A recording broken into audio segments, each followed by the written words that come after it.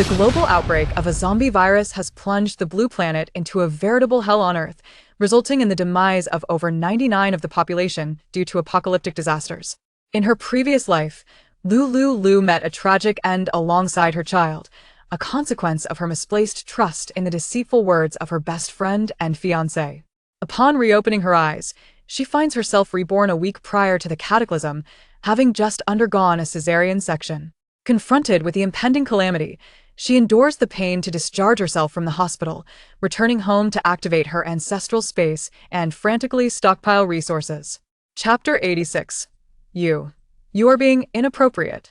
Lu Liuliu sighed with a soft AI, turning her back to Xiaojiu as she bent down to retrieve the carpet-like USB drive. Whether he believed her or not, why did it matter so much to her? Never mind. An explanation was merely a guise. It would be a complete waste of breath, an unnecessary clarification for him. As Lu Liuliu bent down, the hem of her knee-length nightgown shifted due to her movement. Xiaojiu's gaze darkened, his pupils reflecting the sight of Lu Liuliu's snow-white thighs. The intense fire he had been striving to suppress suddenly reignited. Lu Liuliu picked up the USB drive, lowering her head, intending to leave. However, she caught sight of something on Xiaojiu that she should not have seen. Her face suddenly flushed like a burning cloud at sunset. She froze momentarily, lifting her gaze to meet Xiaojiu's deep, dangerously alluring eyes. You are being inappropriate. After uttering her words, Lu Liuliu turned to pass by Xiaojiu. Witnessing her alabaster neck and lustrous black hair, he instinctively reached out and pulled her into his embrace. Suddenly enveloped in his arms, Lu Liuliu felt the searing warmth radiating from him, inhaling the potent scent of masculinity and recalling the sight she had just glimpsed.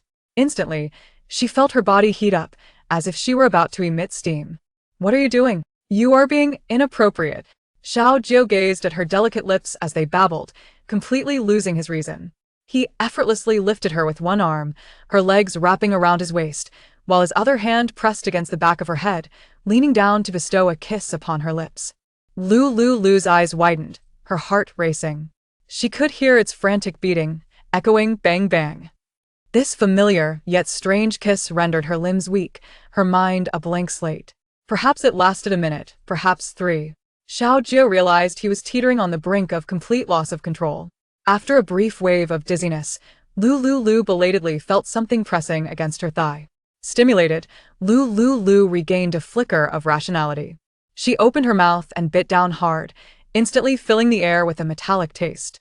The wild intensity in Xiaojiu's eyes regained a semblance of clarity. Lu Liuliu, in a burst of emotion, slapped him hard across the face. Her cheeks flushed as tears began to fall uncontrollably. The sight of her in such a state felt like a bucket of ice water poured over Xiaojiu. He released his hold on her, gently setting her down. I'm sorry. You are being inappropriate. Lu Liuliu whispered hoarsely. Yes, I am being inappropriate. Please don't cry, all right? She dropped the USB drive, shot him a glare, and turned to leave. Xiaojiu watched her retreating figure, torn between the urge to chase after her and the uncertainty of what to say. He had been exceedingly reckless just moments ago. Why was it becoming increasingly difficult to control himself around her? Closing the apartment door, Xiaojiu stood before the floor-to-ceiling window, staring blankly at the blue sky and white clouds. After descending the stairs, Lu Liuliu returned to the apartment in a daze. Why had things escalated to this point? She was not that kind of person. She felt no flutter at the sight of other men. Even the handsome boys she once admired evoked no such feelings. Yet, when faced with Xiaojiu, she always lost control. Sitting dumbfounded on the sofa, she still tasted the lingering metallic flavor in her mouth. After sitting for several minutes, Lu Liuliu ascended the stairs and entered the bedroom to check on Xiaowu. Xiaowu lay on the bed, sleeping soundly, and if one listened closely, one could hear the soft snoring sounds he emitted. Lu Liuliu rose and went to the bathroom to brush her teeth with an electric toothbrush. A few minutes passed, and upon exiting the bathroom, she lay down beside Xiaowu, gazing dreamily at his face. Xiaowu, your wicked father just bullied me, she murmured. Do you want a father, Xiaowu?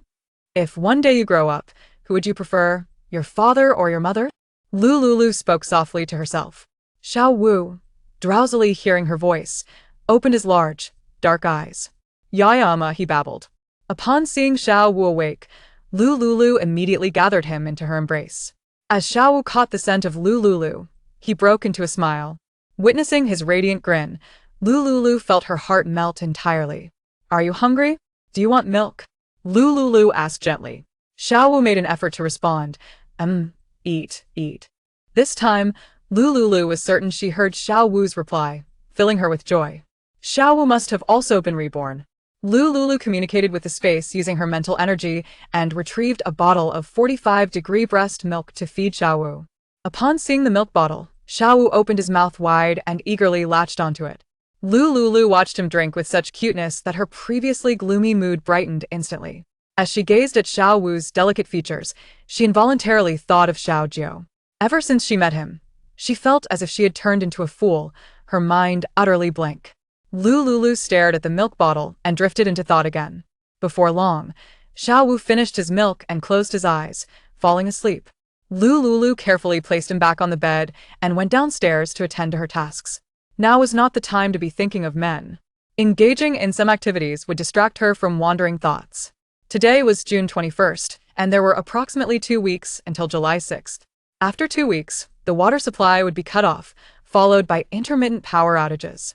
Seizing the opportunity while the apartment had electricity, she hurried to boil more water. When the extreme cold arrived, she would need access to warm water.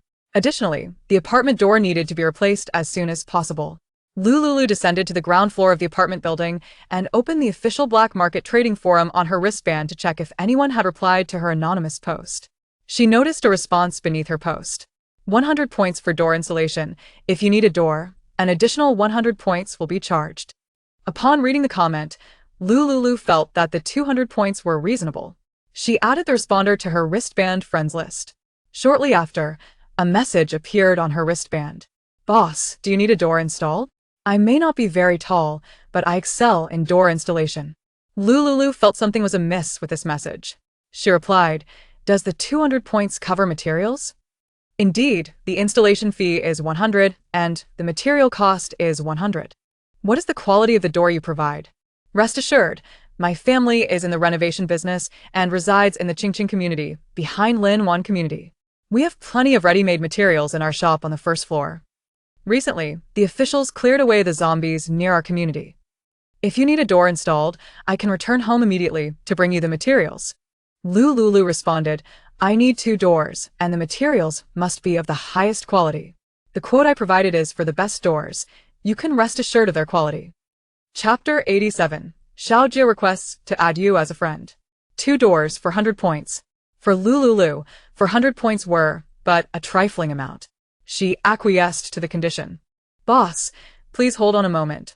I shall return home to transport the doors." "All right, send me a message when you arrive."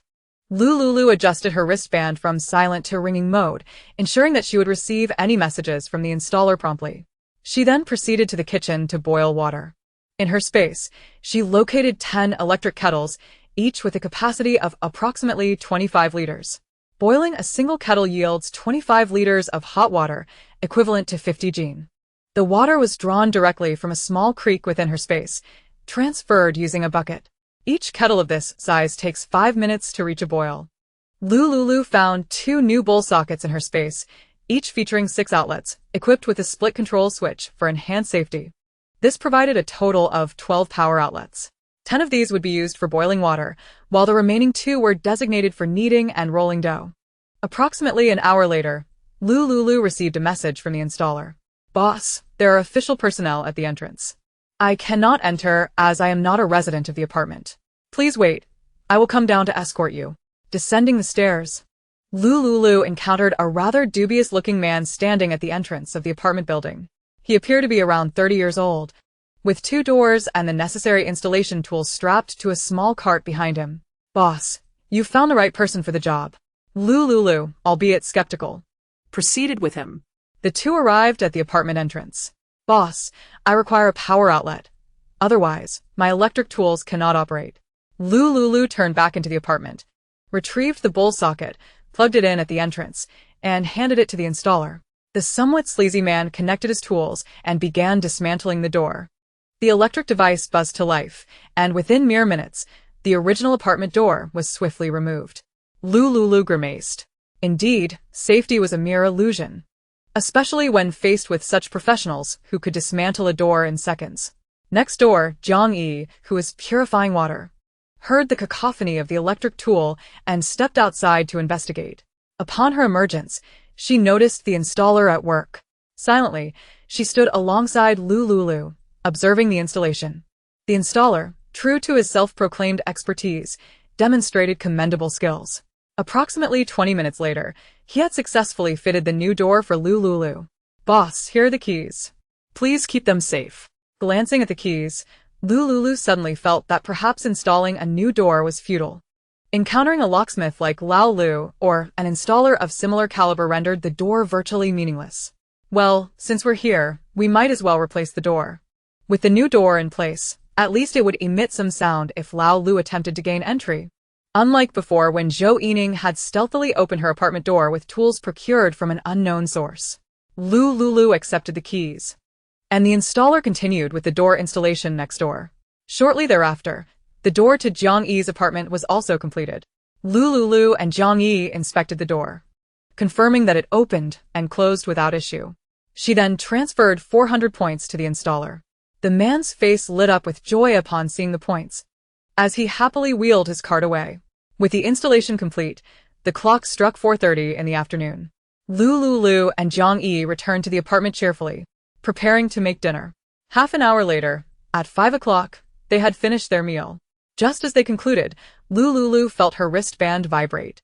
A notification appeared on the screen. "Xiaojie requests to add you as a friend. Do you accept?" After a brief glance, Lu Liuliu chose to ignore it. What is the point of adding friends? However, the wristband continued to display notifications. "Xiaojie requests to add you as a friend. Do you accept?" Note: 20,000 crystal cores have arrived.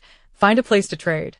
Seeing the mention of crystal cores, Lu Liuliu sighed in resignation and agreed to add Xiaojie as a friend on her wristband. The official wristbands were all registered under real names, corresponding to the names on their ID cards, with no possibility of alteration. If one wished to conceal their name, they could opt for anonymous messages and purchases. She messaged, "All right, I'll be waiting for you at the plaza." Lu Liuliu chose this location because of its bustling crowd, which would help her avoid a private encounter with Xiaojie. Just hours ago, they had shared some rather intimate physical contact. The presence of other survivors would mitigate the risk of a similar unexpected incident occurring again. Upon returning to her bedroom, Lu Liuliu caught sight of her reflection in the mirror, clad in a purple starry rabbit spaghetti strap nightgown. She suddenly realized how revealing the garment was. In her rush to explain herself earlier, she had dashed out without considering her attire. Quickly, she found a set of athletic wear to change into, a pair of long sports pants paired with a short-sleeve top. Over the short sleeve, she donned a sun protective jacket that Jiang Yi had previously suggested. The jacket came with a hood and a brim that could shield the lower half of her face. Pleased with her transformed appearance, Lu Liuliu nodded approvingly at her reflection, feeling much safer now. Whether trading with Xiaojie or avoiding unwanted attention from others, this ensemble was undoubtedly a stroke of genius. She continued to wear a pair of rectangular glasses. Originally, she had suffered from mild myopia, but after drinking the Yuchi water, her vision had been completely restored. Now, her eyesight was sharper than ever. The glasses were merely an attempt to obscure her features. Grabbing her trusty white canvas bag, she slipped into her sneakers.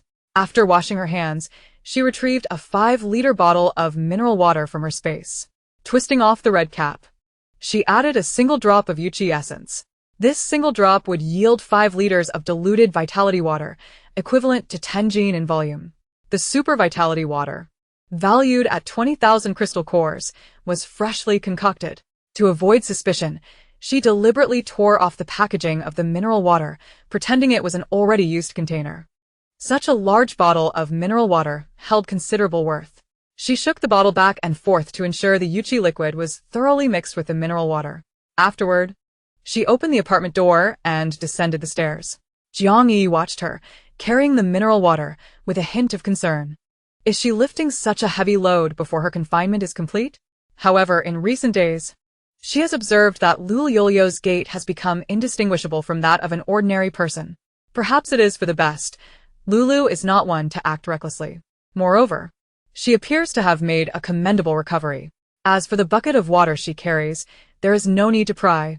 Everyone harbors their own secrets. Chapter 88. Unmasking the follower. If Lulu chooses not to disclose, she will refrain from probing further. Should Lulu wish to confide, she is certain to do so of her own volition. Approximately 10 minutes later, Lu Liuliu arrived at the bustling square, surrounded by throngs of market vendors. The cacophony of voices and sounds was incessant. As she surveyed the scene, her eyes landed on Xiaojiu, who stood beside a grand tree. From a distance, she noted that he wore a black mask and was clad in a white t-shirt paired with black cargo pants. With a steady pace, Lu Liuliu approached him. Xiaojiu, having spotted her with the large water bucket, hurried over and took it from her grasp. You've just given birth. Why are you carrying something so heavy? Have you forgotten? I have the super biological vitality water. Your postpartum injuries have already healed. Xiaojiu realized the potency of the super biological vitality water.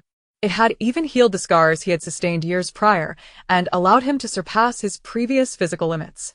Very well, what you hold is indeed the vitality water. Now hand over the crystal core. Xiaojiu's lips twitched slightly.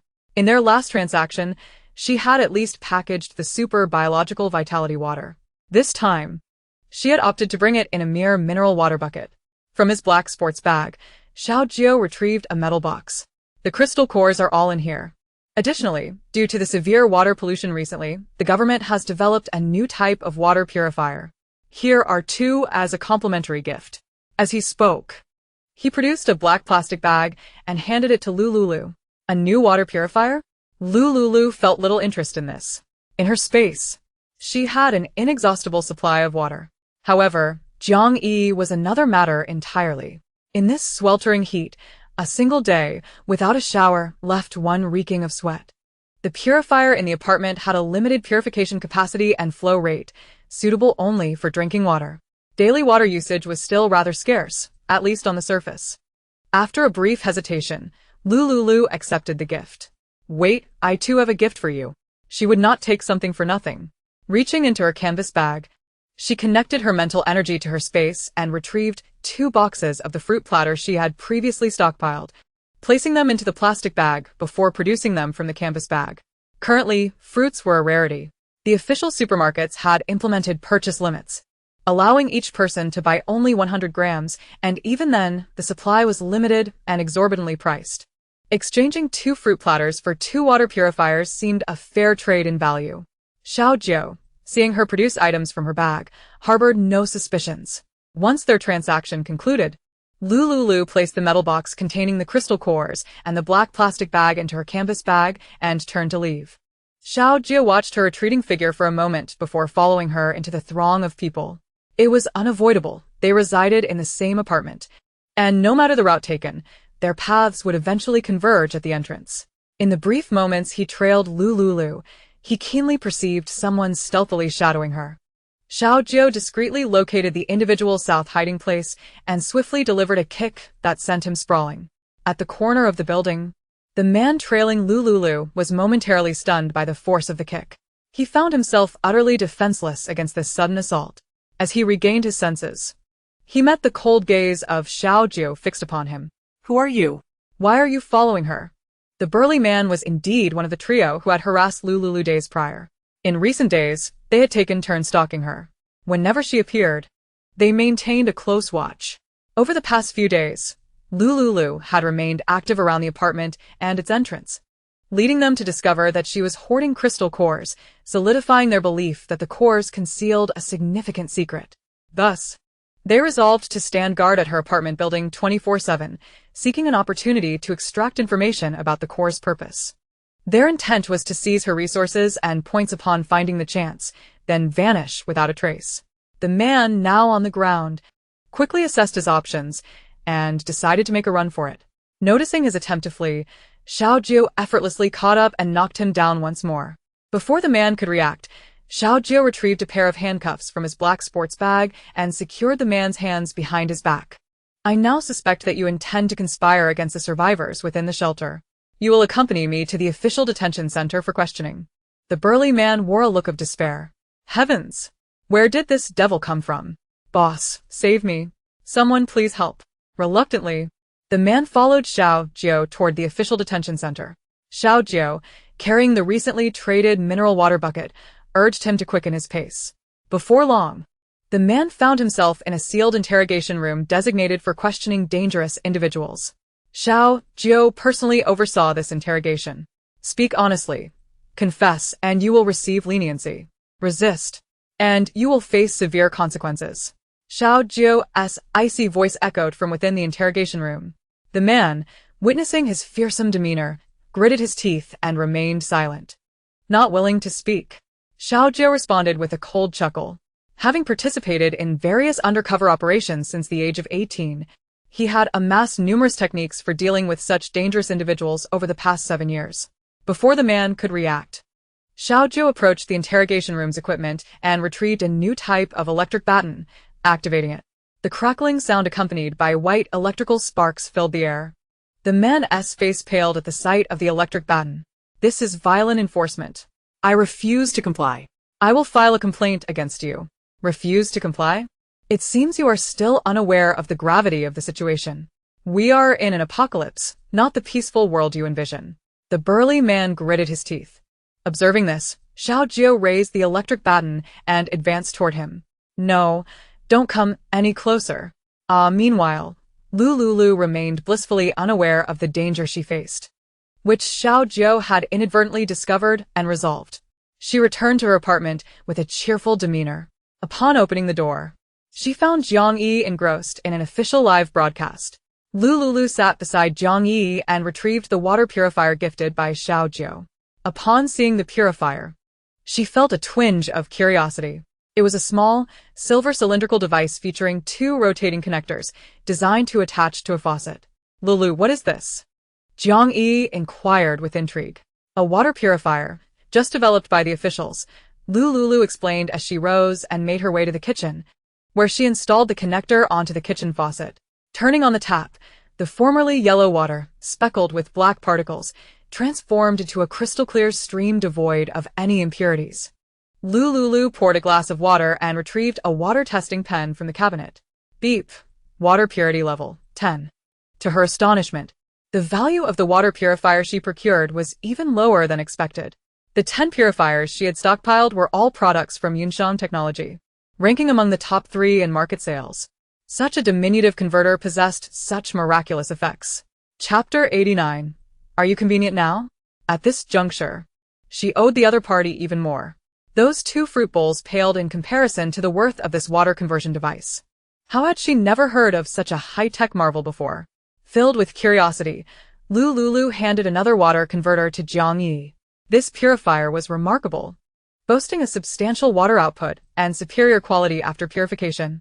Jiang Yi beamed with delight, clutching the purifier and grinning from ear to ear. Liuliu, I'm heading next door to install this and stock up on purified water. Jiang Yi departed with the purifier.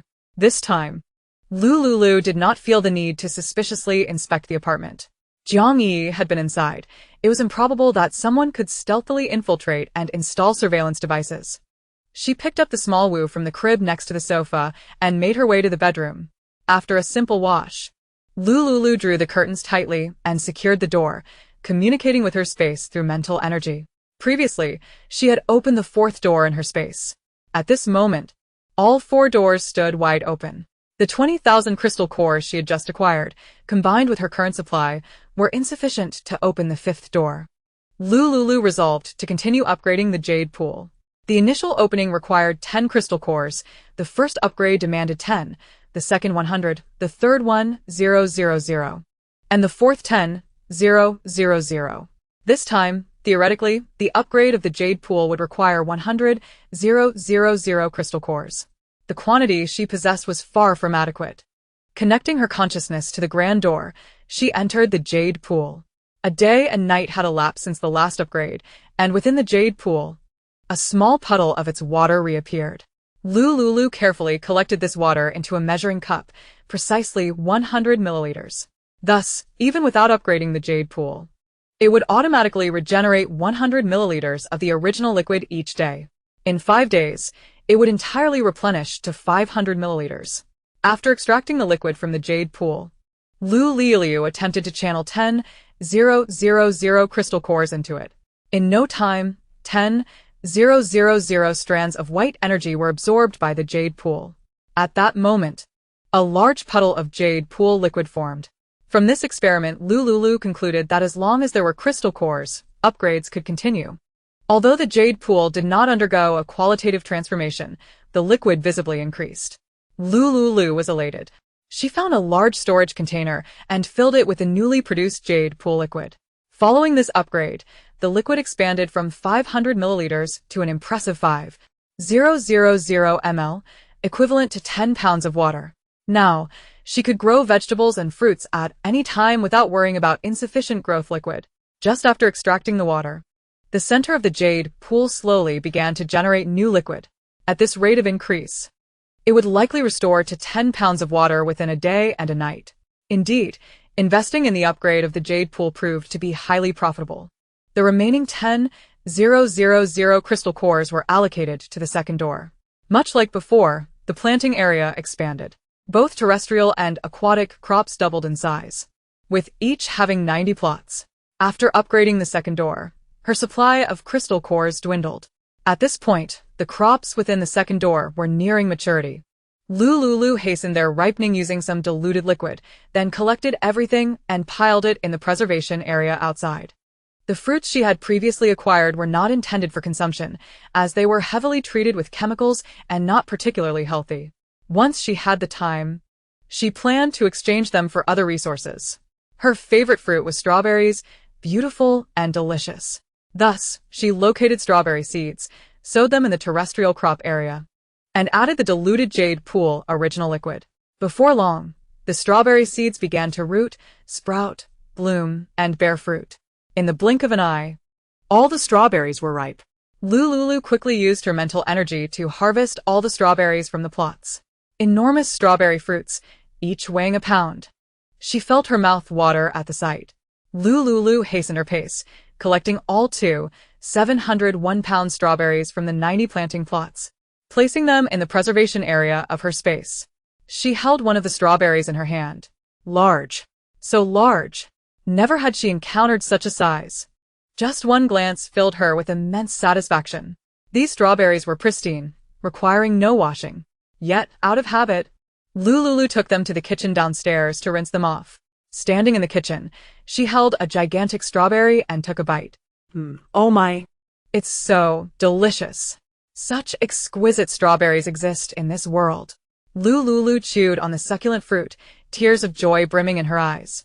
After finishing the strawberry, she felt a strong desire to share. It was a shame that such delectable strawberries could only be enjoyed by her alone. Little Wu was still too young to partake. Such oversized strawberries had never been seen in Hailon country. Sigh. With 700 strawberries, how many years would it take to eat them all? Life can be as lonely as snow, indeed. In the vast Hailon country, she could not find a single soul with whom to share. Reflecting on this, Lu Liuliu suddenly recalled her previous experiment, which allowed her to double the number of strawberry seeds, controlling their size and weight to align with the standard market strawberries. This way, she could share strawberries with Jiang Yi. Selecting 3 plots, she planted seeds aiming for each strawberry to weigh 50 grams upon maturity, adding growth liquid to hasten their ripening. Before long, 90 pounds of smaller strawberries emerged. Lu Liuliu temporarily stored the strawberries in the preservation area of her space. Next, she continued to savor the strawberries she had picked. Afterward, she retrieved a kettle to boil water. 10 kettles worked simultaneously, processing all the medium-strength flour she had acquired from the space into noodles, dumpling skins, and wonton wrappers. With electricity available, she hurried to utilize it. After all, there might be power shortages in the future. Busy and preoccupied, several hours passed in a blink. Lu Liuliu was engrossed in boiling water and preparing dough products. Unbeknownst to her, she continued until she heard little Wu's cooing cries. Lu Liuliu paused her work, ascended the stairs, and brought little Wu downstairs to feed him.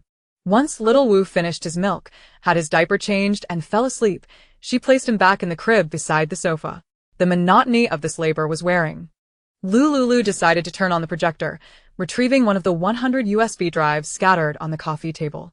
She plugged it into the projector, and a pop-up appeared. revealing an array of films stored within. This time, the video bore a Chinese title. Lu Liuliu felt reassured as she clicked on a movie, then proceeded to the kitchen to boil water. After the opening theme concluded, she glanced at the cast list and realized it was a romantic comedy. Just as she finished boiling the first batch of water, her bracelet emitted a beep. Xiao Jiu, Miss Liu, are you available right now? Lu Liuliu. Xiao Jiu, on my way back, I noticed someone was following you. Lu Liuliu. Xiao Jiu, I have a video here. I'll send it to you, and you'll understand once you've watched it. Xiao Jiu, I need to add you on WeChat to send it. Lu Liuliu, my WeChat ID is 1234. Before long, Lu Liuliu received a friend request notification. She accepted Xiao Jiu as a WeChat friend. Xiao Jiu sent her a video. In a dimly lit interrogation room with only a single chair, a middle-aged man was confessing to his transgressions. I was wrong. I shouldn't have been driven by greed to follow that short lady. I am guilty. Lu Liuliu recognized this middle-aged man as a vendor she had encountered previously. However, the terms short and lady struck her as rather derogatory. It felt unsettling to hear them. As the middle-aged man continued to recount the sequence of events, a chill crept down Lu Liuliu's spine. Unbeknownst to her, she had indeed attracted someone's attention. Had it not been for Xiao Jiu's timely intervention, she would have remained oblivious. Despite her efforts to remain vigilant, she had still been targeted. I am guilty, but I have my reasons. It's all that woman's fault. She told me that the lady had a room full of supplies, which led me to harbor ill intentions. I have a penchant for stealing. It's a habit I cannot shake. Besides stealing, I haven't done anything else. That woman? Lu Liuliu messaged Xiao Jiu, requesting him to inquire about the identity of that woman. Soon, Xiao Jiu sent another video. The woman was slender, around 170 centimeters tall, and possessed a certain charm. I recognize her. She's the lead actress from a short film on a recent streaming platform. Upon finishing the video, Lu Liuliu clenched her teeth. The description matched perfectly with that vile Su Pingting.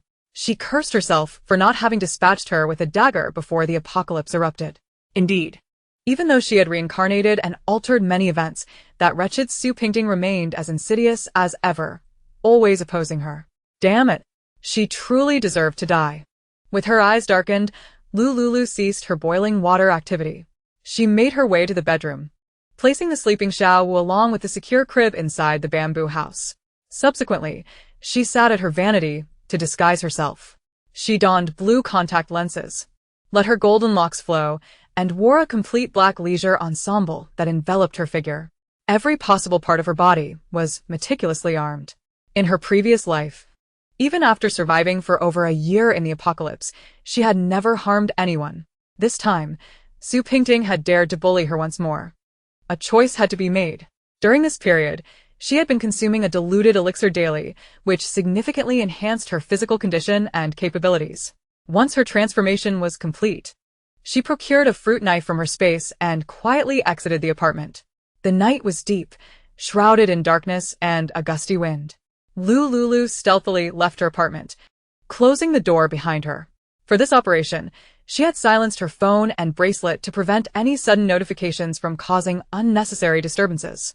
Just a few minutes after she descended the stairs, she unexpectedly encountered Xiao Jiu, who had just exited the official interrogation room. Under the moonlight, their eyes met, and the bustling crowd around the square appeared to freeze momentarily. Lu Liuliu was momentarily taken aback, but maintained an expressionless facade as she continued forward.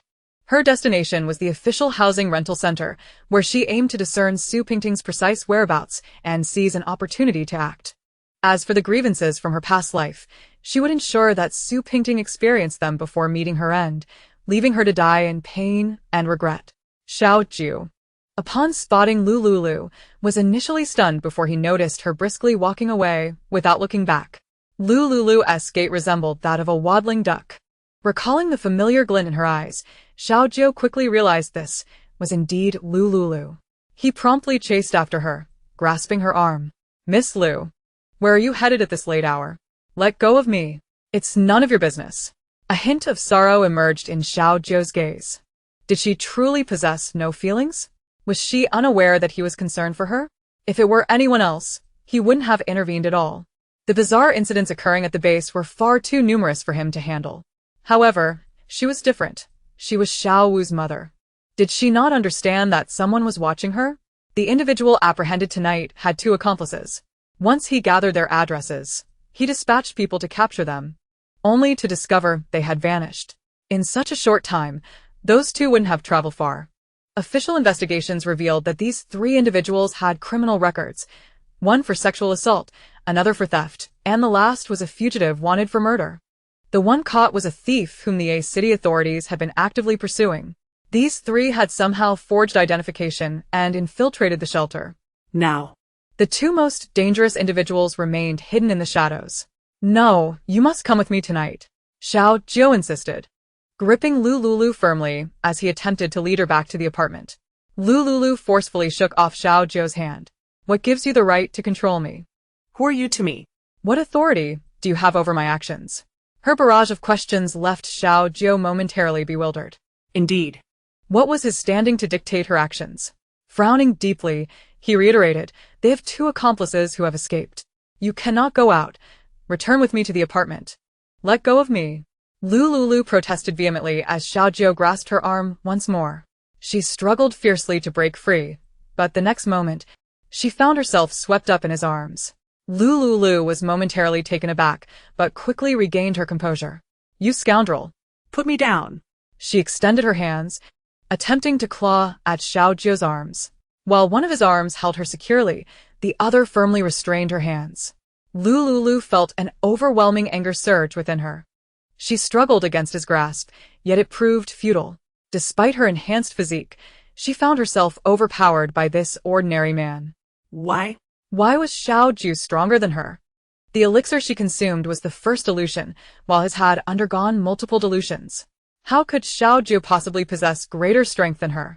Lu Liuliu's eyes burned with anger, her mind consumed by a tempest of emotions. In a fit of impulsiveness, she bared her pearly whites and sank her teeth fiercely into Xiao Jiu's arm. Yet, Xiao Jiu merely furrowed his brow and quickened his pace towards the apartment. Seeing her strategy fail, Lu Liuliu continued to bite wherever she could reach on Xiao Jiu's body. Exasperated by her antics, Xiao Jiu retorted, Are you a dog? Bah. You're the one who's a dog. Put me down. Lu Liuliu noticed that several onlookers in the square were casting curious glances at their peculiar display. Since the advent of the apocalypse, an array of strange individuals had emerged from the shelters. However, none had engaged in such overt displays of affection in front of so many people at this time and place. You'll come back to the apartment with me, and then I'll let you go. Reluctantly nodding, Lu Liuliu, not wishing to be a spectacle for the survivors around, replied, All right, I'll go back with you. Xiao Jiu set her down, saying, Let us go. Back to the apartment. The two walked side by side towards their destination. Meanwhile, two men lurking in the shadows retreated into a dark corner upon noticing that Lu Liuliu was not alone. Just as Lu Liuliu and Xiao Jiu had taken a few steps, a voice suddenly called from behind, Joga, I need to talk to you. Turning at the sound, both Lu Liuliu and Xiao Jiu saw Zhou Yining approaching them with an impassive expression. Seething with irritation upon seeing her, Lu Liuliu couldn't help but roll her eyes. Unsurprisingly, Xiao Jiu, the ever-busybody, immediately inquired, Yining, what is it? Chapter 91. How many good sisters do you actually have? What is it? Xiao Jiu asked. Oh, how surprising, Zhou Yining retorted, her eyes glimmering with disbelief. Xiao Jiu, you actually didn't call me Yining this time. Truly, the sun must be rising from the west. Let us talk about it in your apartment, Zhou Yining said, her eyes reddening. Moments earlier, while attending to business in the square, she had witnessed Xiao Jiu lifting a stranger, none other than the oddly dressed Lu Liuliu. This sight ignited an intense jealousy within her. What was it about her that made her inferior to a woman just postpartum? She had no intention of being Xiao Jiu's sister. She desired to be his wife. Upon hearing this, Xiao Jiu first glanced at the impatient Lu Liuliu. He couldn't return to his apartment until he dealt with those two criminals. He had to keep an eye on Lu Liuliu. Xiao Wu cannot be without a mother. There's south no place like home. A child without a mother is like a blade of grass. Let us discuss it here, she insisted. But there are outsiders present. The matter I wish to discuss is one that only the two of us should know. So, ininge climate anxiously. Lu Liuliu scoffed coldly. Only the two of you should know? Dog of a man. Heartless woman. Without waiting for Xiao Jiu's response, Lu Liuliu turned to leave. Xiao Jiu swiftly pulled her back. Where do you think you're going? As an outsider, I wouldn't want to intrude on your romantic tete-a-tete. Officer, Zhou seems to have something important to say to you. I would be an inappropriate third wheel. What nonsense are you spouting? Yining is my sister. What romance or love could I possibly have with her? Xiao Jiu replied, feeling utterly bewildered. Zhou Yining, infuriated by Xiao Jiu's perception of her as merely a sister, clenched her fists, her eyes seemingly ablaze. Yining. Sister? Lu Liuliu sans coldly. How many good sisters do you truly have? Does each sister appear so haggard? Xiao Jiu, at a loss, pondered what on earth occupied Lu Liuliu's mind all day long. Zhou Yining, too, had no reason to complicate matters at this juncture. Yining, you should head back. If there's anything, just text me. After saying this, Xiao Jiu pulled Lu Liuliu towards the apartment. So Yining. Witnessing Xiao Jiu grasping Lu Liuliu's arm, bit her lip tightly, her nostrils flaring with indignation. Wait. I'm coming with you. Zhou Yining hastily chased after Xiao Jiu and Lu Liuliu. Miss Lu, what's this late-night tug-of-war with Jiu Ge? If I recall correctly, you are a married woman with a child. It would be wise to keep your distance. Otherwise, it could lead to trouble with your husband. Lu Liuliu. Xiao Jiu. Did you hear that, Mr. Xiao? I am indeed a woman with a child and a family. What would it look like if my husband saw you pulling me around like this? Xiao Jiu released her hand, saying, let us go. Where did you get this husband from? Xiao Wu is my child. There's no mistake about it. In all these days, I haven't seen you interact with any man. Such nonsense, not even a dog would believe it. All three bore their own thoughts as they arrived at Building 5 of the apartment complex and entered the elevator. Lu Liuliu pressed the button for the 12th floor. Moments later, the elevator came to a halt. Lu Liuliu strode to the apartment door and retrieved her keys from her crossbody bag. Zhou Yining was taken aback to see that she had changed the locks. Xiao Jiu, noticing Lu Liuliu entering her apartment, exited the elevator and sat down at her door. Zhou Yining, witnessing Xiao Jiu's refusal to leave, felt a mix of anger and concern. Yu. Come back with me. I cannot leave. Yining, you should go back. Zhou Yining, exasperated at Xiao Jiu's obstinate behavior outside Lu Liuliu's apartment, wondered what was going on. Why did he seem so invested in this married woman? Was he trying to emulate Cao Cao, enamored with a married lady? If you don't leave, then neither will I, Zhou Yining declared defiantly. Just then, her wristband vibrated incessantly. Opening the message, she read from the head of logistics in City A, Comrade Zhou. The supplies from City A will arrive in 10 minutes. Please send someone to receive them promptly. After hesitating for a few seconds, Zhou Yining resolved to depart. She could not fathom how Xiao Jiu could possibly have feelings for a married woman like Lu Liuliu. Although she harbored affection for Xiao Jiu, she was also an official of the Sea Blue Nation. Holding a significant position, overseeing and allocating supplies was her duty. It was imperative that she performed her role well, as it concerned the livelihood of the survivors in the shelter. At this moment, accounting for the supplies was the most pressing matter. Thus, Xiao Jiu remained seated at Lu Liuliu's apartment door. After several minutes of waiting, Lu Liuliu resolved to send Su Pingting to meet her fate. She would not easily vacate her lodging. Rising from her seat, Lu Liuliu peered through the peephole to check the surroundings. The view was limited, and seeing no one nearby, she cautiously opened the door, surveying the area. Miss Lu, where are you off to? Hearing the voice, Lu Liuliu looked towards it and found Xiao Jiu seated just behind her apartment door. Mr. Xiao, what on earth do you want? There are 2 accomplices involved in capturing them. I want to let you leave the apartment until we deal with this. Xiao Jiu's tone was resolute. Lu Liuliu, sensing the gravity of his expression, felt a pang of unease. There is 1 rapist on the run and 1 murder. Observing his demeanor, it was evident he was not deceiving her. There was no necessity for him to mislead her. Yet, why did he exhibit such profound concern for her safety? Did he possess no other engagements? Lu Liuliu began to harbor doubts about whether Xiao Jiu had recognized her. Even if he had, it was implausible that the events of that fateful night would warrant such heightened attention towards her. Given Xiao Jiu's circumstances, It would be a mere trifle for him to find a beautiful woman for a liaison, particularly in the current situation. Countless online celebrities and minor stars would readily offer their affections if he so desired. Maintaining her skepticism, Lu Liuliu gazed at Xiaoju, who sat cross-legged at the entrance, and spoke slowly. "You may leave. For the next few days, I shall remain within the apartment. Inform me when you apprehend the two accomplices of that person. Also, thank you." Lu Liuliu was not one to lack discernment. She could easily ascertain Su Pingting's residence through anonymous posts on forums, offering compensation for information. Her earlier impulse to rush out and eliminate Su Pingting was purely a reaction fueled by anger after viewing the video. If she were to kill Su Pingting in such a manner, the multitude of surveillance cameras within the shelter would inevitably trace back to her. This place was her sanctuary after the first wave of calamities. She could not jeopardize her own safety in a quest for vengeance against Su Pingting.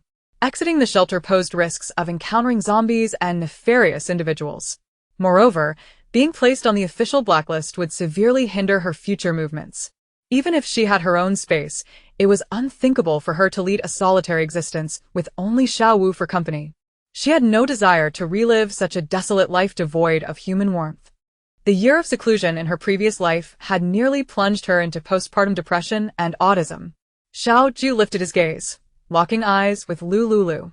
A moment later, perceiving the resolve in her eyes, he rose and turned to leave. As he departed, Lu Liuliu returned to the apartment and closed the door.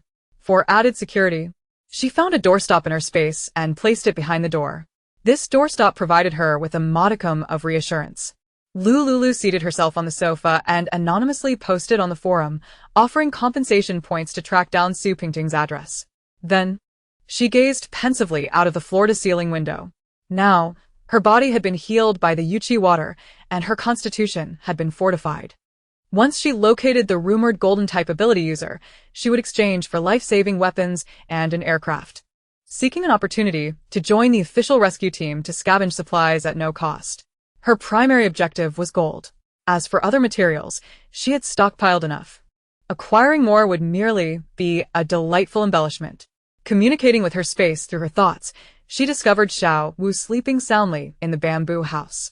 She ascended to the master bedroom, retrieving a listening device detector from her bag to scan the room. After 10 minutes, no listening devices were detected. Relieved, Lu Liuliu took Xiao Wu from the space, placing the crib beside the bed.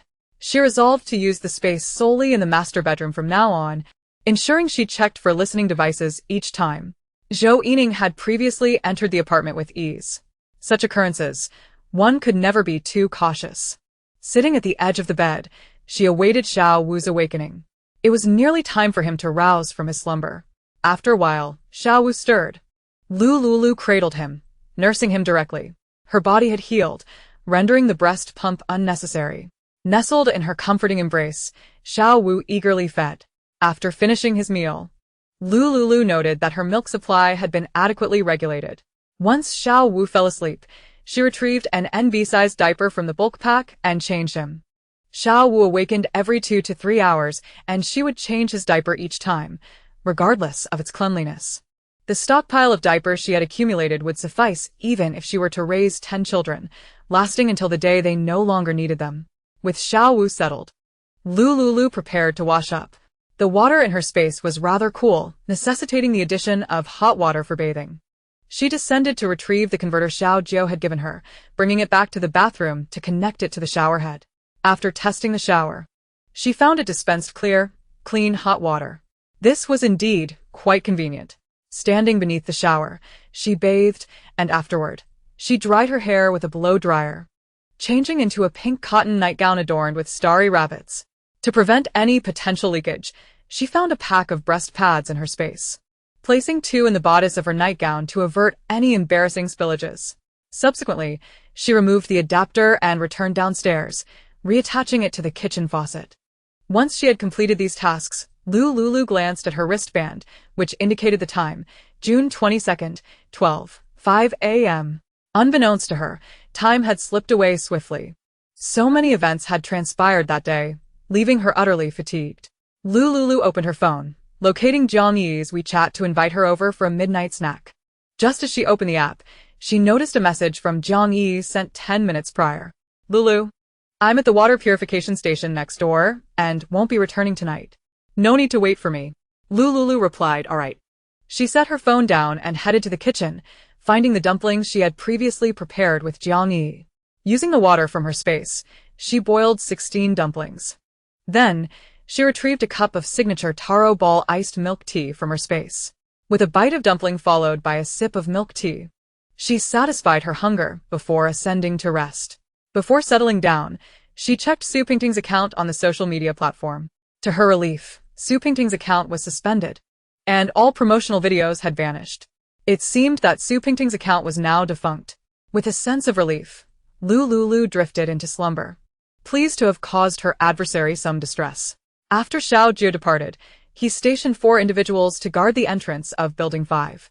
Ensure the front and rear exits of the apartment are secure. Should you spot this girl, detain her and do not allow her to leave the premises, Xiao Jiu instructed. Activating his wristband to locate Lu Liuliu's personal page, sharing her profile picture with the 4 official personnel for careful scrutiny. After arranging the official patrols, he drove towards Building 6 of the Lin Wan Villa complex. The entirety of Building 6, along with the surrounding villas, was brightly illuminated, with armed personnel stationed nearby, conducting round-the-clock patrols. Upon entering the villa checkpoint, Xiao Jiu presented his wristband for identity verification before parking at the entrance of Building 6. He approached the villa, input the access code, and entered. After a short while, Xiao Jiu arrived at the laboratory on the first floor of the villa. Every room had been transformed into a medical laboratory, while the second floor served as a resting area for medical researchers. Entering the laboratory, Xiao Jiu spotted Lin Fei, clad in a white lab coat, leading a group engaged in experimentation. Lin Fei, how is the progress? Upon seeing the newcomer, Lin Fei excitedly pulled Xiao Jiu to the experimental platform. Brother Jiu, where did you acquire that miraculous super vitality water? Is this liquid related to your research? Brother Jiu, take a look at this first. Lin Fei activated the laboratory projector and inserted a USB drive. Soon, a video of an experiment appeared on the screen. In the video, Lin Fei extracted a shattered zombie crystal core and fed it to a test rabbit. After a short while, the rabbit collapsed in its cage. Moments later. The rabbit trembled and stood up, revealing its 2 large front teeth, and bit down on the iron cage that confined it. The cage, seemingly as fragile as paper, was easily penetrated. Lin Fei quickly injected the rabbit with a powerful anesthetic designed to incapacitate a bull. The rabbit immediately fell to the ground, dazed. Brother Jiu, the rabbit did not turn into a zombie. Its teeth have evolved. Through multiple experiments on the rabbit, we discovered that each rabbit that consumed the shattered crystal core exhibited different evolved abilities. Thus, we concluded that humans who consume the crystal core will also randomly evolve supernatural powers. Xiao Jiu raised a question. Did you not previously state that animals would immediately turn into zombies after consuming crystal core fragments? That was indeed the case. However, thanks to the super vitality water you provided, our research on the crystal core has made a significant breakthrough. We have tested the vitality water and found it contains exceptional healing and detoxifying properties. Theoretically, the crystal core is an energy entity, but it also harbors the virus that transforms beings into zombies. This energy poses no danger to inanimate objects, but once it interacts with living beings, the virus within infects them, leading to zombification. What if we could eliminate the virus from the crystal core? Would it not allow the human body to absorb the energy from the crystal core and awaken abilities similar to other supernatural beings? Thus, we proceeded with our experiments. Ultimately, we concluded that ordinary humans can awaken supernatural abilities by consuming the crystal core, provided that the virus within is eradicated. Brother Jiu, do you still have any vitality water? Xiao Jiu recalled the barrel of vitality water he had recently acquired from Lu Liuliu, which was currently nestled within the compartments of his system backpack. His system had limited storage with only 10 compartments, each approximately 10 cubic meters in size. Unlocking each compartment required an exponential amount of gold. For the time being, 10 compartments sufficed for his needs. He served as the deputy commander of the Lin Wan shelter in City A, but publicly, no one was aware of his position. Only a few core members residing in the villa knew of his true identity. Previously, he had sought Lin Fei's assistance in exchanging crystal cores. unaware that Lin Fei had traded those cores for vitality water. Initially, he had given Lin Fei 2 of the 10 glass vials for experimentation, while he consumed the remainder to enhance his physical constitution. Little did he expect that the vitality water in Lu Liuliu's possession would prove to be so extraordinary. According to Lin Fei, as long as there is an ample supply of vitality water, countless individuals with unique abilities could be produced. If all those newly empowered beings could be gathered together, perhaps when the events of a decade later unfold, the surviving humans of Ocean Blue Star might have a chance to alter their destinies. Xiao Jiu's expression grew serious. Are you certain that the purified crystal cores with vitality water can transform ordinary people into supernatural beings? Lin Fei hesitated for a few seconds before nodding. The experimental results are infallible. We have conducted over a dozen trials with a success rate of 100%. I have 5 liters of vitality water here. How many evolved crystal cores can be produced? Only 1. Just 1? Xiao Jiu frowned. 20,000 crystal cores can be exchanged for a barrel of vitality water. Yet it can only cultivate a single supernatural being. This ratio is far too low. However, the worth of one supernatural being far exceeds that of 20,000 crystal cores. Brother Jiu, the vitality water you previously provided me was only sufficient to purify a small quantity of shattered crystal cores. Lin Fei took a pair of tweezers and dipped them into a minuscule fragment of the crystal core. See, this is all it is. If you don't look closely, you wouldn't even notice it. I have a barrel of vitality water. You can purify 1 crystal core and find someone to test it. Lin Fei, brimming with confidence in his experiment, declared, I shall be the first test subject. Xiao Jiu nodded. Wait here. I will retrieve the vitality water. With that, Xiao Jiu strode out of the villa.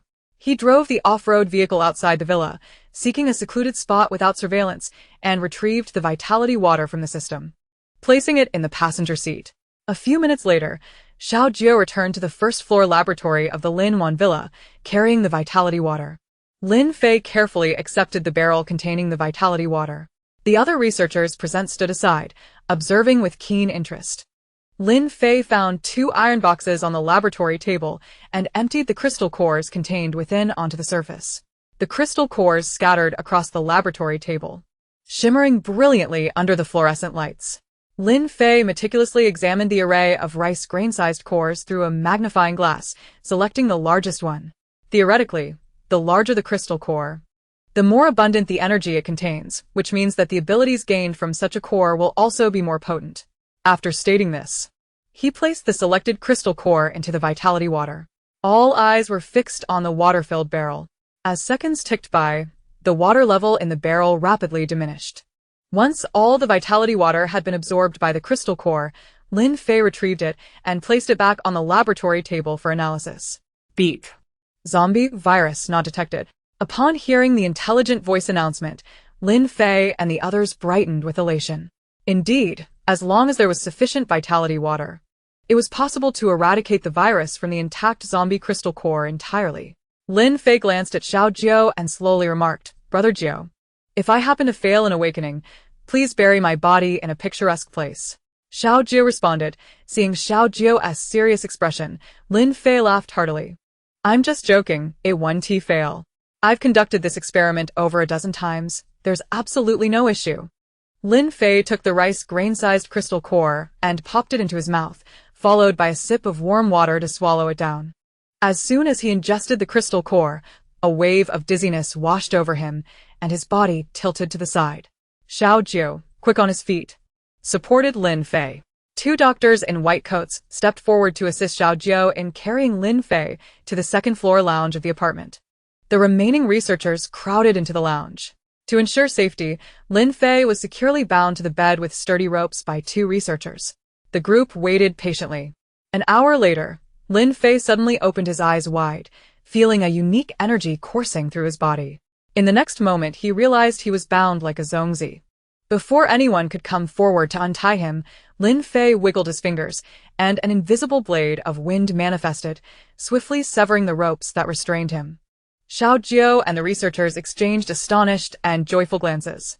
They too had an opportunity to become extraordinary supernatural beings. Professor Lin, how do you feel? One of the researchers inquired. Lin Fei sat up from his bed, a bright smile illuminating his face. I feel fantastic. Look, he declared, extending his finger towards the pristine white wall of the room. In an instant, an invisible blade of wind shot forth from his hand, colliding with the wall, leaving a deep gouge in its wake. Everyone present was taken aback. If that had struck a person. My goodness, how formidable.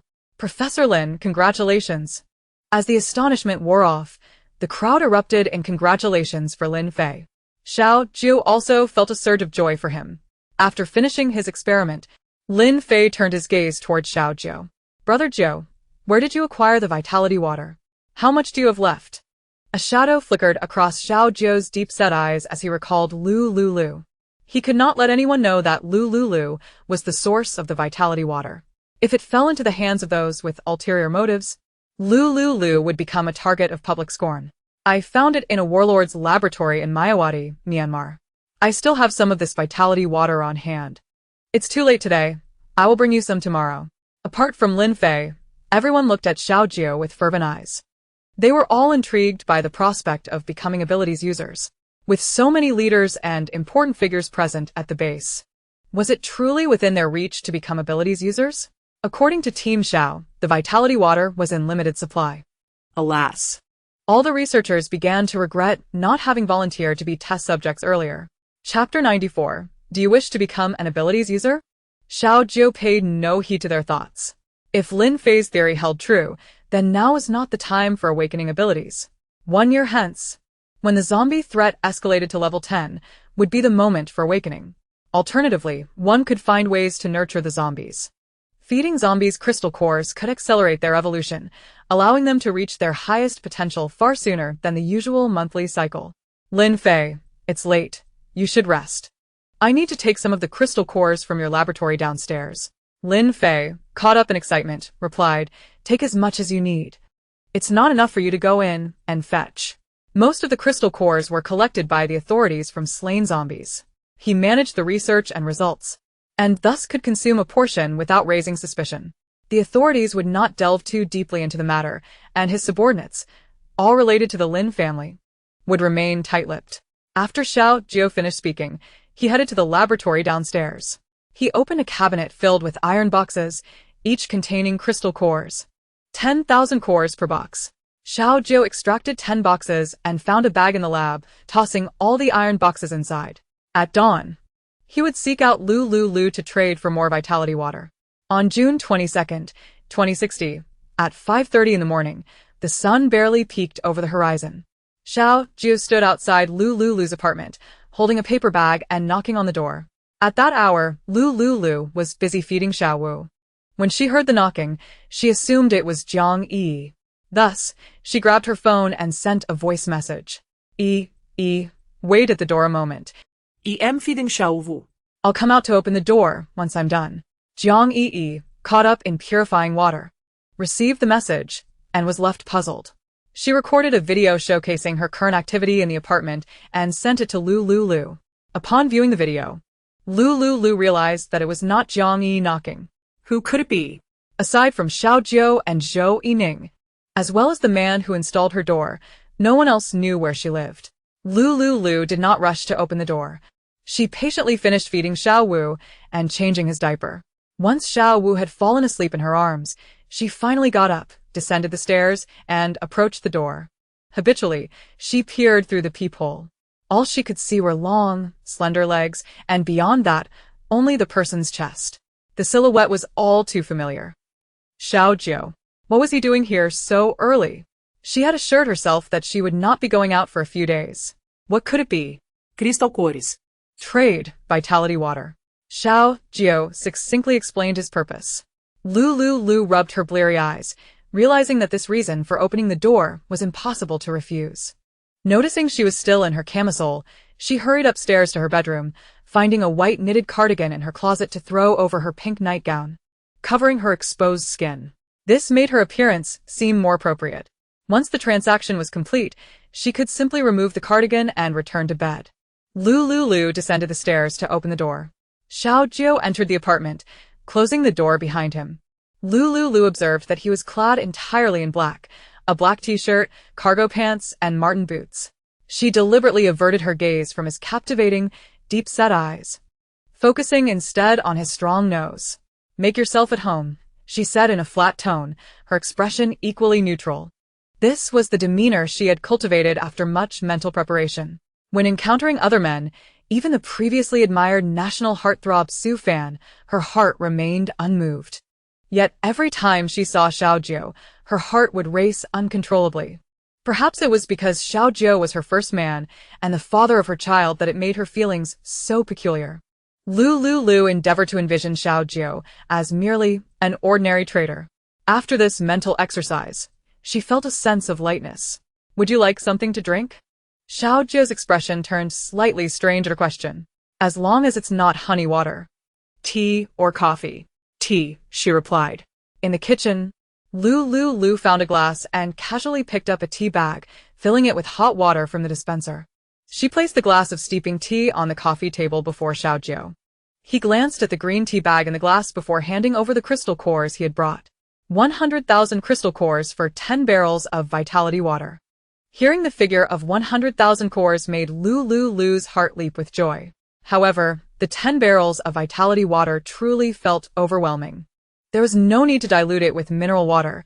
It would be better to hand it directly to Xiaojio for him to mix himself. Each barrel contained 10 pounds, worth a significant number of points. Empty barrels of mineral water were now being traded for 2 points each. "Please wait a moment. I'll go upstairs to get it." Lu Liuliu went upstairs and found a small glass vial in her space, pouring 10 drops of vitality water concentrate into it. She clutched the tiny vial and returned downstairs, placing it on the coffee table. "This is the vitality water you requested." Xiaojio stared at the small vial containing only a few drops of liquid, 3 question marks appearing on his forehead. Lu Liuliu explained, "The vitality water is exchanged from the vitality concentrate. You can mix it yourself. 1 drop of vitality water can be diluted with 10 pounds of mineral water or uncontaminated tap water." "Lu Liuliu, your approach is rather unprecedented. Now, You're unwilling to even part with a barrel of mineral water." No wonder he always perceived that the vitality water bore a scent reminiscent of mineral water mingled with disinfectant. The mystery has been unraveled. His instincts were indeed accurate. It was diluted with mineral water. Xiaojio meticulously stowed the glass bottle in the pocket of his black cargo pants. "Miss Lu, do you aspire to become an ability user?" Lu Liuliu was contemplating the completion of their transaction and preparing to issue an eviction notice when Xiaojio's words suddenly illuminated her mind. Who wouldn't desire to become an ability user? Of course, she yearned for it. Could it be that Xiaojio possessed a means to achieve this? Her spirit lifted, and she gazed intently at him. I certainly want to. "Do you have a way?" Xiaojio nodded. "I can divulge the method to becoming an ability user. In exchange, I hope you can share the formula for the vitality water essence with me."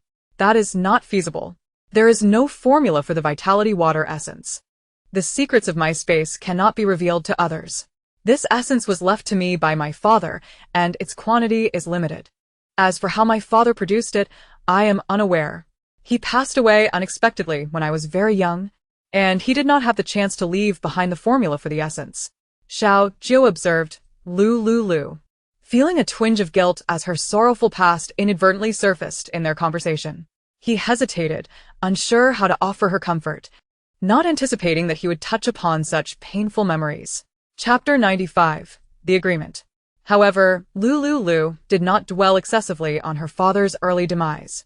Over the years, she had transitioned from profound grief to a gradual acceptance of reality. She had learned to self-regulate her emotions. Calmly, she stated, "If you tell me how to become an ability user, I am willing to share some of the remaining vitality water with you." The quantity she would share was entirely at her discretion. Currently, her space's jade pool could produce 10 pounds of essence at a time.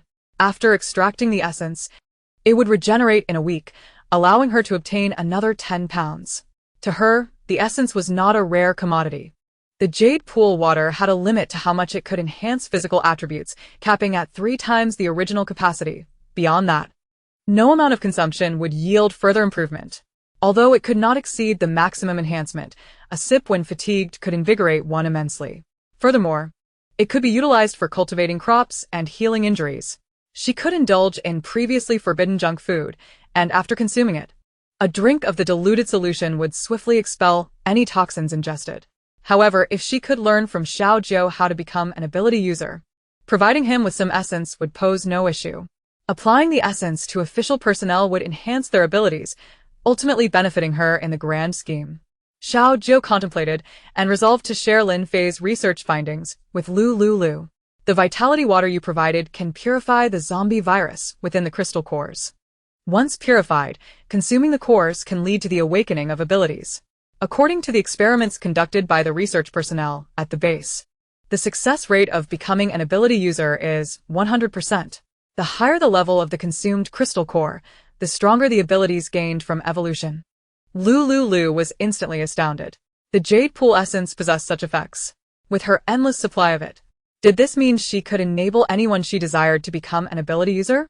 No one would be foolish enough to shy away from such an opportunity. Xiao Jiu continued. For now, refrain from awakening your abilities.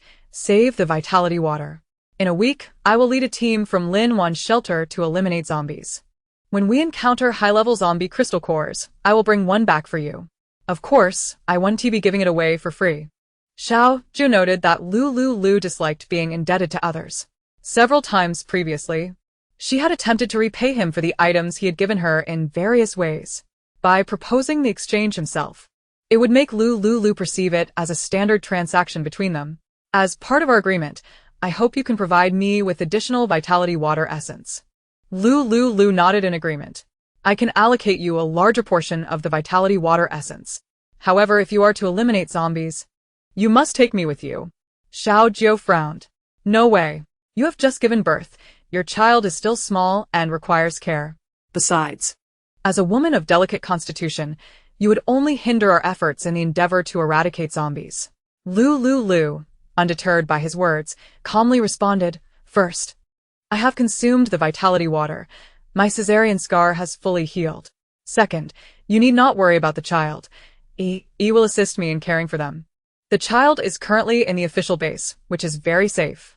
Third, my physical condition has been enhanced threefold by the vitality water, surpassing that of ordinary women and even exceeding some men. In this regard, I will not be a hindrance to you. Xiao Jiu remained skeptical. He had no comprehension of the ferocity and terror of the zombies outside. It was a mission to eliminate zombies, not a trivial game. Why do you insist on accompanying us to clear the zombies? Xiao Jiu inquired, perplexed. Of course, I wish to broaden my horizons. Lu Liuliu would not divulge that she intended to seize the opportunity for zero-cost procurement amid the chaos. Ultimately, Xiao Jiu sighed in resignation. I can take you along. But for the upcoming week, I must subject you to intensive training. Lu Liuliu smiled faintly. No problem. I look forward to our collaboration. Rest well today. We shall commence training tomorrow morning at 6. After saying this, Xiao Jiu lifted the tea that had cooled on the table and took a hearty sip before rising to depart. Lu Liuliu accompanied him to the door. Once it closed behind him, she felt a surge of excitement. It was truly an effortless stroke of fortune. She had been fretting over how to secure a spot in the rescue team for zero-cost procurement before the flood arrived, and here was the opportunity presenting itself so swiftly. If she could accompany the official personnel on their mission, her safety would be assured. Ordinary rescue teams were often comprised of poorly coordinated individuals, and one misstep could lead to being surrounded by zombies, a perilous endeavor. In her past life, she had participated in several rescue operations, which involved collecting supplies from areas cleared of zombies by the officials. There were always watchful eyes in the team, and once they disembarked from the rescue vehicle, everyone was subject to inspections to prevent the concealment of supplies. Fortunately, she had a space in which she had managed to stealthily stash away some supplies during those operations. Now, she could seize the chance to procure resources in advance. This time, she would be ahead of the game by more than a year. With many valuable items still untouched, particularly gold, she needed to acquire as much as possible. Xiao Jiu was indeed her lucky star. Setting aside the past entanglement between them, the information and assistance she had received from him during this period had proven remarkably timely, especially regarding the news of ability users. Had Xiao Jiu not informed her, she would have remained oblivious to such revelations and would never have considered the notion that vitality water could alter crystal cores and that consuming them could lead to becoming an ability user. In her understanding, and that of everyone else, this concept had never been entertained. Consuming the crystal core would inevitably lead to becoming a zombie. While there is an element of transaction involved, Xiaojiu has not concealed anything from her. He cautioned her that in order to grow stronger, it is imperative to activate higher-level zombie crystal cores. This is a matter he could have easily kept to himself, for the value of this information is substantial. Your sincerity towards me is met with my own generosity. Lu Liuliu stifled a yawn and murmured to herself, perhaps I shall provide you with more essence later. With this thought in mind, she ascended the stairs. At that moment, Xiao Wu was still in deep slumber. Lu Liuliu had recently fed him and was free from the discomfort of engorgement. She collapsed onto the soft bed, closed her eyes, and drifted into a brief slumber. As for her training session with Xiaojiu the next day, she would deal with it then. In her childhood, under Jiang Yi's tutelage, she had undergone numerous swimming and endurance training sessions. Therefore, she presumed that tomorrow's training would be quite manageable for her. After approximately 2 hours of sleep, she awoke at 7:30 in the morning. As her engorgement began, Xiao Wu also opened his eyes. Following the birth of her child, Lu Liuliu noticed a peculiar phenomenon. Each time she experienced engorgement, it coincided with Xiao Wu's waking moments. As per her usual routine, she washed Xiao Wu's face, fed him, changed his diaper, and dressed him in a bright yellow outfit adorned with cartoon ducks. Chapter 96. Yi's guest having dressed Xiao Wu. Lu Liuliu cradled him down the stairs and placed him in the crib for a rest. After a quick wash in the small bathroom downstairs, she stood on the balcony, gazing into the distance. In the early morning, a warm golden ray of sunlight streamed through the floor-to-ceiling windows, illuminating the interior. Standing before the glass, Lu Liuliu took a deep breath and performed a series of simple stretching exercises. At this moment, the square beneath the apartment was bustling with people gathered for official activities. Recently, the number of survivors at the base had surged. This influx of survivors resulted in an insufficient amount of living space within the Lin Wan community. The authorities were organizing the survivors to work through the night to construct additional housing. The Qingqing community, located behind the Lin Wan community, had lifted its danger alert just a few days prior. All those who had transformed into zombies within had been eliminated by the officials, and their bodies were dispatched to the incineration grounds in the wilderness. The Qingqing community, situated a kilometer away, had become the second refuge for survivors. After surveying the scenery for a while, Lu Liuliu stepped onto the scale to check her weight. Postpartum, she had reached a weight of 120 jin. Fortunately, her body had successfully undergone multiple transformations with vitality water, allowing her weight to return to a normal level, now displaying 48 kilograms. A smile graced her lips. The vitality water was indeed remarkable. She could indulge in whatever she desired without the worry of gaining weight. Lu Liuliu retrieved a sandwich and a box of ambient temperature milk from her storage. After finishing the sandwich, she felt somewhat unsatisfied. She recalled Jiang Yi's late-night efforts in purifying water and surmised that she had yet to eat. Thus, she made her way to the kitchen and retrieved the sausage grill machine she had purchased earlier. This grill could prepare 8 sausages at once, and once cooked, they could be garnished with barbecue seasoning. A single bite was a delightful experience, filled with joy. Lu Liuliu found 8 starch sausages, unwrapped them, and placed them in the grill machine to cook. While the grill was busy, she fried 2 eggs and prepared a tomato and vegetable salad for Jiang Yi. Once breakfast was ready, she set the meal on the table. Feeling considerably more alert and remembering the bag of 100,000 crystal cores that lay on the coffee table. After sending Xiaojiu off, she had been too exhausted and had gone straight to bed. She took the bag containing the crystal cores to her bedroom and stored it back in her space. The bedroom was small, and she had placed a monitoring device there. This device would alert her upon detecting any anomalies. Even in the apartment, she was exceedingly cautious with anything retrieved from her space, ensuring it was only used in locations she deemed completely safe. The capabilities of the monitoring device in the living room were limited. She had set a spare one in the shoe cabinet by the entrance. Feeling slightly more at ease and deciding not to dwell further on the matter, her caution stemmed from the sense of danger instilled by Zhou Yining. Better safe than sorry. The last thing she wanted was for some deranged individual to infiltrate her home and set up surveillance, inadvertently exposing the secret of her space, an absolute catastrophe. After safely storing the crystal cores, Lu Liuliu did not rush to open the 5th door. Instead, she went downstairs and messaged Jiang Yi, inviting her over for a meal. Jiang Yi, standing by the kitchen faucet, her eyelids battling fatigue, glanced at her phone as it vibrated. Turning off the faucet, she trudged next door, sporting dark circles under her eyes. Lu Liuliu opened the door for her. Jiang Yi slumped at the dining table, appearing somewhat lackluster. Lu Liuliu couldn't help but chuckle at the panda-like shadows beneath her eyes, especially in contrast to Jiang Yi's tan complexion. This panda seemed to have been imported from Africa. After breakfast, you should go back and catch some more sleep. The apartment likely won't run out of water anytime soon, so you need not fret too much. Jiang Yi, still dazed, nodded and began to shovel the food on the table into her mouth. After finishing her meal, she returned to her own apartment. Lu Liuliu, ever considerate, handed her a thermos filled with warm water at around 50 degrees. You haven't cleared out your place yet, and with the heat, take this thermos to stay hydrated. Jiang Yi accepted the thermos without protest, her eyes glazed as she returned to her apartment to rest. In recent days, Jiang Yi had noticed a remarkable improvement in her physical condition, the reasons for which remained a mystery. Observing Lu Liuliu, she noted with satisfaction that her friend's posture had also normalized. It seemed that both of them had unknowingly enhanced their health. Jiang Yi felt a genuine happiness for Lu Liuliu, who was recovering well post-delivery. Simultaneously, she sensed that it was time for them to live apart. Even the closest of friends require personal space. In another week, as Lu Liuliu would be 30 days postpartum, Jiang Yi planned to return to her own apartment.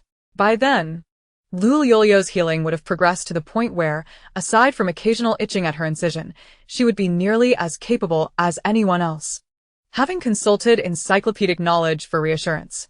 However, the thought of Lu Liuliu managing the baby alone at night weighed on Jiang Yi's mind.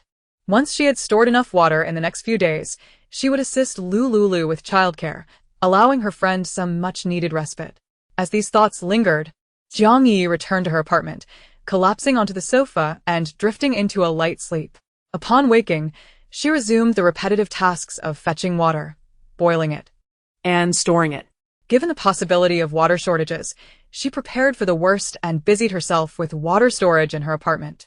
After bidding Jiang Yi farewell, Lu Liuliu placed the crib beside the sofa, laid down, and activated the projector. After some searching, she located educational videos on agriculture. Lu Liuliu pressed play, reclining on the sofa, and listened attentively to the instructional content emanating from the projector. After a while, she became increasingly dazed, her eyes beginning to clash with one another. Eventually, she unknowingly succumbed to slumber on the sofa. It was only when she felt the pressure in her chest that she awakened. Upon waking, she immediately rose to cradle the infant within the crib, little Wu, who gazed up at her with large eyes, offering a gentle smile. Lu Liuliu swiftly attended to little Wu, feeding him and changing his diaper. Then, she embarked on yet another round of study. However, the instructional videos proved to be exceedingly soporific. It was not long before drowsiness enveloped her once more, and unable to resist the allure of sleep, she reclined on the sofa and drifted off again. She did not stir until midday, rising from the couch with renewed vigor. Little Wu, nestled in his crib, had quietly fallen asleep alongside her until noon struck. Feeling rejuvenated, Lu Liuliu once again fed and changed little Wu.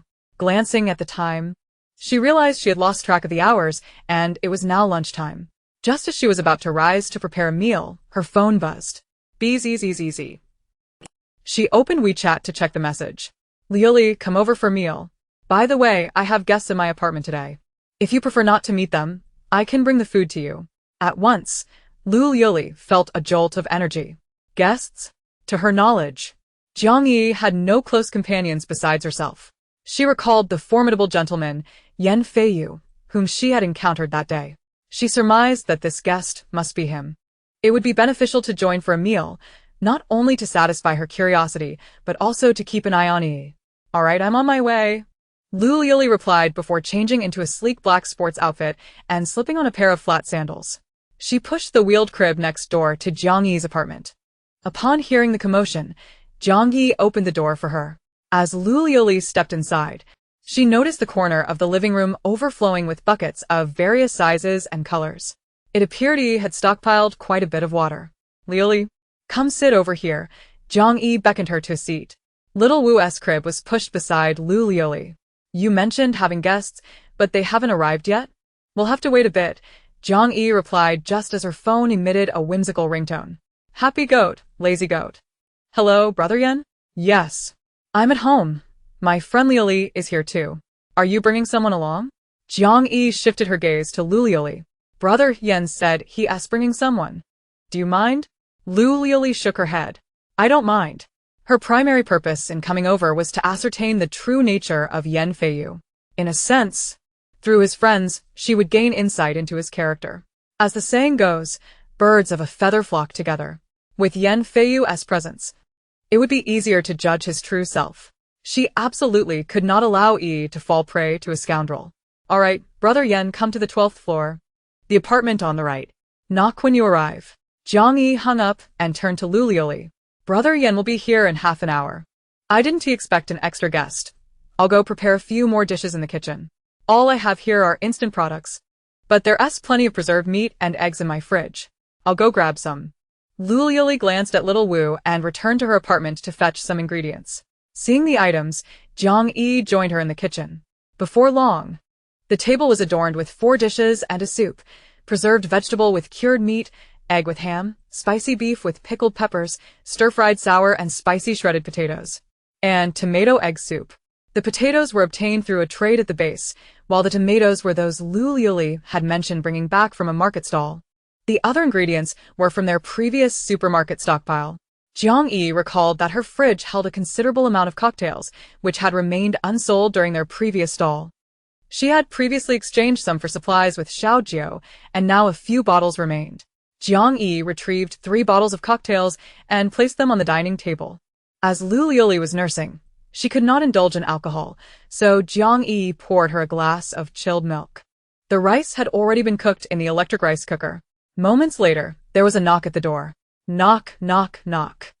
Jiang Yi, bubbling with excitement, rushed to open the door. As she swung it open, she was greeted by the imposing figure of Yan Feiyu, whose laughter seemed to resonate with exuberance. Wow. What a specimen. Those pectorals and thigh muscles exude sheer power. Jiang Yi swallowed hard, attempting to suppress her yearning for Yan Feiyu's physique. Little Yi, I've arrived. Brother Feiyu, come in. I've been waiting for you. She beamed, welcoming him inside. As Yan Feiyu stepped into the room, another figure trailed closely behind him. The moment Lu Liuliu laid eyes on the newcomer, she froze in shock. Jiang Yi, too, experienced a fleeting moment of bewilderment before quickly recovering. Brother Xiao. I didn't expect you to be friends with Brother Feiyu. What a coincidence. Lu Liuliu recognized the man clad in camouflage pants and a black t-shirt as Xiao Jiao. Standing alongside Yan Feiyu, they appeared to share similar heights and builds, though their appearances diverged significantly. Yan Feiyu had a rugged, honest demeanor, while Xiao Jiao possessed a strikingly handsome face reminiscent of a stoic ice prince, his eyes reflecting a blend of determination and agility. Lu Liuliu withdrew her assessing gaze, her expression impassive. They had only parted ways that morning, and now, they met again so soon. The fact that Yan Feiyu was friends with Xiao Jiao would undoubtedly influence her perception of him. After all, her fondness for Xiao Jiao was not particularly strong. I brought you a gift. Thank you for inviting me to dinner, Yan Feiyu said with a warm smile. Jiang Yi graciously accepted the gift box he handed her, placing it on the coffee table. No need for formality, Brother Feiyu. Come, take a seat and enjoy the meal. She gestured for him to sit.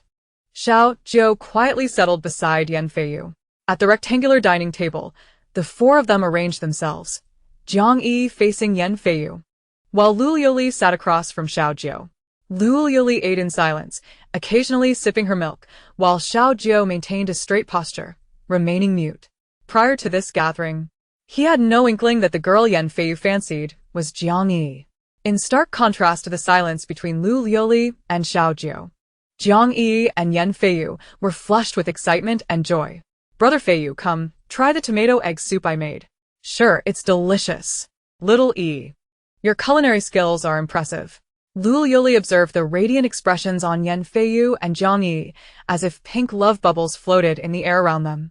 Xiao Jiao too noted that Yan Feiyu's demeanor was somewhat off. Lu Liuliu lifted her gaze, locking eyes with Xiao Jiao. In their shared glance, they both recognized the sense of helplessness and awkwardness. The lunch concluded, and Lu Liuliu sought an excuse to depart the apartment. Before leaving, she discreetly pulled Jiang Yi aside into the restroom. Do you like him? Hee. His physique is remarkable, and I find it quite appealing. Lu, your little umbrella, over there. Lu Liuliu noticed Jiang Yi's heart fluttering with affection, realizing that this matter was beyond her control. And Yan Fei, you were both willing participants in this affair. Wait for me a few minutes, I'll fetch you a few boxes, she said. Moment late. Lu Liuliu handed fiancé black plastic bag. 3 boxes, various styles, each containing 12. Let me know if you require more. The situation is peculiar now. So remember to check afterward, Lu Liuliu earnestly cautioned Jiang Yi. Jiang Yi nodded enthusiastically, like a chick pecking at rice. Lu Liuliu was incredibly supportive. This was something she truly needed. Her relationship experiences differed from Lu Liuliu's. While studying abroad, she had 2 boyfriends. One, a fellow international student, and the other, a local foreigner. Both were her classmates. Upon her return to her home country, she ended her long-distance relationship with her foreign boyfriend and had remained single for over a year. It would be disingenuous to claim she wasn't lonely. As a seasoned adult woman, she yearned to find a partner soon to alleviate her physical pressures. That day, upon seeing Yan Fei, her estrogen surged rapidly, igniting a rush of romantic impulse. Influenced by the liberal attitudes abroad, she held a more open perspective on matters of intimacy. In the 21st century, not everyone clings to archaic beliefs that reject premarital relations. However, even in 2060, some girls still prefer to engage only after marriage, deeming premarital actions as immoral. Yet, within her own views on love, this posed no issue. What is love? Mere words are futile. Love must be demonstrated through tangible actions. As Lu Liuliu and Jiang Yi exited the restroom, she proactively approached Xiaojiu. Didn't you mention special training? Why not start today, as I have some free time now? Xiaojiu assumed Lu Liuliu was genuinely interested in training. Coincidentally, he wished to avoid being a third wheel. So, he bid farewell to Yan Fei and departed with Lu Liuliu to the neighboring apartment. Chapter 98. No. We must continue. Just as Lu Liuliu and Xiaojiu left, Jiang Yi found a bottle of high-proof white liquor and poured some for Yan Fei. Brother Fei, I noticed you hardly ate earlier. Don't be shy, have some more.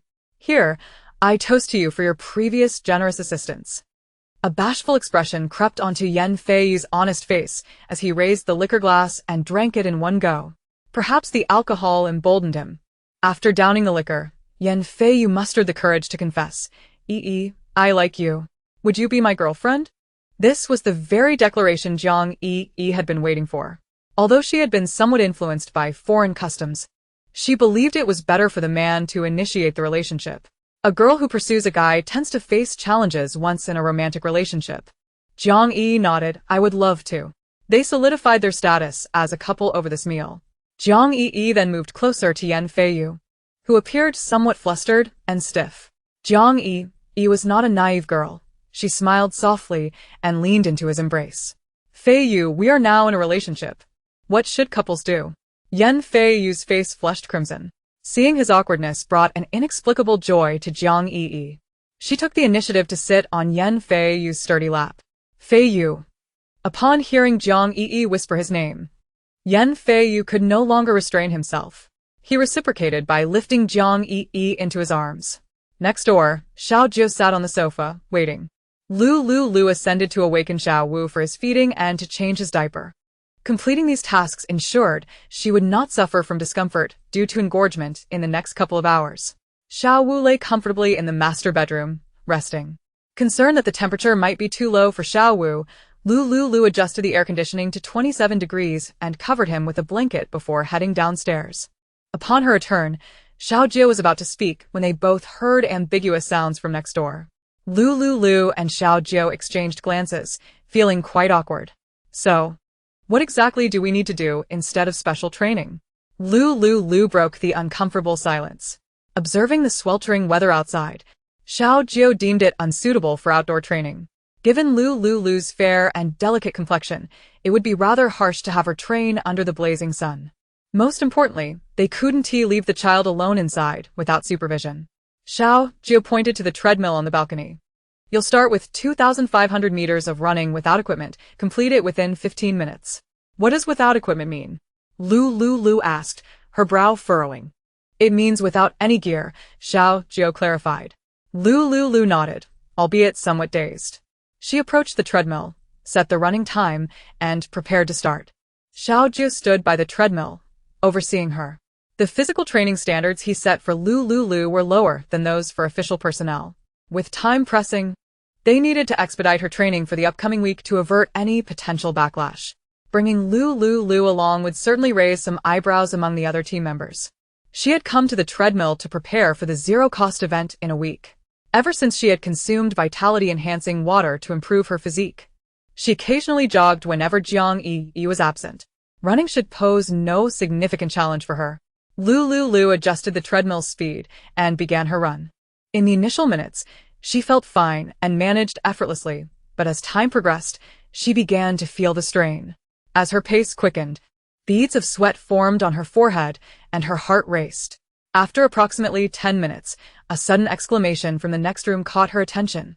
OMG, you're so hot. So big, baby. Lu Liuliu's limited English comprehension allowed her to instantly grasp the meaning of those words.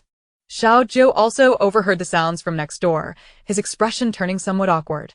A few minutes later, the sounds from the adjacent room grew increasingly intense and prolonged. Lu Liuliu, now drenched in sweat with a flushed complexion, hurriedly switched on the projector, tuning into an official news program and cranking up the volume to drown out the noises next door. Finally, the serious news report successfully eclipsed the sounds from the adjoining room, allowing their expressions to gradually return to normal. Following this, Xiao Jiu proceeded to test Lu Liuliu's physical limits according to the new recruit standards. She managed to sustain a speed of 25 kilometers on the treadmill for 15 minutes. It appeared to be her first time running like this, yet the results were commendable. Generally, most individuals struggle to maintain such an effort during their initial run. Do you need a few minutes to rest? He inquired. No, I'm fine. Lu Liuliu replied, panting. Next, we'll conduct the second test. Sit-ups. You need to achieve at least 45 in 2 minutes. Upon hearing the sit-up requirement, Lu Liuliu felt a twinge of uncertainty. Once, she attempted to perform sit-ups, but found herself struggling due to a lack of strength in her lower back. Even a single repetition was immensely taxing for her. In 2 minutes, she managed a mere 45. Do you have a yoga mat at home? Lu Liuliu nodded and said, wait a moment. She proceeded to her bedroom, where she located a yoga mat, a complimentary gift from the acquisition of Wang Wei's gym. Grasping the new mat, she descended the stairs and laid it out in the living room, taking a deep breath before lying down on it. As she settled, she pondered the correct technique for performing sit-ups. Xiao Jiu, noticing her momentary distraction, prompted her, instructing her to place her hands behind her ears and bend her legs at a 90-degree angle. Lu Liuliu complied, adjusting her posture accordingly. She rose, engaging her core to lift herself, but upon descending, her shoulder blades met the ground. As Lu Liuliu attempted to sit up, she realized that it required an immense effort, barely managing to rise by lifting her legs. Recognizing her novice status, Xiao Jiu approached her feet, taking hold of her delicate, fair ankles. Continue. Do not raise your hips or legs. Engage your core to propel your body. The warmth of his rough, large hands sent a tingling sensation coursing through her. She took a deep breath, trying to suppress the electric thrill.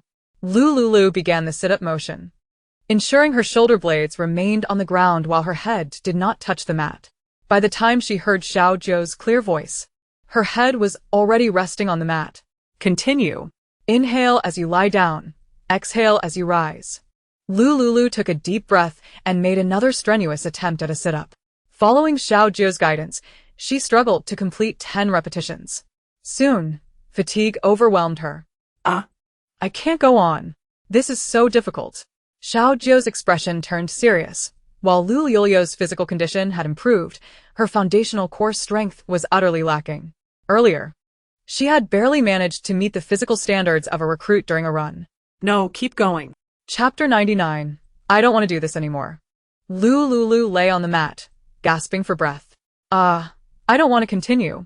Xiao Jiu, sensing her reluctance, felt a twinge of frustration.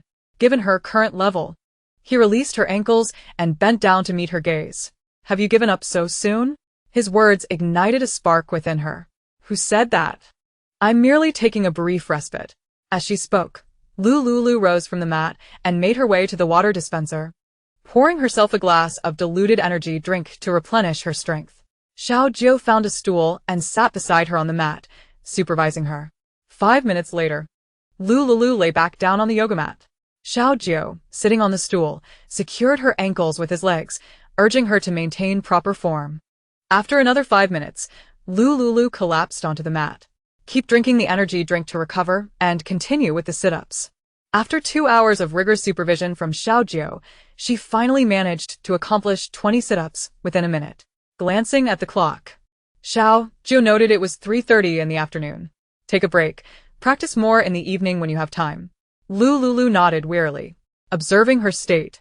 Xiao Jiu felt a pang of sympathy, yet he understood the necessity of his actions. Lu Liuliu was to accompany him on zombie-clearing missions, and her current capabilities were far from adequate.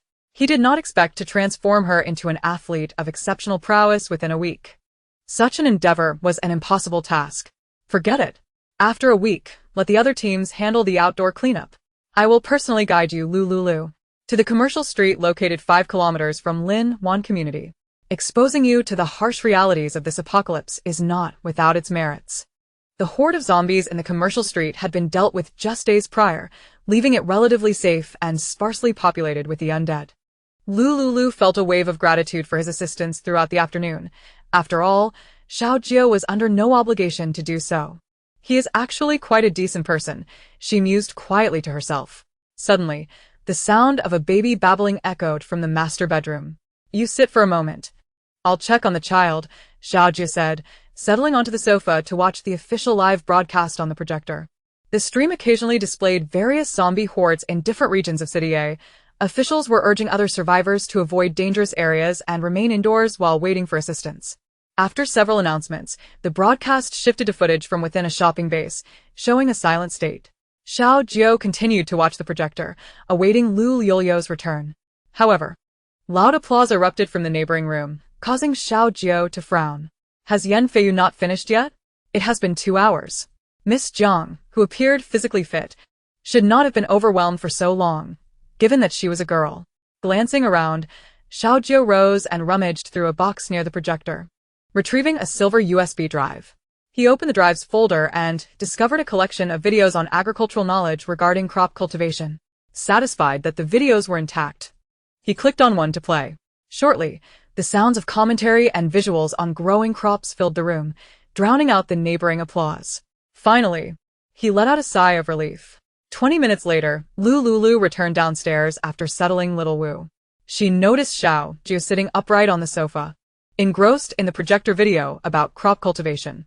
Following his gaze, she recalled the earlier incident involving the film Little Days, and her cheeks flushed with embarrassment. Trying to appear nonchalant, she headed to the refrigerator to fetch a bottle of mineral water for him, feeling guilty for not having done so earlier that afternoon. Thank you, Xiao Jiu said as he accepted the water. Lu Liuliu chose a seat a little farther away from him. As she glanced at his flawless profile, her mind wandered. That night, although the hotel room was dim, the moonlight outside was sufficient for her to catch a glimpse of the reddish-brown birthmark behind his ear. Had he not suspected that she was the woman from that night? Or perhaps, with so many women around him, she had simply faded from his memory? Xiao Jiu twisted the cap off the water bottle and took a large gulp. Raising his head, he caught Lu Liuliu staring at him. What is it? Do I have something on my face? Lu Liuliu shook her head. The two of them sat in silence, focused on the projector. Time swiftly passed, and soon it was 4:30 in the afternoon. After resting for nearly an hour, Xiao Jiu resumed arranging her training for other physical fitness activities. By 6:30 in the evening, Lu Liuliu lay exhausted on the yoga mat. Even with the energy drink revitalizing her, she felt as though her body was on the verge of being completely drained. Noticing that time was running short, Xiao Jiu addressed the weary Lu Liuliu sprawled on the mat. I'm heading back now. We'll continue training at 6:30 tomorrow. At that moment, Lu Liuliu felt as if a dark cloud had settled above her head. Oh heavens! The training, I hope, will only last a few more days. It is all for the purpose of acquiring free gold and other resources. Persevere. Lu Liuliu watched as Xiao Jiu departed, With a decisive click, as the door was shut, Xiao Jiu's figure vanished from her sight. Lu Liuliu reclined on her yoga mat for a few moments. Inside the master bedroom, the tender cries of little Wu echoed. Lu Liuliu rose, shaking her soft arms, and ascended the stairs to feed little Wu. Once she had settled him comfortably, she opened WeChat and sent a message to Jiang Yi. I've already had dinner. Please prepare something for yourself later. Jiang Yi, her cheeks flushed, picked up her phone to reply, okay. After responding, Lu Liuliu retrieved a KKC burger and fried chicken meal from her space and sat at her vanity table, savoring a delightful dinner. After finishing her meal, she tossed the 100,000 crystal cores into her space. It was time to advance to the fifth door. Lu Liuliu felt a surge of excitement. The previous doors had been remarkable. She believed that the treasures behind each subsequent door would only grow in magnificence. 100,000 strands of white energy ascended and merged with the fifth white door. With a resounding boom, the fifth door swung open.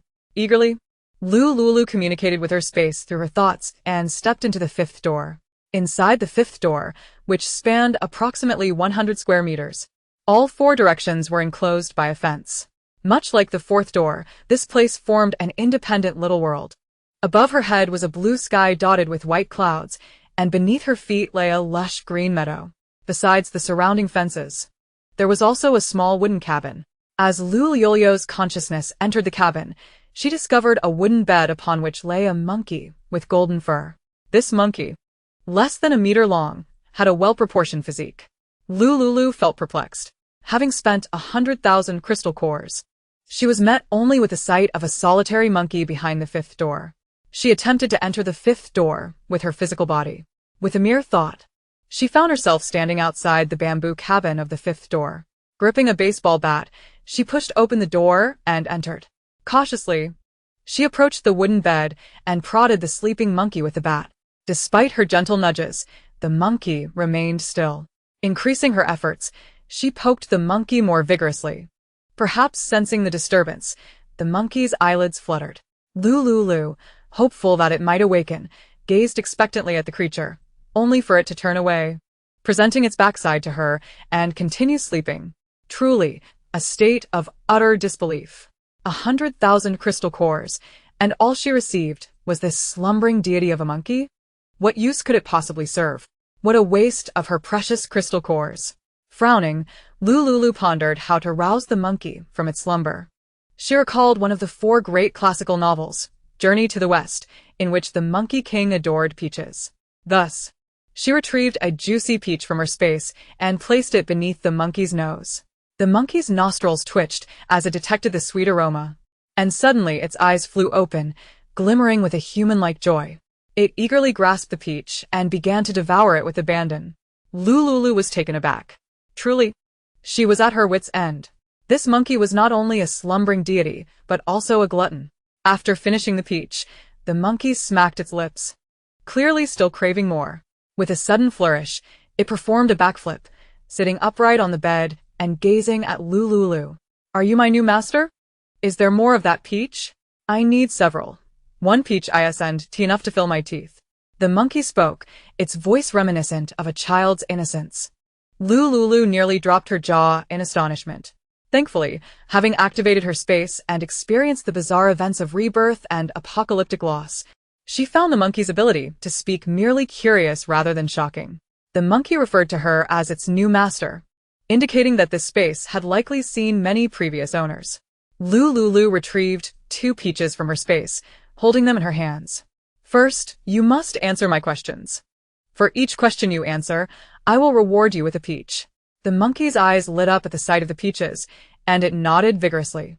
Ask away. Ask away. Why are you here? How many previous masters have you had? I don't know why I am here. Every time a new master arrives, I wake up. As for previous masters, let me think. There have been many, but I can't remember them all. After answering the 2 questions, the monkey eagerly demanded, Quick, give me my 2 peaches. Lu Liuliu tossed the 2 juicy peaches to it, and the monkey joyfully devoured them. Once it finished, she continued her inquiries. Why can you talk? I don't know. What is your name? I have too many names. I can't remember them all. Aside from speaking, what else can you do? I can do backflips and eat peaches. The monkey exclaimed, performing a backflip while munching on a peach. Lu Liuliu stared at the monkey, thoroughly disappointed.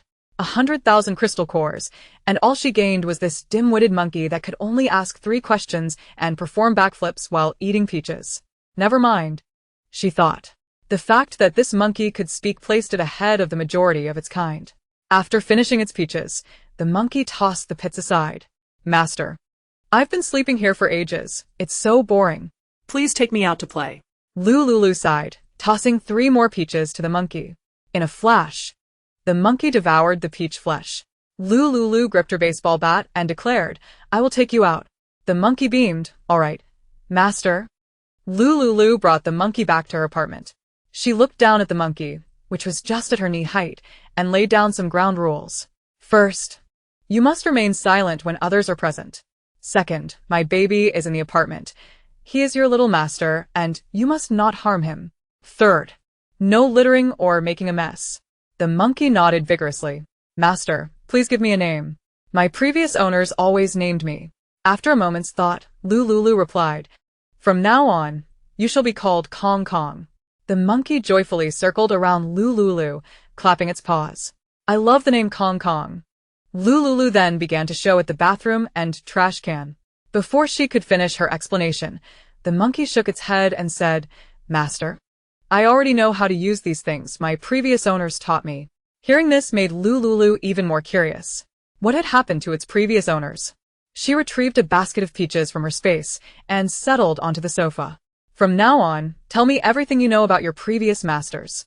For every useful piece of information you provide, I will reward you with a peach. Kong Kong grinned, ready to share all he knew about his past masters. Many of his previous owners had used delicious food to entice him, and he was no stranger to this kind of arrangement. Thus, he began recounting the tales of his past masters to Lu Liuliu once more. In the end, Lu Liuliu presented a basket of succulent peaches to the new member. Kong Kong. Self-taught, Kong Kong lounged on the sofa, munching on a peach while alternating the films on the USB drive with the projector. Lu Liuliu observed the little monkey rummaging through the movie resources downstairs. Ultimately, Kong Kong stumbled upon the television series Journey to the West and fixated on the image of Sun Wukong, mimicking the Monkey King's poses as he stood on the floor. With a sigh of exasperation, Lu Liuliu ascended the stairs and retrieved a foldable bed from her space, placing it in the living room near the balcony. Kong Kong, you will sleep here from now on. Without my permission, you are not allowed to lounge on the sofa, she declared, shooing him off the couch. She lifted the sofa cover, removing all the cushion covers to toss them into the washing machine. In this apartment, the balcony was equipped with only a single washing machine. Lu Liuliu recalled the relentless downpour and the absence of sunlight that would make drying clothes a challenge. Moreover, there would likely be restrictions on electricity at that time. She hastily located a scanner and, after meticulously inspecting the first floor, summoned 2 washing machines from her space, setting them up on the balcony and connecting them to power. Lu Liuliu then found the silk duvet covers she had previously purchased and stuffed them into the washing machine for cleaning. These silk covers were all pilfered from the Regal Hotel. She filled the washing machine with all the bed linens she had acquired from the hotel. Once cleaned, the duvet covers were hung out to dry on the electric drying rack on the expansive floor-to-ceiling window balcony. The weather had been growing increasingly warmer, making it easy for these linens to dry quickly. In Chapter 101, The Man in the Dream, she glanced at Kong Kong, who was perched on the carpet watching the projector, and reminded him, get to bed early and refrain from meddling with things in the house. Otherwise, I shall confine you to the space. Kong Kong assured her loudly, Master, you need not worry. I will absolutely not touch anything in the house.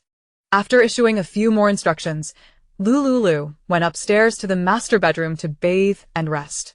In the middle of the night, after feeding Xiaowu, she descended to check on Kong Kong. She found him squatting in the corner, pressing his ear against the wall, seemingly engrossed in something. Lu Liuliu stealthily approached from behind and lifted him up. What are you doing awake at this hour? Kong Kong pointed towards the pristine white wall, exclaiming, Master, listen. There's such a loud noise next door. It sounds like someone is clapping incessantly. Suspended in the air, Kong Kong met Lu Liuliu's gaze with wide eyes. Assuming she did not understand, he animatedly extended his hands, covered in golden fur, to mimic clapping. Master, just like this. Clap, clap, clap. Do you hear it? Tea at the same next door? Master, do you know the neighbors? Why are they awake at this hour, clapping their hands? I was just falling asleep when the clapping woke me up. Kong Kong congratulated himself on his cleverness, believing that the noise from next door was the reason for his own insomnia. Lu Liuliu's face flushed with irritation. You little monkey. Why are you making such a fuss over nothing? She held him aloft, and with a flick of her mind, he was returned to her space. Determined, she resolved to confine Kong Kong to the space every night at bedtime. Feeling wronged, Kong Kong retreated to the wooden cabin, where he lay on the wooden bed and soon fell into a deep slumber. Lu Liuliu, observing him drift off so quickly through her thoughts, found herself at a loss. She turned and walked towards the master bedroom. During those few seconds, she felt an immense sense of torment, primarily due to the clapping noise emanating from next door. Her cheeks flushed, she hurried upstairs and locked the master bedroom door. Merely closing the door felt insufficient. She picked up her phone and played a gentle piano piece. Accompanied by the soothing melodies, Lu Liuliu gradually closed her eyes and fell asleep. However, her slumber was far from peaceful. She found herself in a dream, a vivid and passionate spring dream. In her dream, she returned to the night of June 6th in the bed of the Regal Hotel, sharing a night of indulgence with Xiaojiu. The heat radiating from Xiaojiu's body, his rough hands, his broad chest, his crisp scent, and that unexpected kiss he had planted on her. His fiery physique and deep, magnetic voice.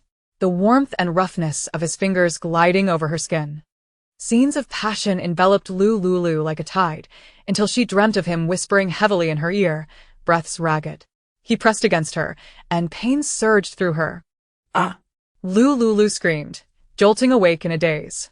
After a moment of bewilderment, she took a deep breath, striving to calm the desires swirling in her mind. Why had she dreamt such a thing? Turning her head, she saw Xiaowu sleeping soundly on the vast bed, oblivious to her turmoil. Sleepless. Lu Liuliu sat on the edge of the bed until, an hour later, Xiaowu awakened, rousing her from her chaotic thoughts.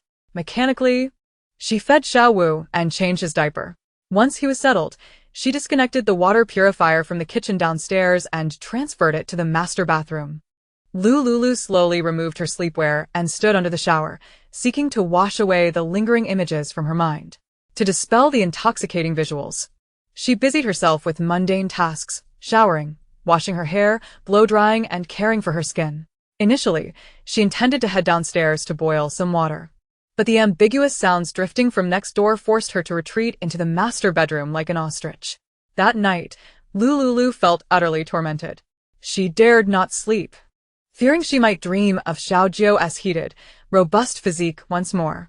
Meanwhile, Jiang Yi next door experienced countless waves of ecstasy throughout the night, finally grasping the exquisite pleasure of being a woman. The following morning, before the sun had risen, with only a hint of dawn visible in the sky, Lu Liuliu, thoroughly exhausted, placed Xiaowu in a portable baby stroller and hastily departed the apartment. She could not bear to remain any longer. The piano music from the previous night had left her utterly enraptured. Just as she reached the entrance of the apartment building, she was intercepted by two officials on duty. "Miss, you cannot go outside." "Why not?" Lu Liuliu replied, feeling exceedingly frustrated. Just as she stood awkwardly, preparing to question the officials, Xiaojiu approached from a distance. His tall frame exuded an austere elegance. As he drew near, Lu Liuliu caught sight of his prominent nose, and below it his cool, thin lips. In her dreams, those lips had brought her joy. Repressed memories surged forth in her mind. Lu Liuliu found herself unconsciously biting her lower lip, swallowing an imaginary lump in her throat. The two officials, clad in camouflage pants, saluted Xiaojiu respectfully upon his arrival. He nodded slightly, then withdrew his gaze, his voice low and soothing. "Are you heading out?" "Ah? "Oh, yes. I am going out," she stammered. "Anywhere is fine, as long as it is not within the confines of the apartment." She now feels a profound trepidation at the sounds emanating from next door. The alluring whispers from the adjacent unit invariably evoke memories of that fateful night. The night she shared with Xiaojiu. She is an ordinary woman, not the type who finds solace in the flickering of a lone lamp beside an ancient Buddha, nor one whose heart is as tranquil as still water. The sounds of clandestine revelry from next door make it exceedingly difficult for her to suppress certain enticing thoughts. Xiao Jiu gazes at Lu Liuliu, inquiring softly, "Where shall we go?" "I will accompany you." Lu Liuliu hesitates, for she had only dreamt of him the previous night. Now, To venture out in his company makes it nearly impossible to rein in her fanciful imaginings. Just as she seeks to escape the clamor next door, she finds herself colliding with the very protagonist of her dreams. Noticing her dazed expression, Xiao Jiu gently persuades, the two fugitives have yet to be apprehended. It is unsafe outside. Indeed, the outside world harbors danger. Lu Liuliu bows her head in silence, unable to meet Xiao Jiu's gaze. Yet, she must acquiesce to his protection. His physique is robust, armed at the waist, a member of the official personnel. With him by her side, her sense of security escalates dramatically. However, she must restrain herself from stealing glances at his form and visage. With a subtle nod, Lu Liuliu silently pushes the infant stroller, meandering toward the shopping station. Upon seeing Lu Liuliu accompanied by Xiao Jiu, the two officials do not impede her from leaving this time. Xiao Jiu maintains a safe distance of half a meter, walking beside her to ensure her and the child's safety. Lu Liuliu gazes into the distance at the majestic green peaks, inhaling deeply. The gentle morning breeze invigorates her spirit, dispersing the once tumultuous and disordered thoughts within her, as if carried away by the wind. It has been a week since her last shopping excursion, and she is eager to stock up on provisions for the week ahead. Initially, whether she stocked up or not seemed inconsequential. However, with nowhere else to go, she finds herself wandering the supermarket, seeking to divert her attention, while also perusing for new and intriguing items. After approximately 7 or 8 minutes, Lu Liuliu and Xiao Jiu arrive at the entrance of the supermarket. Being early in the morning, many survivors have yet to rise, leaving the supermarket sparsely populated. Lu Liuliu strolls slowly to the vegetables and meat section to assess the situation. To her astonishment, the fresh produce section is nearly barren. There is no meat and not a single green vegetable in sight. The vast area is occupied solely by a few solitary heads of garlic and dozens of ginger roots. Seeing the remaining ginger and garlic, Lu Liuliu retrieves a plastic bag from the stroller and begins to fill it. These are precious commodities. A cup of ginger tea can instantly warm the body in cold weather. Observing the limit of 1 pound of ginger, she places the scant garlic and the permitted ginger into the bag. Next, she moves to the instant food section. The variety of food appears reasonably ample, yet the prices are steep. Essentially, a single serving of food requires more than 1 point for purchase. Lu Liuliu selects the amount she can afford, combining it with the garlic and ginger she previously acquired, and heads to the 24-hour checkout to settle her bill. Xiao Jiu remains steadfastly by her side, silently watching her as she chooses her items. Chapter 102. The Training Ground. Lu Liuliu hangs the supplies she has purchased on the hooks outside the stroller. She stands at the supermarket entrance, feeling somewhat at a loss. "I will escort you back," Xiao Jiu states calmly. "No, I do not wish to return," Lu Liuliu replies in a flustered tone. This early in the morning, she craves solitude. She intends to wait for Yi to awaken and for Yan Feiyu to leave the neighboring apartment before returning to her dwelling. To go back now would mean succumbing to the influences of her surroundings, leading to thoughts that induce shame. Xiao Jiu perceives Lu Liuliu's unusual agitation, a flicker of confusion reflecting in his deep-set eyes. In the next moment, realization dawns upon him, and his gaze darkens. Lu Liuliu stands at the supermarket entrance, lost in thought as she gazes at the azure sky. Unbeknownst to her, Xiao Jiu discreetly activates his wristband to message Yan Feiyu. "Where are you?" Yan Feiyu, still groggy from slumber, feels the vibration of his wristband. Upon checking, he discovers it is a message from Xiao Jiu. Suddenly, he curses under his breath. Jolted from his dream state, it is nearly 6 o'clock. He is going to be late. He glances tenderly at Jiang Yi, noting her even breathing and deep slumber, and chooses not to disturb her. A few seconds later, he hastily dons his clothing, rises from the bed, and prepares to head to the training ground. Yet, the moment he steps down, his legs feel weak. If not for his quick reflexes in grasping the bedside table, he would have surely collapsed. He and Jiang Yi had been like kindling meeting fire, a situation spiraling out of control, nearly jeopardizing his training obligations. Being late incurs penalties according to the team's regulations. After a brief warm-up for his legs, he pushes open the apartment door and descends the stairs, hurrying towards the training ground. Yu. I am on my way to the training ground, he texts. Take half a day off. Return to the dormitory, and I will find you shortly. Received. He replies to Xiao Jiao before sending a message to Jiang Yi. The commander has arrangements. I will head to training first. Message me when you wake. Having completed his messages, Yan Feiyu drags his weary legs back to the dormitory to await Xiao Jiao. Oblivious to the vibrations of her wristband, Jiang Yi sleeps soundly, a smile gracing her lips. Xiao Jiao, having dismissed Yan Feiyu, proposes to Lu Liuliu, shall we go to the training ground for a bit? Lu Liuliu contemplates and nods in agreement. She is uncertain of where to go, and the official training ground offers a relative sense of safety. Xiao Jiao leads the way at a leisurely pace. Lu Liuliu pushes the stroller alongside him as they make their way to the temporary training ground established by the authorities. Before long, Lu Liuliu and Xiao Jiao find themselves standing within the somewhat rudimentary training ground. Xiao Jiao guides her to a shaded area. Lu Liuliu secures the stroller, applying the brake to prevent it from rolling away. After ensuring safety measures are in place, Lu Liuliu looks up at Xiao Jiao. Where do we begin? Xiao Jiao's voice is clear and low as he responds, first, we warm up. After that, you will run 10 laps without restrictions on time, followed by 50 sit-ups and 50 push-ups. This training does not impose a time limit. You may exert yourself to the fullest and complete it at your own speed. Lu Liuliu nods, taking a few steps forward into the spacious area. She begins her warm-up and then starts to jog laps around the training ground. After completing approximately 3 laps, she notices a group of young men clad in camouflage pants gradually arriving at the training ground. From a distance, she counts 10 squads, each led by a captain guiding 50 members. Lu Liuliu silently counts the heads before averting her gaze and continuing her laps. As the clock strikes 6 in the morning, the 10 squad leaders address their teams with a few words. Lu Liuliu, standing afar, cannot quite catch what they are saying. Moment latte. She hears the resounding replies of the squad members, received. The group disperses, warming up before commencing their basic physical training. As Lu Liuliu jogged, she keenly observed the individuals around her. Once they dispersed, they commenced running laps around the playground, burdened with weights. Their pace was brisk, and their movements synchronized. In approximately 15 minutes, they completed 10 laps. By the time they finished, Lu Liuliu was still on her 8th lap. Upon completing her 10th lap, she noticed that these individuals had already transitioned to other training exercises. Returning to the shade shelter, she retrieved a bottle of mineral water infused with vitality from a canvas bag hanging on the side of the camping vehicle and took a few sips.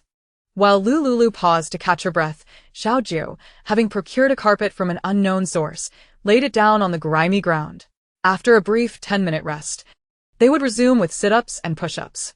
All right, Lu Liuliu replied weakly, languidly settling onto the bench within the shelter. Xiao Jiao stood beside her, his posture upright and composed. Lu Liuliu refrained from glancing at him, her curiosity leading her gaze to survey the approximately 500 individuals engaged in training on the field. After some time, a look of puzzlement flickered in her eyes. Mr. Xiao, as far as I know, the shelter currently accommodates around 80,000 people. With just a few hundred of you, how can you maintain order among 80,000 survivors? If you go out to exterminate zombies, who will safeguard the base? Xiao Jiao paused momentarily before elucidating. The 500 individuals you see are elite members of City A. They hail from various sectors, encompassing both officials and ordinary citizens. What they share in common is the awakening of supernatural abilities. They are awakened beings? Lu Liuliu exclaimed, astonished. Indeed. The security of the base is managed by other official personnel, while this group of awakened individuals falls under my purview. Why divulge such confidential information to me? Lu Liuliu felt an unsettling sense that knowing too many secrets could be detrimental to her. She inquired, though he was under no obligation to respond. Confidential? This isn't classified information. You can access the official forum on your wristband. The military section contains reports regarding the awakened teams. Lu Liuliu withdrew her gaze from Xiao Jiao and activated her wristband to peruse the official forum. Indeed, she came across a post detailing the existence of over 500 awakened individuals in Xiao Jiao's team. Numerous survivors had commented below. Wow. Our shelter has so many powerful awakened beings. We're secure. And I'm from the Qingqing community. I'm so fortunate to start in a safe zone. Upon finishing the post, Lu Liuliu furrowed her brow. Was there such a post or group of awakened beings in her previous life? In her recollections, there was no mention of Xiaojiu or his group of awakened individuals. This life seemed to diverge significantly from the last. By the way, once you awaken your abilities, you might consider joining my team. Lu Liuliu pursed her lips, secretly musing. Who would want to join your team? I would much rather hide in my apartment, enjoying air conditioning, delectable food, and leisurely naps while playing with my little one. Without sufficient incentives, she had no desire to join. At present, I am solely interested in gold. If you could ensure I continually acquire gold at no cost, then I might contemplate it. As she gazed at Xiaojiu, her mind raced with thoughts of the potential downsides of joining his team, waking up earlier than roosters, sleeping later than dogs, and enduring relentless training. Just the thought of it sent shivers down her spine. Noticing Lu Liuliu's mind had wandered again, Xiaojiu waved his hand in front of her. Stop dawdling. 10 minutes are up.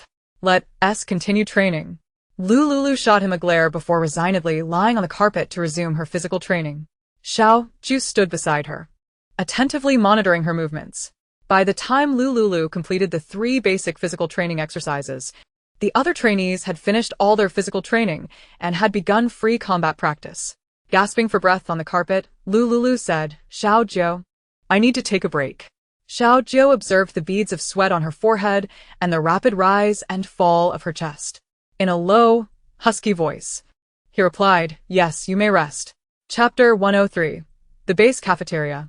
All right, Lu Liuliu nodded, continuing her physical training. Time flew by, and she trained until 8 in the morning. Wah wah wah, came the sound of little Wu. Are you hungry, little one? Lu Liuliu pulled back the mosquito netting of the stroller and lifted little Wu out. With wide, innocent eyes, little Wu gazed at Lu Liuliu and smiled broadly. Hungry, hungry, little Wu babbled indistinctly. Lu Liuliu scanned her surroundings, but found no suitable place to breastfeed. Xiaojiu quietly rose and stood beside her, his tone gentle. There's a restroom over there. I'll take you. Following his gaze, Lu Liuliu noticed a row of newly established bungalows outside the training grounds. That was where the base's new public restrooms and washing areas were located. Survivors living in the concentration camp now used those facilities to bathe. The washing area had a front desk for water card recharges. After adding points, one could swipe a card to enter and wash up. Xiaojiu guided Lu Liuliu to the washing area. Pushing the stroller, Lu Liuliu entered the women's section. She surveyed the layout inside. Upon entering through the main door, there was a row of wash basins, relatively small, allowing only one person to wash at a time. However, there were many wash basins, approximately 100 in total. Across from the basins were numerous open stainless steel lockers, with benches for changing clothes nearby. Further inside, at the end of the basins and lockers, a large waterproof and privacy-blocking curtain concealed what was likely the communal shower area. Lu Liuliu pushed the stroller near the bench and took little Wu out.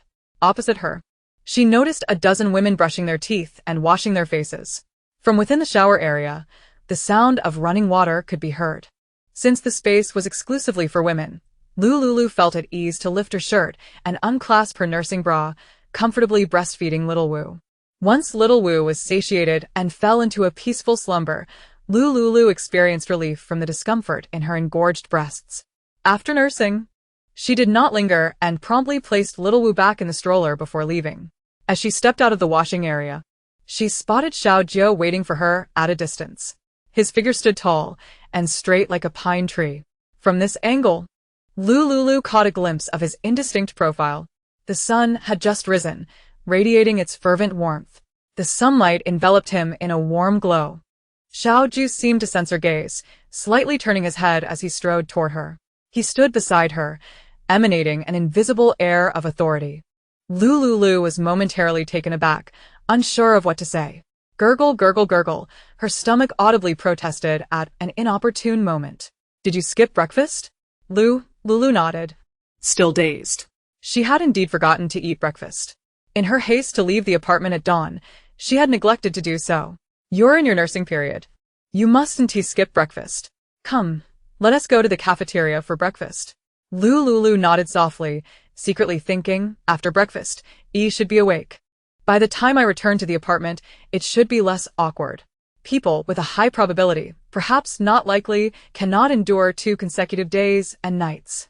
Xiao Jiu, noticing her lost in thought once again, took the initiative to push the camping cart towards the dining hall. Instinctively, his gaze fell upon the camping cart in his hands. Through the sheer white veil, he glimpsed Xiao Wu sleeping soundly inside, a fleeting smile gracing his lips. Truly, he was his son, adorably endearing. It was evident he was a clever little one. A few seconds later, Lu Liuliu regained her senses, spotting Xiao Jiu advancing with the camping cart. She hurriedly stepped forward, nervously seizing the cart from him. "I can manage it myself," she insisted. Observing her stubbornness as she grasped the handle of the camping cart, Xiao Jiu inwardly sighed. Lu Liuliu cared deeply for the child, her possessiveness evident. Simultaneously, it was clear she was attentive to the child's needs. Perhaps, only with her by the child's side could he receive the utmost care. He often had missions to train for and could not fully attend to Lu Liuliu and the child. When the time came to leave the base for exterminating zombies, he would discreetly assign a few individuals to protect the mother and son. Xiao Jiu's initial desire to contest for custody of the child gradually faded.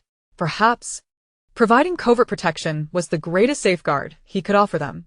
10 minutes later, around 8:15 in the morning, Lu Liuliu and Xiao Jiu arrived at the base's communal dining hall for breakfast. It was Lu Liuliu's first visit to the dining hall since her rebirth. In her past life, she often frequented it and was no stranger to its layout. This time, she entered with curiosity, pondering how this dining hall might differ from the one she remembered. Upon entering, she observed numerous disheveled survivors voraciously devouring their meals. The dining hall's structure resembled that of a university cafeteria, much like her memories of the past. It was U-shaped, with 3 food service windows. At this moment, during the breakfast rush, each window was bustling with patrons.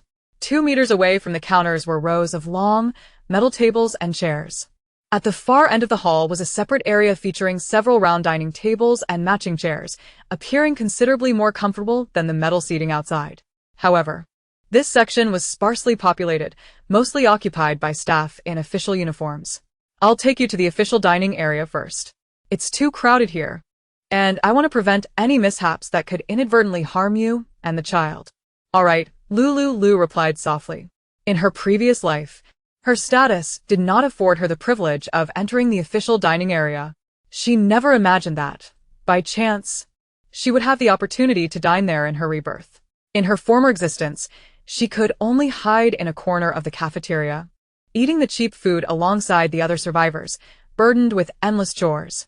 At that time, she had contemplated approaching the authorities to explain her situation, perhaps fabricating an identity as an ability user to improve her circumstances.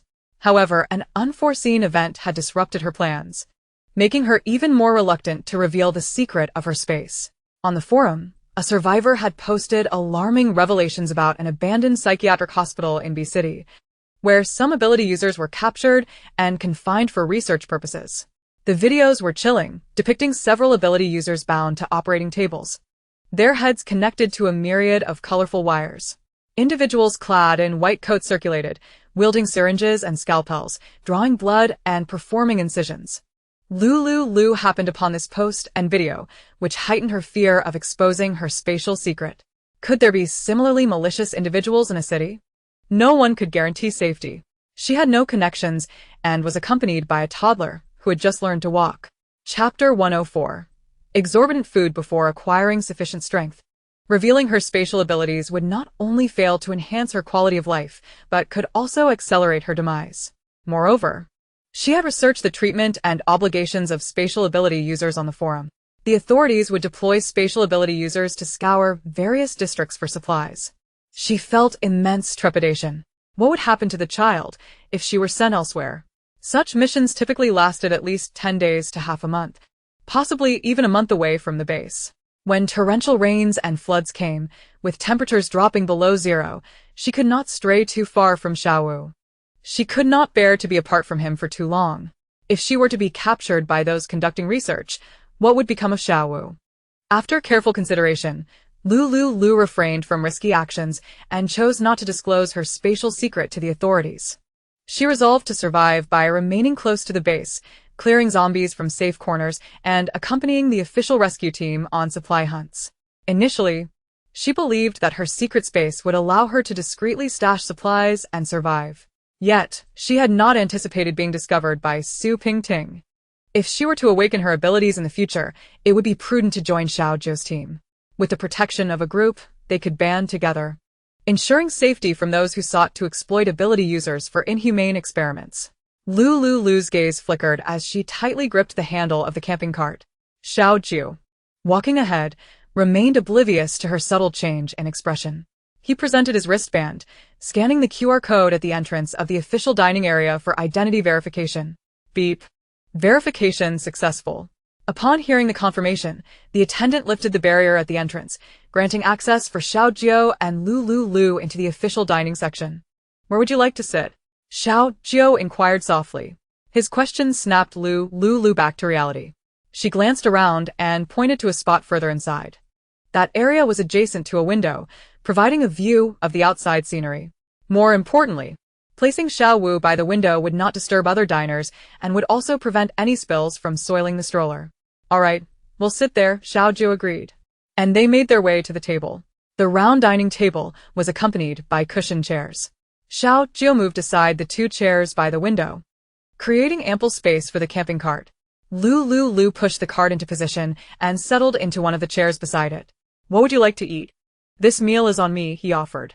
As Lu Liuliu examined the QR code on the dining table, preparing to scan for her order, she instinctively opened her mouth to refuse upon hearing Xiao Zhou's offer. We are friends, after all. It's no trouble to treat you to a meal, is it? Lu Liuliu fell silent, ultimately nodding in agreement. He was treating her now, and she could always find a chance to return the favor later.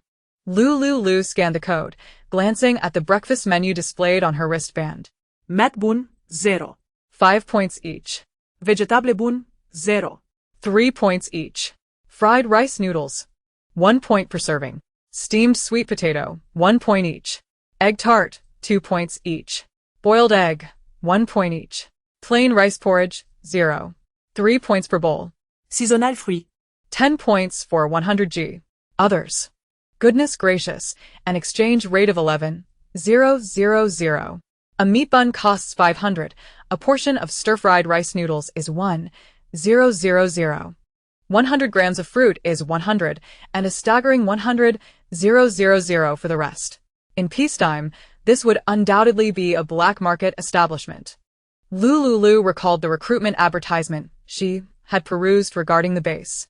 It offered 2 meals and a reward of 10 points for a 10-hour workday. Though it claimed to be 10 hours, in reality, it extended to 12. From 8 a.m. to 8 p.m., with a mere 2-hour break for meals and restroom use.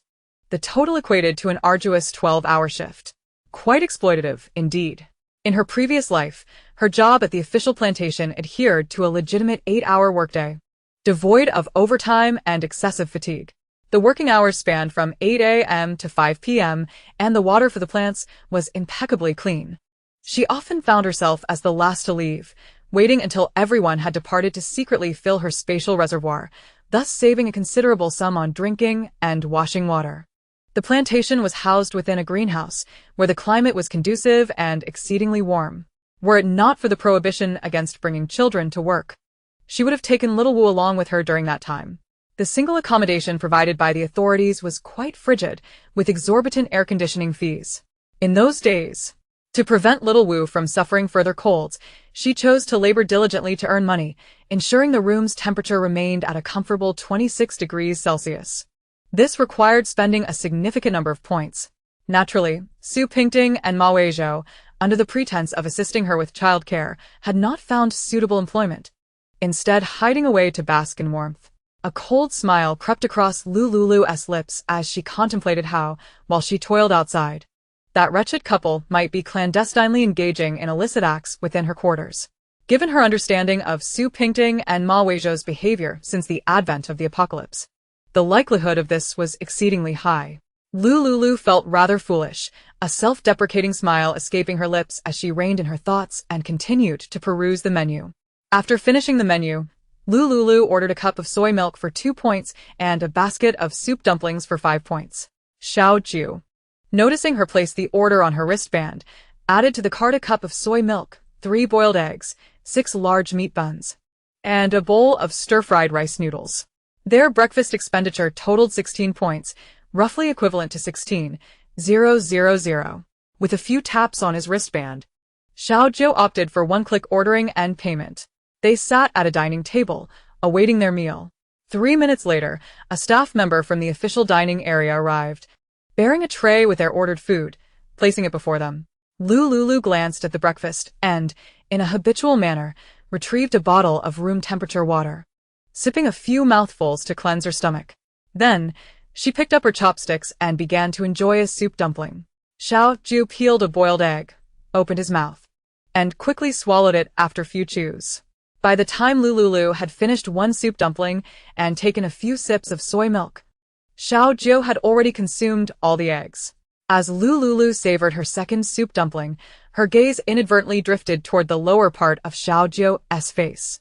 Sensing her scrutiny, he looked up and met her gaze. Their eyes locked, and a flutter of breath escaped her as she lowered her head, quietly continuing her breakfast. Xiao Jiu observed Lu Liuliu devouring the soup dumplings without further thought.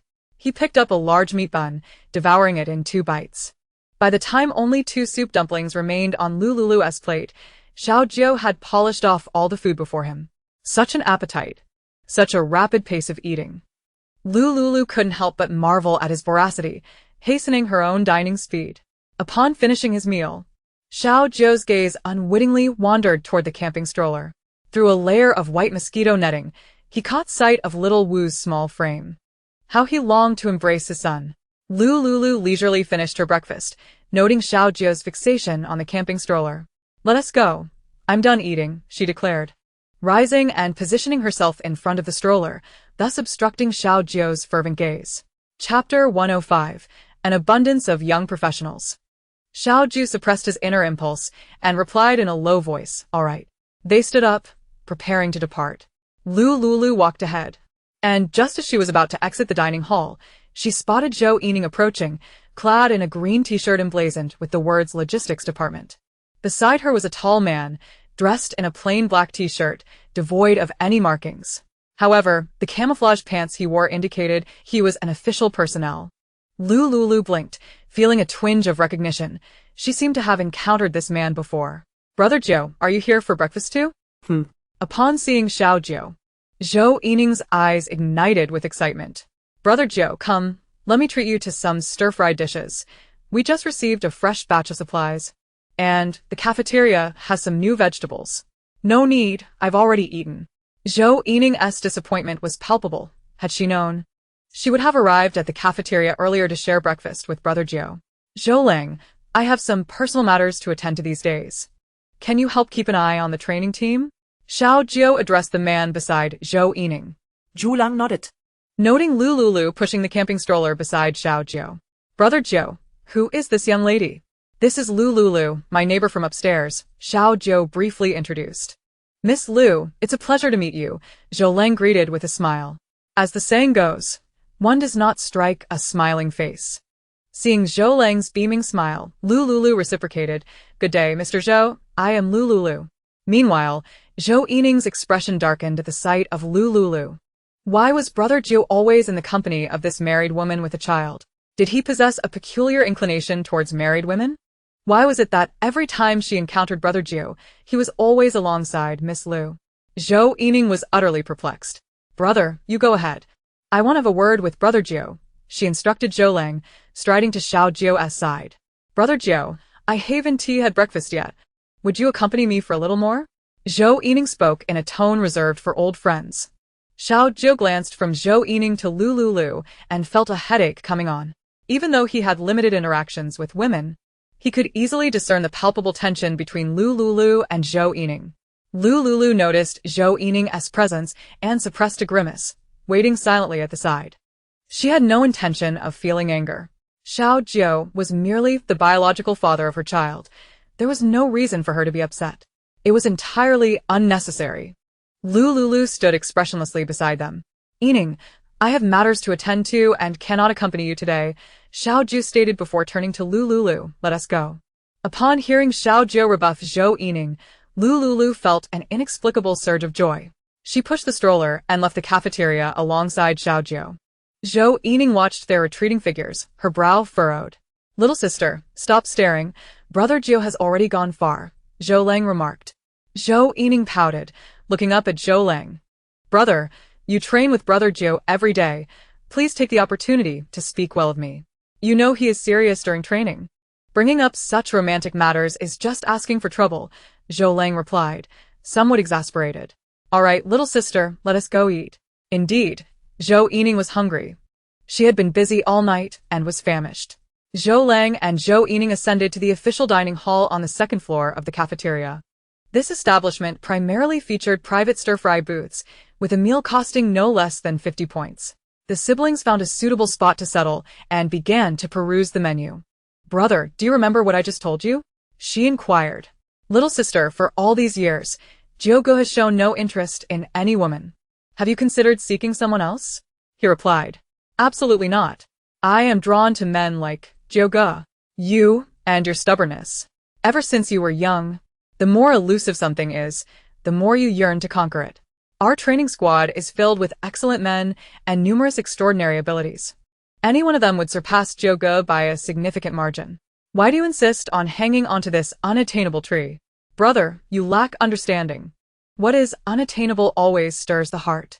Besides, who says they are not comparable? Jiuge is the commander of our training team, while they are merely junior members." Zhou Lang, inexplicably vexed, retorted, "Fine. In your eyes, no one can hold a candle to Jiuge." Observing her brother's agitation, Zhou Yining gently clasped his arm. "Brother, you are my dear brother. Of course, you hold a more special place in my heart." Zhou Lang's expression softened at her words. Their conversation was interrupted as the staff began to serve their meals. They ate quietly. Meanwhile, Xiao Jiu and Lu Liuliu, who had just parted ways with them, were strolling leisurely back to Building 5.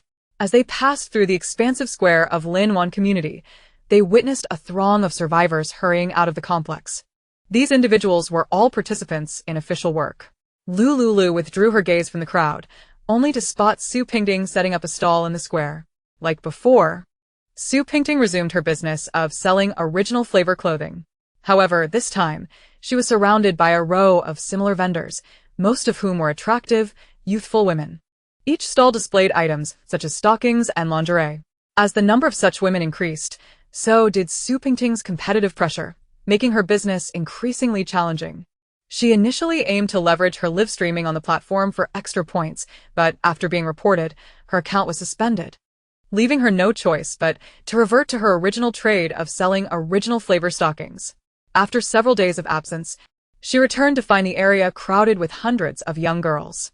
With a furrowed brow, Su Pingting realized that if her sales did not improve today, she might have to enlist in the official organization's work team. Seated beside Su Pingting were several women who had worked as KTV hostesses and massage therapists before the apocalypse. Having already ventured into such territories, they were more open-minded about these matters. Some women openly suggested that men could spend a few points to take them to a discreet location for adult activities. Many well-off men passing through the square were willing to spend points for special massage services. The authorities observed these transactions but refrained from interference.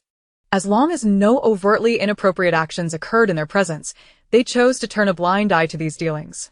In the independent apartment of Building 2, room 1801, the authorities lacked the time to monitor this group of women and apprehend them for questioning. The interrogation rooms were already filled with dangerous criminals, and such minor offenses fell outside their jurisdiction. Lu Liuliu observed Su Pingting with a quiet smirk. Her anonymously posted bounty had gone unfulfilled. But encountering Su Pingting felt like fate. Seizing the day, she decided to inquire about Su Pingting's residence. Recalling that her anonymous post lacked specific address details, she chuckled softly and turned to Xiao Jiu. "Wait for me a moment. I have something to attend to." Pushing a stroller, Lu Liuliu approached Su Pingting's stall. Xiao Jiu followed closely behind, protecting her. Su Pingting was taken aback upon seeing Lu Liuliu, particularly when she noticed the tall, handsome Xiao Jiu behind her, prompting her eyes to dart with interest. "What a coincidence to run into you," Lu Liuliu remarked with a light laugh. Su Pingting's brow furrowed as she noticed Lu Liuliu's casual demeanor. Hadn't those three men come looking for her that night? How could she still be so carefree? Moreover, she was accompanied by such an exceptionally attractive man, clearly a member of the authorities. Perhaps it was indeed destiny. With a syrupy tone, Su Pingting continued, her elongated eyes fixated on Xiaojiu, giving him a flirtatious wink. It seemed she had completely forgotten the previous incident where Lu Liuliu had insisted she kneel for assistance. Xiaojiu frowned, averting his gaze. How could Lu Liuliu associate with such a woman? It was evident she harbored ulterior motives. Lulu, who is this? Su Pingting inquired, smiling. Him? A friend of mine, Lu Liuliu replied nonchalantly. Su Pingting's eyes sparkled. Ah, if he is Lulu's friend, then he is also my friend. Hello. I am Su Pingting. As she spoke, she stood, puffed out her chest, and extended her hand toward Xiaojiu for a handshake. He remained motionless, ignoring her gesture. Lu Liuliu clenched her teeth in frustration at Su Pingting's antics. Suppressing her inner fury, she asked, Pingting, I still don't know where you live. When I have time, I'll come to visit. Su Pingting, noticing Xiaojiu's aloof demeanor, awkwardly laughed and withdrew her hand, redirecting her attention to Lu Liuliu. I reside in the independent apartment of Building 2, Room 1801. She emphasized the term independent apartment. Building 2, Room 1801? I'll remember that. Lu Liuliu replied with a smile. When I have the opportunity, I shall certainly visit you. Unbeknownst to Su Pingting, revealing her address was akin to digging her own grave. With this newfound information, Lu Liuliu had no desire to linger. Mr. Xiao, let us depart. Yes, Xiaojiu responded, following Lu Liuliu as they left. Su Pingting watched their retreating figures, consumed by jealousy. Why had Lu Liuliu found such a powerful ally so swiftly? All she encountered were opportunistic lechers. Filled with resentment, Su Pingting resolved that when Lu Liuliu came to visit, she would extract information about that man from her, just as she had seduced Ma Weizhou away. Su Pingting held great confidence in her figure. Even if Lu Liuliu was more beautiful and had a better background, who understood men's hearts better than she? Men, at their core, were driven by primal instincts. As long as she offered a glimpse of sweetness, she was certain these men would succumb to their baser desires. Lu Liuliu's ascetic demeanor would hardly endear her to men. In secret, Su Pingting chuckled to herself as Lu Liuliu and Xiaojiu departed from her stall, making their way back to Building 5. The clock on the projector wall of the apartment displayed the time, 8:50 a.m. After Xiaojiu settled the children, she proceeded to conduct the second day of physical training for Lu Liuliu. During the session, Lu Liuliu's mind wandered to the address provided by Su Pingting, rendering her somewhat distracted throughout the morning. Xiaojiu noticed her frequent lapses in focus and found it peculiar. Ever since Lu Liuliu had encountered that woman, who exuded a distinct air of the world, she had begun to act strangely. Seizing the opportunity while Lu Liuliu was running, Xiaojiu sent a message to Zhou Yining, requesting her assistance in investigating Su Pingting's background. Zhou Yining, the head of the logistics department at Lin Wan's shelter, was responsible for the survivors' needs and their records. Thus, she was a reliable source for such inquiries. At the moment Xiaojiu sent the message, Zhou Yining had just finished her breakfast and was elated to see Xiaojiu's message. Indeed, Jiogo was thinking of her. Whenever there was someone to investigate, she was always the first to be called upon. Her capabilities and standing surpassed those of all the women in the base. She believed that one day, Jiogo would recognize her excellence and fall in love with her. Zhou Yining hurriedly parted ways with Zhou Lang and set off to investigate Su Pingting's information based on the details and address provided by Xiaojiu. 15 minutes later, she had compiled Su Pingting's identity, family members, and educational background and sent the information to Xiaojiu via the wristband's email feature. Xiaojiu glanced at Lu Liuliu, who was performing sit-ups on a yoga mat, and took the chance while she was distracted to review Su Pingting's information. Su Pingting, female, 23 years old, with unknown parents, an orphan from an orphanage, and a college classmate of Lu Liuliu. She had previously worked at the Ma Corporation as the secretary to the chairman's son. Upon perusing the seemingly mundane information, Xiaojiu's curiosity deepened. What had transpired between Lu Liuliu and her? Why had Lu Liuliu's gaze become increasingly dazed since she encountered her? Setting aside her doubts, Xiaojiu patiently guided Lu Liuliu to continue her physical training. Before long, it was 11:30 a.m. Xiao Jiao instructed Lu Liuliu to take a break, promising to return at 2 p.m. Lu Liuliu saw Xiao Jiao off and woke Xiao Wu to feed him. Once Xiao Wu had fallen asleep, she opened her phone and messaged Jiang Yi. "Are you awake?" Jiang Yi, feeling weak, slowly opened her eyes upon hearing her phone vibrate. She picked up her phone and saw messages from Yan Feiyu and Lu Liuliu, replying to each in turn. "Awake? Let us have lunch together." Jiang Yi weakly responded to Lu Liuliu, "Okay, I'll come over in a bit." Seeing the reply, Lu Liuliu entered the kitchen to prepare lunch. She organized all the ingredients and placed them on the stove. Next, she filled a cup with diluted vitality water from the dispenser and set it on the dining table, intending for Jiang Yi to drink it first to regain her strength upon arrival. Approximately 20 minutes later, Lu Liuliu opened the door and invited Jiang Yi to sit at the table. Jiang Yi felt a warmth in her heart upon seeing the cup of water on the table. Lu Liuliu was so considerate, knowing her throat was uncomfortable and that she was just about to drink water. Jiang Yi lifted the cup and drank 250 milliliters of warm water in one go. After finishing, she smiled and said, "Lulu, I think I might be in love with Feiyu." Chapter 107. Love at First Sight. Ah? You've fallen for him so quickly? You've known him for less than half a month, right? Lu Liuliu exclaimed in astonishment. Bianchi Bluchet.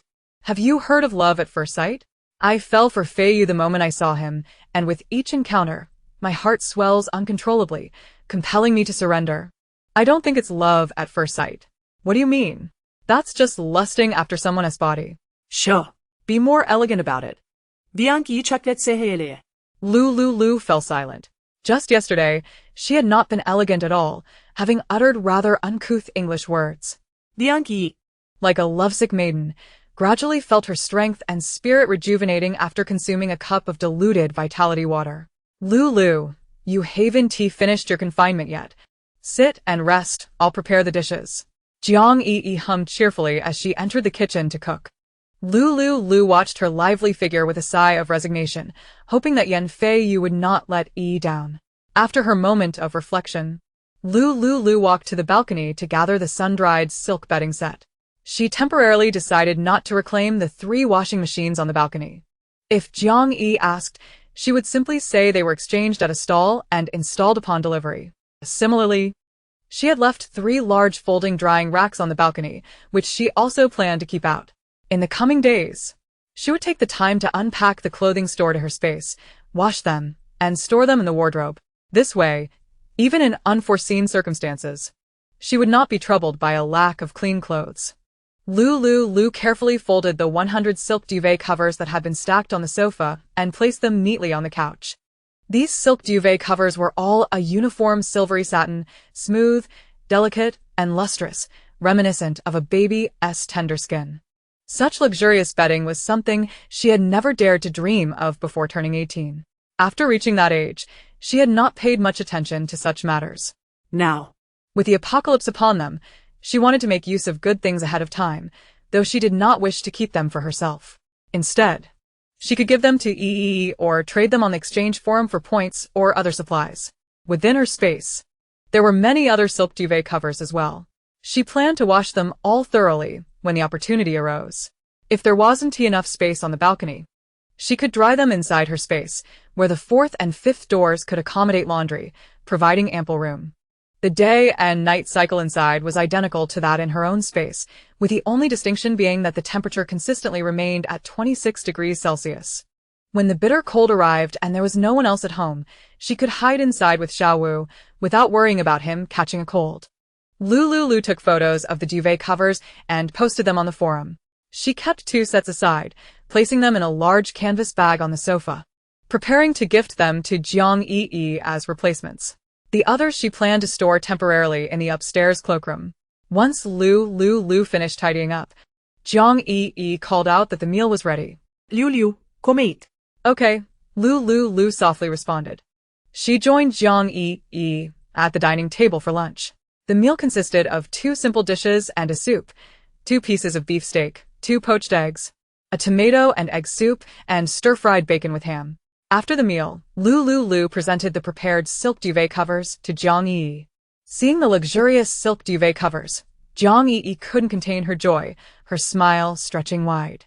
Lu, when did you stockpile these? They're all high-quality goods. I picked up a few sets casually while shopping at the supermarket. I have plenty more, so I'm giving you 2 sets as replacements. Thank you, Jiang Yi said, touched as she held the canvas bag. There's no need for such politeness between us. Jiang Yi chuckled. Tidying up the kitchen before bidding farewell to Lu Liuliu and returning to her adjacent apartment to continue storing purified water. After Lu Liuliu departed, she discovered her body ached profoundly, a muscle response resulting from excessive exertion. She gulped down a glass of diluted vitality water and collapsed onto the sofa in the living room, succumbing to slumber. On June 23rd, at 12:30 in the afternoon, Xiao Jiu hurriedly left Lu Liuliu's apartment after a brief lunch at the cafeteria and made his way to the dormitory where Yan Feiyu resided. The dormitory was a 4-person room, featuring a bunk bed and a desk below, reminiscent of a university dormitory design. As Xiao Jiu stepped into the room, he was greeted by the steady sound of Yan Feiyu's breathing. Looking up, he spotted Yan Feiyu, fast asleep on the upper bunk to his left. Get up for lunch. Xiao Jiu gently tapped the iron-framed bed and placed the takeout box he had brought from the cafeteria on the desk below. Groggy, Yan Feiyu instinctively sat up upon hearing Xiao Jiu's voice. Feiyu. When did you arrive? Just got here. Come down for lunch first. Yan Feiyu, clad in casual athletic shorts and bare-chested, rolled off the bed and landed deftly in front of the desk. Upon seeing the takeout box on the table, he promptly settled down, opened the metal container, and began to devour the food hungrily. Slow down. No one is trying to snatch it from you. Yan Feiyu took a massive bite of the food, then poured half a jug of cool water down his throat. Joga, you have no idea. I almost couldn't get out of bed today. E was too energetic. I felt utterly drained. Yan Feiyu animatedly recounted his experience of playing poker with Jiang Yi. Shut up. I have no interest in your personal life. Yan Feiyu promptly fell silent, quietly continuing to eat. Once he finished, Xiao Jiu began. You and Miss Jiang were rather loud yesterday. It disturbed the other residents. Yan Feiyu listened in silence. In the future, take Miss Jiang elsewhere to have fun. Other places seem scarce. Joga, can I ask Yi to keep it down from now on? After pondering, Xiao Jiu replied, I do not wish to hear a second occurrence.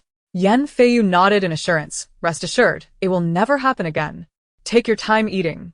I have matters to attend to. Remember to return the lunchbox to the cafeteria later. Understood. Also, be punctual for training at the training ground this afternoon. Yan Feiyu acknowledged, noting that there were still 2 hours until the training commenced at 2:30. Seizing the moment, he decided to message Yi to check if she had awakened. After warning Yan Feiyu, Xiao Jiu returned to his own apartment for a 1-hour nap. At precisely 2 in the afternoon, he arrived at Lu Liuliu's apartment, observing her training. Soon, evening descended. Lu Liuliu felt immensely fatigued. Even with the vitality water support, she was nearing her limits. The continuous hours of exercise had grown increasingly monotonous. While the vitality water alleviated her physical and mental discomfort, it could not penetrate her thoughts. Noticing her waning energy, Xiao Jiu spoke in a gentle and clear tone. Rest well. I shall return tomorrow. As Lu Liuliu saw him preparing to leave, she recalled how he had treated her to breakfast earlier and assisted her in enhancing her physical training. Thus, she called out to him, Wait, today. I invite you to dinner. Chapter 108. The Cleanup of Lin Wan's University. Thank you for breakfast this morning, and for helping me with my physical training. Recognizing that the supervision at the training ground had been temporarily entrusted to Zhou, Xiao Jiu consented to stay for dinner. Lu Liuliu poured a glass of diluted vitality water for Xiao Jiu and then made her way to the kitchen to prepare the meal. She opened the refrigerator, selected ingredients, and began to clean them at the sink. Xiao Jiu watched her delicate figure quietly, a warm current coursing through a corner of his heart. Unaware of the soft gaze in his eyes, Lu Liuliu continued her task, oblivious to his admiration. After a while, Lu Liuliu set the dishes on the table. Considering that Yi had not yet dined, she prepared 2 additional dishes. The table was laid out with a standard configuration of 4 dishes and a soup. Just as Lu Liuliu completed dinner, she vaguely heard Xiao Wu calling. In a hurry, she ascended the stairs to care for Xiao Wu, then returned downstairs to message Jiang Yi. Yi, come over for dinner. I'm out with someone. I won't be back for dinner. Upon reading Jiang Yi's response, Lu Liuliu surmised that it was likely Yan Feiyu who had invited her. Consequently, she set her phone aside and joined Xiao Jiu for dinner. "Do you drink? I have some beer here." Seeing Xiao Jiu nod silently, Lu Liuliu retrieved a bottle of craft beer from the refrigerator, uncapped it with an opener, and poured a glass for him.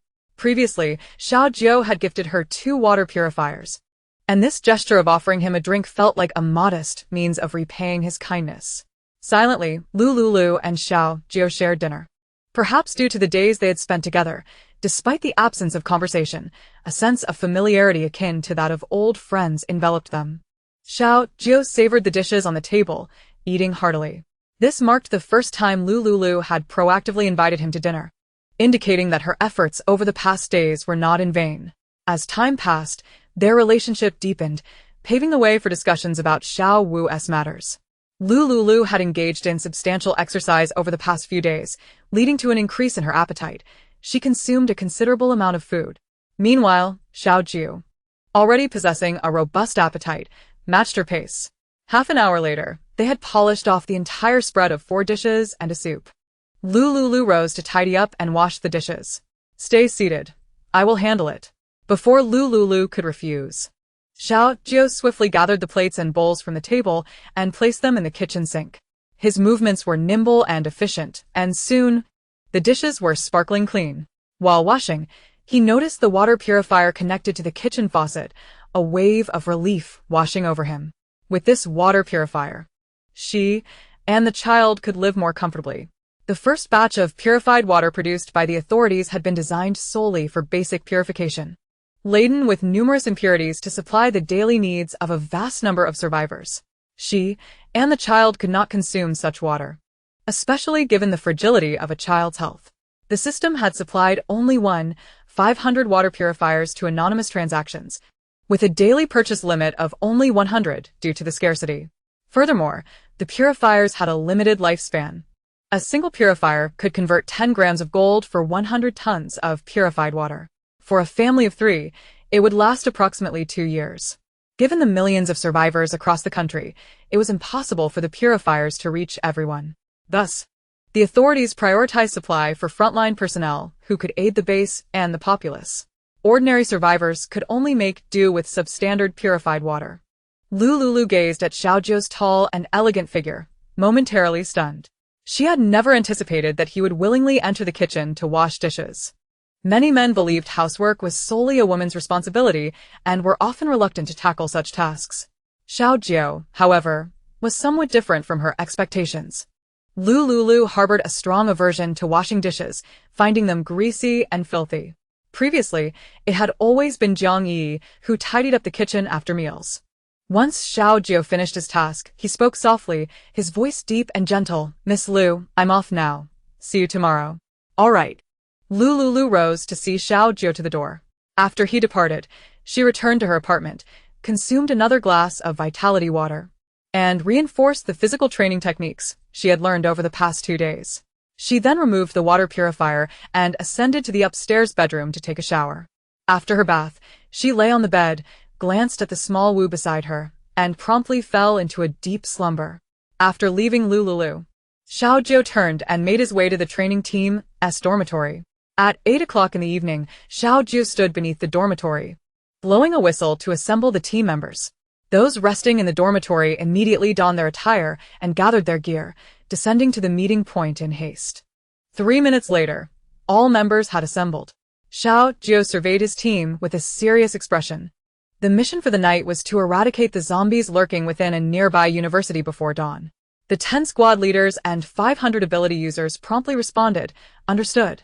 After issuing the command, Xiao Jiu proceeded to the square, boarded a plane, and arrived above the university to oversee the operation. Among the 10 squad leaders, Yan Feiyu and Zhou Lang each led 2 teams, taking their pickups towards the destination. The university lay 10 kilometers from the shelter. Half an hour later, the ability user team's pickups halted at the university's main entrance. Xiao Jiu, equipped with a walkie-talkie, relayed instructions to the squad leaders. Zhou Lang would advance from the 6 o'clock direction, while Yan Feiyu would approach from the 12 o'clock direction, with other squad leaders assisting these 2 teams in dispatching the zombies. Received. The 10 squad leaders replied in unison. Xiao Jiu set aside the walkie-talkie and extracted a high-tech, high-definition reconnaissance telescope exchanged from the system, observing the movements of the zombie horde. Through the telescope, he could clearly see every corner of the university, accurately counting the number of zombies and assessing their energy levels. A swift scan of the entire university revealed no evolved zombies. His team posed a minimal threat against these lower-tier undead. Zhoulang, at your 8 o'clock direction in the restroom, there are 5 zombies trapped in the stalls. Send someone to eliminate them. Understood. Yan Feiyu, be cautious to your right. There is a horde of 450 zombies advancing your way. Received. Xiao Jiu piloted the plane towards the university town's rear entrance, where Yan Feiyu was located, retrieving a high-tech laser gun from his bag to provide aerial support for the extermination of the zombies. After 5 hours of combat, all zombies within the university were systematically eliminated. Zhoulang, Yan Feiyu, organized the team for retreat. Everyone will have a half-day off tomorrow morning. The 500 team members cheered with joy as they hopped into the trucks heading back to the shelter. Once he confirmed the safe withdrawal of all members, Xiao Jiu sent a message to Zhou Yining. Yining, all zombies have been eradicated at the university 10 kilometers outside the Linwan base. Please dispatch a logistics team immediately to extract the crystal cores from the zombies' brains and handle the bodies. Chapter 109. A practical exercise for 2. At 1:20 in the morning, Zhou Yining received Xiao Jiu's message and promptly notified her team to head to Linwan University for the concluding tasks. Brother Jiu, it's quite late. Make sure to return and rest soon. After replying to Zhou Yining, Xiao Jiu piloted the plane back to the shelter base, his demeanor slightly fatigued. After freshening up, he lay down to sleep. At dawn, 5:30 in the morning, having slept for approximately 3.5 hours, he arose, washed, and went to the canteen to purchase breakfast, also bringing a portion for Lu Liuliu. Unsure of her preferences, he opted for the soy milk and soup dumplings she had ordered the previous day. Just as Lu Liuliu had lulled Xiao Wu to sleep, she heard a knock at the door. Squinting, she got up and changed into a white athletic leisure outfit.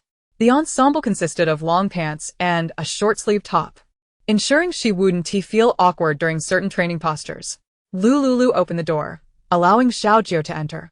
You haven't had breakfast yet, have you? I brought you some. Xiao Jiu set the breakfast on the dining table.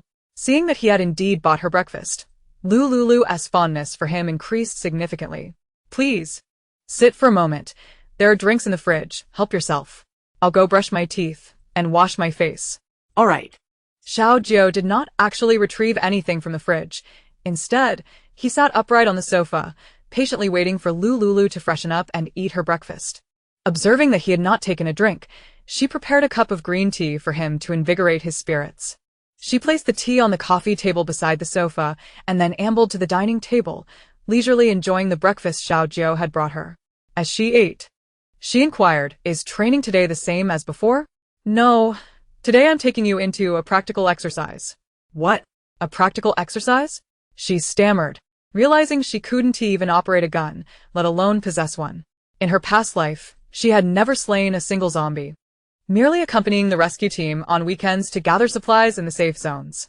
In a practical exercise, would she be the one killing zombies? Or would they be killing her? She simply wanted to quietly take advantage of the situation for free items. In the face of danger outside, she couldn't hide in the space forever, could she? Wherever she entered, she would emerge from the same place. What if the zombies in that area didn't leave? Wouldn't she be walking straight into a lion's den? A sense of trepidation gripped Lu Liuliu's heart.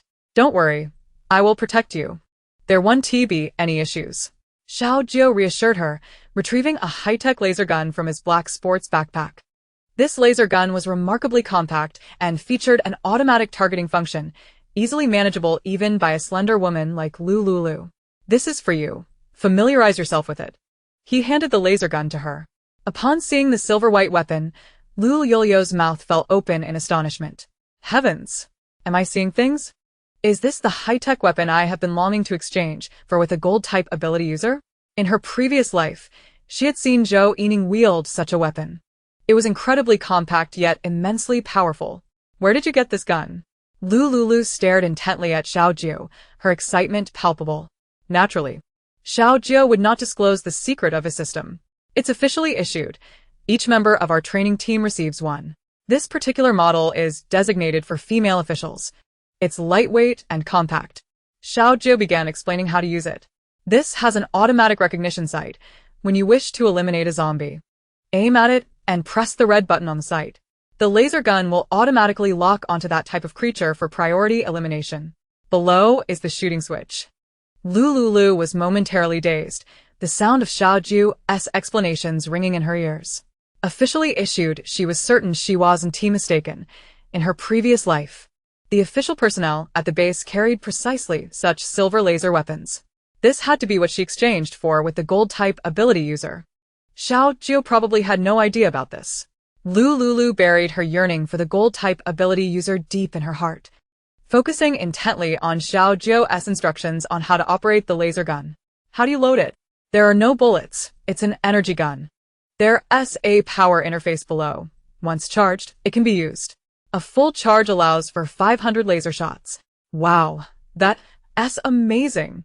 Lu Liuliu clutched the silver laser gun, examining it with admiration. Do you have any other questions? Xiao Jiu inquired. Lu Liuliu shook her head. Noticing her in athletic wear and pink flip-flops, Xiao Jiu saw her fair toes peeking through the sandals, charming and delicate. Please, change into a pair of sneakers first. We're preparing to set off. Lu Liuliu, now equipped with a laser weapon and accompanied by Xiao Jiu for practical training, felt an unshakable calm within her.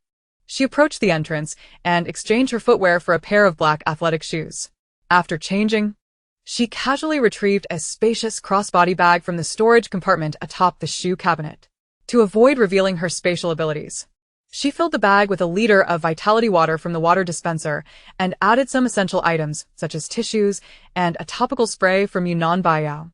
Once she had gathered her necessities, she suddenly slapped her forehead in realization. What about Xiao Wu? Just as Lu Liuliu was lost in thought, Jiang Yi's voice called from the doorway, "Lulu, open the door." Upon opening the door, she was greeted by the cheerful visage of Jiang Yi. "Lulu, I heard from Jioge that you have matters to attend to this morning. I'll take care of Xiao Wu, so you two go ahead." Lu Liuliu glanced back at Xiao Jiu, who reassured her, "Miss Lu, I have already informed your friend. She happens to be available. You need not worry about the child's safety. Besides the 2 security personnel assigned by the authorities, I have arranged for 4 reliable security guards who will be on duty around the clock. This apartment building is currently very secure." Jiang Yi chimed in. "Lulu, go without worry. I will look after my godson. I want to leave the apartment until you return." After hearing the reassurances from Xiao Jiu and Jiang Yi, Lu Liuliu's concerns dissipated. She ascended to the master bedroom, gently roused the drowsy Xiao Wu, and fed him once. Then, she cradled the sleeping child and entrusted him to Jiang Yi's arms. Upon seeing Xiao Wu's adorable face, Jiang Yi beamed. "My godson. He is simply precious." Xiao Jiu, seemingly nonchalant, cast a fleeting glance at Xiao Wu, suppressing the urge to embrace the child. Lu Liuliu, with reluctance, kissed Xiao Wu's cheek before departing the apartment alongside Xiao Jiu. Xiao Jiu led her to the area where private planes were parked. Standing beneath the silver aircraft, Lu Liuliu surveyed it with curiosity. Previously, she had only glimpsed the plane from afar, but now, in close proximity, she felt a surge of excitement. Though she had only ever flown on large passenger jets, this was her first encounter with a small private plane in reality. Despite being aware of her hidden wealth upon entering university at 18, she had never indulged extravagantly. Instead, she had accepted her circumstances and lived a modest life, having little exposure to private planes and lacking knowledge of their specifications. With an estimated length of around 10 meters and wingspan of about 25 meters, the aircraft boasted a propeller at the rear. As Lu Liuliu restrained her curiosity, she noticed the absence of any other training team members nearby. "Where are the others?" she inquired. "Your other team members, the ability users? They're not coming. It's just us," Xiao Jiu replied. Huh, just you and me? Lu Liuliu felt a wave of confusion. "Stop dawdling, get on the plane," Xiao Jiu urged, pressing a button on a silver remote, which activated a click from the aircraft. He stood before the plane, pulling back the transparent bulletproof cover atop the cockpit. This type of aircraft featured only 2 footrests at the lower end, lacking a landing ladder. Noticing Lu Liuliu's height, Xiaojiu's gaze swept down her legs, recalling their previous training when she wore form-fitting yoga pants that revealed her superb proportions. However, standing at around 1.6 meters tall, her stature meant that no matter how perfect her proportions, her legs would not appear particularly long. Considering the height of the plane and the position of the footrests, he surmised she may struggle to board. Silently conjecturing, he stepped onto the footrest, grasped the inner handle of the cabin door, and vaulted into the cockpit. He extended a hand toward Lu Liuliu, who was still staring at the plane in a daze. "Don't just stand there, come on up." Slowly regaining her senses, Lu Liuliu felt her legs tremble. Just the two of them? Was it really safe? Was Xiaojiu joking? A flicker of fear and anxiety crossed her eyes, causing her legs to shake uncontrollably. Xiaojiu's voice, gentle yet firm, broke through her apprehension. "Stop shaking your legs. We have a plane. There's no need to fear zombies." Lu Liuliu gathered herself. Yes, they had a plane. Zombies couldn't fly. She glanced at the footrest and, steeling herself, lifted her foot to step up. Due to her height, one foot reached the step while the other was forced to tiptoe, making it impossible to board. Xiaojiu, witnessing her struggle, couldn't help but reveal a fleeting smile as he instinctively reached out to help her up, guiding her other foot onto the footrest. Once Lu Liuliu steadied herself, he effortlessly lifted her under her arms, elevating her 4 meters off the ground. Her face paled in fright. Oh no, she had forgotten. She was afraid of heights. Having flown only a few times in her life, she always closed her eyes during flights, too afraid to look out the window. Before she could react, she felt like a seedling being firmly planted into the back seat of the plane. Once seated, her expression improved somewhat. Noticing her paleness, Xiaojiu attributed it to her naturally fair complexion, which had become even more translucent after drinking the vitality water. Thus, he failed to recognize her fear. "Fasten your seatbelt," he gently instructed. "We're about to depart." Lu Liuliu shook her head side to side, then looked up at Xiaojiu, securing her seatbelt. "No need to fear. This little turbulence is nothing. And with Xiaojiu as my backup, he surely wouldn't risk his life." Xiaojiu, as the leader of the ability user team, who lived in an apartment and piloted a plane, Must have a sound mind. he wouldn't be reckless enough to take her on a suicidal flight. According to statistics from Hailan country, the probability of an airplane accident was exceedingly rare. There was nothing to fear. Clenching her fists, Lu Liuliu silently encouraged herself. Seeing her fastened seatbelt, Xiaojiu took his place in the cockpit and lowered the bulletproof windshield. With a press of the ignition button, the plane taxied across the square for a few seconds before slowly ascending. Lu Liuliu felt her body lurch backward, as if she were a seedling in a wheat field swaying in a tempest. Before she could acclimatize, the aircraft tilted from a 30-degree angle to 60, then 70 degrees, making her feel as though her soul had ascended. As she tightly shut her eyes in panic, the sensation of weightlessness gradually faded, and the plane stabilized in the sky. Only then did Lu Liuliu dare to slowly open one eye and gaze forward. As she beheld the broad and sturdy silhouette of Xiaojiu, a sense of reassurance enveloped her heart. This imposing figure inexplicably bestowed upon her a profound sense of security.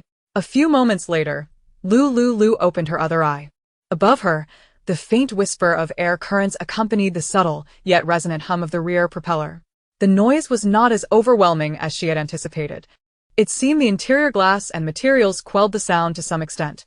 Shifting her gaze away from Xiaojiu, her courage gradually swelled, prompting her to brave a glance towards the transparent exterior. The azure sky adorned with billowing clouds appeared almost within reach, while the mountains, trees, and distant figures below morphed into mere specks in her perception. Witnessing this breathtaking vista, Lu Liuliu felt an exhilarating sense of liberation. Yet, before she could fully relish this delightful sensation, Xiaojiu had already brought the aircraft to a halt in the athletic field of Linwan University. An inward lament escaped her. Flying was not, in fact, as terrifying as she had imagined. In just a few minutes, it seemed her acrophobia had been miraculously alleviated. Xiaojiu swung open the cabin door, rising to his feet and gracefully leaping down to land beneath the aircraft. Standing in the university's athletic field, he extended his hands toward Lu Liuliu. "Jump down, I will catch you." Upon hearing his commanding voice, she unfastened her seatbelt and stood up, peering down. The height unnerved her. "Do not fear, I will catch you. Not wanting Xiao Jiu to discern her trepidation, Lu Liuliu gripped the seat, turned her back to him, and gingerly extended her foot to test the foothold beneath the plane. Her movements were cautious, hands steadying themselves on the doorframe, one foot poised on the aircraft's step, attempting to descend unaided. However, her stature proved insufficient to facilitate her descent, and an awkward predicament ensued, leaving her suspended in midair, unable to ascend or descend. Let go and jump down. I will catch you. Xiao Jiu's tone was resolute, laced with unwavering certainty. At this juncture, Lu Liuliu wished to avoid the embarrassment of dangling helplessly in the air, choosing instead to place her faith in Xiao Jiu. With eyes shut tight, she summoned her courage and relinquished her grip, allowing herself to fall backward. In an instant, the overwhelming sensation of weightlessness sent her heart racing with anxiety. The next moment, she was enveloped in a powerful, warm embrace. Are you all right? Xiao Jiu inquired gently, cautiously lowering her to the ground. Lu Liuliu opened her eyes and nodded. I am fine. Shall we set off? With her feet firmly on the ground, she gradually regained her composure. Xiao Jiu retrieved 2 high-tech devices from his backpack, handing one to Lu Liuliu. Wear this. If zombies appear, the glasses will indicate them with a red. Following his instructions, she donned the seemingly glass lenses. The arms of the glasses were coated in a silver metallic sheen, resembling ordinary eyewear. However, upon wearing them, Lu Liuliu discovered their unique attributes. Her vision was suddenly filled with vibrant zones. Red indicated danger zones with moving hordes of zombies, yellow signified caution with potential threats, and green areas were deemed safe, devoid of any undead presence. As she surveyed her surroundings, she noted that the university was entirely enveloped in green zones. Why does it seem like this university is all green? She inquired, puzzled. Green signifies no living zombies in the vicinity, Xiao Jiu replied solemnly. What? No living zombies? How are we to engage in real combat then? Follow me, and you will soon understand. With purposeful strides, Xiao Jiu advanced ahead. Lu Liuliu hesitated for a fleeting moment, gripping the laser gun Xiao Jiu had provided her, before trailing closely behind. As they proceeded, she noticed numerous yellow dots moving within her field of vision, stirring a sense of unease within her. Are the yellow zones dangerous? She pondered, contemplating whether these moving dots heralded the presence of actual zombies. They appeared numerous and densely packed, amplifying her apprehension. Yet, as she observed Xiao Jiu's relaxed demeanor, her anxiety waned. As she drew nearer to the yellow zone, she discerned that the yellow dots were, in fact, official personnel. These individuals donned matching green t-shirts emblazoned with the words Logistics Department in white. The logistics team was in the process of disposing of zombie corpses into a large truck. Seeing such a substantial presence of official personnel within the university town, Lu Liuliu breathed a quiet sigh of relief.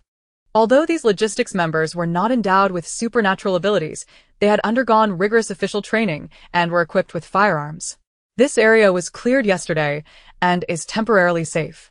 Xiao Jiu explained to her. I will take you to the back street of Lin Wan University for some practical training. With her heart steadied, Lu Liuliu reassured herself that if combat proved too challenging, she could always flee to safety. 10 minutes later, Xiao Jiu led Lu Liuliu to a narrow alley behind the university, bustling with vendors of food and drink. He had deliberately left this street untouched for her to practice. Approaching the iron gate at the alley's entrance, Xiao Jiu shook it, producing a clattering sound. Before long, 4 or 5 zombies staggered out from nearby shops, drawn by the commotion, shambling toward the gate. Lu Liuliu grimaced at the sight of the grotesque creatures, their bodies smeared in blood, clad in tattered rags, with bulging eyeballs. As they drew nearer, a foul odor wafted through the air, reminiscent of a man with athlete's foot and socks that had not seen a wash for a year. No, it was even worse than that. Holding her breath, Lu Liuliu instinctively took a couple of steps back. Xiao Jiu, seemingly prepared for this moment, handed her an N100 mask. Wearing this will help mitigate some of the zombie stench. Gratefully, she accepted the white mask and donned it, instantly alleviating the horrid smell by a significant margin. Remember what I taught you. Use the laser gun to shoot. Lu Liuliu nodded earnestly. The zombies moved at an excruciatingly slow pace, even slower than an elderly woman. With the iron gate securely locked and the high-tech laser gun in hand, It was akin to shooting fish in a barrel, with no cause for fear. Lu Liuliu spread her legs apart, grasped the compact pistol with both hands, and aimed at the slowly advancing zombies behind the gate. Bayou. Bayou bayou. Bayou bayou bayou. The laser gun emitted an oddly captivating sound, entirely different from her preconceived notions of gunfire. Yet, she merely paused for a moment before continuing to shoot at the zombies. 20 seconds later, the first wave of zombies fell victim to the auto-targeting laser gun, collapsing 10 meters from the iron gate. Witnessing the zombies' vulnerability, Lu Liuliu's tense form finally relaxed. Observing her shooting stance, Xiao Jiu's lips curled into a faint smile. Where did you learn that stance? It's rather amusing. Keep going. Lu Liuliu felt a surge of enthusiasm. It resembled an exhilarating game of real-life CS. And the thrill was palpable. Xiao Jiu retrieved a music player from her bag and switched it on. A chorus of youthful voices emanated from the device. The little duck quacks, quacks, with its flat little beak, following Mama Duck to seek small fish and shrimp. Lu Liuliu's expression became somewhat nuanced upon hearing the nursery rhyme.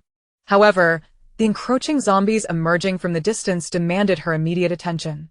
She maintained her stance, legs aligned and arms poised as she aimed her laser gun at the zombies.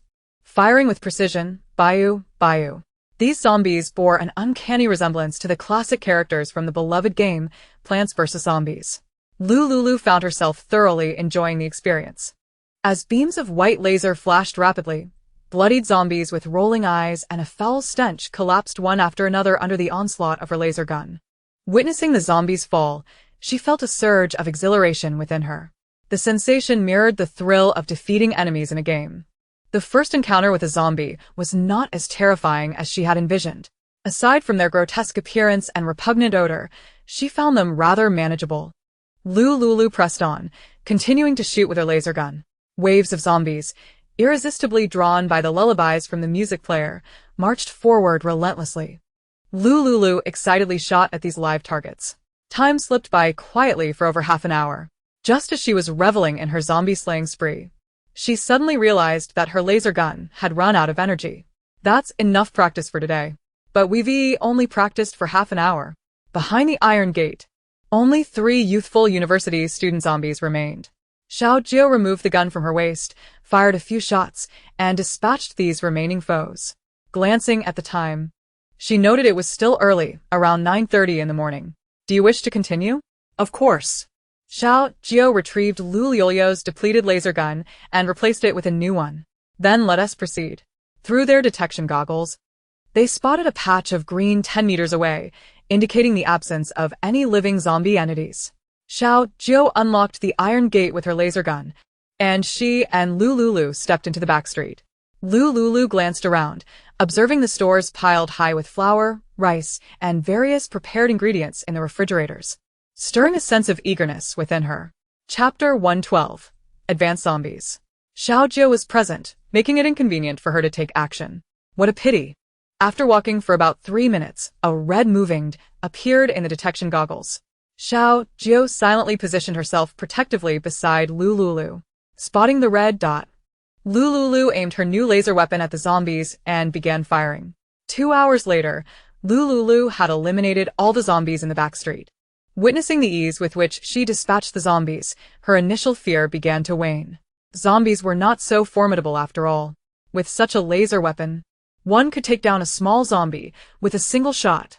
As Lu Liuliu stood in the back street, smiling with delight, a massive red suddenly appeared in her field of vision.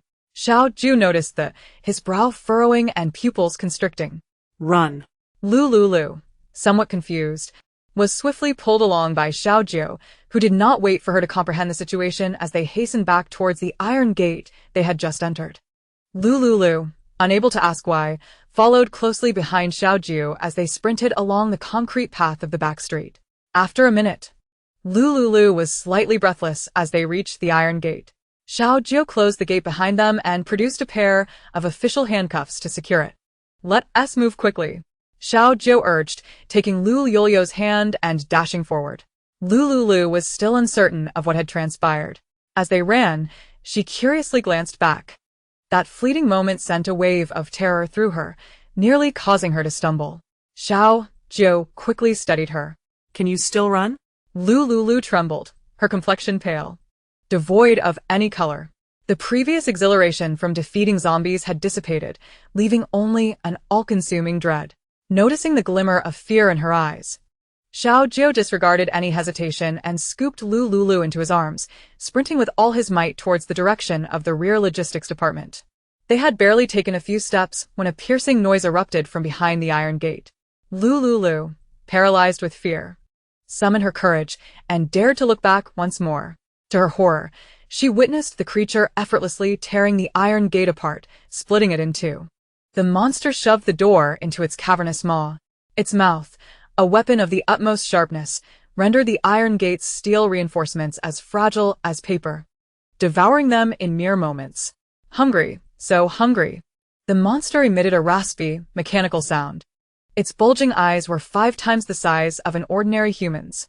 As its pupils dilated and constricted, it reached out with its 3-meter-long arm, snatching up the zombies that Lu Liuliu had previously dispatched near the gate.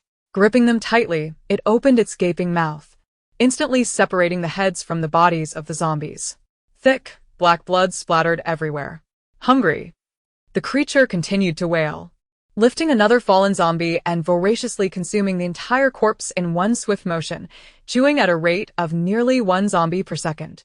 As Xiao Jiu rounded the corner while carrying Lu Liuliu, the monster had just finished devouring all the zombie bodies. Its slitted pupils narrowed as it spotted Xiao Jiu and Lu Liuliu moving rapidly around the corner. Lu Liuliu's face, already pale, turned even more as she felt a wave of dizziness wash over her. "Don't be afraid. I'm here," Xiao Jiu reassured her, tightening his grip as they retreated. In the brief seconds of their escape, Xiao Jiu activated his wrist communicator. Zhou Ling, immediately assemble all team members and rush to the back street of Linwan University. Zhou Ling, receiving Xiao Jiu's voice message, leaped from his bed in the dormitory, seeking out Yan Feiyu to organize a team to head to the location. 3 minutes later, Xiao Jiu and Lu Liuliu arrived at the entrance of Linwan University. At that moment, numerous official personnel were still busy transporting zombie bodies. Xiao Jiu's sharp gaze swept over the group, and after 3 seconds, he spotted the logistics team leader adorned with a red armband on her shoulder. "All logistics personnel, evacuate Linwan University." Xiao Jiu's voice was urgent. The logistics team leader looked at him in confusion, having just seen the pair idly wandering moments ago. "What nonsense are you spouting?" she thought. Xiao Jiu displayed his electronic identification through his wrist communicator. Upon seeing the electronic credential, the logistics team leader's expression turned serious, and she saluted him. "Understood." She then took out a loudspeaker, addressing the workers who were digging for crystal cores and moving zombie bodies. "Everyone, quickly get on the vehicle and evacuate." The logistics personnel, momentarily stunned, quickly snapped to attention, abandoning their tasks and rushing towards the trucks at the entrance of Linwan University. Moments later, all logistics team members boarded their trucks, making a hasty exit from the area. Meanwhile, Xiao Jiu remained unyielding. She cradled Lu Liuliu and brought her to the spot on the field designated for landing the aircraft. "Lu Liuliu, can you still move?" At that moment, Lu Liuliu, regaining her composure, retrieved a bottle of vitality water from her crossbody bag and gulped down a few swigs. After a few seconds, her previously trembling legs gradually calmed. "I can do it, put me down." Xiao Jiu gently lowered Lu Liuliu, allowing her to lean against the aircraft. In the next instant, he opened the cabin door. "I'll carry you up first."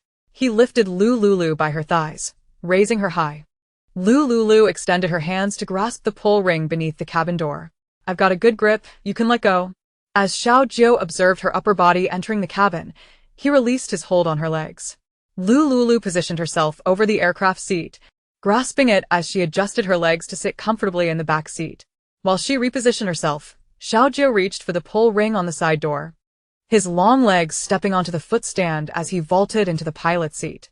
Through his goggles, he spotted the enormous red, approaching from a distance. "Buckle up and sit tight." "All right." Lu Liuliu promptly secured her seatbelt. Through the rearview mirror, Xiao Jiu saw her fasten her seatbelt and swiftly closed the cabin door, starting the aircraft. 2 minutes later, the small plane soared to 5 meters above the monstrous zombie's head. Xiao Jiu activated the aircraft's machine gun, aiming at the zombies below. The rapid gunfire reverberated through the soundproof cabin, reaching Lu Liuliu's ears. She gritted her teeth, her expression tinged with concern. Xiao Jiu had no time to attend to her state. He intensified the firepower, unleashing a relentless barrage upon the zombies beneath. The monstrous zombie, feeling the pain, went into a frenzy, wreaking havoc on the surrounding structures until it realized the assault was coming from above. It lifted its gaze, locking onto the small plane in the sky, and let out a furious roar, stomping down on the concrete ground with such force that it created a sizable crater. Lu Liuliu was momentarily stunned. In the blink of an eye, the creature lunged upward like a rocket. Its colossal head suddenly appeared outside the bulletproof glass of the cabin door. Chapter 113, Advanced Zombie. Terrifying indeed. Lu Liuliu found herself making eye contact with it. Ah! She screamed uncontrollably at the sight of the grotesque face of the zombie monster. Xiao Jiu immediately pulled the control stick, and the plane ascended rapidly, skimming closely past the monster. Enraged at the aircraft reaching an unreachable altitude, the creature wreaked havoc on the ground below. "Are you feeling better?"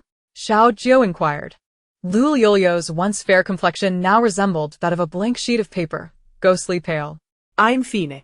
It's normal to feel a bit disoriented when witnessing such bloody scenes for the first time. Even the supernatural beings in our team felt uneasy on their first outing to eliminate zombies. The more you see and experience, the easier it becomes. Lu Liuliu's pallid face grew even more ashen. See more? Experience more? If she had a choice, she would prefer to neither see nor engage. Unbeknownst to Xiao Jiu, who had his back turned to her, her hands and legs began to tremble once more, despite his well-meaning reassurance. Taking a deep breath, Lu Liuliu shakily opened the remaining half-bottle of vitality water in her canvas bag and finished it in one go. The effects of the vitality water gradually calmed her frayed nerves. Moments later, Lu Liuliu's face began to regain some color. Once she had regained her mental clarity and stabilized her emotions, Xiao Jiu called upon the supporting team of supernatural beings, who arrived at a location 500 meters away from the monster. All logistics trucks that had been parked at the entrance of Linwan University Town had safely evacuated. Everyone, aim for the zombie's head and prepare for precision shooting, Xiao Jiu commanded, maintaining a composed demeanor while clutching the black walkie-talkie. The 10 team leaders of the training squad received the order and communicated hand signals to their respective teams. The team members understood the signals and, armed with their standardized laser guns, jumped down from the trucks to engage the evolved advanced zombies in their first round of fire. With a resounding bayou, over 500 laser guns erupted in a dazzling burst of white light. The overwhelming beams of white laser struck the advanced zombie. Lu Liuliu watched in awe as the creature was engulfed in the beams, silently praising their impressive performance. After the laser barrage, smoke and dust filled the air. As the dust settled, the zombie remained standing resiliently in the middle of the street. The laser beams had penetrated its outer skin, tearing it apart. Lu Liuliu's heart tightened at the sight. The advanced zombie seemed to sense the danger. Instinctively, it raised the body of a regular zombie to shield its head and leaped to take cover behind a tall wall. The 2 lower-tier zombie corpses used as shields had already been riddled with holes from the laser fire. Streams of black blood flowed from the lower-tier corpses onto the face and arms of the advanced zombie. This creature had evolved by consuming its kind, enhancing its sense of smell, vision, and a portion of its consciousness. At this moment, it was both perilous and cunning, its body fortified beyond measure. The laser projectiles left only shallow imprints upon its skin. Xiao Jiu and Lu Liuliu, equipped with a high-definition detector, clearly observed the faint white marks on the zombie. The team of supernatural beings closer to the zombie had a more direct experience. The once unfailing laser guns now emitted metallic clinks upon striking the advanced zombie, indicating that its exterior had become akin to a layer of hardened steel. Although Xiao Jiu and Lu Liuliu did not hear the sounds, they could discern the implications from the marks. Having frequently encountered zombies in this apocalyptic world, Xiao Jiu recognized this as an advanced zombie. He was taken aback that less than a month into the apocalypse, advanced zombies had already emerged. Ordinary firearms and even superior laser guns were ineffective against the defenses of these advanced beings. The laser guns were only effective against mid-tier zombies. Within his arsenal, he possessed weapons capable of dealing with advanced zombies, but he had not anticipated encountering one here.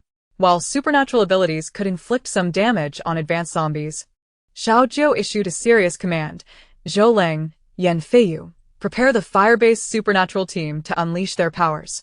Received. In an instant, Lu Liuliu observed a team of supernatural beings advancing towards the monstrous zombie. As they neared within approximately 50 meters, they extended their hands and unleashed their fire-based abilities upon the evolved advanced zombie. A total of 51 fire-based supernatural beings released a torrent of blazing crimson flames towards the creature. The flames, reaching temperatures of 500 degrees, ignited the clothing and hair of the zombie instantaneously. Ah! The advanced zombie howled in agony as its massive form was engulfed in a fiery inferno. It roared, tumbling on the ground in a desperate attempt to extinguish the flames engulfing its body. However, the fire, fueled by an ability that reached temperatures of 500 degrees, could not be quelled by mere rolling. A group of ability users remained stationed, awaiting the demise of the high-tier zombie, consumed by the inferno. Captain, the creature is ablaze with our fire abilities, huh? Our powers have been measured, with the lowest reaching 300 degrees and the highest exceeding 500. This zombie is as good as dead. The leader of the fire ability team, an official named Lu Yan, possessed considerable experience in combat compared to the later ordinary ability users. He had previously led a team on border patrols and had seen the true horrors of battle. He did not let the chatter of his subordinates make him complacent. Do not let your guard down. Remain vigilant. Upon hearing Lu Yan's warning, the fire ability users dismissed their earlier nonchalance. Approximately 10 minutes later, the flames engulfing the high-tier zombie gradually extinguished, leaving its body charred and resembling a massive piece of charcoal. It lay still, ceasing its erratic rolling. In the next moment, the charred high-tier zombie abruptly opened its eyes, fixing its gaze on the ability user team that had inflicted the damage. This is bad. Retreat. Lu Yan sensed the anomaly and immediately shouted, leading the charge towards the direction of the truck. This beast had survived over 50 assaults from fire abilities. To remain would be sheer folly. As soon as Lu Yan issued the command, all team members exerted every ounce of strength to escape. In the ensuing chaos, some members became separated from the group, seeking refuge in nearby shops. The high-tier zombie awaited its prey, targeting the most densely packed group of ability users. Suddenly, it leaped 3 meters high, roaring and lunging towards a team of ability users. Among them was an atypical ability user who, during training, had not met the physical standards and found himself at the back of the formation. The evolved high-tier zombie, with a powerful leap, caught up to the lagging ability user. It extended a colossal 3-meter-long hand and seized him. A chilling cry of excitement escaped the high-tier zombie. Chapter 114. Intense and Grievous. It could sense that the energy emanating from these ants was greater than that of its frail and inferior kind. Devour them. Devouring them will make me stronger. The intense heat radiating from the zombie ignited the uniform of the ability user. In an instant, the black t-shirt and olive green cargo pants of the ability user were set ablaze by the searing residual heat. Ah! Help me, I don't want to die. The fire ability user cried out in agony. His wails echoed in despair until his voice grew faint. The other members of the fire ability team, hearing his screams, were filled with rage. After enduring such extensive training together, the bonds of brotherhood among them had solidified. Out of the corner of his eye, Lu Yan noticed several teammates close to him, attempting to turn back to save their comrade. With a blend of cruelty and rationality, he commanded, "Do not look back. Separate and flee." The members of the fire ability team, upon hearing their captain's orders, did not dare to question. They had learned one cardinal rule: military orders are absolute. After issuing the command, Lu Yan, along with a dozen teammates, dashed into the commercial street opposite the university. In this commercial area, numerous zombies awaited, yet they had no time to deal with them. Given the circumstances, they could only leave their fates to chance. Xiao Jiu, witnessing the torment of his teammates, yearned to rescue them, but the distance was too great, and the high-tier zombie moved too swiftly, leaving him powerless. Xiao Jiu and Lu Liu could only helplessly watch a vibrant life wither away before their eyes. In that moment, Lu Liu profoundly felt the brutality of real combat. In her previous life, countless ability users and soldiers had sacrificed themselves to eradicate all zombies. She had always lived under the protection of the authorities, struggling to survive. At this moment, a part of Lu Liu was triggered by the tragic demise of her fellow ability users. Was she truly going to continue being selfish? Selfish towards enemies, selfish towards criminals, selfish towards foes. This was undeniable. To protect herself from persecution, it was reasonable to conceal the secret of her space. However, what about the stockpiled resources within her space? If she shared these, could it perhaps improve the conditions for those fighting on the front lines for the authorities? Tears glistened in Lu Liu's eyes, filled with contemplation. An internal battle raged within her. Should she continue being a selfish person, unwaveringly so? Or should she, within her means, assist those deserving of help? If one tooth falls, the others will surely follow. Or perhaps, under a collapsed nest, how can there be unbroken eggs? In a fleeting moment, countless thoughts flashed through Lu Liu's mind. Xiao Ju's expression turned grave. In the next heartbeat, the enraged high-tier zombie yanked the ability user with a fierce tug. A harrowing scream of pain reverberated through the air. The following moment, Lu Liu witnessed the body of the ability user being ruthlessly torn asunder by the zombie. Limbs shattered and blood splattering. Through her high-definition goggles, she beheld this inhumane scene. Unbeknownst to her, her hands instinctively covered her mouth, and a single tear silently rolled down her cheek to her hand. Xiao Jiu, save them, quickly. Lu Liu urged in a hushed voice, desperate to prevent any further loss of life. Xiao Jiu's demeanor was solemn and resolute. These individuals were his soldiers, his teammates. He could not stand idly by. Lu Liu, I'll place you on the rooftop of the teaching building. Can you manage alone? Lu Liu nodded swiftly, urging him to save the others. Upon receiving her affirmation, Xiao Jiu swiftly landed the aircraft atop the highest teaching building of Linwan University, the tallest rooftop. Once the aircraft touched down, Xiao Jiu gently lifted Lu Liu, leaping from the plane and landing securely on the rooftop. His movements were tender, yet his tone was firm and heavy. Lu Liu, wait here for me. Yes, go save them quickly. Xiao Jiu turned, leaving Lu Liu with a determined silhouette. He returned to the aircraft, opening the cockpit's glass cover to reveal a shooting window. Everyone, find shelter in nearby buildings. The other 9 teams were currently on standby in their trucks. Upon hearing Xiao Jiu's command, they drove towards the interior of Linwan University, which had been cleared the previous night and was deemed very safe. Spanning a vast area with numerous teaching buildings, the university was well suited for concealment. Once the team members disembarked, they split into small groups, each seeking a hiding spot. Xiao Jiu piloted the aircraft, circling above the high-tier zombie. Once he confirmed that the other team members had safely entered Linwan University, freeing himself of concerns, he immediately exchanged for a high-tier laser weapon from the system. The weapon, newly acquired, was in optimal condition for its first use. Similarly, the high-tier weapon was equipped with 500 rounds of laser ammunition, fully charged. With one hand controlling the aircraft and the other gripping the high-tier laser gun, he aimed at the zombie to fire. Empowered by the advanced laser gun, the laser rounds swept across the forehead of the zombie, finally drawing forth a trickle of blood from its brain. This high-grade laser weapon could penetrate defenses, but could not deliver a fatal blow. Xiao Jiu, exhibiting great patience, approached the high-level zombie to launch his assault. The high-level zombie, under the aerial support provided by Xiao Jiu, began to bleed profusely. Enraged, it abandoned its pursuit of other ability user squads and turned its gaze squarely upon Xiao Jiu. Meanwhile, the other fleeing team members seized the opportunity to catch their breath and successfully took refuge within a nearby building under Xiao Jiu's cover. With a dazzling flash, the laser gun emitted a brilliant white light. Boom! The high-level zombie, in pain, reached out with its enormous hand, attempting to grasp the aircraft hovering above. Xiao Jiu skillfully maintained his distance, avoiding contact with a formidable creature. As he relentlessly unleashed high-grade laser shots upon the high-level zombie, its once agile movements began to show signs of fatigue. The furious high-level zombie, provoked by Xiao Jiu's kite-flying tactics, ceased its movements, standing still while gazing up at the circling aircraft. When Xiao Jiu launched his next attack, the zombie responded with a grim smile.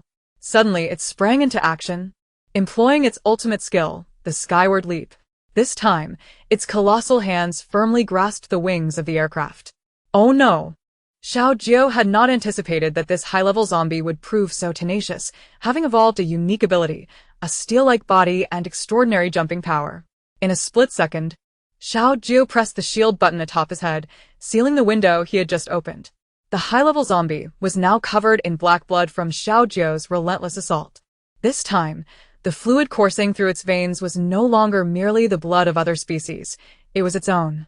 Utilizing the skyward leap had drained a significant portion of its energy.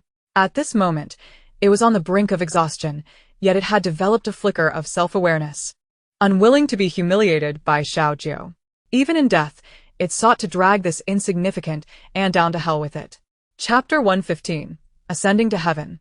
Plunging into the lake, dying with purpose. The high-level zombie swung its hand, dripping with black blood, and struck the aircraft with tremendous force. The steel wings of the small plane were instantly dented. Seated in the cockpit, Xiao Jiu realized the aircraft's wings were damaged, and the cabin's display began emitting a piercing red alarm. This was dire. If things continued this way, the plane would surely crash. This aircraft was an official small civil-military dual-use plane, not a product of the system. Its quality and efficacy could only be described as mediocre, and it would not withstand the assault of a high-level zombie for long. A plan for an emergency landing was imperative. Xiao Jiu opened the nearby map, and after scanning the radar, he identified a deep-water lake 10 kilometers away. This zombie was formidable, having evolved a steel body and super-jumping ability, along with enhanced physical capabilities. It was unlikely it would evolve a fourth ability. Luring the high-level zombie to the deep-water lake would ensure it could not swim. Should it fall into the center of the lake, it would be unable to rise, trapped by the water and rendered powerless. With this strategy in mind, he piloted the aircraft, which had sustained 30 damage, at full speed toward the deep-water lake. 2 minutes later, the plane, flying at maximum velocity, reached the lake's surface. The high-level zombie's nascent consciousness rendered it numb as it continued to pound the wings. Xiao Jiu maneuvered the aircraft directly above the lake, lifting the bulletproof, transparent canopy above his head. Fortunately, the high-level zombie, perched on the wing, was at a slight distance from his position in the cockpit. Nevertheless, its 3-meter-long arms occasionally brushed against the bulletproof glass, leaving a web of cracks across the surface. Without hesitation, Xiao Jiu stood up and leaped downward toward the deep-water lake. The high-level zombie, preoccupied with battering the wings, observed Xiao Jiu's rapid descent, its enormous eyes wide with confusion. In those fleeting seconds of distraction, the aircraft plummeted swiftly. Xiao Jiu exhaled in relief as he saw the high-level zombie and the plane disappear beneath the water surface. Calmly, he pressed a button on his wrist, deploying a newly designed parachute that slowed his descent. Minutes later, Xiao Jiu adjusted his position and landed beside the vast deep-water lake. With a thunderous crash, the high-level zombie and the severely damaged small aircraft sank to the lake's bottom, accompanied by the resounding noise of splashing water and explosions. Xiao Jiu stood on the shore, waiting momentarily. He soon spotted the high-level zombie's body surfacing from a spot where the plane had fallen. The creature's form was fundamentally human in structure, lacking any burdens. When its consciousness faded, the body naturally floated to the surface. Retrieving a previously prepared speedboat from his system space, Xiao Jiu steered it toward the floating corpse of the zombie.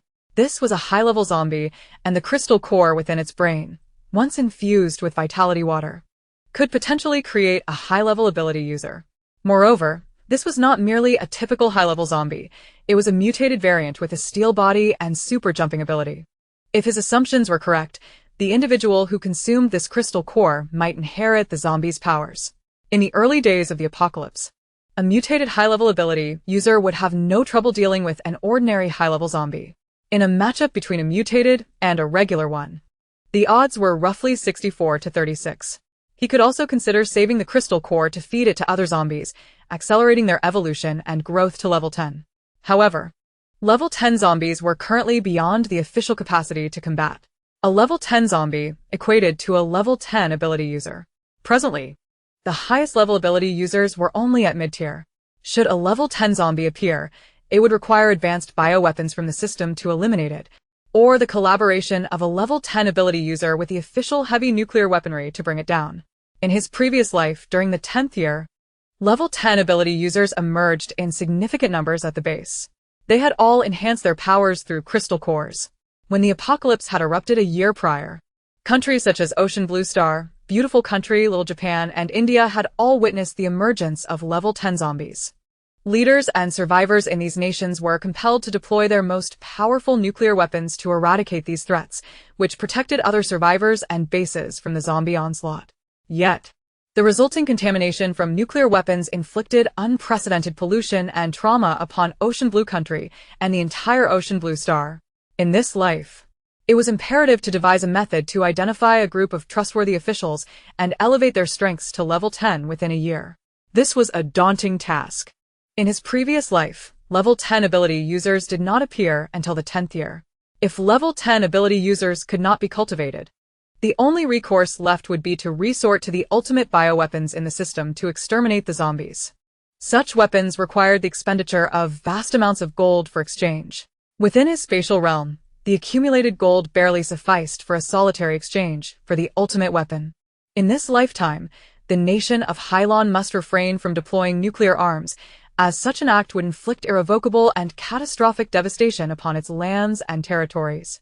In the previous existence, nuclear weapons annihilated the undead, leaving the soil, seas, flora, and fauna tainted by nuclear contamination. This led to a dire outcome where all survivors succumbed to nuclear viruses, many living only until their 40s, their hair turned white, and showing signs of advanced aging. The previously defined human lifespan of a century was tragically truncated to a mere 50 years.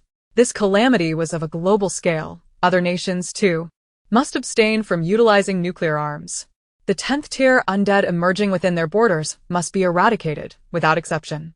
Xiao Jiu's expression was grave. 3 minutes later, he piloted the assault boat to the center of the lake. On board, he discovered an oar and cautiously approached the charred remains of a high-tier zombie with it. The moment the oar made contact, the creature's eyes snapped open, and with a swift motion, it seized the oar firmly in its grasp. Xiao Jiu was taken aback. How could it still be alive? Just as he prepared to retrieve his high-tier laser gun to continue firing at the undead, the creature crushed the oar in its grip, mumbling incoherently. Xiao Jiu's patience wore thin. Regardless of the zombie's condition, it was prudent to render it immobile. Therefore, he extracted the high-tier laser gun from his system space and unleashed a barrage of laser bullets upon the creature. With the energy depleted, the high-tier zombie finally succumbed to its struggles, floating motionless upon the lake's surface. Xiao Jiu retrieved another oar to probe the high-tier zombie, which lay utterly still. It seemed that this time, it was truly dead. It had experienced the full spectrum of encounters, earth, sky, and water, with the flames of gunfire all in turn. Such an experience was one that ordinary zombies could scarcely fathom. It could be said that it met its end with some measure of dignity. Chapter 116. Hidden Dangers. Xiao Jiu maneuvered the high-tier zombie's head to the side of the assault boat. He found a length of rope aboard and bound the head securely, using the boat's propulsion to drag the massive corpse to the lake's edge. After some time, he managed to haul the gigantic body onto the shore. He then procured a tool from his system, a laser drill. This zombie, having awakened a steel-like physique, posed a challenge in accessing the crystal core within its brain, as conventional blades could not breach its defenses. Employing the laser drill, he penetrated the high-tier zombie's skull and extracted the crystal core, black ichor splattering forth and emitting a foul stench. Gritting his teeth against the nausea, Xiao Jiu rinsed the crystal core in the lake water, then stored the now-clean core in his system. He also stowed the assault boat nearby. Gazing at the lake, he fell into contemplation. The earlier circumstances had necessitated such drastic measures. It was likely that the water had been contaminated by the zombie's blood. As the second stage of the zombie virus was transmitted through blood, he activated his wristband to message Lin Fei, instructing him to send a team to inspect the lake water for any traces of the zombie virus. Understood. Lin Fei, engrossed in his laboratory work, received the message and promptly gathered 2 trusted researchers from the Lin Family Institute, accompanied by 4 official bodyguards, to drive to the Deepwater Lake. Professional matters should be entrusted to experts. The wreckage of the aircraft and the lake's pollution were tasks for Yi Ning and Lin Fei to address. Xiao Jiu's responsibility lay solely in leading the combat efforts. With the aircraft having already crashed, he would need to wait for Lin Fei and his team to return with a ride. Meanwhile, Lu Liuliu remained on the rooftop. Xiao Jiu messaged Yan Feiyu. requesting him to assist in retrieving Lu Liuliu from the rooftop of the tallest teaching building at Linwan University. Yan Feiyu, along with his team, remained concealed in a shop, breathing a sigh of relief upon receiving Xiao Zhou's message. It appeared that the high-tier zombie had been dealt with. Brother Jiao, is the monster zombie dead? Out of caution, Yan Feiyu still inquired. Indeed, it's dead and the area is secure. Received. I will go fetch your sister-in-law right away. Sister-in-law? Don't speak recklessly. Miss Lu and I are merely ordinary friends. Yan Feiyu was unconvinced, asserting that no friendships between men and women were purely platonic. Sooner or later, sparks would fly between handsome men and beautiful women. All right, Brother Jiao, I'm off to fetch your sister-in-law. With matters arranged, Xiao Zhu settled down by the lakeside. 40 minutes later, Lin Fei and his entourage arrived at the Deepwater Lake. My apologies for the delay, Brother Jiao. I instructed the driver to floor it. But we encountered several oblivious zombies on the way and almost had an accident. Enough chatter, let us get to work. Of course. Lin Fei dispatched an assistant to collect water samples from the lake, standing beside Xiao Jiao as he surveyed the surroundings. A casual glance revealed the carcass of the high-tier zombie on the shore. Lin Fei's eyes sparkled with excitement. Brother Jiao, is this a zombie corpse? Indeed. A high-tier mutated zombie. Lin Fei was elated and signaled to the two bodyguards beside him. Go, bring this behemoth back to the lab. Professor Lin. This creature is far too large for our vehicle. They had arrived in an off-road vehicle, but the immense size of the zombie necessitated a large truck for transport. Lin Fei grew anxious. His fascination with studying these creatures surpassed even his interest in women. He quickly contacted Zhou Yining. Yining, dispatch a helicopter to the Deepwater Lake. 10 kilometers from Linwan University. I need to transport a monster back to the lab. On the way. Zhou Yining had already received word from her brother Zhou Lang regarding Xiao Zhou's encounter with a formidable mutated zombie. She was worried but relieved to learn from her brother that Xiao Zhou was unharmed and heading towards the Deepwater Lake. Without delay, she organized a team, including a medical rescue unit, in case Xiao Zhou required treatment. Zhou Yining, accompanied by 2 medics and a pilot, took off in advance.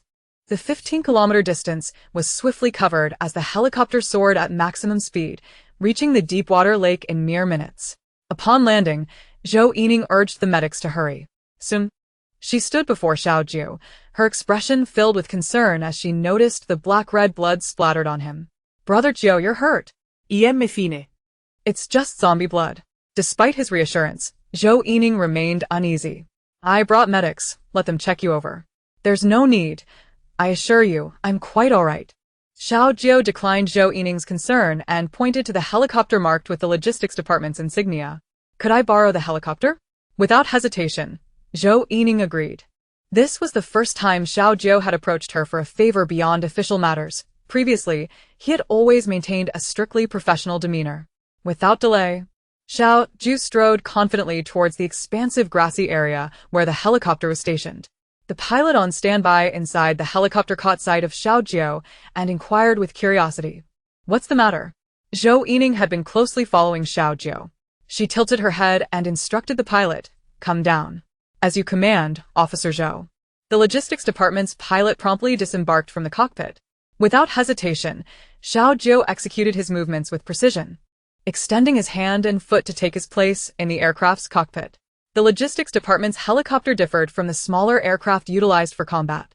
This one could accommodate 6 passengers comfortably, and with a bit of squeezing, even 8 could fit.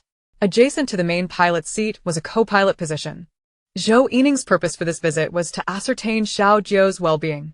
Seeing him enter the helicopter, she instinctively followed, seating herself in the co-pilot's chair. Xiao Zhou noticed Zhou Yining beside him and frowned.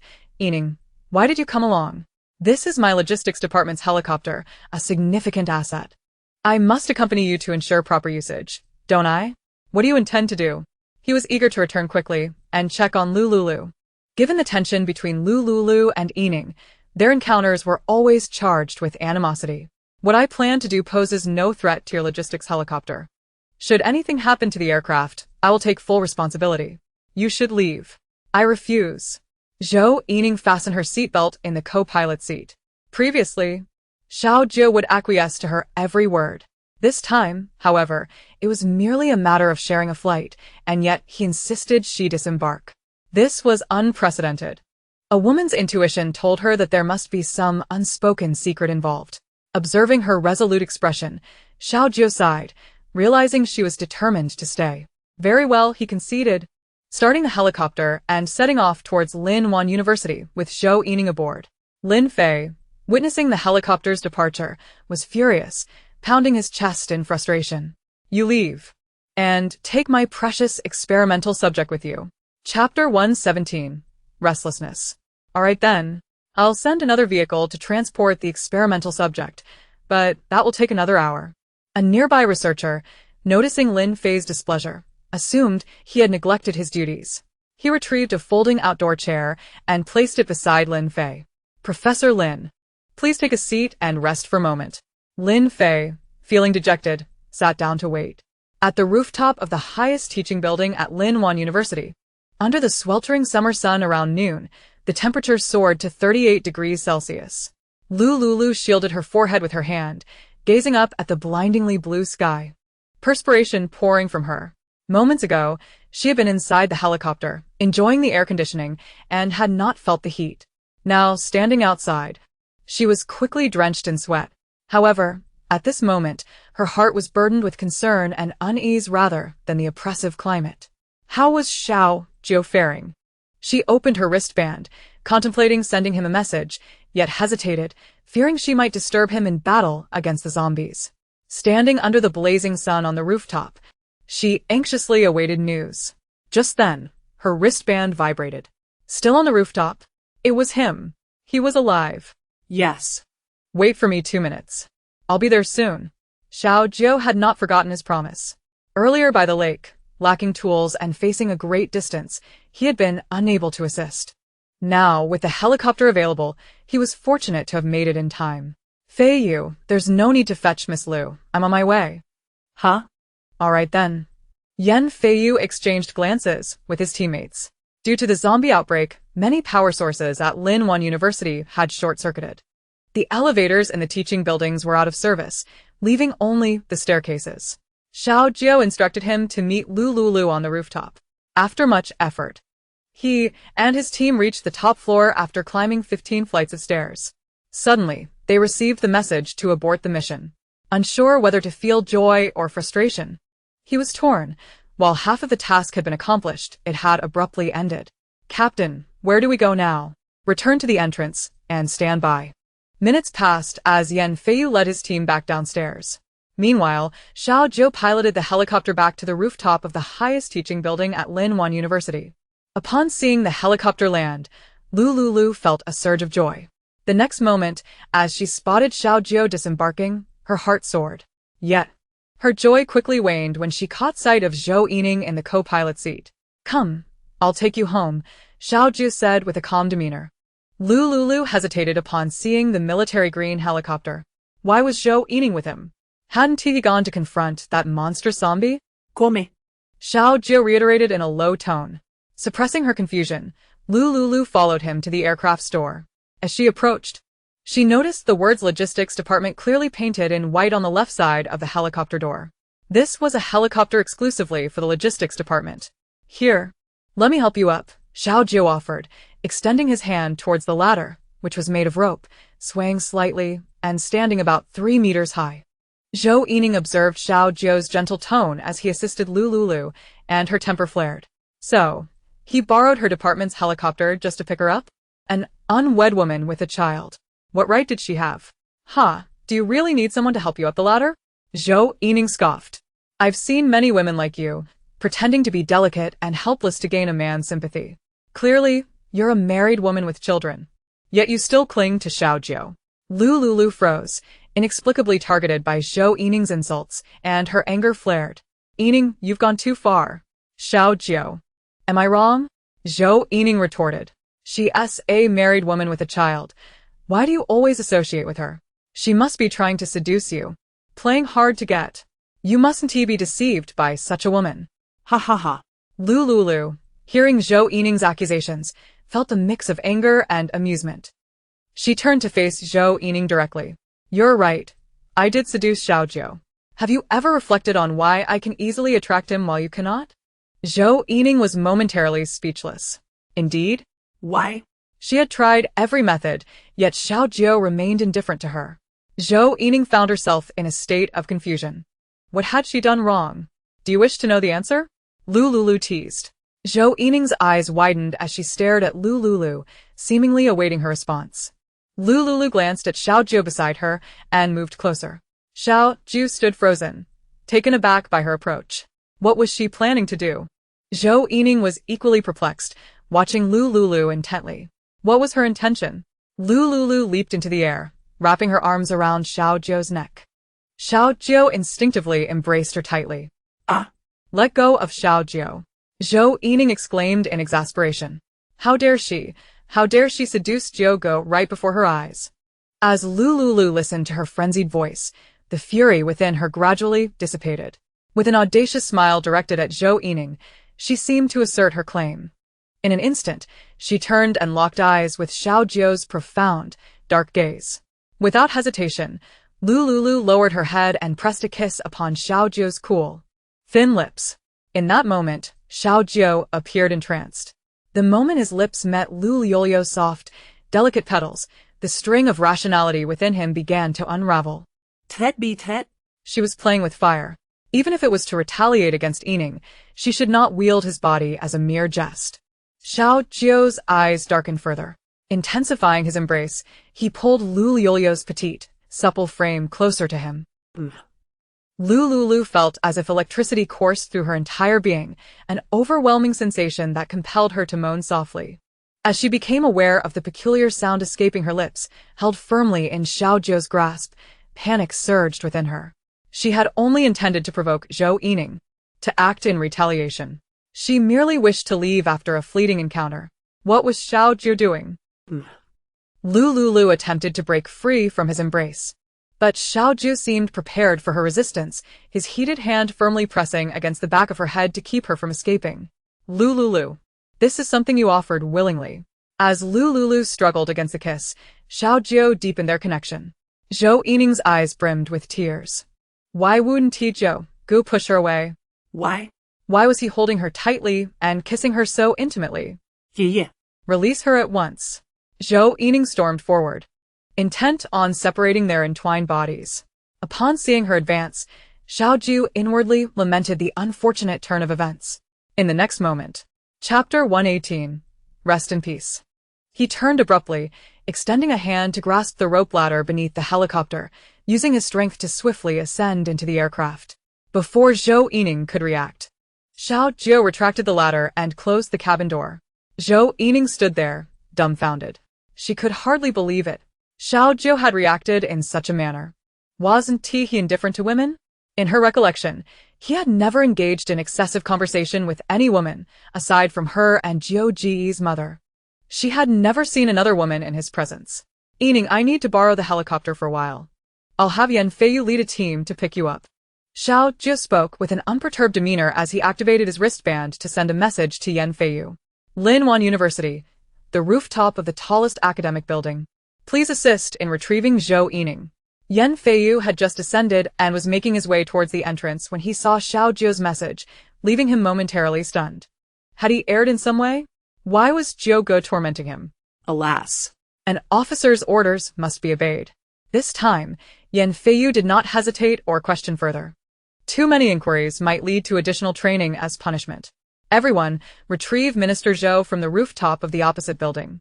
Yan Feiyu turned and led his team back up the stairs. Let me go. Lu Liuliu lifted her gaze from Xiao Jiu's embrace. She had only intended to provoke Zhou Yining, and now that her anger had subsided, she felt no further need for this display. Xiao Jiu regarded her flushed, dewy lips, his heart stirring with desire. He leaned down and earnestly kissed her soft lips. Lu Liuliu struggled, but found herself firmly held by him, unable to move. Zhou Yining, witnessing their intimate display, felt a tumult of sorrow and rage. Time seemed to stretch on. Xiao Jiu eventually released Lu Liuliu, softly murmuring, "You kiss me once, and I kiss you once. It's only fair." Lu Liuliu was a person who cherished fairness. Her values revolved around not wanting to owe anyone, nor wishing for anyone to owe her. If that was the case, he would communicate with her through her own principles. Upon hearing Xiao Zhuo's words, Lu Liuliu fell momentarily speechless. It seemed to make a certain kind of sense. For a moment, she could not find the words to refute him. Yet, could such matters truly be measured by fairness? As she pondered, Xiao Zhu lifted her, gently placing her in the passenger seat. Buckle your seatbelt. Lu Liuliu complied in silence. Moments later, the helicopter glided across the rooftop for a few seconds before soaring into the sky. Zhou Yining watched the aircraft depart, her eyes ablaze with fury. Lu Liuliu, what enchantment has she cast upon Zhou Ge? Zhou Yining furrowed her brow, gritting her teeth tightly. She opened her wristband and sent a message to the personnel responsible for managing individual files. Please investigate this person thoroughly, leave no stone unturned. Of course, Minister Zhou. May I ask the name of the individual you wish to investigate? Lu Liuliu, the only daughter of the former chairman of Yinshan Technology in City A, understood. Xiao Zhuo returned to the cockpit and flew Lu Liuliu back to her apartment. 3 minutes later, he landed the helicopter in the spacious plaza of Lin Wan Community. Get out. Lu Liuliu heard Xiao Zhuo's cool voice and, in a daze, realized she had returned to the plaza of the sanctuary. Come, I'll catch you.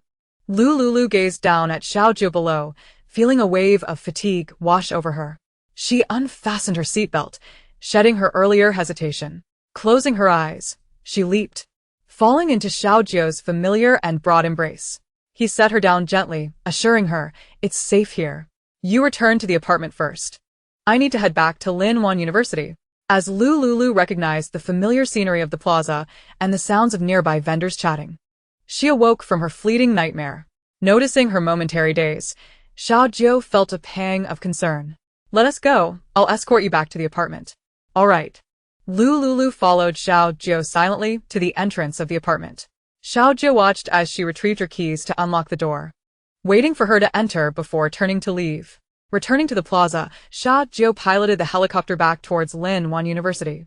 As he flew over the campus, he spotted Zhou Yining standing at the entrance with a group, deep in discussion. Xiao Zhuo landed the helicopter on the concrete street in front of the university. The street was wide and had been cleared sufficiently by the logistics department to accommodate a helicopter landing. He exited the aircraft and approached Yan Feiyu and Zhou Lang. Zhou Yining gazed at Xiao Zhuo from a distance, suppressing the tumult of sadness and anger within her. Even if she could not win Zhou Ji's favor, she would not allow any other woman an opportunity. If she could not break through with Zhou Ge, she would focus on the women surrounding him. Once she uncovered Lu Liuliu's identity and all her secrets, she was certain Zhou Ge would no longer harbor any thoughts of her. Zhou Yining appeared to have forgotten the earlier events on the rooftop, smiling as she greeted Xiao Zhuo. Xiao Zhuo nodded in acknowledgement. Thank you for the helicopter from the logistics department. No need for thanks, Zhou Yining replied. Nearby, Yan Feiyu, waiting for their conversation to conclude, wore a sorrowful expression. Zhou Ge, the mouse has sacrificed himself. I know.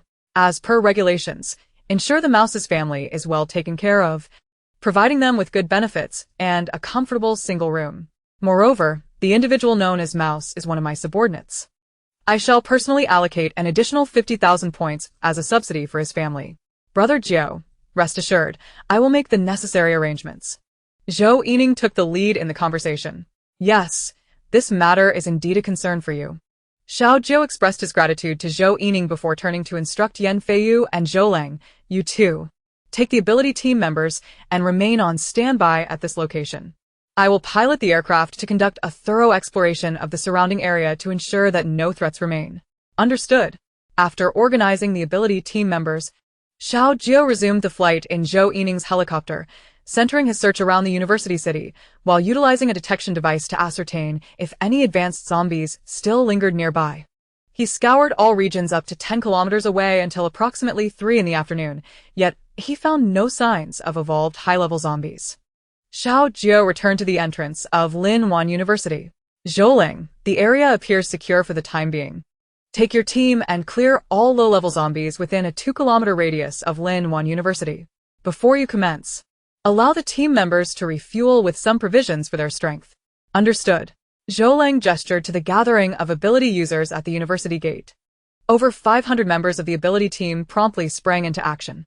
Each team leader guided 50 members to quickly consume a piece of compressed biscuit and take a few sips of water before they swiftly dispersed in a snowflake pattern to begin their mission.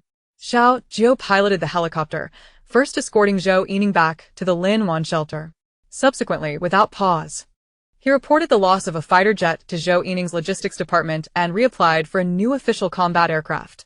Chapter 119. Boosting morale.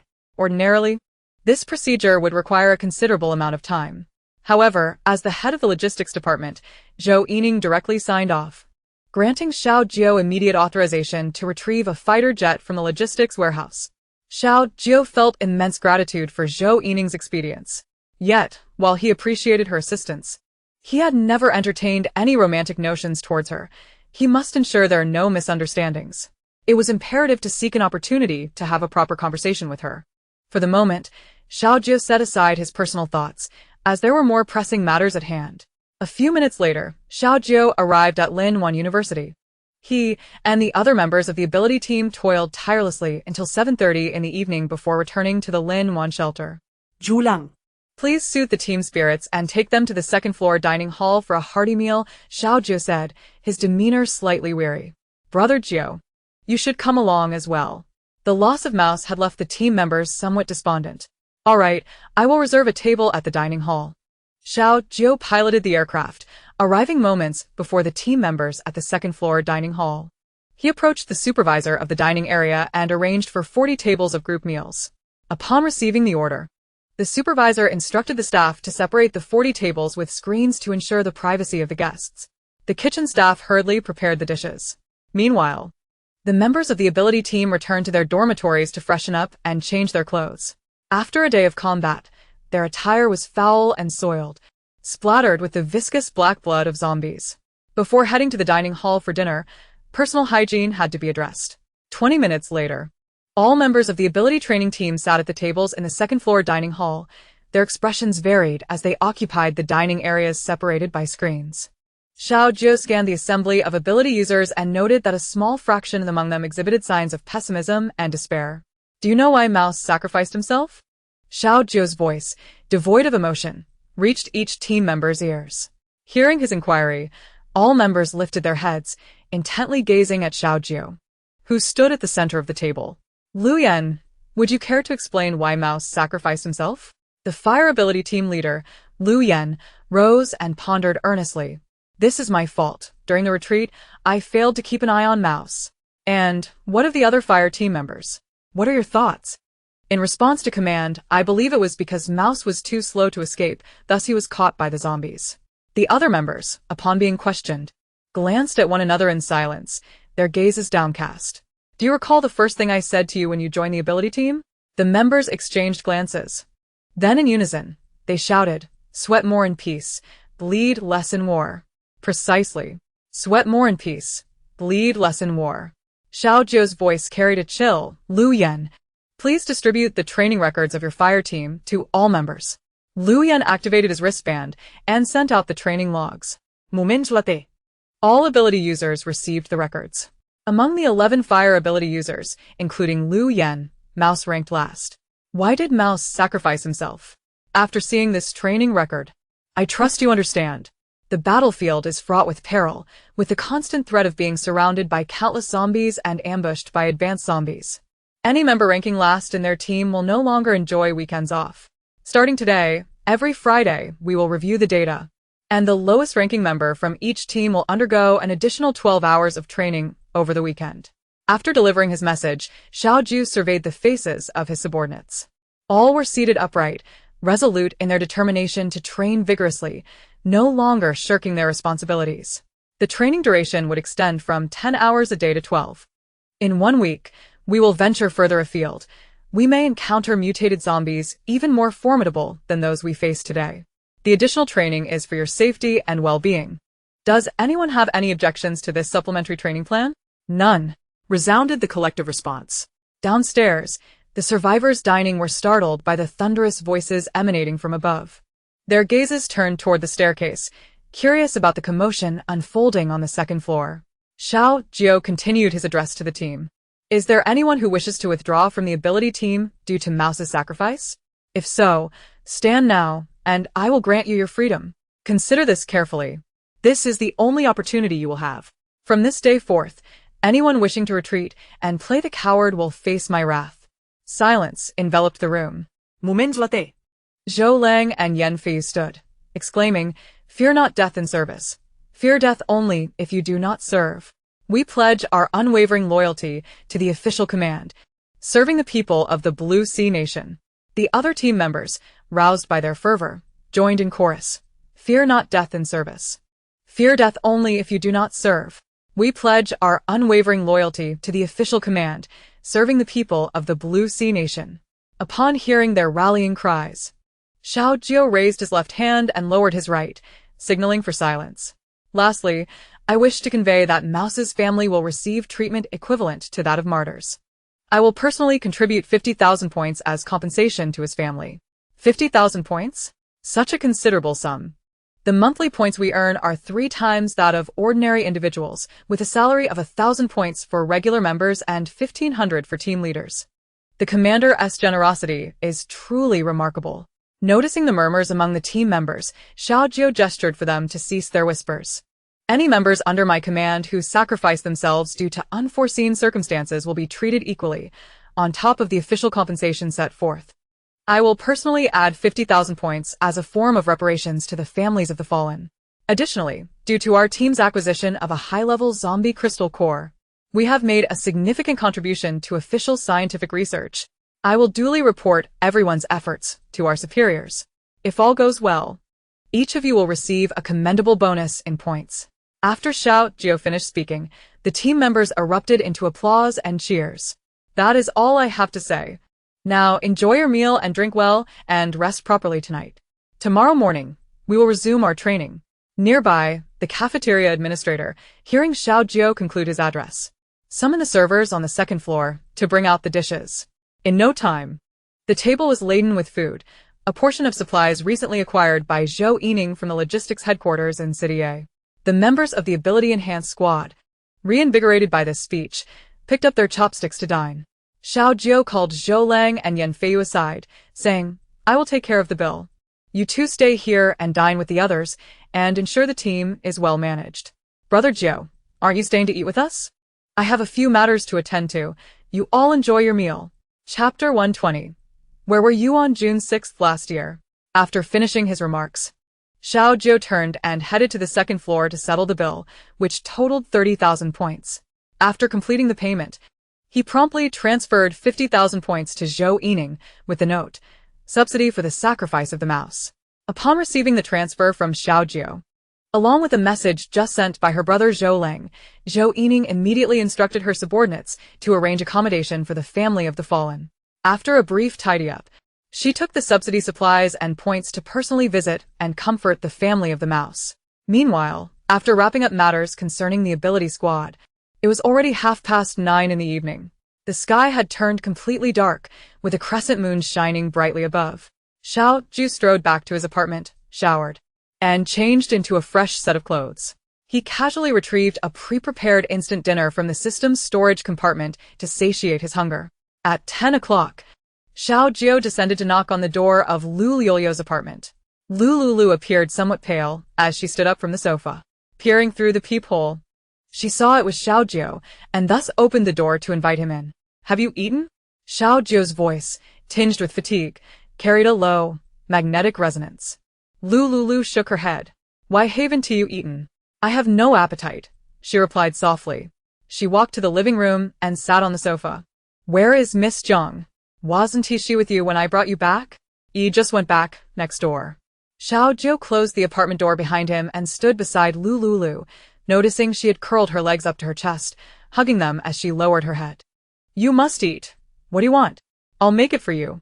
Hearing Xiao Jiu offer to cook for her, Lu Liuliu raised her head in surprise. She noticed he had changed into a set of casual homeware, black shorts reaching his knees and a pure white t-shirt. He wore white dad sneakers paired with white athletic socks. Such a simple ensemble looked particularly appealing due to his well-proportioned physique. Lu Liuliu found herself momentarily entranced. "You can cook? What do you want to eat?" "Anything is fine."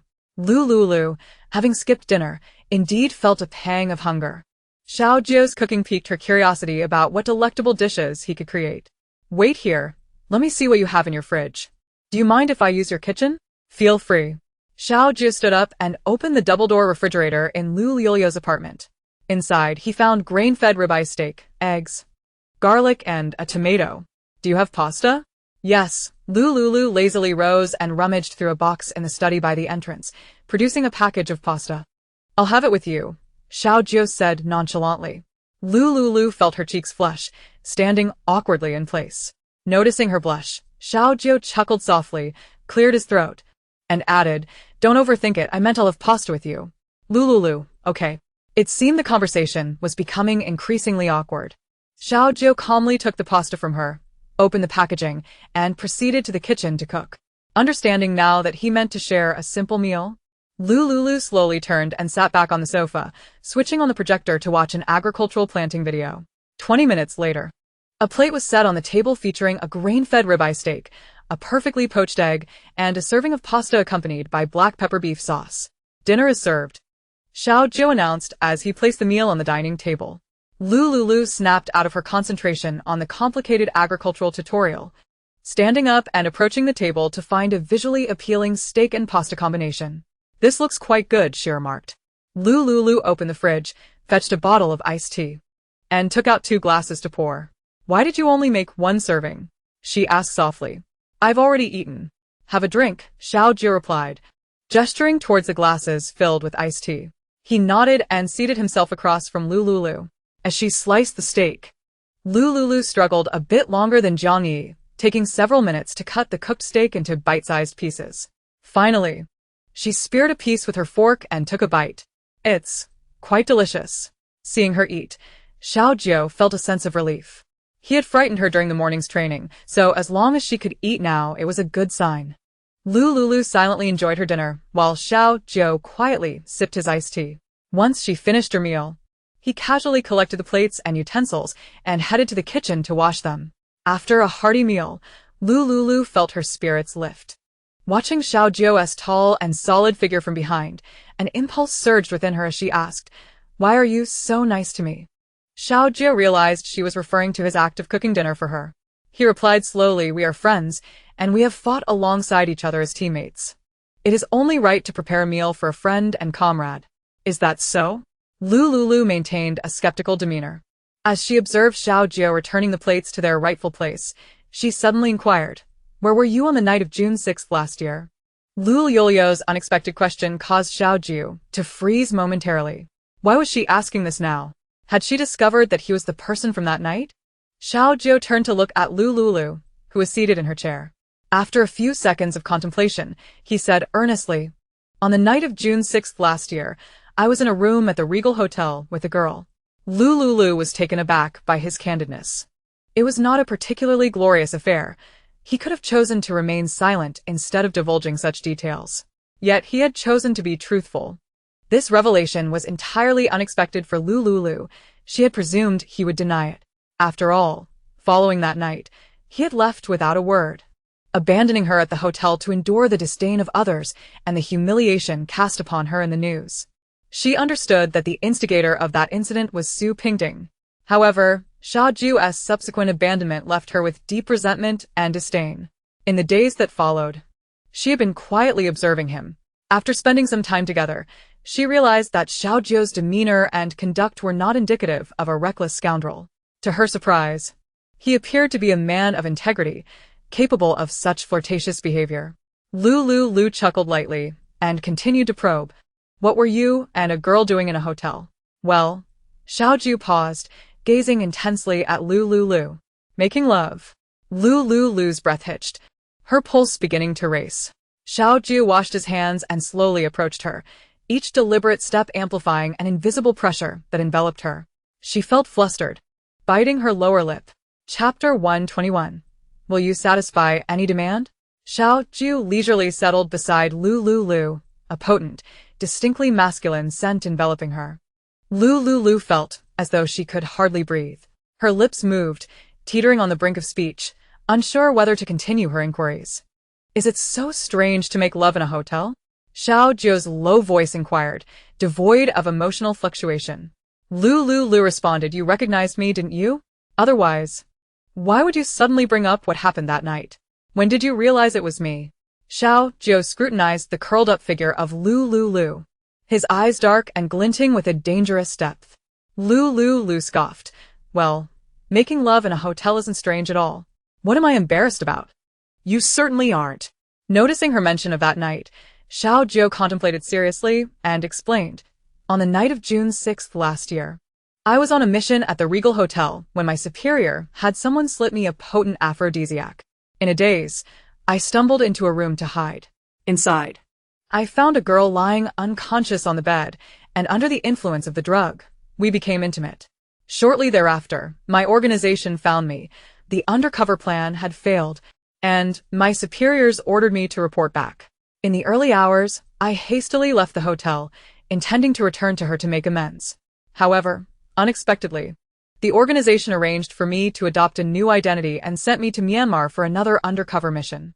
By the time I returned from Myanmar, a year had passed. I sent someone to investigate the girl's identity, and they informed me through hotel and nearby street surveillance that she had gone to a pharmacy afterward and taken a contraceptive pill. So, just because she took a contraceptive, you think you bear no responsibility?" Lu Liuliu retorted flatly. "I intended to take responsibility, but just as I learned of her whereabouts, the apocalypse broke out. I was in H City on a mission at the time. After a year." Xiao Jiu abruptly halted, realizing he had almost divulged his rebirth. In this life, he had chosen not to accept his superior's orders to return to H City after coming back to the country. He had arrived at the A City shelter a year early and by chance met her. He also unexpectedly discovered that the child by Lu Liuliu's side was not hers and her fiancé's, it was theirs. "What do you mean a year?" Lu Liuliu asked, perplexed. "As of today, June 24th, it has only been 18 days since the apocalypse broke out on June 6th. I meant from last year's June 6th night until now. Exactly 1 year has passed." Oh. After hearing Xiao Jiu's explanation, Lu Liuliu fell silent.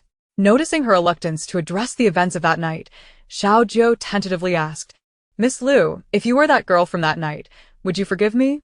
Lu Liuliu looked up, meeting Xiao Jiu's earnest gaze. "Perhaps I would." Xiao Jiu exhaled in relief. "If you were that girl, how would you like me to compensate you?" "I don't know." Lu Liuliu gazed at Xiao Jiu and softly said, "You asked me 2 questions. I will reciprocate with 2 of my own. If I were that girl, how would you compensate me? If I were that girl and had become pregnant from that encounter, giving birth to your child, what would you do?" Xiao Jiu paused for a moment, then answered earnestly, "If that girl were you, I would take responsibility for you. If you were willing, I would marry you." "Marry me?" Lu Liuliu chuckled lightly. "In the face of the apocalypse, how could you marry me? The bond of marriage is merely a certificate, which holds no value in these dire times. Moreover, do you think the civil servants would even be at work now? As long as you're willing, I will find a way to get them to work," Xiao Jiu stated firmly. "Don't you find it absurd? 2 strangers, having never known each other before, casually discussing marriage because of a one-night stand. Should I assume you would be willing to marry any woman with whom you have been intimate?" No. "I would not." Xiao Jiu clarified, "Aside from that incident, I have not been with any other woman. Therefore, if I were to marry, it would only be her and no one else." Hearing Xiao Jiu's assertion that he had not been with any other woman ignited a sudden, inexplicable joy within Lu Liuliu. Even she could not discern the source of this happiness. "You need not tell me whether you've been with other women. I have no desire to know. Besides, your words are just words. Who can prove you are not lying?" Xiao Jiu fell silent. A woman has that physical evidence to prove it. A man, however, possesses no such proof. "Lu Liuliu, tell me, what do you want me to do?"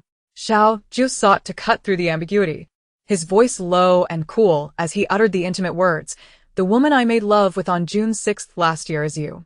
Present any demands you may have. I shall endeavor to fulfill your needs." Lu Liuliu was momentarily stunned by his revelation. All those nights of anxiety, fear, and relentless overthinking culminated in this moment, providing her with the answer she had sought. He said he would take responsibility for her. He would marry her? Yet this was not what she desired. What she yearned for was mutual affection, not a forced union born from a one-night stand and a child. Xiao Jiu. She still did not know if she truly liked him. By all accounts, Xiao Jiao was indeed a paragon among men, exceptional in every way. Yet excellence is one thing, and affection and love are entirely another. Love manifests in myriad forms. Lu Liuliu believed love to be an impulse driven by hormones, a primal call from the depths of one's being, a simple yet brutal truth. If this is the essence of love and liking, she could not deny that she did not wish to deceive herself. She liked him, perhaps even loved him. That night, in her haze, the brown birthmark on his ear had haunted her dreams for an entire year. This was undeniable. Yet, even with such feelings, she sensed something was missing. If this truly encapsulated the definition of love and liking, amidst the multitude of admirable men in the world, can she truly find love? Her intuition whispers to her that love and affection possess an additional layer of meaning. Lu Liuliu lifted her delicate head from her knees, her ruby lips parting slightly as she inquired, "Will you fulfill any desire I may have?" Xiao Jiao, with sincere resolve, replied, "As long as it is within my capacity, I shall comply." Chapter 122, In Public and in Private. Lu Liuliu gazed up at Xiao Jiao, contemplating his willingness to take responsibility and his readiness to do anything for her. A challenge beckoned. Would his words ring true? She reached out, gently pressing his head down. "Firstly, when you speak to me, lower your head a bit. It's quite strenuous for me to look up at you." "Understood, I shall remember," Xiao Jiao responded softly. Contentment flickered across Lu Liuliu's face as she observed Xiao Jiao's straightened posture bend slightly. "Secondly, your dinner was quite decent. From now on, please prepare dinner for me every evening." "Certainly. Just inform me of your preferences, and I shall cook," he replied. "Is there anything else?" "Do not hesitate to express your desires." Momentarily taken aback, Lu Liuliu withdrew her hand from his head, pondering. Her large, glistening eyes blinked as her thoughts whirled. Suddenly, she recalled a technological laser weapon that Zhou Yining had carried in her past life. Today, Xiao Jiao had taken her out for practical training. This weapon effortlessly dispatched ordinary zombies with pinpoint accuracy. "For my third request, I would like 2 of those small silver laser guns you used today." Xiao Jiao hesitated. These laser guns were obtained through an anonymous exchange with the authorities, and they were exclusively distributed to official personnel.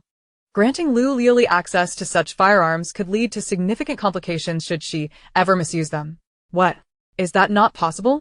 Lu Liuliu's irritation flared. She distinctly remembered Zhou Yining wielding such a gun in her previous life. Xiao Jiao possessed several. Was there truly a need for hesitation? Just moments ago, he had promised to fulfill any feasible request. How swiftly he had wavered. Noticing her eyes widen in frustration, Xiao Jiao understood that she was indeed upset. Given her timid nature, it was unlikely she would use the laser weapon to harm anyone. This weapon was currently only available to him and other empowered individuals. Ultimately, he decided to shoulder any potential fallout should she inadvertently cause trouble. After all, she was gentle and petite, unlikely to pose a significant threat to the safety of the sanctuary. "All right, I will retrieve 2 for you shortly." Lu Liuliu's expression brightened considerably. "Do you have any other requests?" She pondered, momentarily at a loss. Her needs were adequately met. The only thing lacking seemed to be weaponry. With Xiao Jiao's assistance, she had successfully acquired 2. "I cannot think of anything else right now. I will let you know when I do." As they exchanged requests, an ambiguous atmosphere enveloped them.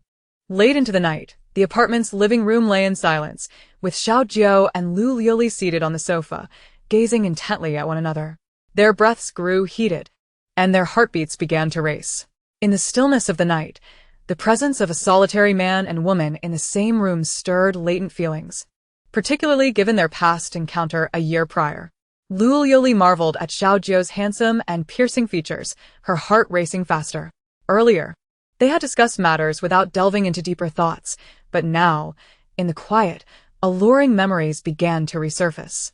Xiao Jiao silently observed her porcelain-like skin, feeling an involuntary warmth spread to his ears. It had been over a year of abstinence. Xiao Jiao's gaze slowly descended from Lu Liuliu's flawless visage to her rosy lips. Clearing his throat, he prepared to take his leave.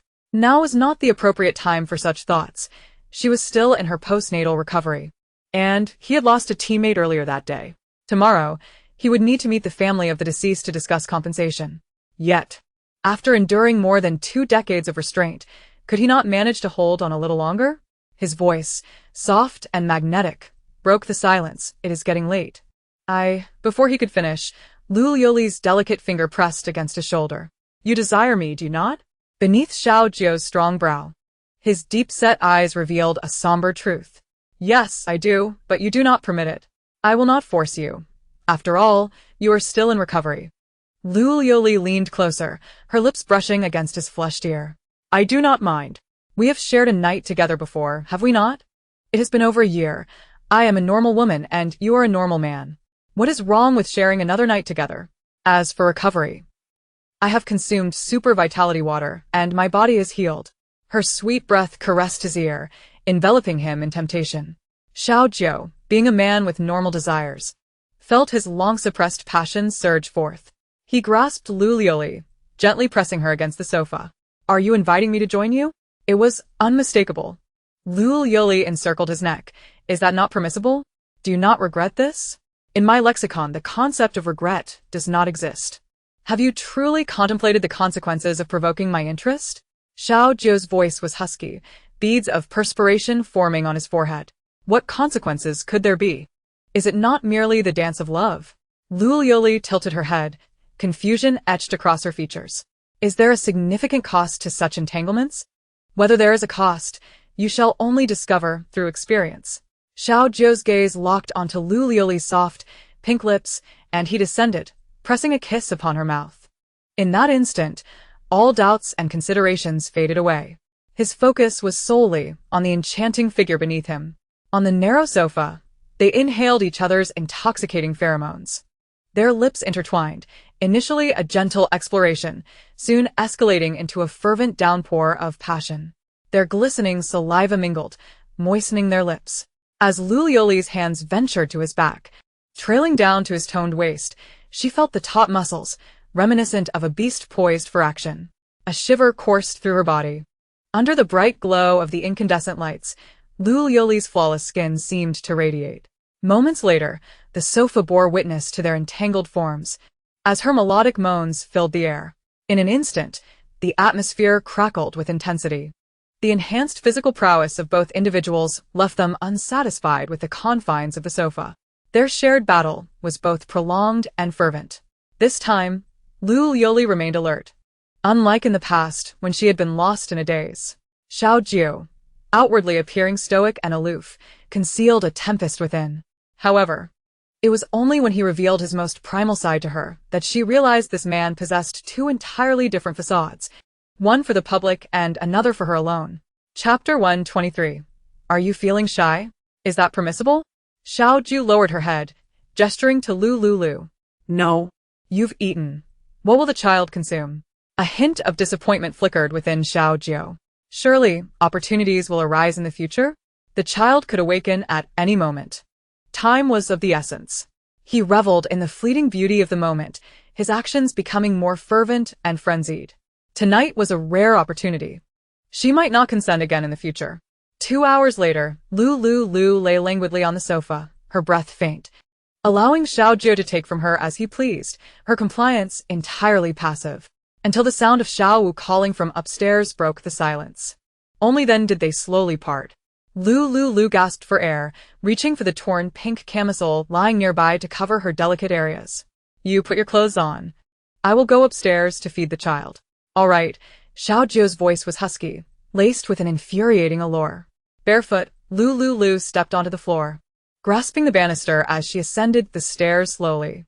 Each step revealed glimpses of her fair skin, rekindling the embers of desire within Xiao Jiu, who had previously found release. This could not continue. She appeared weary.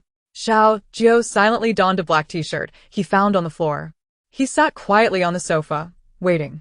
After a while, once Lu Liuliu had fed the child and ensured he was asleep, she suddenly realized the gravity of the situation. Oh no! Just moments ago, she and Xiao Jiu had taken no precautions. Especially now, despite having changed into another nightgown and wearing undergarments, it was evident that her lingerie needed to be replaced. Feeling the discomfort of her situation, Lu Liuliu hurried to the bathroom to cleanse herself. After washing up and returning to the bedroom, 20 minutes had passed. She sat at the vanity, locating a contraceptive pill to swallow. This time, she had carefully checked. The expiration date was recent, eliminating any possibility of it being outdated. Surely, she wouldn't be so unfortunate as to fall prey twice in succession? The probability of conception was minuscule, after all. Lu Liuliu lightly tapped her forehead, lamenting her impulsiveness with Xiaojiu.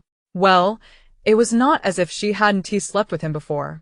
The world was on the brink of collapse. Zombies had emerged.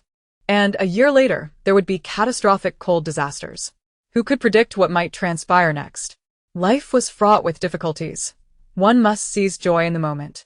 Sleeping once was the same as sleeping twice. In the future, she would ensure proper precautions were taken. With her mindset fortified, Lu Liuliu picked up a hairdryer, drying her hair until it was about 70% dry. She changed into a peach-pink silk nightgown. Previously, she had always donned simple cotton versions. Now that she had the means, her stock of loungewear was plentiful. She aimed to wear something nicer whenever possible. This silk nightgown was priced at 18,888, featuring a pink camisole dress underneath and a matching pink robe on top, cinched at the waist with a belt of the same material. Lu Liuliu gazed at her reflection in the mirror. Her skin glowed with a luminous fairness, her face devoid of any blemishes, and a gentle smile graced her lips, captivating the heart. In the past, her beauty had been remarkable, earning her the title of campus belle in her university. In her freshman year, her youthful allure and unique purity had caught the eye of many. Now, after being nourished by vitality and male attention, her aura was infused not only with innocence, but also with a subtle sharpness born from surviving a year in a post-apocalyptic world, along with an innate charm that was utterly enchanting. With her robe half open and the sash untied, she let her lustrous black hair cascade down her shoulders as she descended the stairs leisurely. Hearing the sound of footsteps, Xiaojiu looked up towards the staircase. Before Lu Liuliu could reach the bottom, he stood and walked to the staircase, lifting her into his arms. Lu Liuliu instinctively wrapped her arms around his neck. "You are tempting me," Xiaojiu stated, enunciating each word. "Is that not permissible?"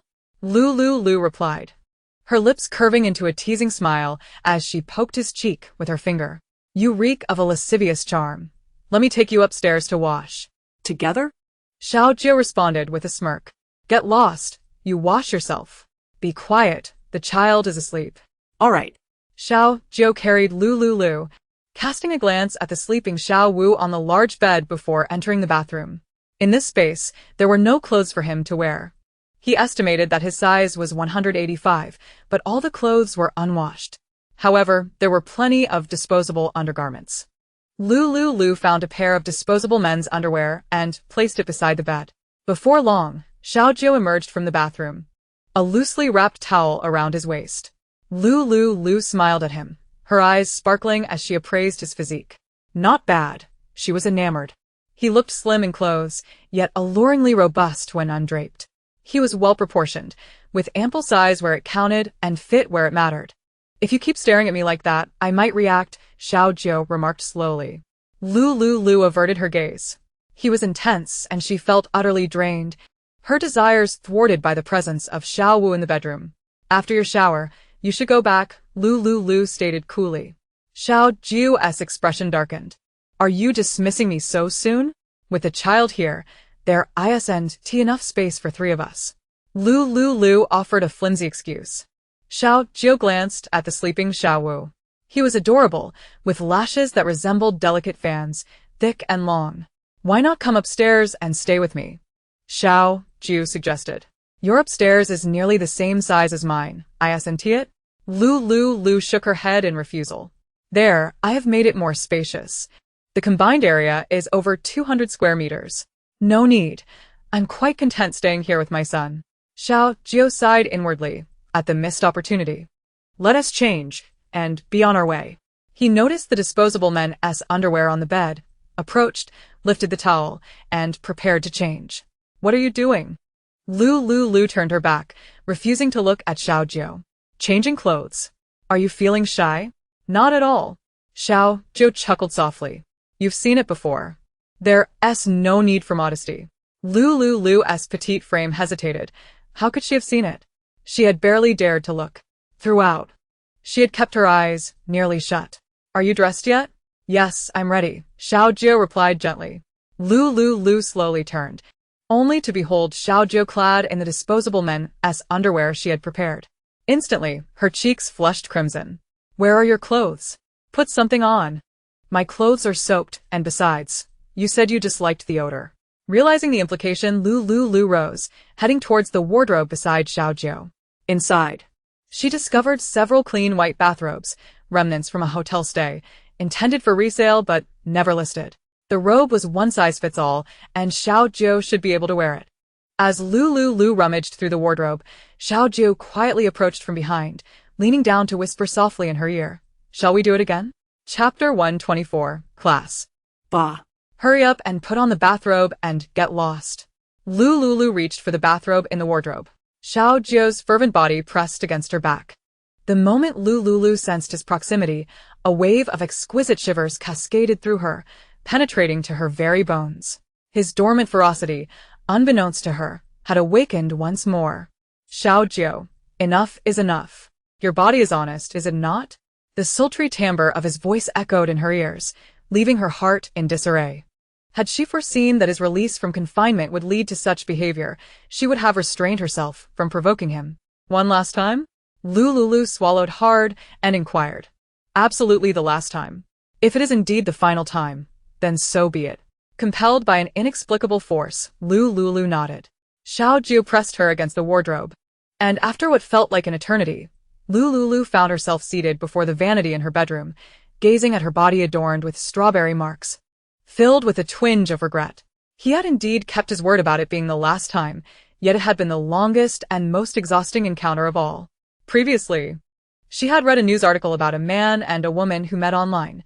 The man treated the woman to a 14 yuan spicy hot pot, and that night they shared intimacy 7 times. She had thought it was merely a rumor. Yet here she found it to be true.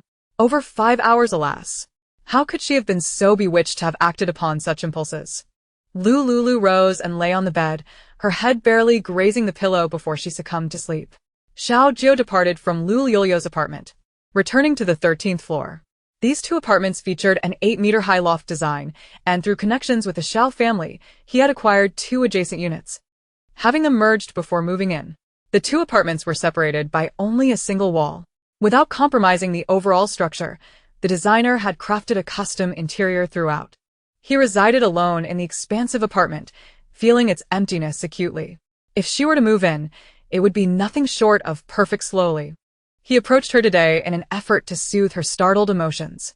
Unexpectedly, a cooking endeavor had yielded unforeseen results. Xiaojie entered the master bedroom on the 1st floor, reclining on the large bed adorned in monochromatic tones, a smile gracing his lips. It seemed that engaging in intimate acts with her truly brought joy. With a gentle smile, Xiaojie slowly closed his eyes and drifted into slumber. At 6 in the morning, the alarm on his wristband sounded. Xiaojie immediately sat up, then hesitated momentarily. It was still too early. They had exhausted themselves late into the night, and she would likely still be resting. After a moment's contemplation, he resolved to head to the training grounds first. He went to the cafeteria, consumed a simple breakfast, and then proceeded to the training area, where he guided the team in their drills. In light of the recent sacrifice of a comrade, the members of the Special Abilities team were fully committed to their training. Appearing invigorated, Xiaojie entrusted the oversight of the training tasks to his most reliable aides. By 9 in the morning, Xiaojie visited the logistics department, specifically the hall responsible for personnel record management. Upon his arrival, he happened to spot Zhou Yining in the lobby. Zhou Yining had just received all of Lu Liuliu's documents from the personnel supervisor, but had not yet had the chance to review them when she noticed Xiaojie's presence. She closed Lu Liuliu's file and strode towards him. Go, what brings you here? Where does the family of the fallen comrade reside? Has the news of his sacrifice been communicated? Zhou Yining replied apologetically. I had arranged for someone to go yesterday, but due to an unforeseen incident in the logistics department, it was not possible. I was just about to make arrangements. Upon returning yesterday, she had instructed her team to investigate Lu Liuliu's background, spending the entire morning uncovering the details of her life. Just as she had compiled and printed the data, Xiaojie had arrived. Very well, you arranged for someone, and I will accompany you, Xiao Jio replied calmly. Hearing his deep, resonant voice caused Zhou Yining to pause momentarily. Zhouge, you seem different today. Previously, his voice had been clear and piercing, imbued with righteousness, but today it carried an unsettling tone. Furrowing her brow, her intuition told her that something significant must have transpired with Xiao Jio. She remained composed, knowing that Lu Liuliu was the only woman in his orbit. With all of Lu Liuliu's history now in her possession, she was determined to expose the true nature of this woman to Xiao Jio. Regardless of what occurred, she was confident that she could alter how Xiao Jio perceived Lu Liuliu, shifting him from viewing her merely as a sister. Concealing her thoughts, Zhou Yining instructed her team to prepare the compensation items for the fallen comrade's family, along with the keys to their new residence. Soon, her staff in charge of accommodations selected a compensation unit. Xiao Jio inquired in a low voice, "How many rooms does it have?" The accommodation staff glanced at Zhou Yining, unsure since she appeared familiar with Xiao Jio and did not wish to offend him. However, they were under Zhou Yining's jurisdiction and ultimately, they had to heed her commands. Answer Zhouge's question, Zhou Yining ordered. Yes, ma'am. The accommodation manager responded, Sir, this is a 5-person room, converted from a 3-person layout. Currently, it houses only one family, with 4 rooms available. Xiao Jio frowned. Given that the comrade perished while combating zombies, should we not allocate a 3-bedroom unit? Zhou Yining shot a glare at the accommodation staff. Is there no 3-person room available?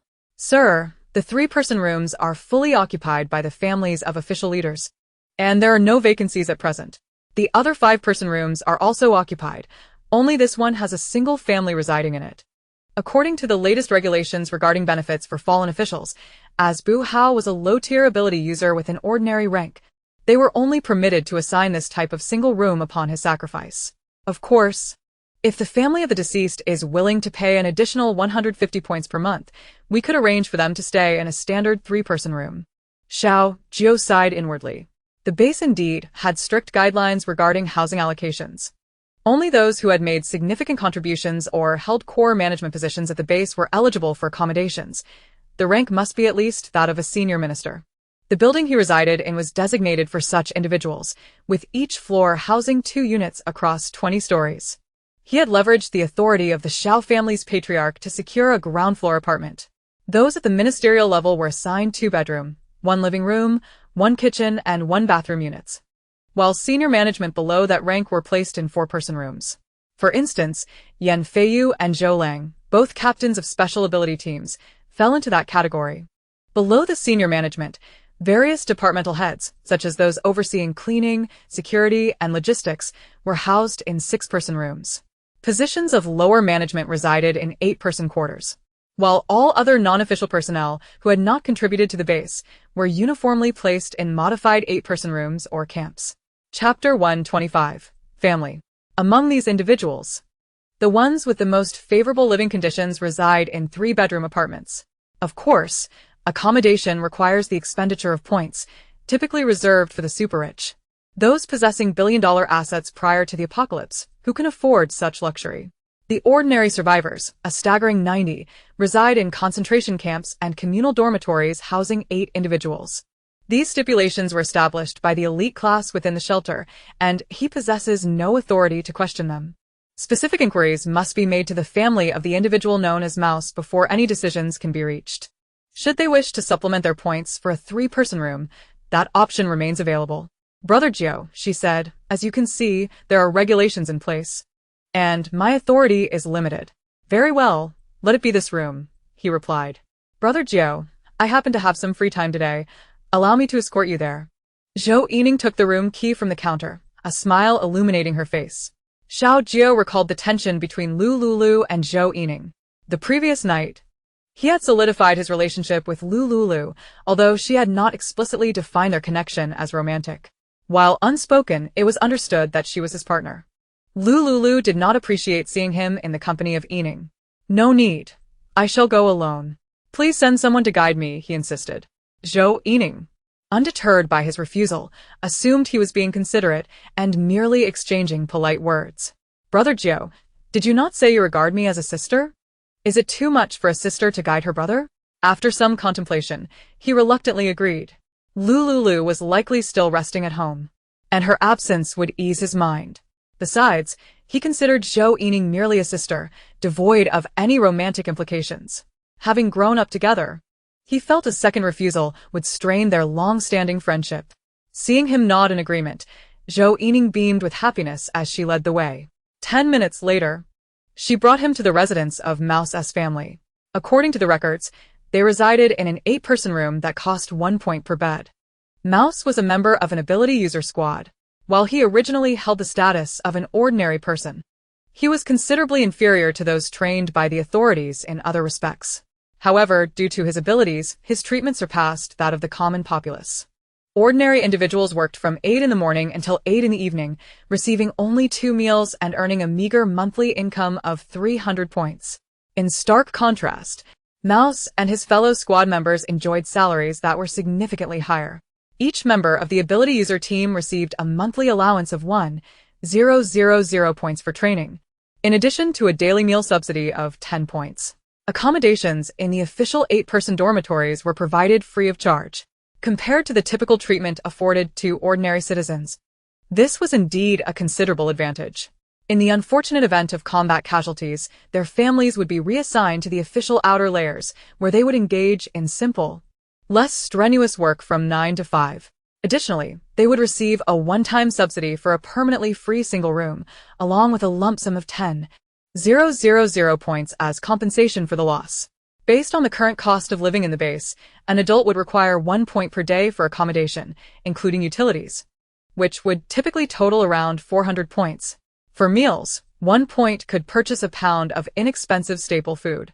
These staples were primarily expired and slightly damp rice, soybeans, and flour collected by the authorities, thus rendering them affordable at 1 point per pound. The official canteen also offered complimentary seaweed and egg soup, where a single egg and a pinch of seaweed could yield a large pot of flavorful broth. Every survivor who dined at the canteen could present their payment receipt to receive a limited free serving of 500 milliliters.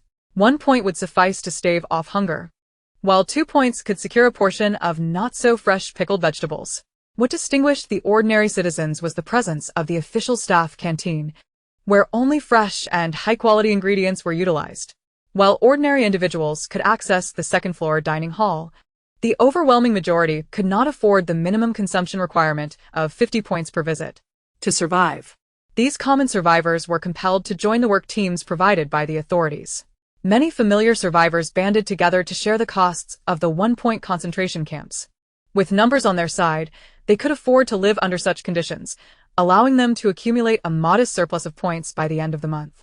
Naturally, some less discerning individuals opted to reside in the community gardens, under eaves. Those with tents set up their accommodations, while others made do with makeshift bedding on the ground, thereby saving on costs by spending just 1 point per day. The boldest among them even chose to sleep and eat within the official work zones, clustering together under the watchful eyes of the authorities, ensuring their safety without incurring any expenses. In essence, the survival strategies of the survivors were as varied as they were peculiar. "Brother Jiao, we have arrived," Zhou Yining announced as she presented identification to the apartment's caretaker. The caretaker recognized Zhou Yining, as the authorities often held meetings that included all personnel, making her well known among the highest echelons of the logistics department. "Officer Zhou, greetings." "Yes. We are here to find someone. This room belongs to Bu Hao's family, Bu Shasha and Bu Hongyu. "Please hold on, let me check," the caretaker replied, retrieving a folder to verify their residency. Moments later, she confirmed, "Indeed, they reside in this apartment. We have matters to discuss with them. Please have them come to the front desk," Zhou Yining requested. The caretaker nodded. "Officer Zhou, please wait a moment. There is a lounge area nearby, and I will contact them shortly." Zhou Yining acknowledged her and led Xiao Jiao to the lounge area opposite the front desk. This space was furnished with numerous rectangular tables and benches. At that moment, several women residing in the apartments were chatting with children, while some elderly individuals engaged in conversation. They waited for approximately 10 minutes before the caretaker successfully reached Bu Hao's family. After a few more minutes, Bu Shasha and Bu Hongyu arrived at the front desk. "Our officer has matters to discuss with you.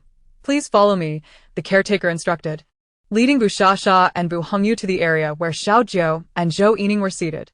Officer, I have brought them, she announced. Thank you. You may return to your duties, Xiao Jiu replied, his expression serious as he rose to address the young couple before him. You are the family of Bu Hao? He inquired. Bu Shasha and Bu Hongyu studied Zhou Yining and Xiao Jiu, having noticed the caretaker's respectful demeanor and her address of them as officer. They appear to be individuals of some standing. With a grave countenance, Xiao Jiu introduced himself. I am the leader of Mouse's squad. I am here to discuss matters regarding the compensation for Mouse's sacrifice. At the mention of Mouse's sacrifice, Bu Shasha and Bu Hongyu exchanged glances, their expressions devoid of the expected excitement or sorrow. Both Xiao Jiu and Zhou Yining sensed an unusual reaction. It seemed incongruous with the anticipated response one would have upon hearing of a loved one's demise. Nevertheless, they had to fulfill their obligation to address the compensation for Mouse's sacrifice. Please, let us sit and discuss this matter, Zhou Yining suggested, gesturing for them to take a seat. Bu Shasha and Bu Hongyu appeared remarkably composed as they settled onto the nearby bench. Bu Hao has sacrificed himself. I heard him say that we would receive compensation as his family. Is that correct? Bu Hongyu's tone carried a hint of eagerness. Observing his reaction, Xiao Jiu furrowed his brow. Initially intending to provide an additional personal subsidy of 50,000 points to Bu Hao's family, he now found himself reconsidering. Do not try to deceive me. I have heard from Bu Hao that a free single room comes with a subsidy of 10,000 points, and you are also responsible for arranging easy work for us. Bu Shasha added after Bu Hongyu finished speaking. Zhou Yining, upon hearing Bu Hao's family speak in such a manner, wore a perplexed expression. Are you truly relatives of the rat? Of course we are. Bu Shasha promptly affirmed. However, you must prove your direct kinship with the rat. Only after verifying your identities can the subsidy be issued. Bu Shasha nodded eagerly. We certainly are. Please wait a moment. I will fetch our household registration book. Shortly thereafter, Bu Shasha rushed back, breathless, clutching a household registration book. Here is the household registration book. Take a look. Xiao Jiu picked it up to examine. Opening the first page, he found the entries for the rat's deceased parents. Further pages revealed Bu Shasha, the rat, and the rat's brother, Bu Hongyu. Indeed, they were the rat's kin. Xiao Jiu scrutinized the two individuals seated before him. They bore little resemblance to the rat. Is the rat truly your family? This household registration book cannot possibly be forged, can it? Bu Hongyu interjected. All right, now that everything has been verified, it's time for you to issue our subsidy, Bu Shasha urged anxiously. She had truly grown weary of living in a room with 8 people. Having a single room was certainly preferable. Initially, when Bu Hao awakened his powers, both she and Bu Hongyu had felt a pang of jealousy. Moreover, Bu Hao had joined a power squad, enjoying the best of everything. Fortunately, he used the official subsidy points to support them, and their lives were bearable. The subsidized points amounted to only a few hundred each month. Now that he had passed, it was somewhat fortunate. The sacrifice brought more subsidies and the possibility of a single room. This newfound relative, though a bit opportunistic, proved somewhat useful. Both Xiao Jiu and Zhou Yining had perused the household registration book and confirmed its authenticity, complete with official anti-counterfeiting marks. Zhou Yining turned to Xiao Jiu and inquired, Brother Jiu, shall I transfer the subsidy to them? Xiao Jiu nodded. Proceed. Zhou Yining then addressed them. The subsidy points total 10,000. To whom shall I transfer them? To me. Bu Hongyu exclaimed immediately. Why should it go to you? It should be transferred to me.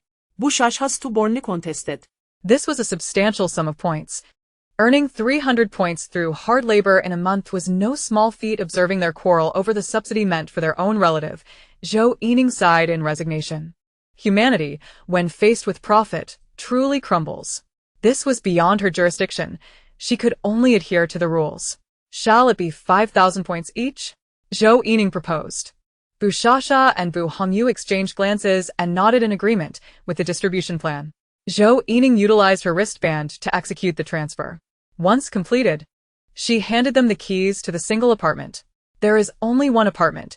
You'll have to figure it out amongst yourselves. Each of you will receive a key. After she spoke, she distributed the keys to them. Xiao Jiu observed Bu Hao's family grinning widely while holding the keys and points, feeling a pang of regret for the rat's sacrifice. However, these were the regulations. When the rat joined the power squad, he had also signed a consent form. Let us depart. Xiao Jiu turned sharply and walked away. Zhou Yining felt contempt for their behavior and attitude. She stood up to accompany Xiao Jiu as they prepared to leave. Wait. Were we not promised easy work arrangements? Yes. The work has yet to be assigned. You cannot leave. Bu Hongyu and Bu Shasha blocked their path. Xiao Jiu fixed them with a piercing, icy gaze. Zhou Yining, witnessing Xiao Jiu's displeasure, felt a surge of anger. The work is at the labor center. Simply register your names, and it will be arranged. Step aside. If you provoke me, I will petition to revoke your compensation. The rat's family, seeing their cold expressions, quietly retreated in fear that Zhou Yining might genuinely apply to cancel their compensation. Xiao Jiu strode away, not mentioning his personal compensation of 50,000 points. Such relatives were not worth the points. The rat's spirit, witnessing their conduct, would surely find it difficult to rest in peace. Bu Shasha and Bu Hongyu, seeing them depart, hurriedly clutched their keys and rushed out to locate the single apartment. They were filled with delightful fantasies about the single room. Surely, it must be a private apartment. Finally, they would no longer be cramped with 8 others. Moreover, they had suddenly become wealthy.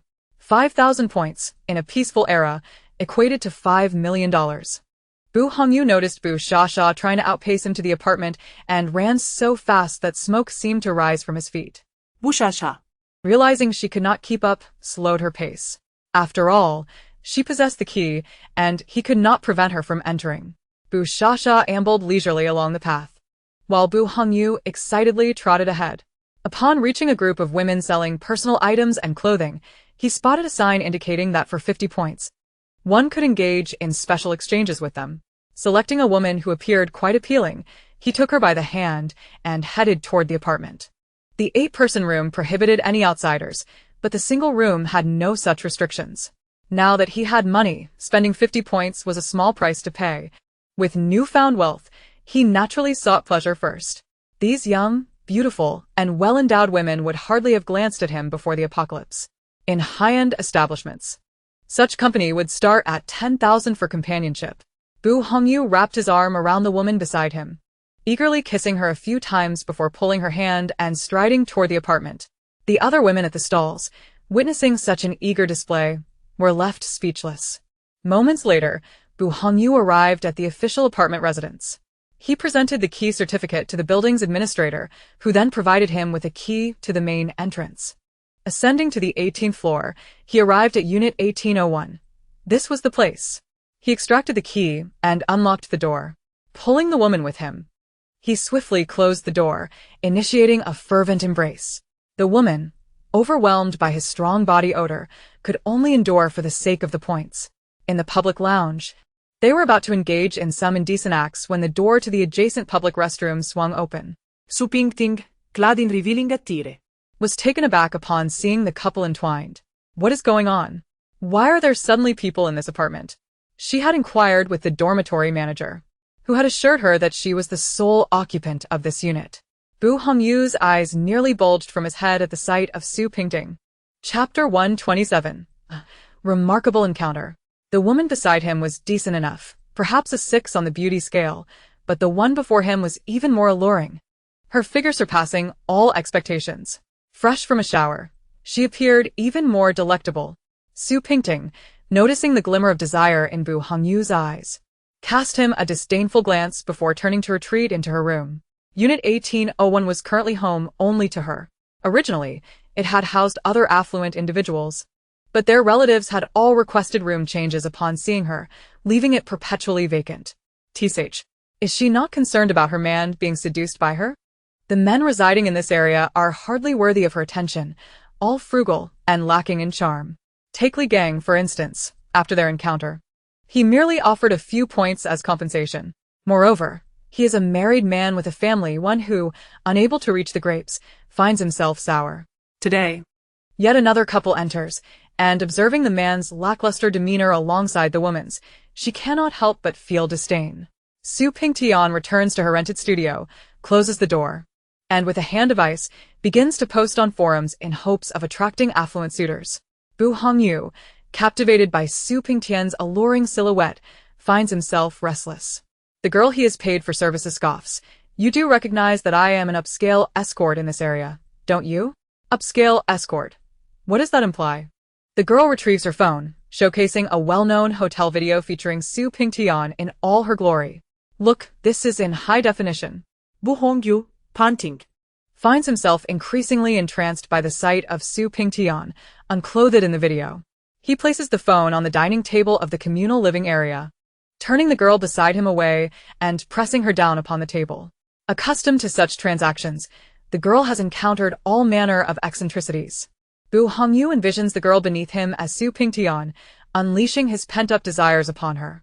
Meanwhile, Su Pingtian intends to post her own photographs to ensnare a wealthy patron but is interrupted by the cacophony emanating from the living room. Shout Luder, Bu Hongyu a Hoards sekçitetli. The girl, annoyed, and with her back to him, rolls her eyes. With your skills? TSK, TSK. Aware of the points he has provided, she feigns some peculiar sounds to appease him. Curious about the commotion, Su Pingtian stealthily cracks her door open. Upon raising her gaze, she is met with the sight of Bu Hongyu grappling with the transaction girl. The dining table, conveniently positioned near her door, affords her a clear view. As she discerns Bu Hongyu's unimpressive stature, a wave of disappointment washes over her. He pales in comparison to Ma Weizhou and Li Gang. At least Ma Weizhou was somewhat handsome and adequately endowed, albeit fleeting in duration.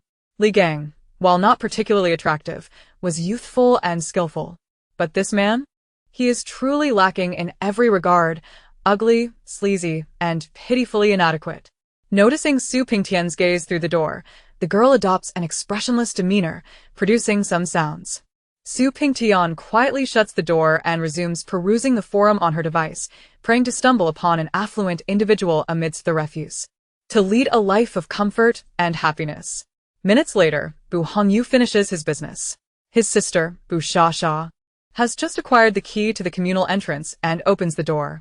Upon entering, she finds Bu Hongyu appearing utterly spent. Big brother, come again? We agreed. The fee for the Condom Plus service is a total of 60 points. Understood. Why is a condom so expensive? If you think it's too pricey, you can buy one yourself. Without a condom, I1T provides service. Bu Hongyu realizes that this is indeed the going rate on the market. A condom typically costs 8 points, meaning the girl has profited 2 points from him. This is for the cheapest, most basic rubber condom. Those with added features command a higher price. Having just received a windfall, Bu Hongyu does not hesitate to settle his bill. He scans the code and transfers the 60 points to the girl, who happily dresses and departs. Bu Shasha stands at the doorway, casting a disdainful glance at the girl as she dons her clothing. What kind of woman is this? Aren't you afraid of contracting a disease? Sister, I paid for a condom. It's fine. Ha. As a nurse, you think I don't know? Such women are hardly clean.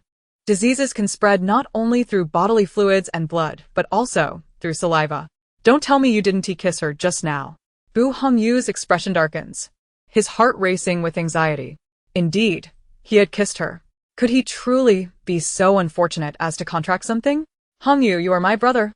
But let me be clear, if you fall ill, you are out of this house. Why? I have a stake in this place too. Besides, there are many women out there. How could I be the only one to fall ill?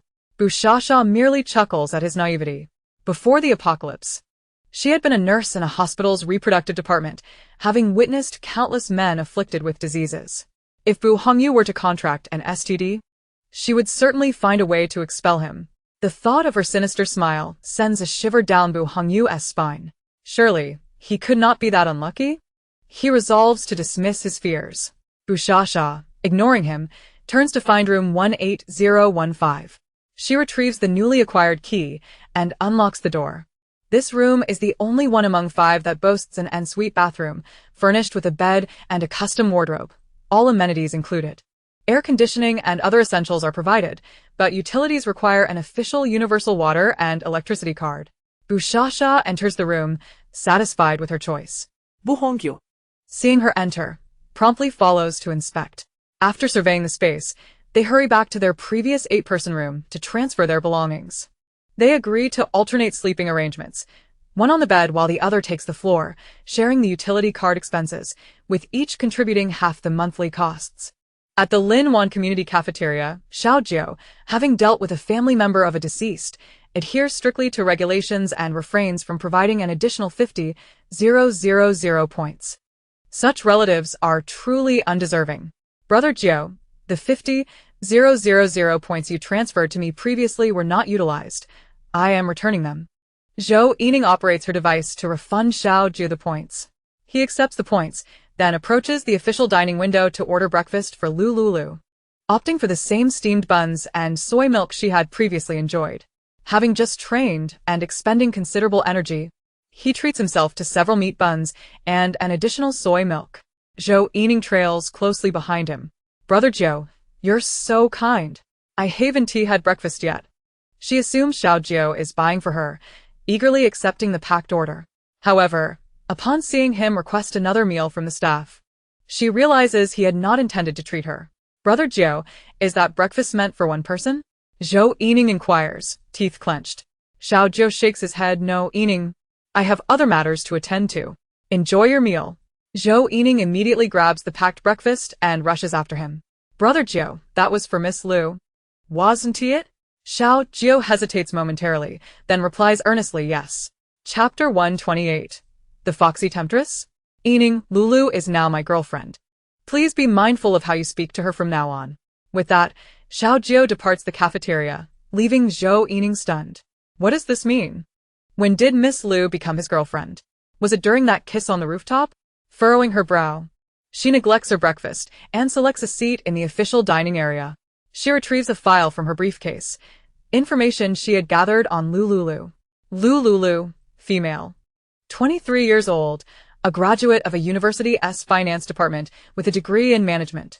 The only daughter of the former chairman of Yunsang Technology in City, tragically lost her parents shortly after her birth, leading to a significant decline in the company's stock price. Subsequently, her grandfather, alongside her father, developed cutting-edge technology, successfully stabilizing Yunsang Technology's downward trajectory. After turning 10, her grandfather relinquished control of the company, passing away shortly thereafter. Following this, Lu Liuliu and her grandmother vanished from City A. She has an engaged fiancé named Ma Weizhou, the son of the chairman of a modest private enterprise in City A, with their family assets barely reaching 10 million. Ma Weizhou met Lu Liuliu during their university days, and his family subsequently secured a substantial investment, propelling their business forward. Does she truly have a fiancé? Could it be that Ma Weizhou is her current husband? If she is married with children, how did she manage to entice Zhou Ge? Is Ma Weizhou deceased? Zhou Yining pondered these questions as she flipped to the second page of the information. There, she found a printed news article capturing Lu Liuliu's disheveled appearance upon leaving a hotel years prior. The headline read, "The only daughter of the former chairman of Yunsang Technology in City A caught in a scandalous night at a hotel. It is reported that she already has a fiancé." Rumors suggested that on the evening of her engagement party, she was involved in an affair with a stranger at the hotel. Zhou Yining's eyes brightened upon reading this scandalous news. A woman of such dubious character, not only engaged but also entangled with a stranger. Zhou Ge must be unaware of her true nature. The child beside her is either not the fiancé's or is the product of her affair. Chronologically, it aligns perfectly. After absorbing the details, Zhou Yining felt invigorated. She finished her breakfast and proceeded to seek out Xiao Jiu to discuss Lu Liuliu's situation. Approximately 10 minutes later, Zhou Yining arrived at the 13th floor of the apartment to find Xiao Jiu. She knocked on the door, but no one answered. Xiao Jiu had just stepped out to bring breakfast and was likely at Lu Liuliu's apartment downstairs. Speculating, Zhou Yining descended to knock on Lu Liuliu's door. This time, Lu Liuliu had changed the locks. Armed with a universal access card from the management, she found herself unable to enter Lu Liuliu's apartment. Attempting to slip in unnoticed was futile. Knock, knock, knock. Xiao Jiu was enjoying breakfast with Lu Liuliu. After finishing, he heard the knocking and asked, "Shall I get the door?" Lu Liuliu, poised with chopsticks in hand, silently nodded. As he opened the door, he was taken aback to find Zhou Yining standing there. "Yining, what brings you here?" Upon hearing Zhou Yining's voice, Lu Liuliu's expression shifted. What could she possibly want? Ye. "I came to warn you to be wary of Lu Liuliu. She is not a virtuous woman." Xiao Jiu, perplexed, was well aware of her character. That night, she had been a maiden, and he had detected the unmistakable scent of blood on the sheets, illuminated by the moonlight. Regarding her integrity, their time together had shown her to be quite decent. Yining, I just advised you to choose your words carefully. Disregarding Xiao Zhou's caution, Zhou Yining stepped inside, striding directly toward Lu Liuliu. Lu Liuliu leisurely sipped her soy milk, her gaze tinged with mockery. Director Zhou, what brings you here today? Miss Lu, your demeanor is rather enticing, Zhou Yining retorted with a sarcastic tone. Lu Liuliu, exuding a relaxed and languid air, set down her chopsticks, finishing her last dumpling before reclining on the sofa. Thank you for the compliment. Zhou Yining, incensed by Lu Liuliu's demeanor and the sight of the soy milk cup on the coffee table, felt her anger intensify. Noting Zhou Yining's unsettling expression, Xiao Zhou interjected, Yining, don't you have matters to attend to in the logistics department? Ignoring Xiao Zhou's attempt to defuse the situation, Zhou Yining thrust the documents into his hands. You may not be aware, but she is a promiscuous woman. She has a fiancé, and during their engagement, she was unfaithful with a stranger at a hotel. Not only that, but she also has a child out of wedlock. Xiao Zhou's heart sank at the mention of Lu Liuliu as fiancé. And upon hearing her referred to as a wild woman with a bastard child, his expression turned icy. Yining, one must not speak carelessly about what they consume, nor can one speak recklessly. Zhou Yining protested vehemently. I am not fabricating this. It is the truth. You can see for yourself. She truly has a fiancé and has been unfaithful. This scandal has made the news. Lu Liuliu observed Zhou Yining's frantic outburst with keen interest. A chuckle escaped her lips as she remarked, Jogo, a wild man? TSK, TSK. Lounging comfortably on the sofa, she wore a look of amusement. As Zhou Yining caught sight of Lu Liuliu's porcelain skin, revealing marks on her neck, her eyes widened in shock. Lu Liuliu, seemingly aware of Zhou Yining's gaze, tilted her head slightly, exposing the marks further for her to see. Insulting someone lacks finesse, Lu Liuliu teased lightly. I prefer it when you call me a little vixen. Zhou Yining was momentarily stunned, rendered speechless as she watched Lu Liuliu fade from view. Chapter 129. This is impossible. Silence.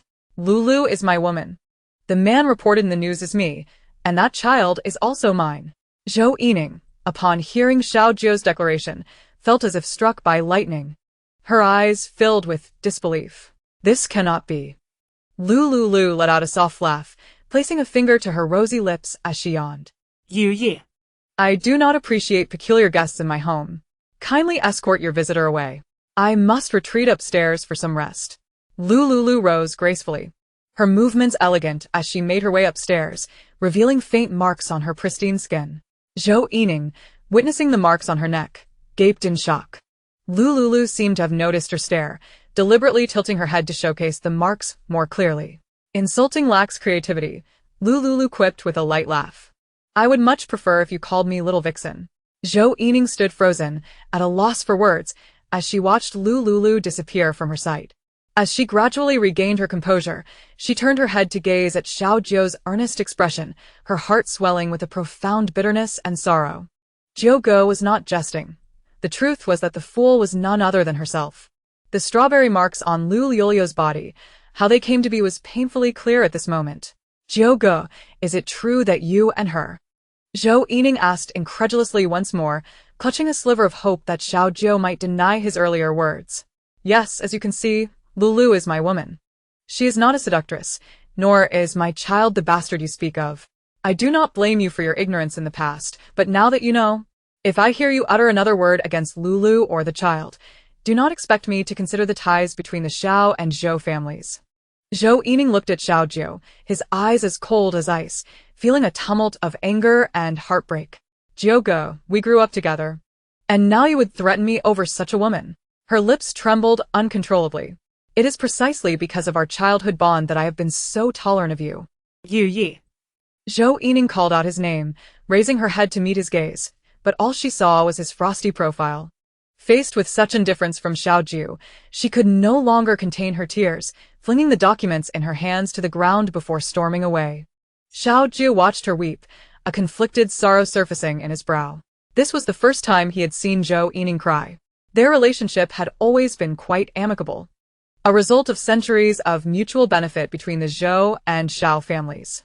Yet now, he had offended her over the child and Lulu. He could only hope that Zhou Yining would not disclose this matter to her mother. With a heavy sigh, Xiao Jiu rubbed his brow. The entangled interests between the Zhou and Xiao families ran deep, and their relationship was relatively amicable. Beyond the childhood friendship he shared with Zhou Yining, he had to consider the implications for his mother and grandfather. The Zhou family held considerable influence in their social tier, and Zhou Yining was her mother's most cherished daughter. Thus, he had always been lenient towards her, never showing anger or disdain, no matter her actions. However, her humiliation of Lu Liuliu and the child had become increasingly intolerable, crossing a line he could not abide by. With heavy steps, Xiao Jiu closed the apartment door and ascended the stairs. He had already offended her, and all he could do was take it one step at a time. Upon reaching the door of the master bedroom, he noticed the glass door was ajar. Lu Liuliu was lying on the bed, catching up on sleep. Approaching her bedside, he observed her long eyelashes quivering slightly. "Are you pretending to be asleep?" he inquired. Lu Liuliu slowly opened her eyes. "No, I just can't sleep." "If you can't sleep, then you should exercise," he suggested. She turned her back to him. "No. I just want to lie here and rest." "But didn't you say you would join the team for outings in the future? If you continue like this, you'll hold us back." "Humph." Lu Liuliu sat up. "I won't hold anyone back. I plan to secretly scavenge supplies later, and it's just training. I can manage. You should get up and change your clothes to train downstairs." Seeing her bashful demeanor, Xiao Jiu's earlier gloom lifted immediately. She was not angered by Yining's earlier words and appeared as vibrant as ever. With a glimmer of mischief in his eyes, he smirked. "Shall I help you change?" Lu Liuliu's face flushed crimson. "You go out. I can change myself." "Are you shy? Just yesterday you were quite enthusiastic." "I have seen everything. This moment of modesty is a bit late." Her cheeks burned with embarrassment. Last night, she had no idea how it had all begun. Her head spinning as she found herself entwined with Xiao Jiu on the sofa. "What do you want to wear?" "I can help you pick," he said, pulling open the wardrobe to retrieve a black yoga outfit. This set consisted of a tank top and form-fitting yoga pants, allowing for ease of movement and flattering her figure. "Really, I can manage on my own," Lu Liuliu said, rising to stand beside him at the wardrobe. She reached for the yoga set in his hands, but Xiao Jiu gently grasped her delicate hand. "Are you sure you can do this by yourself?" A tremor coursed through her body, her heart racing. If this continued, they might end up in a situation they ought to avoid. "I can. Now please go out," she insisted, snatching the yoga outfit from him and pushing him towards the door. Xiao Jiu allowed himself to be escorted out of the master bedroom. Once the door was closed, Lu Liuliu took a deep breath and changed into the yoga outfit. After dressing, she gently lifted the sleeping Xiao Wu and headed downstairs with him. Since their identities had been clarified, there was no need to continue hiding. Bringing Xiao Wu downstairs also made it easier to keep an eye on him. Seeing Lu Liuliu carry Xiao Wu down, Xiao Jiu hurried over. "May I hold the child?" Lu Liuliu nodded, passing the sleeping Xiao Wu to him. As Xiao Jiu gazed at the cherubic face of the child, a warm sense of joy blossomed within him. This was his son. In this life, everything was still salvageable. His grandfather and mother had yet to succumb to the zombie apocalypse, and he had a son, and her. After handing Xiao Wu over, Lu Liuliu went to the treadmill on the balcony to run. She had witnessed clearly when the rat had sacrificed itself. Zombies were the slowest when chasing the most vulnerable. It was imperative to train and increase her speed. Even if she couldn't fight them off in the future, she could still escape to a deserted corner and hide in her space. Xiao Jiu sat on the sofa, cradling the sleeping Xiao Wu, his gaze soft as he watched Lu Liuliu run. The upcoming training was not unfamiliar to her, having done it several times before. Under Xiao Jiu's watchful eye, she completed all her physical training exercises. After finishing, she gasped for breath and poured herself a glass of diluted vitality water to replenish her energy. "Would you like some water?" she asked, setting down her cup and glancing at Xiao Jiu. He nodded. Lu Liuliu poured him a glass of the diluted vitality water. Just then, the sleeping Xiao Wu stirred awake. Lu Liuliu took him from Xiao Jiu's arms and went upstairs to nurse him. Once she had left, Xiao Jiu noticed the clock beside the projector displaying the time, 11:40 a.m.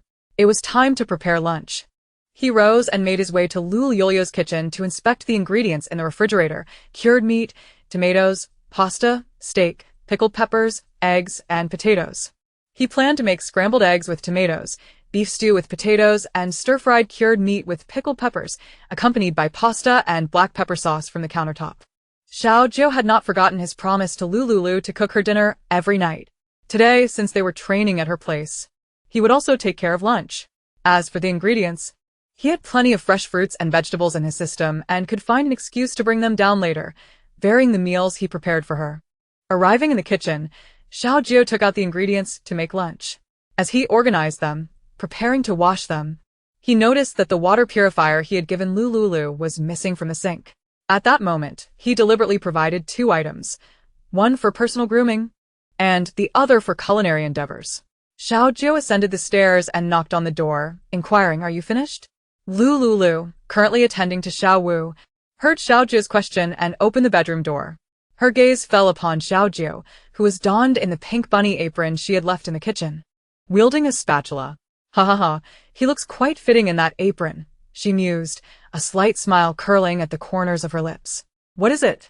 "I sent you a water purifier, yet only one remains?" Chapter 130. An anomaly in space. "I gave one to EE. Is there a problem?" "The purifier's adapter is needed for washing vegetables. Please head downstairs first. I will retrieve the other one." Xiao Jiu nodded and returned downstairs. After a short while, Lu Liuliu handed the adapter for the water purifier to Xiao Jiu. As Xiao Jiu connected the purifier, he contemplated returning later to provide her with another one. Jiang Yi had been frequently assisting in caring for his child, so offering her another would undoubtedly ease her daily life. Noticing Xiao Jiu preparing lunch, Lu Liuliu observed for a moment before redirecting her attention. She picked up the remote control from the coffee table and activated the projector, resuming the agricultural planting video she had previously left unfinished. As she watched, thoughts of the tomatoes and garlic growing on the balcony crossed her mind. She then made her way to the balcony, where she discovered the tomatoes had begun to bear fruit, albeit small and green. The garlic beside them was thriving, sprouting vibrant green shoots. In a few days, with a touch of vitality water to hasten their ripening, she would be able to harvest fresh produce. After inspecting the crops on the balcony, Lu Liuliu returned to the sofa to continue her viewing of the agricultural video. Just as she was engrossed in her studies, a sudden disturbance echoed from the space connected to her consciousness. Startled, she turned to see Xiao Jiu deeply focused on preparing lunch in the open kitchen behind her. She quickly headed upstairs to the master bedroom and shut the door. What on earth was causing the disturbance in her space? Lu Liuliu first employed her consciousness to inspect the area, finding the first layer, a storage space the size of 10 football fields, intact and seemingly untroubled. She methodically opened the first door to the jade pool, the second door to the crop cultivation area, the third door to the animal husbandry section, and the fourth door leading to a bamboo cottage with a stream. It was only upon reaching the fifth door that she detected faint sounds emanating from within. Without further thought, Lu Liuliu fully entered through the fifth door. She pushed open the door to the bamboo cottage and stepped inside to find the little monkey, Kong Kong, lying weakly on the bamboo bed. Lu Liuliu approached and gently scooped him up. "Hey, are you alright?" Kong Kong emitted a feeble cry. "Master, I'm starving." It dawned on Lu Liuliu that her previous actions, slapping him, had provoked his ire, leading her to abandon him in the bamboo cottage without food or water for days. This, indeed, was an act of animal cruelty. Overcome with guilt, she hurriedly retrieved a peach from her space and held it near Kong Kong's mouth. The seemingly lifeless creature's eyes suddenly sparkled with life as he opened his mouth and devoured the peach in one swift motion, quickly chewing and spitting out the pit. "I'm so hungry, master." Witnessing his exaggerated desperation, Lu Liuliu couldn't shake the feeling that he was putting on a show. Nonetheless, it was true that she had neglected to feed him during these days he had been sealed away. "Well, at least he calls me master," she thought, pulling out several more peaches and placing them on the bamboo bed. Kong Kong, upon seeing the peaches, leapt from Lu Liuliu's embrace to stand on the bed, eagerly grasping one to munch on. Concerned he might not have enough to eat, she added another 2 pounds of peaches to the bed. "Kong Kong, I have some matters to attend to, so take your time eating." Upon hearing this, Kong Kong abandoned the peach and rushed over to hug Lu Liuliu's leg, whimpering, "Master, I don't want to be locked in here. Please take me out to play, won't you? I'm very well behaved and have many tricks." Lu Liuliu, Knowing he was more susceptible to gentleness than sternness, replied softly, "I will let you out tomorrow, but you must behave. Otherwise, I shall return you to confinement." "All right. I promise to be good." After calming Kong Kong, Lu Liuliu exited the space, returning to the exact position and posture she had occupied upon entering. Regaining her focus, she directed her consciousness to the second area, where the peppers and potatoes had matured and begun to bear fruit. In this section, if the fruits were not harvested, they would remain fresh indefinitely. Utilizing her mental power, she gathered all the fruits and transported them to the preservation area outside, subsequently replanting a new batch of vegetable seeds within. Once finished, she withdrew her consciousness and opened the door to descend the stairs. Upon reaching the ground floor, she found Xiao Jiu setting the table with dishes and utensils. "Has the child fallen asleep?" Xiao Jiu inquired. "Yes, he has," Lu Liuliu confirmed, taking a seat at the dining table. She surveyed the 3 dishes before her, their colors, aromas, and flavors enticingly harmonious. Having expended considerable energy during her morning workout, she picked up her chopsticks to sample the fare. Delicious. Lu Liuliu did not hesitate to express her praise. Xiao Jiu's culinary skills were indeed commendable. "I'm glad you enjoy it," Xiao Jiu replied with a gentle smile. "Come, sit down and eat with me," Lu Liuliu beckoned to Xiao Jiu. "Very well." Xiao Jiu removed the pink cartoon bunny apron and settled into the chair beside her. As he picked up his chopsticks to eat, his gaze occasionally drifted toward Lu Liuliu. Fate had orchestrated their meeting.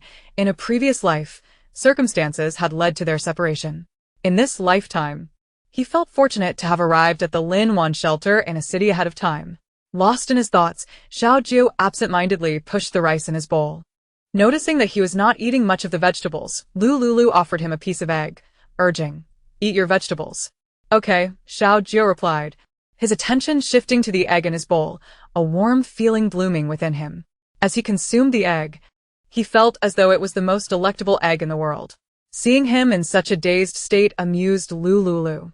When they had first met, he exuded a spirited aura that kept others at bay. After their initial flirtation, he had become quite wild, making it difficult to resist. Typically, he appeared homely, akin to a cuddly little puppy. The two of them continued to enjoy their meal in silence. Midway through, Lu Liuliu suddenly recalled something amiss. After pondering for a moment, she realized she had forgotten to invite Jiang Yi to join them for dinner. Indeed, it seemed that men could be quite distracting, especially those who were both handsome and considerate, rendering one rather befuddled. Observing that there was still a substantial amount of food remaining, Lu Liuliu promptly activated her wristband to summon Jiang Yi for dinner. A few minutes later, Jiang Yi knocked and entered the apartment. Spotting Xiao Jiu, she expressed surprise. It was evident that their previous outing had accelerated the development of their relationship. The atmosphere between the two of them had transformed from previous tension to a more relaxed camaraderie. "Lulu, I just remembered I have an appointment. You both enjoy your meal." Huh. Lu Liuliu was taken aback. "I'm going to meet Feiyu for dinner. Take your time." Jiang Yi offered an excuse, leaving cheerfully. At this moment, it was precisely the midday break for the ability user team, and Feiyu was undoubtedly free. Jiang Yi mused to herself. Lu Liuliu accompanied Jiang Yi to the door, then returned to the dining table and sat down. Upon hearing that Jiang Yi was seeking Yan Feiyu for lunch, Xiao Jiu's initially dismal mood gradually improved. He seized the opportunity to grant Yan Feiyu some time off, allowing him to take Jiang Yi to another place for leisure during his break. Chapter 131. Truth and Deception. In future expeditions, Yan Feiyu would have to remain at the sanctuary. With Yan Feiyu present, Xiao Jiu could venture out to combat zombies without worrying about the safety of Xiao Wu and herself. Yan Feiyu was a comrade from the same cohort, possessing integrity and trustworthiness, and he was an earth element abilities user. Jiang Yi looked after the children of him and Lulu, while Yan Feiyu ensured their protection, an arrangement that served two purposes. Naturally, he would not let them provide care without compensation. Remuneration was a matter of course. Xiao Jiu silently contemplated the future work arrangements for Yan Feiyu. "Xiao Jiu, what about the laser gun you promised to give me last time?" Lu Liuliu asked. dabbing her mouth with a napkin. Just a moment, I will go upstairs to fetch it now. Xiao Jiao recalled his promise to Lu Liuliu about the laser gun.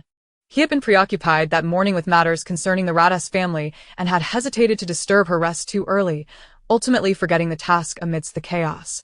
A few minutes later, Xiao Jiao presented Lu Liuliu with the laser gun, complete with its unique charging interface. This type of laser gun differed from ordinary ones, featuring a cylindrical charging cable that was quite rare on the market. He provided her with 2 chargers, sufficient for 2 laser guns. Earlier, he could have simply retrieved the weapon directly from the system without ascending the stairs. Such a method would have been rather extraordinary. The system was his secret, as was the matter of his rebirth. Disclosures of such nature would be unfathomable. Lu Liuliu was the mother of his child, and he harbored a favorable sentiment towards her. Between them, there had already been a profound exchange of intimacy. However, this did not justify his complete disclosure of everything to her. The stakes were high, and many around him eyed his current position with keen interest. Knowing too much would not bode well for her. Xiao Jiao silently observed as Lu Liuliu excitedly examined the gun. He stood up to clear the dishes from the table, taking them to the kitchen to wash. Once the kitchen was tidied, he retrieved a water purifier from a black plastic bag on the sofa. I will go install the water purifier for you. Upon seeing the purifier in his hands, Lu Liuliu's eyes sparkled with interest. Previously, he had gifted one to Jiang Yi, who found it inconvenient to switch back and forth for cooking and personal hygiene. Do you have more of that type of water purifier? Is it expensive? She inquired. Yes, but it's not prohibitively costly. How many points does this water purifier cost? Lu Liuliu casually asked. Xiao Jiao silently calculated the price of the purifier in his mind. In the system's marketplace, it was valued at 10 grams of gold each, while he sold them to the official at 100 grams of gold each. Currently, 1 gram of gold was worth about 50 points. Thus, the cost for the purifier amounted to 500 points. With a market value of 5,000 points, equivalent to 5 million yuan in his previous life. He only anonymously traded these purifiers periodically to official personnel, as they were not widespread among common folk. Rest assured, this water purifier is genuinely affordable. Upon hearing Lu Liuliu inquire about the purifier, Xiao Jiao recognized her intent to find an excuse to repay him for the favor. She was now a woman he acknowledged. Using a few of his purifiers was of no consequence. You are my woman. Utilizing my belongings is only natural. Do not worry about the cost. If you need or desire anything, simply tell me, and I will procure it for you, provided I can acquire it. A warm current surged within Lu Liuliu upon hearing his words. Yet, due to the betrayal by Ma Weizhou in her past life, she felt only a partial sense of gratitude towards Xiao Jiao's assurances. The specifics of his actions in the future would ultimately determine her trust. Had it not been for the apocalypse's arrival, she would have remained oblivious to Ma Weizhou's true nature. As for Xiao Jiao, would he too change along the way? Human hearts are difficult to fathom. Lu Liuliu maintained a balance of clarity and intoxication, attempting to embrace Xiao Jiao while inwardly remaining vigilant. As for her needs, she lacked for nothing mundane. What she craved most were crystal cores and high-tech weapons for survival. I need weapons. You have taken me to fight zombies. You know I am timid. I need weapons to ensure my survival. Xiao Jiao's gaze deepened. His system contained an array of weaponry, both offensive and defensive. The selection was dazzling, and he would need to find time to choose suitable items to exchange with her. The only hesitation lay in how to explain the origins of these weapons. Perhaps claiming they were sourced from official researchers would serve as a plausible excuse. Leave the matter of weapons to me, Xiao Jiao promised. Lu Liuliu nodded. I also require crystal cores. Of course, I shall still exchange them for vitality water. Upon hearing the mention of vitality water, a flicker of light flashed through Xiao Jiao's deep-set eyes. During their previous transaction, she had mentioned giving him a portion. How much did she truly possess? May I inquire what you need the crystal cores for? Lu Liuliu fell silent for a moment before slowly responding. In truth, when I told you the vitality water had no formula, that was a falsehood. The formula left by my father is in my possession. It mentions a type of energy entity. After the apocalypse struck, I unexpectedly created vitality water through an experiment using the crystal cores from zombie brains. Xiao Jiao's expression shifted, marked by a trace of astonishment. Are you implying that vitality water requires crystal cores for its creation? Indeed. Does anyone else know about this matter aside from me? Xiao Jiu asked gravely. No, I have only disclosed it to you, Lu Liuliu replied. Xiao Jiu exhaled a sigh of relief. This secret was far too astonishing. Should the formula for vitality water fall into the wrong hands, it could yield a continuous influx of ability users, enticing a vast number of loyal followers. It was a double-edged sword. In the hands of the righteous, it was a blessing, while in the hands of malcontents, it became a curse. You must not divulge this information to anyone, Xiao Jiu instructed earnestly. Lu Liuliu observed Xiao Jiu's reaction and frowned. You share a close relationship with Zhou Yining. During our last exchange, she was present. Does she know about this? She is unaware, Xiao Jiu paused. She only helps me mobilize the crystal cores. Lu Liuliu too felt a sense of relief. Zhou Yining viewed Xiao Jiu with an insatiable desire, having openly taken away the man she cherished. She would undoubtedly seek retribution. This enmity had already been established, and if Zhou Yining were to uncover her secret, it would lead to unnecessary complications. She despised trouble, while she had plans in place. In the face of unavoidable dilemmas, retreating into her space would suffice. Yet, that was a last resort. She would not resort to such measures unless absolutely necessary. As for revealing to Xiao Jiu that the vitality water had a formula, it stemmed from his recent behavior and his identity as Xiao Wu's father. The formula for vitality water was linked to the crystal cores. In her dealings with Xiao Jiu, she had only spoken half the truth. While vitality water indeed required crystal cores, the ultimate secret lay within her space. By divulging this half-truth, she would facilitate her future acquisition of crystal cores. Chapter 132, The Imperative Reasons for Your Departure. Beside her stood Xiao Jiu, a valuable resource, and she would not be foolish enough to set up a stall. You need not worry. I have already warned her and made it clear that she will no longer harass you in the future. Did you inform her that Xiao Wu is your child? Yes. Lu Liuliu found no solace in Xiao Jiu's words. Rather, a sense of unease washed over her. Zhou Yining was a person of considerable influence, and when it came to acquiring what she desired, she would stop at nothing. In her previous life, there was no obstacle within the base that she could not overcome. It was highly probable that love could turn to hatred, and she might seek to retaliate against Xiao Jiu. Of course, these were merely her anxious speculations. One could only hope that her fears would not come to pass. Lu Liu, in the future, you must remain at the shelter with a child. It is relatively safe here for the time being. Relatively safe? What does that imply? Will it not be safe in the future? Lu Liuliu detected the nuances in Xiao Jiu's words. However, having lived for a year and a half in the apocalypse during her previous life, she had always found this place to be quite secure. Perhaps she was overthinking it. Dismissing the subtle hint of doubt in Xiao Jiu's statement, she resolutely declared, I must accompany you outside.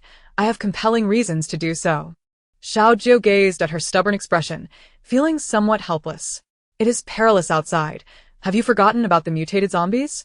Lu Liuliu recalled the brutal mutated zombies she had encountered, her small face paling slightly, yet she continued steadfastly, I have not forgotten. But I believe I can conquer my fear of zombies. Besides, I have you with me, do I not? Xiao Jiu looked deeply into Lu Liuliu's eyes and recognized the determination within them. In the future, we will face even greater dangers. Even I cannot guarantee your safety entirely. You may very well die. Xiao Jiu deliberately sought to frighten Lu Liuliu. Aside from the 10th tier zombies that would emerge a year later, anything below that tier was to him merely insignificant. The 10th tier posed a considerable challenge. Other high-tier zombies could be dealt with by expending some gold and employing weapons, but such advanced weaponry would attract the attention of his enemies. At times, formidable monsters were not as terrifying as humans. Human hearts were treacherous, more lethal than any creature. Lu Liuliu nonchalantly replied, what is there to fear in death? One could be struck by a car while walking down the street, struck by lightning on a rainy day, or choked to death while drinking water. Xiao Jiu's previously solemn demeanor cracked at her words. It is good to see you think this way, he said in a low voice. Rest assured, I will not let you die. However, could you share the reasons compelling you to venture outside? Xiao Jiu could not resist asking. Lu Liuliu contemplated for a few seconds. Sharing this matter with him was not out of the question, provided she kept the secrets of her space concealed. If they could locate the gold-type ability user ahead of time, it would be beneficial for the authorities. I need to go outside to search for gold. Searching for gold? Xiao Jia was taken aback. He was indeed in need of gold. Through anonymous transactions with the authorities, he had amassed considerable gold in exchange for weapons. For the time being, he lacked nothing. However, he would not reject an abundance of gold each time he ventured out to gather supplies. He would also take the opportunity to acquire some gold from jewelry stores. Yes, finding gold, Lu Liuliu slowly stated. The laser weapon you provided me with was issued by the authorities, correct? Xiao Ju nodded. Do you know where the authorities obtained these weapons? This. Xiao Jia was at a loss for words. Any explanation would feel like deception.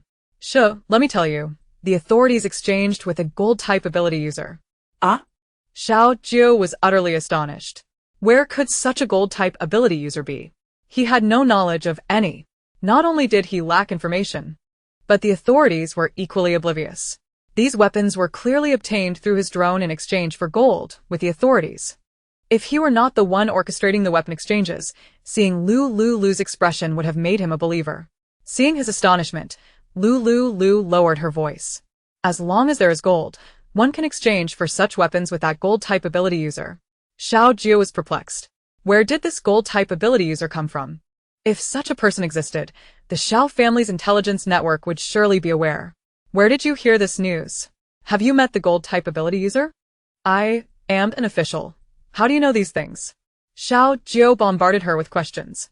Lu Liuliu answered each one, having already devised her explanations. I heard about it. Don't concern yourself with where I heard it. Just know that I assure you, hoarding gold will not be a loss for you. I have heard that the gold-type ability user can exchange for flying vehicles, aquatic vessels, terrestrial transportation, and various high-tech gadgets. The water purifier you gave me, I suspect, was a high-tech household item exchanged with that gold-type ability user. Xiao Jia's expression grew increasingly peculiar as he listened to her speak in such a mysterious manner. How did Lu Liuliu know all this? For the moment, that question could wait. What mattered was that she mentioned laser guns, water purifiers, and high-tech vehicles in exchange, aligning perfectly with his system. This time around, he had engaged in anonymous transactions with the authorities.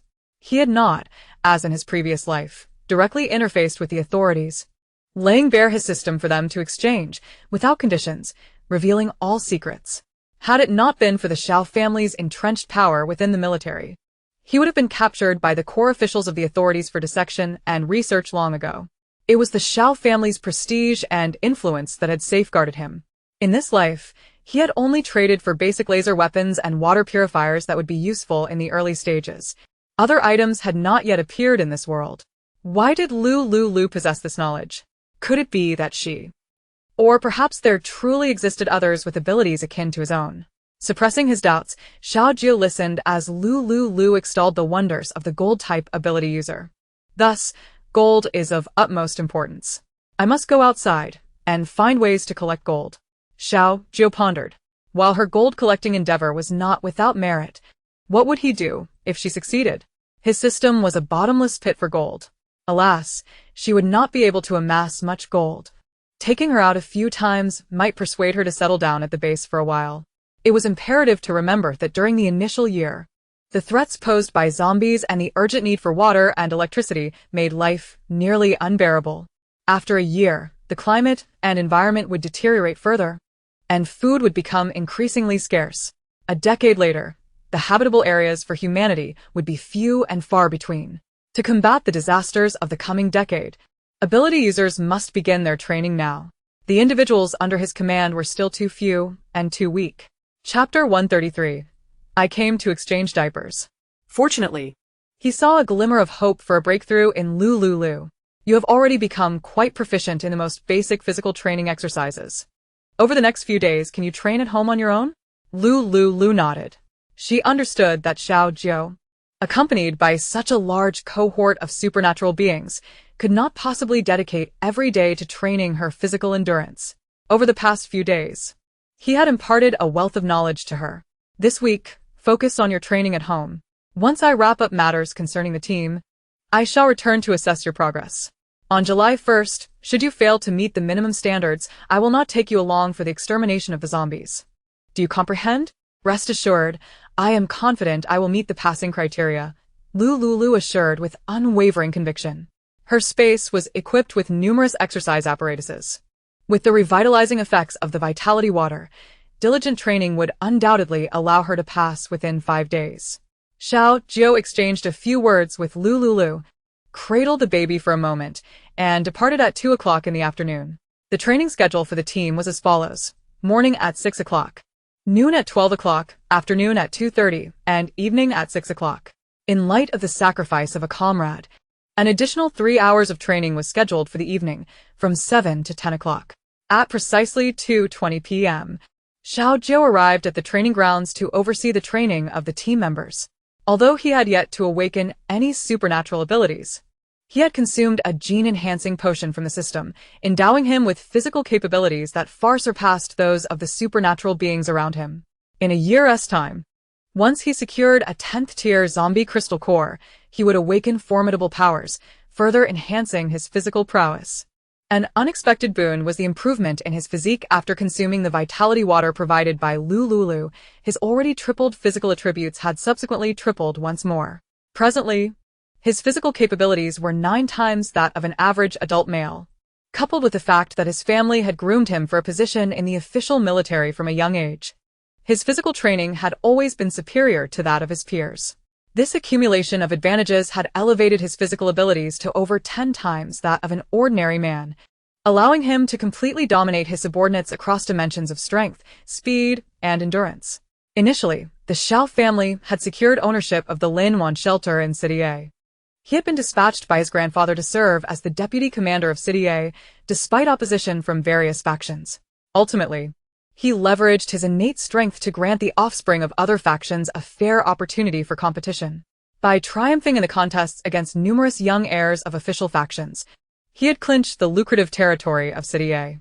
Those who placed in the rankings were assigned authority over various provinces and cities. While many within the Hailon Kingdom surpassed him in strength, upon his rebirth, he promptly sought a substantial sum from his grandfather to exchange for the costly gene-enhancing potions available in the system. This investment had tripled his physical attributes, enabling him to stand out among a multitude of competitors. City A, being the capital of the Hailon Kingdom, boasted an abundance of elite resources. Ostensibly, he was the captain of a supernatural team. In reality, he was the primary power broker of City A, as the overall commander was none other than his grandfather, Xiao Xintian. City A had been entrusted to his governance by his grandfather, who retained veto power. With such a vast metropolis, abundant in resources, it was challenging for him to maintain stability on his own. To aid him, Grandpa Xiao had dispatched a trusted contingent of 100 supernatural beings, along with Zhou Yining from the Zhou family to oversee logistics. The scientific medical team was led by Lin Fei from the Lin family. The security personnel maintaining order in the shelter were predominantly recruits from the Xiao family. The intricate web of connections among these individuals was not without merit. Many, though unfamiliar with Xiao Jiao, were well acquainted with Grandpa Xiao and had heard tales of his formidable reputation from their forebears. Xiao Jiao's mother held a pivotal position within the official financial department, while his father had perished during a mission when Xiao Jiao was but a child. At the time of his father's sacrifice, his mother was pregnant with him. He had one immediate relative, a full-blooded sister named Xiao Yao. The Zhou, Xiao, and Lin families had maintained amicable relations over the years, with the Zhou family possessing significant control over resource allocation. The Xiao family wielded considerable influence in military matters, while the Lin family boasted the most advanced biomedical researchers, rendering them authoritative in the field of biomedicine. The three families shared a long-standing camaraderie, with numerous peripheral offspring engaging in matrimonial discussions. Xiao Jiao had been tasked with overseeing all of City A. His mother and sister accompanied the leaders of the Hailon Kingdom to the westernmost region at Mount Everest. A decade after the apocalypse, Everest remained the last bastion of purity for the people of the Hailon Kingdom. Through anonymous channels, he relayed this information to the authorities. After a period of brewing, the contents of his missive had proven true. The highest leaders of the Hailon Kingdom took heed of the secret letter, leading an expedition comprising the elite of the Hailon Kingdom and some researchers to Everest to establish a shelter. All resources from various provinces and cities, barring a portion reserved for the daily sustenance of survivors, were being airlifted by helicopters dispatched from Everest, tirelessly transporting supplies westward for future calamities. Xiao Jiao silently observed the training of the supernatural team members, constantly contemplating how to accelerate their progress and enhance their capabilities. On the 12th floor of the Lin 1 apartment, after Xiao Jiao's departure, Lu Liuliu fed Xiao Wu and then turned to the treadmill for her workout. She had also released Congo from her space, who joyfully spun around outside. Lu Liuliu focused on her physical training, occasionally monitoring Congo's antics. Eager to remain outside, Congo endeavored to showcase its usefulness to Lu Liuliu. 2 hours passed and Xiao Wu awoke. Lu Liuliu cradled him to feed. Afterward, as she prepared to change his diaper, she glanced up to find Congo wearing a pair of disposable plastic gloves, clutching a diaper. These gloves were kept in the kitchen cabinet for her culinary endeavors. Master, allow me to change the young master's diaper.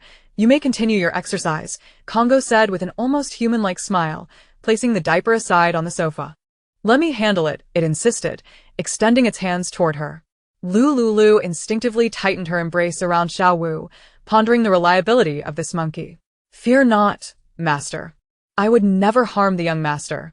Your space binds me, preventing me from straying too far. At your mere thought, I would be compelled back to the space. Utterly defenseless. I pose no threat to you, or the young master. Congo had undergone numerous bonding experiences, evolving from a rebellious spirit to one of compliance. Chapter 134. Congo is not empty. Lu Liuliu was its 99th master. Having traversed 99 different worlds with 99 different masters, it had grown wise. Particularly, it sensed that this space reboot might be the final opportunity. Should this master fail, it too would perish, and the space would cease to reboot. This master represented its last chance, being the only one to unlock the 5th door merely a month after activating the space. Upon hearing Congo's words, Lu Liuliu attempted to project her thoughts to confine the monkey back into the space. The next moment, the empty body suddenly vanished. Lu Liuliu was taken aback, realizing that Kongkong had indeed been confined within the 5th door due to a mere thought of hers. Confirming the truth of its words, Lu Liuliu released Kongkong, consenting to allow it to change Xiao Wu's diaper. Donning disposable gloves, Kongkong swiftly attended to Xiao Wu with remarkable learning ability. Having previously observed Lu Liuliu perform the task once, adeptly mimicking her actions and gently replacing the diaper, Lu Liuliu noted Kongkong's attentiveness, ensuring proper hygiene measures were adhered to. With a few seconds' passage, Kongkong successfully completed the diaper change. Observing Kongkong's cleverness, Lu Liuliu's curiosity was piqued. Kongkong, you mentioned not being able to stray too far from me. How far is that? Kongkong's golden pupils twinkled as it scratched its head. Specifically, I cannot articulate it, but when you have the time, you may experiment. Once I reach the designated distance, I will be automatically transported back to the space. Hearing this, Lu Liuliu felt increasingly enchanted by the mysteries of the space. If the distance were considerable, she could leave Kongkong at the shelter with Jiang Yi to care for Xiao Wu while she ventured out for supplies. In the event of danger, Kongkong would be transported back. Could Xiao Wu also be transported if Kongkong held him? Lu Liuliu gazed at Kongkong, instructing, lift the baby. Kongkong complied, and with a mere thought, the Kongkong cradling Xiao Wu instantly appeared within the 5th door of the space. Witnessing this scene, Lu Liuliu understood that her plan was feasible. Next, she had Kongkong hold Xiao Wu's hand, continuing her experimentation.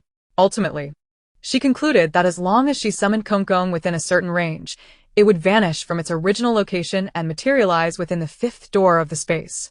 Regardless of what Kongkong was holding at that moment, its possessions would also be deemed its property and transported alongside it. This revelation filled her with exhilaration. Henceforth, Kongkong would remain by Xiao Wu's side to provide care. With only 5 days remaining before her next venture to gather supplies, she resolved to train Kongkong during this period. Prior to that, she needed to ascertain the distance to which Kongkong was bound to her. Discovering this hidden skill of Kongkong's, Lu Liuliu began showing it various parenting books and videos. She activated the projector and selected a video on newborn care. Kongkong, would you like to play outside with an endless supply of peaches? Kongkong nodded vigorously, yes. Then study the video diligently. Once you've mastered it, I'll let you enjoy fresh peaches every day. Kongkong's eyes sparkled as it nodded repeatedly, fixating on the projector for learning. Observing Kongkong, covered in fur, she instructed. From now on, you must go to the bathroom daily and clean yourself before holding the baby. Master, that's simple. I'll wash up right now. Kongkong leapt up, effortlessly ascending a 5-meter staircase. Lu Liuliu noted its impressive jumping ability, reassessing her view of Kongkong. Previously, she had inquired about Kongkong's other masters, and it had provided vague information. It mentioned that, although it could sense its previous masters, only 3 of them had opened the 5th door, and shortly after doing so, they had met with mysterious deaths. Kongkong had not even had the chance to discern the assailant's identity before falling into a deep slumber. Lu Liuliu temporarily suppressed her doubts regarding the space, pondering that perhaps once she opened all the doors, the mysteries would unravel. Carrying Xiao Wu, she ascended to the master bedroom upstairs, observing Kongkong as it bathed. Having previously followed 3 masters, one of whom hailed from a parallel world akin to Hylon Nation, Kongkong was relatively familiar with the bathroom facilities. It explored the shower button, quickly mastering its function and cleaning itself thoroughly. Satisfied, Lu Liuliu nodded, explaining the uses of the bathroom's dryer and hairdryer. Kongkong promptly took the hairdryer, switched it on, and dried its golden fur. Before Lu Liuliu could issue further instructions, it found a pair of scissors on the bathroom counter and trimmed its long golden fur. Master, do you have any clothes for me to wear? Lu Liuliu shook her head. Not at the moment, but when I go out and find a pet store, I'll bring back some clothes and toys for you. The pet store would surely have clothing and specialized food suitable for Kongkong. On her next outing, she would devise a way to secretly procure some items for the space. Seeing Kongkong freshly washed and looking revitalized, Lu Liuliu attempted to hand Xiao Wu over to it. Kongkong, now only knee-high, securely cradled Xiao Wu without showing any signs of weakness. Lu Liuliu directed Kongkong to tell Xiao Wu a story and sing nursery rhymes. It complied admirably. In a daze, Xiao Wu opened his eyes to see Kongkong's blurred golden silhouette, momentarily startled. Lu Liuliu quickly spoke to soothe Xiao Wu's emotions. From her words, Xiao Wu discerned that Kongkong was his mother's pet and felt reassured, nestling comfortably in Kongkong's embrace and drifting off to sleep. Lu Liuliu was exceedingly pleased with Kongkong's performance. This little monkey proved to be more capable in certain respects than Jiang Yi. With Kongkong, she felt no trepidation regarding the potential exposure of the space, whereas with Jiang Yi, she still had to exercise caution. After training Kongkong, Lu Liuliu noticed the day gradually darkening. Kongkong placed Xiao Wu on the sofa, covering him with a small blanket, then dutifully nestled in the corner of the sofa, focused on studying the projector. Lu Liuliu recognized it as a commendable companion. As a reward for Kongkong, she retrieved 3 strawberries cultivated in the space and handed them to it. Kongkong's eyes widened in astonishment at the enormous strawberries. Master, are these strawberries really for me? Yes, take them. Lu Liuliu tossed the 3 strawberries to Kongkong. In a flash of golden motion, Kongkong caught one in each hand while holding another in its mouth. Chapter 135. This pet is quite good. Lu Liuliu observed its nimble movements, sharp intellect, and strong learning ability, growing increasingly satisfied. The value unearthed from the 5th door, unlocked with 100,000 crystal cores, seemed to become ever more significant. With peace of mind, she prepared to head to the kitchen to make dinner. Just as she was about to don her apron, a knock resounded at the apartment door. Lulu, it's me. Xiao Jiu's deep voice came from the other side. Lu Liuliu opened the door to let him in. Xiao Jiu entered with 2 bags of fresh ingredients, placing them on the kitchen counter. As promised, I'll cook for you every evening. Lu Liuliu recalled having made such a request. Will this interfere with your team's training? Not at all. I'll delegate the evening practice tasks to my 2 assistants for supervision. After 6 o'clock, I have time, Xiao Jiu replied, efficiently washing the ingredients he had brought. Lu Liuliu did not decline. The understanding between them had long been established. The relationship they share is both collaborative and romantic, and with the addition of Xiao Wu, their current dynamic resembles that of a family. In truth, the only distinction between them and a legitimate couple lies in the absence of a marriage certificate. Lu Liuliu observed Xiao Jiu as he prepared the ingredients and decided to initiate a video call with Jiang Yi. Mere seconds later, the call connected. Yi. Why don't you come over for dinner later? She suggested. Hee hee Liu, you needn't wait for me any longer. I'm heading to the cafeteria with Fei Yu, Jiang Yi replied, capturing the bustling cafeteria scene on her camera. revealing the honest and simple face of the man seated beside her. What would you like to eat? Just let me know. And I'll bring something back from the cafeteria, Lu Liuliu offered. What a coincidence. Lu Liuliu turned the video toward Xiaojiu, who was diligently cooking. No need to bring me anything. My meals are fully taken care of by him, Jiang Yi remarked, her face alight with surprise. Wow.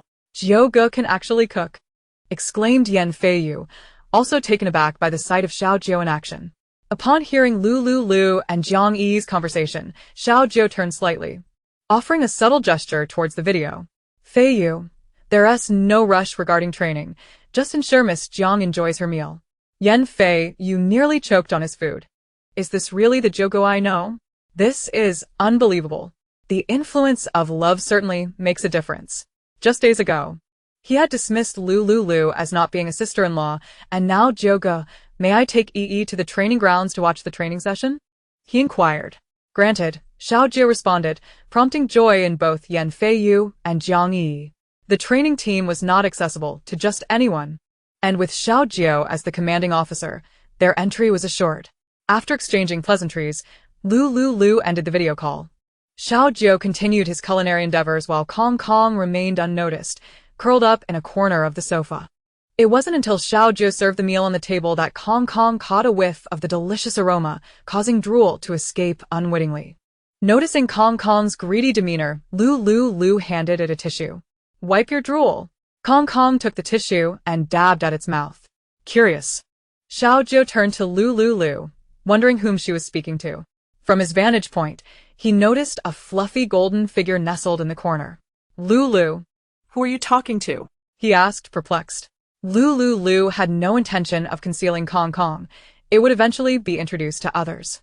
In this era, many people kept pets, be it dogs, cats, snakes, or spiders, so having a monkey was not overly peculiar. This is my adopted pet, Kong Kong, she introduced. Upon hearing its name, Kong Kong stood up from the sofa and waved at Xiaojiu.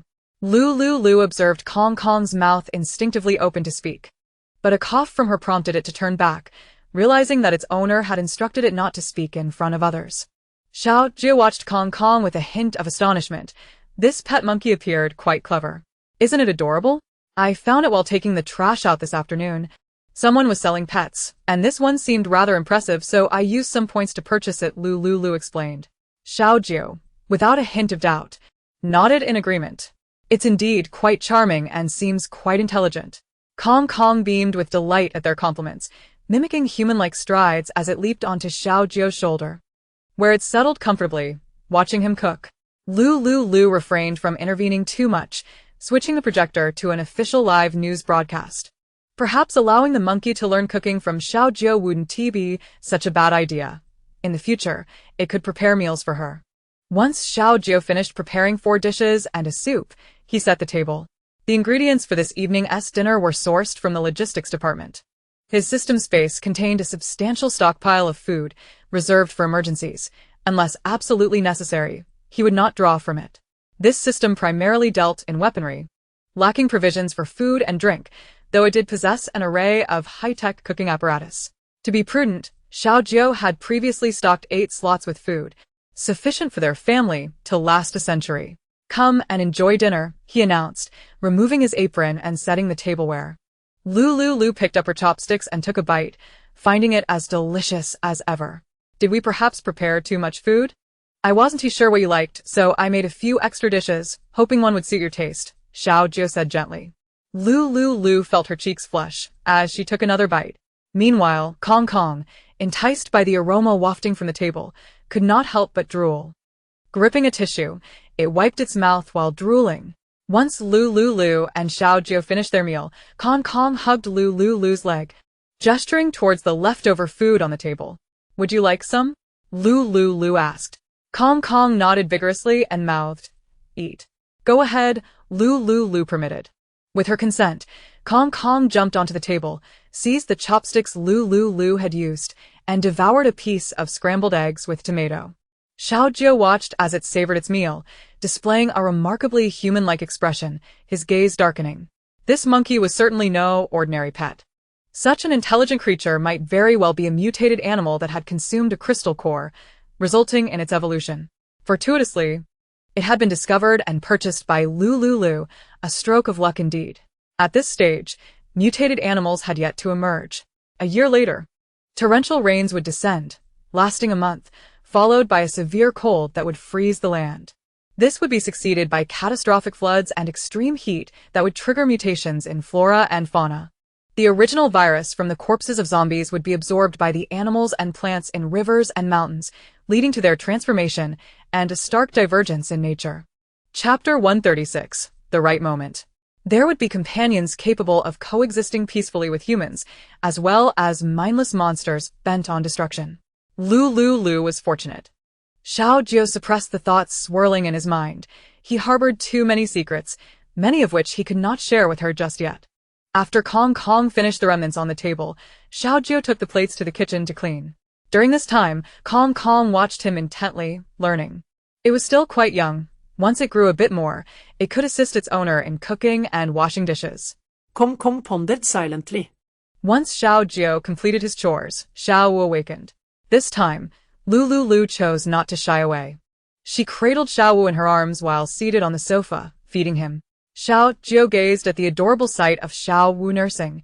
A profound tenderness reflected in his deep-set eyes. After Lu Liuliu finished feeding, she gently scolded, "Hey, I've fed him. Why are you still staring?" "I'm just admiring the child," Xiao Jiao replied innocently, genuinely appreciating the child's cuteness, without ulterior motives. Lu Liuliu handed the baby to Xiao Jiao, saying, "Here, you take care of the baby tonight. Feel free to watch him as much as you'd like, alright?" Xiao Jiao's expression turned somewhat troubled. He was unsure how to care for an infant. She had never taken on such a responsibility before. "I don't know how. Teach me, and I will learn," Lu Liuliu said with a playful smile as she noticed his slight awkwardness. "It's quite simple." Xiao Jiao listened attentively as Lu Liuliu explained the steps to care for the baby. Half an hour later, Xiao Jiao nodded, "I've memorized everything. It should be no problem. Tonight, you'll take care of the baby?" "All right," he agreed, placing Xiao Wu in the baby stroller. Alongside it, he had prepared a pocket in the car containing the necessary items: packaged breast milk, diapers, a change of clothes, and specialized small towels. "Get some rest early. I will bring Xiao Wu to you in the morning." There was no doubt that Xiao Jiao was Xiao Wu's biological father. As the saying goes, even a tiger does not eat its young. He would certainly never harm Xiao Wu. Lu Liuliu confidently entrusted him with the baby and watched as he took Xiao Wu upstairs. Once Xiao Jiao had left, Lu Liuliu messaged Jiang Yi, "I'm going to rest now. You should do the same." "Okay." Lu Liuliu then went upstairs, entered the bathroom, and changed into a casual sports outfit that she had never worn before. She donned a wig and stored the laser weapon Xiao Jiao had given her in her space.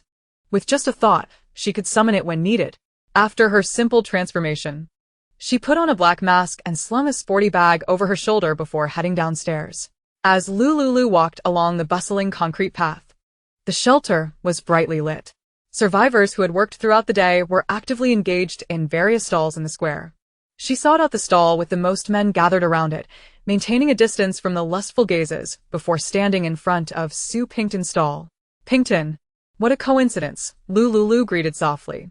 Su Pington paused upon seeing Lu Liuliu in a mask, then exclaimed, "Lulu, what brings you here?" "I'm just here to check on you, my dear friend. This isn't the place for catching up. Let's go to your home to chat?" Su Pington instinctively wanted to refuse. But then she recalled the last time she saw Lu Liuliu mingling with officials, especially the man beside her, who had an imposing aura. If she could somehow connect with that man through Lu Liuliu, her life could take a turn for the better. "All right, let me tidy up." Su Pington quickly gathered the cloth from her stall and tossed it into a plastic bin. She took the bin and led Lu Liuliu to her apartment. Suppressing her underlying hatred and murderous intent, Lu Liuliu followed Su Pington to apartment 1801 in Building 2.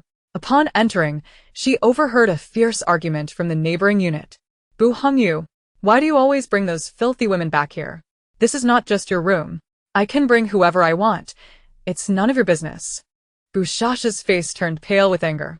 "If you bring those unsavory women back again, I will kick you out." "Humph. I'm only giving you face because you're my sister. Don't force my hand," Bu Shasha retorted, brandishing the alcohol she had pilfered from the shelter's medical station to disinfect the room. "Your escapades won't be any concern of mine." Bu Hongyu, lounging casually against the wall, replied nonchalantly. Bu Shasha, seeing his attitude, felt hopeless. She ceased her warnings and got to work disinfecting the bed with alcohol. Su Pington also heard the commotion next door and remarked, "That person next door has no manners. Let's ignore them." Machem, Lu Liuliu followed Su Pington into her room. Though small, it was relatively clean. "Sit for a moment. I don't have much to offer, but I'll get you a glass of water."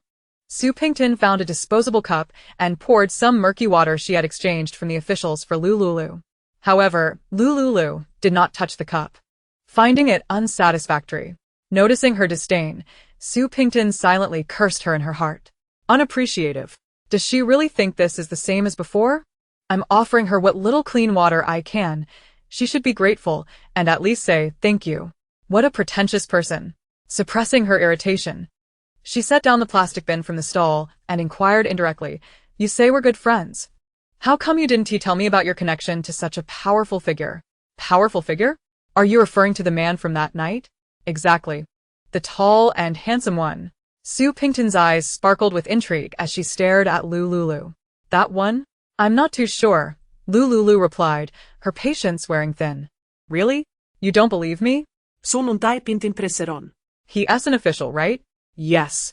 Do you know what his role is?" Su Pington continued her interrogation for more information about Xiaojiu. Growing increasingly impatient, Lu Liuliu stood up, declaring, "It's getting late. I'll come back to visit you another day." Su Pington, unsatisfied without getting the answer she sought, reluctantly saw Lu Liuliu off. As she spotted the untouched cup of murky water on the only table in the room, Su Pington picked it up and drank it down. What a pretender. "Just wait until I entice that man. You'll regret it," she muttered to herself as she mentally cursed Lu Liuliu's lineage. After a considerable time, she finally calmed down and lay in bed to sleep. Lu Liuliu exited the 18th floor and took the elevator down to the first floor. As she stepped out of the apartment, she glanced back at the building, her gaze lingering. The groundwork had been laid. In Building 2, there were only 2 units, hers and that of a pair of siblings with whom relations were strained. It was time to act. Without further delay, she departed under the glow of the solar streetlights, returning to her own apartment in Building 5 to rest. During the night, she would rise several times to express milk, storing it in bags for Xiaojiu to help care for the baby the next day. The burden of sleepless nights spent looking after the child was truly exhausting. She recalled the assistance Jiang Yi had provided during these days and realized she could not rely solely on her. Since Xiaojiu had acknowledged the child, he must assume the responsibilities of fatherhood. It was only natural for a father to help care for his child. The following morning, just as the sun began to peek over the horizon, Xiaojiu arrived with Xiao Wu and brought Lu Liuliu a portion of soup noodles from the cafeteria. "Today's new batch is fresh. Give it a try." He placed the breakfast on the dining table, revealing ingredients from a rice and flour factory that had been seized the previous day. Lu Liuliu emerged from her washing routine, yawning. "All right, thank you." Seeing her adorable, languid demeanor, Xiaojiu chuckled softly. "Try it, and let me know if you like it. I'll bring you more tomorrow." After bidding farewell, Xiaojiu set off for training. Lu Liuliu opened the round stainless steel container of breakfast, steam rising from the noodles, topped with a freshly made marinated egg. "This guy is quite thoughtful," she mused. After finishing her breakfast, she noticed Xiao Wu sleeping soundly in the stroller, with a bit of milk residue at the corner of his lips.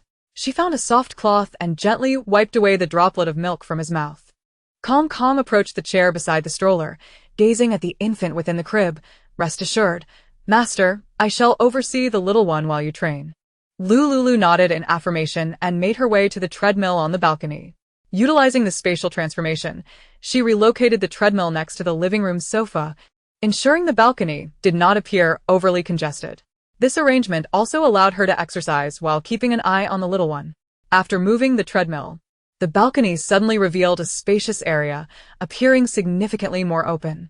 Lu Liuliu adjusted the potted plants that were previously arranged side by side, placing them in the spot where the treadmill had been. Once she completed these tasks, the balcony looked remarkably refreshed.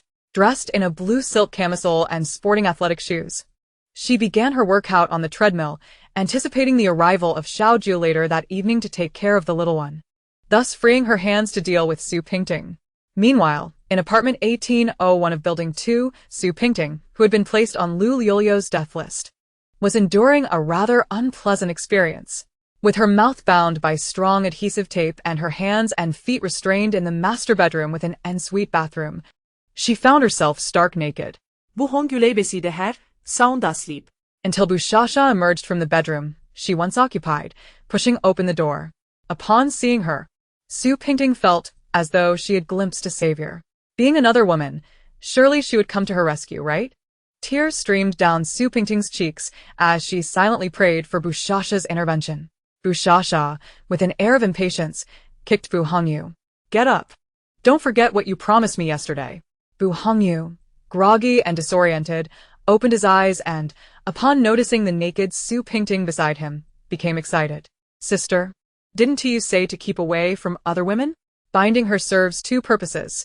You can have a room to yourself, and I 1T lack for a release. Enough chatter. Quickly transfer the 5,000 points to me, Bushasha impatiently commanded. With points comes resources, ensuring sustenance and warmth. Bu Hongyu transferred the points to Bushasha. My dear sister, your assistance guarantees you 1T miss out on the points. Don't think you're clever. I'm well aware you've taken all her points. Sister, she only has 10,000 points. ISNT that half for you? Moreover, the luxuries and skincare products in her room will now belong to you as well. So you're not at a loss. Upon overhearing Bushasha and Bu Hongyu's conversation, Su Pingting finally comprehended her predicament. The previous night, she had risen to use the restroom when Bushasha had approached her for a chat. Afterward, she borrowed something from her, claiming it was for points as compensation, leading her to rummage through the cabinet. Upon returning and drinking the water on the table, she lost consciousness. When she awoke, she found herself bound. The water in her cup had been laced with a drug. All right, I have matters to attend to. Enjoy yourself, Bushasha said, noticing the points had been credited, and departed the apartment without a backward glance to have breakfast. Bu Hongyu, gazing at Su Pingting on the bed, felt a surge of excitement. He located a small blue pill on the bedside and swallowed it. The next moment, Su Pingting began to weep. Seeing her in tears only heightened Bu Hongyu's exhilaration. He observed the bruises forming on her body with a sense of accomplishment. Filthy woman, don't you enjoy being toyed with by men? Today, I shall indulge you thoroughly. Bu Hongyu eğertet himself vigorously. However, in less than a minute, he was done. Su Pingting's eyes widened, her whimpers echoing through the room. Perhaps out of pity, or perhaps because he had satisfied his desires, Bu Hongyu remarked, I will remove the tape from your mouth, but you must not scream. Otherwise, you will regret it. Su Pingting nodded repeatedly. At last, he peeled away the yellow tape from her mouth, producing a sharp sound. Su Pingting winced in pain. Noting her compliance, Bu Hongyu leaned down to kiss her lips. A wave of foul breath emanated from his mouth, nearly suffocating Su Pingting. Yet, she was no ordinary woman. She bore the torment. Over the years, she had mastered the art of seduction. At 18, in a bid to change her major, she had slept with her university advisor, securing a chance to switch. At that moment, she was no longer a paragon of virtue. When she encountered Ma Weizhou, she concealed her lost virginity by demanding a sum from her advisor as a parting gift, even undergoing surgery to restore her hymen. Before Ma Weizhou, there had been another man, her advisor, a repulsive older man. If she could endure him, she could endure Bu Hongyu. Su Pingting swallowed her indignation and concealed her tears. As the effects of the blue pill subsided, her heart began to calm. Brother, could you please release me? It hurts, she pleaded in a sweet, high-pitched voice. Bu Hongyu, noticing her alluring demeanor, hesitated for a moment. No. I cannot let you go, he replied coldly. Bu Hongyu was not a man prone to compassion. His depravity surpassed that of Ma Weizhou and Li Gang. The former two would offer compensation and not coerce women. Bu Hongyu, however, was unrefined, born into hardship, and had endured myriad trials. He would not be swayed by Su Pingting's feeble attempts at seduction. This was the first time Su Pingting had encountered such a vile man. Her usual tactics had always worked like a charm, but now she realized she was up against a true deviant. Panic and fear began to engulf her. Rest assured. As long as you obediently comply, I won't harm you until I grow tired of you. Bu Hongyu smirked, his demeanor both arrogant and twisted. A chill ran down Su Pingting's spine. What should she do? Who could come to her rescue? Her wristband had been removed, leaving her unable to call for help. Did these people truly fear no consequences from the authorities? Disperenvelop Su Pingting. If you let me go, I will reward you with many points. I have a friend who is quite wealthy and possesses numerous points. In her desperation, Su Pingting clung to the memory of Lu Liuliu as a last hope. I have her contact information. I can bring her here, she thought, realizing the futility of her damsel in distress act. She chose instead to align herself with Bu Hongyu. Chapter 138. Come over to my place tonight. Oh. Are you serious? Bu Hongyu's interest was piqued. Of course I am. You can check my WeChat. She is the daughter of the chairman of Yunshang Technology in City A. You know Yunshang Technology, right? Bu Hongyu's eyes sparkled with recognition. Of course. I know Yunshang Technology. The appliances used in his household are all products of Yunshang Technology. If you unlock my phone and search for Lu Liuliu, you will certainly find her. Bu Hongyu, having relinquished his amusement with Su Pingting, seized her phone and, following her instructions, searched for Lu Liuliu. Indeed. Among the WeChat contacts, a person by that name appeared. She resides at the Linwan shelter base and possesses an abundance of supplies. Su Pingting continued. How can I be certain that what you say is true? You can check her moments. There are photos of her there. Bu Hongyu opened Lu Liuliu's moments only to discover that it was set to 3-day visibility, containing no updates at all. She hasn't posted anything. Don't fret. Look at my moments. I have my graduation photos from university and she is in them, alongside a picture of us together. Bu Hongyu scrolled through Su Pingting's moments and indeed spotted her graduation photos, where she stood closely with a girl of strikingly pure and beautiful appearance, their camaraderie apparent. Su Pingting herself was of above-average height and figure, making her stand out among many women. This left Bu Hongyu utterly astonished. However, upon seeing the girl who posed with Su Pingting, he realized that such ethereal grace still existed in the world. While Su Pingting was undoubtedly attractive and tall, she lacked that certain elegance and unique charm. Lu Liuliu, in contrast, radiated an indescribable aura that made her extraordinarily recognizable in a crowd. In her student days, Lu Liuliu stood at a mere 1.6 meters, while Su Pingting was 1.7 meters tall. Although Su Pingting had the advantage in height, anyone who had seen the photograph could discern that Lu Liuliu's beauty eclipsed Su Pingting's. If one were to isolate Lu Liuliu, she might be classified as merely beautiful, though not overtly so. Yet, in the group photograph, Lu Liuliu appeared petite, her undeniable beauty striking and luminous. His gaze involuntarily drifted toward Lu Liuliu, an inappropriate grin spreading across his face. Is this the one you're referring to? Bu Hongyu held the phone before Su Pingting for her to examine.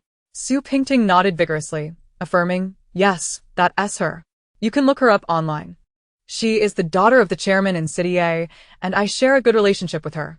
Yet, Su Pingting harbored doubts about whether Lu Liuliu would come. She had visited once before, leaving without even a sip of water. This time, her appearance was uncertain. With a desperate hope, she thought that if she could lure Lu Liuliu here, she might be saved, while also managing to deceive Bu Hongyu, this repulsive man, into not tarnishing her. Bu Hongyu opened a browser and searched online, soon encountering a photograph of Lu Liuliu captured by an economic news outlet.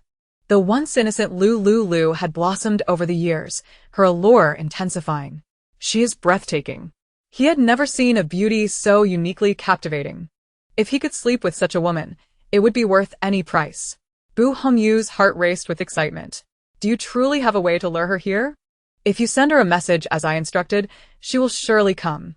Bu Hongyu followed Su Pingting's advice and sent a WeChat message to Lu Liuliu. However, in his moment of exhilaration, as soon as he sent the message, a red exclamation mark appeared on WeChat.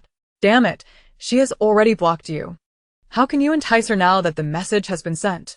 Bu Hongyu fumed, his hopes swiftly crumbling into despair. Su Pingting attempted to articulate something, but words failed her. She hadn't added Lu Liuliu as a friend on her bracelet. The phone calls she had made previously had gone unanswered. Panic began to grip her entirely. Bu Hongyu, lacking refinement and being rather brutish, hurled Su Pingting's phone to the ground and lunged toward her on the bed. A chorus of terrified screams erupted. Bu Hongyu seized a belt from the side and unleashed it upon Su Pingting, who cried out in anguish. After a harrowing 15 minutes, having vented his frustrations, Bu Hongyu glared at the sobbing Su Pingting, devoid of any sympathy. "Shut your mouth. If you dare to cry again, I will tear your lips apart." Su Pingting clenched her mouth tightly, refraining from further lamentations. Bu Hongyu rose, intending to leave the apartment to procure something to eat. Suddenly, Su Pingting's phone chimed with a WeChat notification. Both he and Su Pingting glanced at the phone on the floor. Bu Hongyu picked it up and saw a WeChat pop up, his face lighting up with joy. It was a message from the girl. "Pingting, are you home tonight?" Bu Hongyu shot a glare at Su Pingting, momentarily deciding to spare her. He grasped the phone, transforming into a different person in an instant. "I'm home. Come over to play tonight." Bu Hongyu replied to the message. After finishing her workout and resting on the couch, Lu Liuliu was momentarily taken aback by the response. The message from Su Pingting was unlike her usual demeanor. At this moment, she wouldn't typically invite her over, especially since she saw no benefit in it. Originally, Lu Liuliu had planned to take a photo of supplies as an excuse to have Su Pingting invite her in as a guest. However, it seemed unnecessary now. "Pingting, don't you love tomatoes? I planted some tomatoes on my balcony, and they fruited. Shall I bring some over tonight?" Lu Liuliu felt something was amiss with Su Pingting's message, prompting her to inquire further. "Sure, come over early. I'll be waiting for you at home." Lu Liuliu frowned. Su Pingting did not enjoy tomatoes. In fact, she despised sour foods. Had the apocalypse altered her taste? Lu Liuliu continued to respond. "I don't know where you live. Could you come pick me up?" Bu Hongyu froze upon reading the message. There was no way he would let Su Pingting go out to fetch someone. If she went downstairs, she would undoubtedly report his actions to the management. This would result in him being blacklisted by the authorities, banished outside the base to fend for himself. As he hesitated, Su Pingting's phone rang. Bu Hongyu contemplated for a moment before answering the call. "Pingting, typing on WeChat is inconvenient. Let us talk on the phone." Lu Liuliu's melodious voice, like a babbling brook, resonated through the line. Bu Hongyu's eyes sparkled with delight. Such a beautiful voice must sound exhilarating when it screams. Chapter 139. No mood for training. Bu Hongyu held the phone, casting a meaningful glance at Su Pingting. Upon noticing the greasy, fierce look in his eyes, Su Pingting shuddered. "Lulu, is there something you need?" The moment Su Pingting uttered those words, Bu Hongyu's expression shifted. He had already extended an invitation to Lu Liuliu via WeChat. Wouldn't this reveal his intentions? Lu Liuliu sensed the disquiet as well. Something must be amiss on Su Pingting's end. "There's nothing much. I haven't seen you in a while, and thought it would be nice to catch up." "Alright. Sure. I'm fortunate enough to have some free time today." Bu Hongyu, filled with impatience, could hardly wait to lure Lu Liuliu over to play. He swiftly typed a message on his phone's memo. Su Pingting, upon glancing at the note, turned pale, her voice trembling with fear as she implored, "Lulu, I'm free now. Come over and play with me right away." A cold smile crept onto Lu Liuliu's lips. Something was amiss with Su Pingting's tone. The conversation on WeChat and the phone did not align. It was highly probable that she was in peril. The last time she visited Su Pingting's home, there had been loud uproar from the neighboring apartment. Could it have been the neighbors? The arguments suggested that the younger brother seemed quite fond of seeking companionship outside. Su Pingting, clad in scant fabric, had shared a video online. A suspicion began to form in Lu Liuliu's mind. "I see, but I'm a bit occupied at the moment.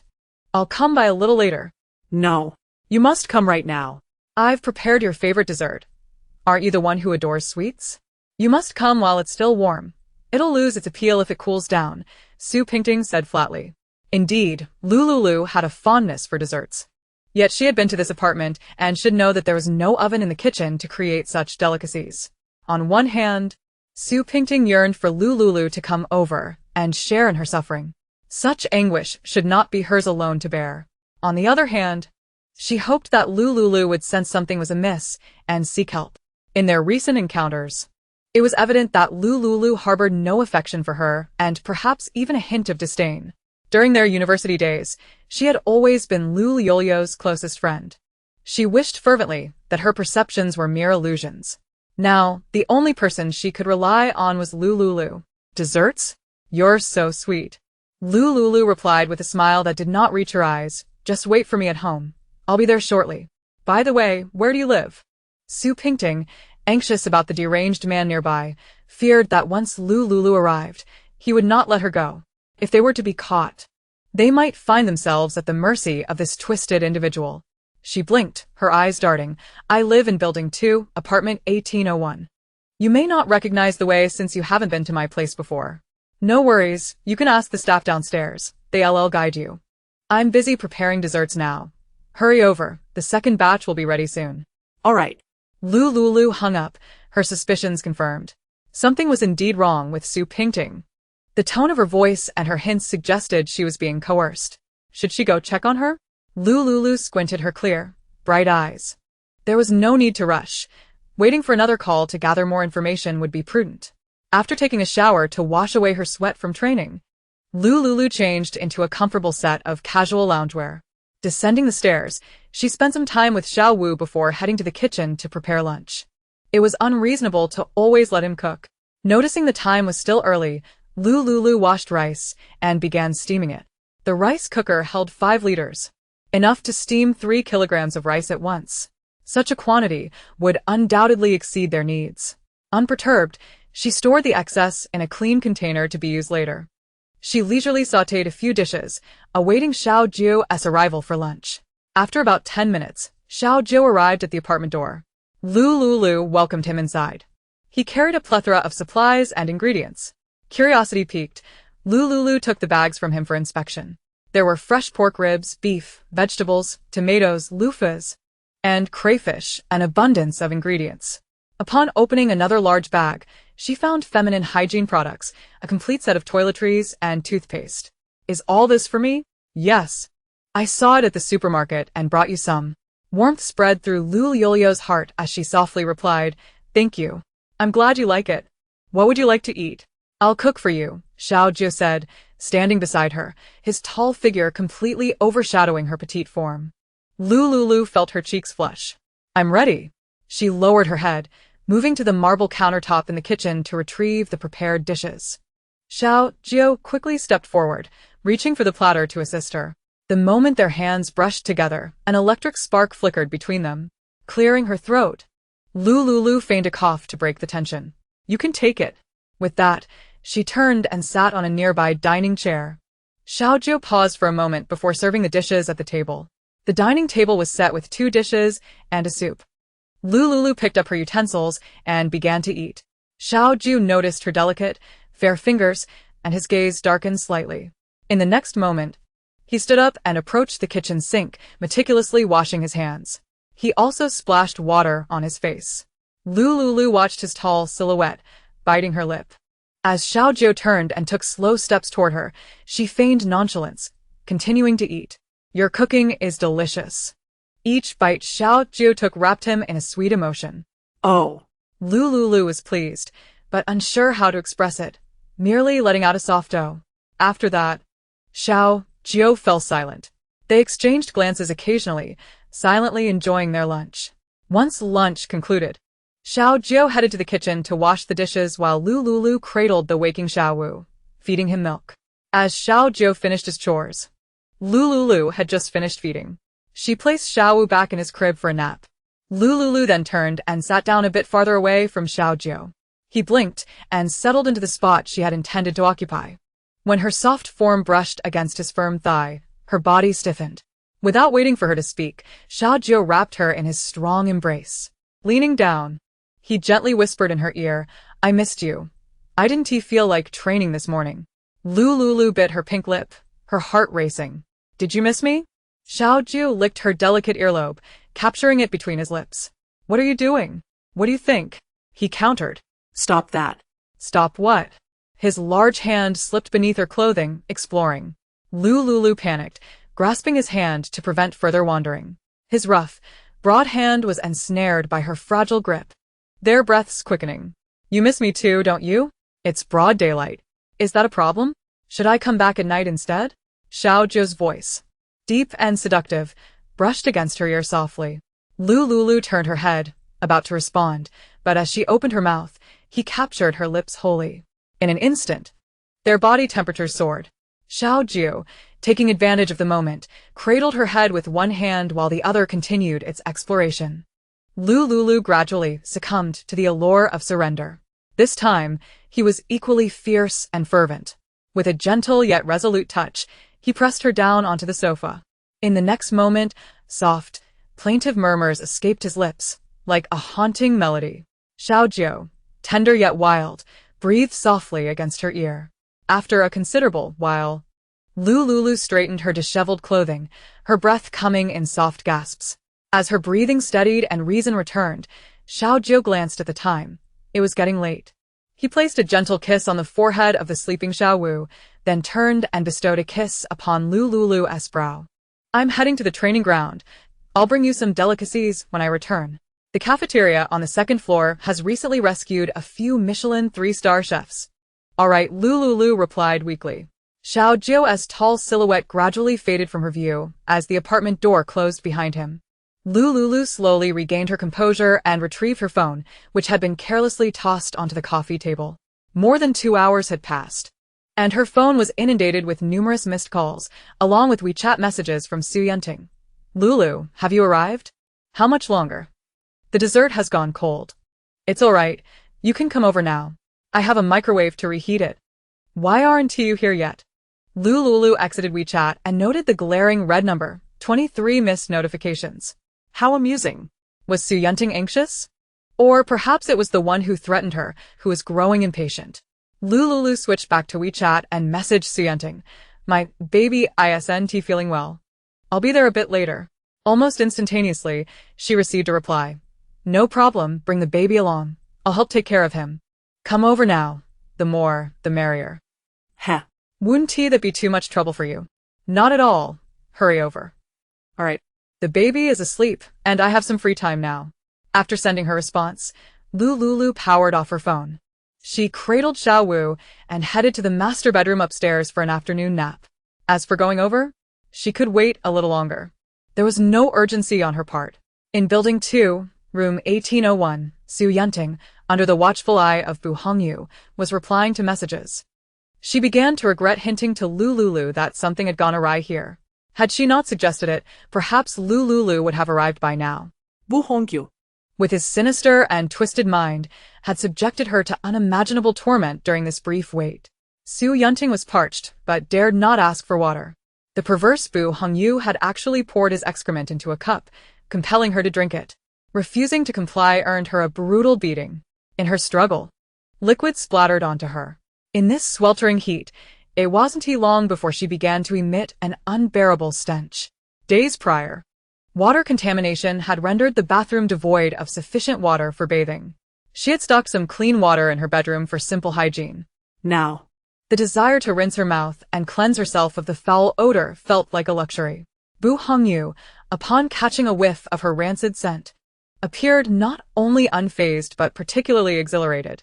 You'd better pray she returns. His voice echoed like that of a devil, or I will slowly, methodically torment you, plucking every last hair from your body.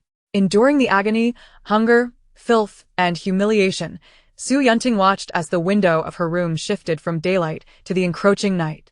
Yet Lu Liuliu had yet to knock on her door. Surely, she must be frightened. But why? Even in fear, she should have understood her hints and sought help from the dormitory manager. Why wasn't she rescuing her? In her memories, Lu Liuliu was a profoundly compassionate individual, frequently engaging in charitable acts, rescuing orphans and stray animals, even establishing a shelter for strays during her university years, donating millions. The light in Su Yunting's eyes gradually dimmed. She did not wish to die, nor did she want to perish in such a humiliating manner. Perhaps Bu Hongyu had grown weary of his games. Repeatedly let down by Lu Liuliu, he was losing patience. The food purchased yesterday had been consumed. Donning the official-issued points wristband, Bu Hongyu descended to procure sustenance. At 8 in the evening, Lu Liuliu finished her Michelin 3-star dinner and parted ways with Xiao Jiu. After changing into a new outfit and donning a mask, hat, and black-framed glasses, she descended with a black canvas bag slung over her shoulder. Yesterday, she had noted Su Yunting's residence. Now, retracing her steps, she stealthily entered the building. The apartment complex where Su Yunting resided was a mingling of diverse individuals. Upon entering, she observed the building's manager engrossed in official news. Lu Liuliu averted her gaze, pressed the elevator button, and ascended, navigating with ease. She arrived at Su Yunting's apartment door and knocked. "Yunting, I'm here to see you," Lu Liuliu called out from the threshold. Bound and immobile on the bed, Su Yunting's eyes sparkled with a glimmer of hope upon hearing the noise. Bu Hongyu had left. Now, only she and Bu Shasha remained in the apartment. If Lu Liuliu could discover her, she might be saved. Bu Shasha, occupying what had been Su Yunting's bedroom, frowned upon hearing the knocking. She opened the door and stepped out. "Yunting, are you there?" Bu Shasha hesitated. The knocking continued insistently. Anxiety gripped her heart. What if someone discovered the noise and raised alarms? Feeling guilty as if she were a thief, she hurried to dismiss the visitor. Thus, she opened the apartment door. Upon opening the door, Bu Shasha was met with the sight of Lu Liuliu, dressed meticulously. "Who are you looking for?" she inquired nervously. "I'm looking for Su Yunting, your neighbor. I'm her university classmate." Bu Shasha blocked the entrance. "Oh, you mean her?" She moved away. Lu Liuliu's conviction strengthened. Something had indeed happened to Su Yunting. Someone was certainly lying. She had to enter and ascertain the truth. Moved away? She just messaged me, inviting me over for dessert. Bu Shasha's expression shifted. How could Su Yunting, confined by her brother, possibly send a message? Could it be? Had she escaped? But that didn't make sense. If she could send a message, she would have sought help from the authorities first. Bu Shasha's mind raced. My memory isn't very good. Perhaps I mixed it up. Another unit moved out. "You're looking for her, right? Come in and let us talk." Bu Shasha invited Lu Liuliu into the apartment and, with a swift motion, locked the deadbolt behind her. Chapter 141. A Transaction. "Since you're here, you shan't leave." Bu Shasha smiled, exuding warmth and hospitality. "Please, take a seat. I'll get you a glass of water." As she spoke, she entered the room Su Yunting once inhabited, pouring a glass of water and adding crushed sleeping pill powder. Lu Liuliu, noticing Bu Shasha's entry into Su Yunting's room, became alert. Had Su Yunting already met a tragic fate? Bu Shasha approached Lu Liuliu with the glass of water in hand, placing it on the table. "The weather is unbearably hot. You should drink some water first." "Thank you." After expressing her gratitude, Lu Liuliu did not reach for the cup of water on the table. Bu Shasha, noticin her reluctance. Grew anxious. "Your friend just stepped out. Please drink some water and sit tight." Lu Liuliu was already aware that the girl was deceiving her and had no intention of consuming the water. Bu Shasha's gaze was intense as she fixed it upon Lu Liuliu. "Go on, we're neighbors. There's no need to be polite." Lu Liuliu regarded the girl before her, whose hair was dry and tangled. She picked up the cup, offering a slight smile. Bu Shasha's heart raced. As long as Lu Liuliu drank, she would be at her mercy. Regardless of whether they were classmates or friends of Su Yunting, one could easily dispose of them, one by one. Kidnapping Su Yunting would instantly yield 5,000 points and a single apartment, allowing her to taste the sweetness of sudden wealth. It was impossible to earn that much through official channels. After years of hard work, accumulating such points was hardly assured. Lu Liuliu positioned the cup beneath her mask, using it as a cover to drink. Bu Shasha observed the water level decreasing within the cup, her heart swelling with joy. Lu Liuliu set the cup down, now empty. She rubbed her forehead, feeling dizzy. "Dizzy?" Bu Shasha grinned maliciously. "Just go to sleep. You're tired." Lu Liuliu complied, feigning unconsciousness as she collapsed onto the makeshift dining table in the living room. During her act of drinking, she had cleverly utilized her fingers to transfer the water into her space. She had not ingested a single drop. Seeing her collapse, Bu Shasha hurriedly opened the bedroom where Su Yunting was bound, retrieving 2 coarse ropes. She dragged Lu Liuliu's petite form into the room, binding her hands and feet securely with a tight knot to ensure she could not move. Su Yunting, lying on the bed, felt a wave of dread as she saw Bu Shasha dragging someone in, someone she recognized all too well. Once Bu Shasha had secured Lu Liuliu, she removed her phone and official wristband, placing them on the bedroom table, out of reach. "When my brother returns, I will teach this woman a lesson. Once she is compliant, I can extract the points from her wristband." After completing her tasks, Bu Shasha yawned and returned to her own room to rest. Lu Liuliu, wake up. Su Pingting attempted to rouse her. With Bu Hongyu absent and Bu Shasha asleep, if Lu Liuliu could awaken and shift to the bed, she could use her mouth to gnaw through the ropes binding her. In that case, she would be saved. Wake up. Feigning unconsciousness, Lu Liuliu slowly opened her eyes upon hearing Su Pingting's weak voice. Turning her body, she beheld Su Pingting, naked and battered, and couldn't help but smile. Su Pingting, what has happened to you? Don't speak. Come over here and find a way to untie me. Lu Liuliu pretended to be shocked, as if she had just noticed her own bindings. But I can't move. Su Pingting urged, just shift over. You can use your mouth to help me gnaw through the ropes. Internally, Lu Liuliu scoffed, maintaining an outwardly composed demeanor while feeling elated. You're having quite the day. It seems I need not lift a finger. They will bring you to heel. Lu Liuliu's eyelids fluttered as she feigned fear. I truly cannot move. As they spoke, the sound of keys unlocking the door echoed from outside. Su Pingting's face turned pale in an instant. She glanced at the bound Lu Liuliu, feeling increasingly hopeless. Lu Liuliu was indeed foolish. She had made her hints so obvious over the phone, yet she had failed to recognize them. Now, having arrived alone, the situation was dire. Outside, Bu Hongyu, having eaten and drunk his fill, hummed a cheerful tune as he entered the room. Upon seeing Su Pingting's terrified expression, a perverse thrill coursed through him. Just as he was about to engage in some post-meal activities, Su Pingting hastily interjected, You asked me to lure her here. She asked right beside you. Bu Hongyu, puzzled, Followed Su Pingting's gaze to find Lu Liuliu, tightly bound at the foot of the bed. What's going on? Why is there an extra person in my room? That's Lu Liuliu. Su Pingting explained. As long as she could divert Bu Hongyu's attention, she could spare herself some suffering. Bu Hongyu, somahat perpleet, murmuret, Lu Liuliu. Gradually, realization dawned upon him.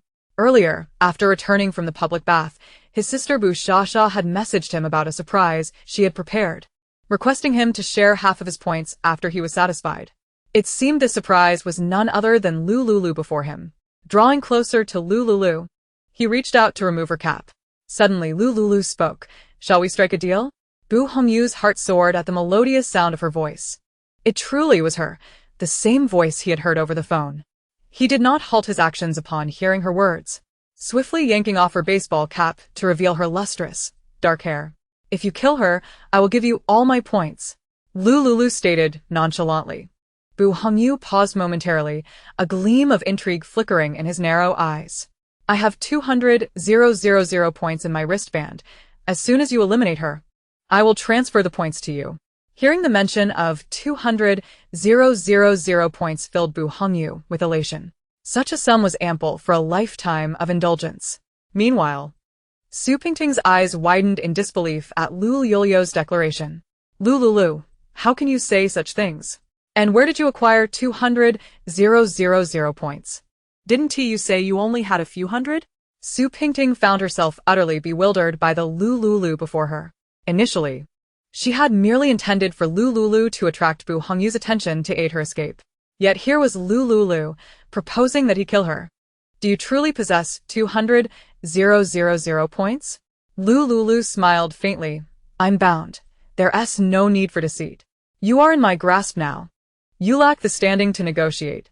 Bu Hongyu, a perverse and lecherous individual, continued to close in on Lu Liuliu, yearning to remove the mask from her face. The mere sight of her porcelain skin revealed by the cap had already ignited a sense of longing within him. Is that so? If you refuse my terms, I will ensure you receive nothing, even in death. Lu Liuliu spoke firmly, emphasizing each word. Bu Hongyu, sensing her unwavering resolve, hesitated in his actions. Chapter 142. Death. Earlier that day, he had indulged in a blue ecstasy pill, reveling for hours, and his interest in physical pursuits had waned. Instead, the allure of the points now captivated him more profoundly. For the sake of 200,000 points, he retracted his earlier intentions. How can I trust that you truly possess 200,000 points? I am the only daughter of the chairman of Yunshan Technology. Having 200,000 points is hardly unusual. Lu Liuliu's tone remained remarkably calm, betraying no emotion. Su Pingting noticed the flicker in Bu Hongyu's gaze before he abruptly turned his head to face her. A wave of terror washed over her. "No, please don't kill me," she cried out in desperation. Bu Hongyu, observing her battered form, found little amusement. After a day and night of indulgence, his appetite for such entertainment had waned. It was time to seek a new conquest. The daughter of the chairman of Yunshang Technology? Once he amassed the 200,000 points, she, bound and helpless, would still be at his mercy. Bu Hongyu suppressed his excitement, intent on acquiring the points first. "You better not deceive me, or else." A sinister chuckle escaped him as he turned to search for a weapon within the room. Seeing Bu Hongyu rummaging for a tool of death sent a jolt of fear through Su Pingting. "Lu Liuliu, what grudge do I hold against you that you would allow him to kill me? We were friends, have you forgotten?" Lu Liuliu's eyes were as cold and deep as a frozen abyss, fixed intently on Su Pingting. Why? "You dare question why? Each day you linger is a torment. Now that I have the opportunity to use another's hand to take your life, I shan't let it slip away." The chilling exchange between Su Pingting and Lu Liuliu sent shivers down her spine.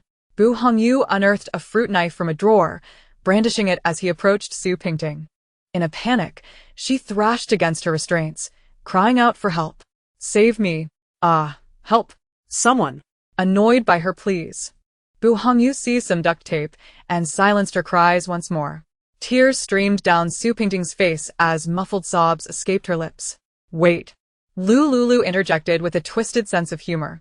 Su Pingting, hoping for a change of heart, was met with chilling words. "First, make 20 cuts across her face. 10 on each side, and ensure they are symmetrical." Bu Hongyu, intrigued by Lu Liuliu's casual cruelty, felt a thrill. Such a perverse beauty, how enticing. No rules. Once he secured the points, he would savor her suffering at leisure. Following her instructions, he pressed the knife's tip against Su Pingting's face, slicing through skin as blood flowed freely. Su Pingting wailed in agony, her muffled cries a testament to her pain.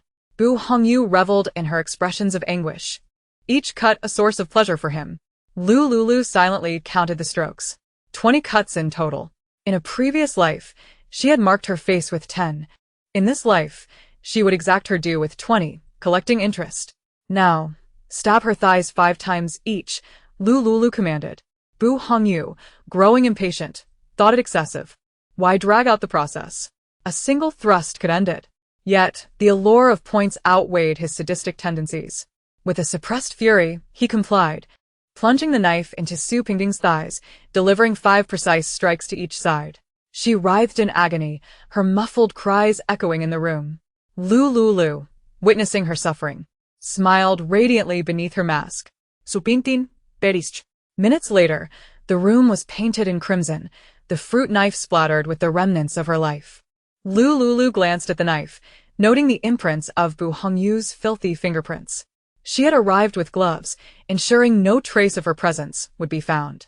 Should authorities investigate Su Pingting's demise, she would remain unscathed. As Bu Hongyu finished his work, Su Pingting's breaths grew shallow, her struggle ceasing. The bed was drenched in blood.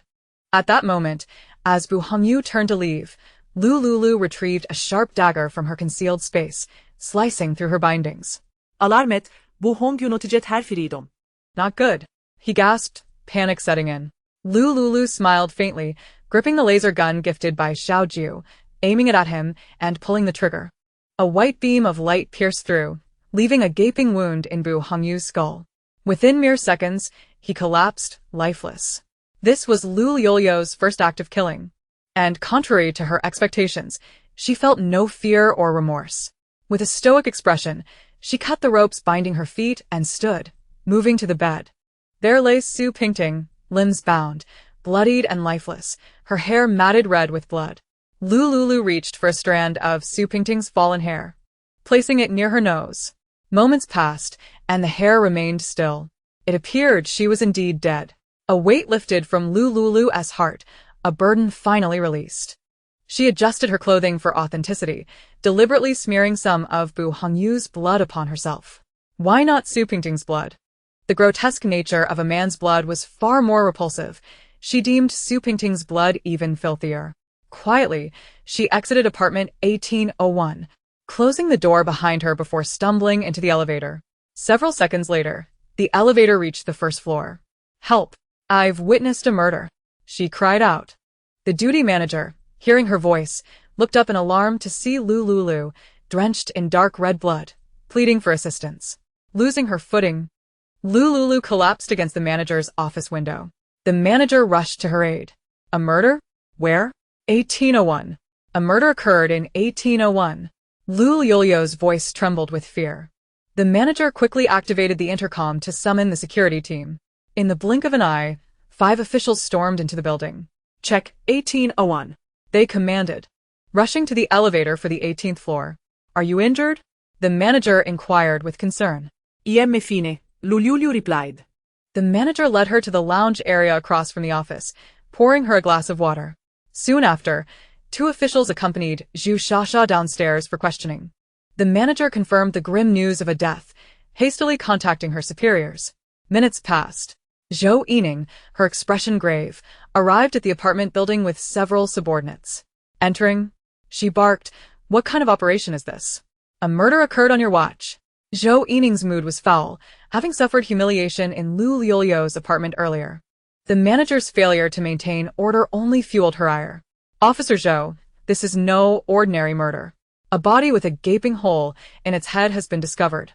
After a thorough comparison and analysis conducted by the guard team, it has been determined that the black hole was caused by a laser gun provided by the authorities." Chapter 143.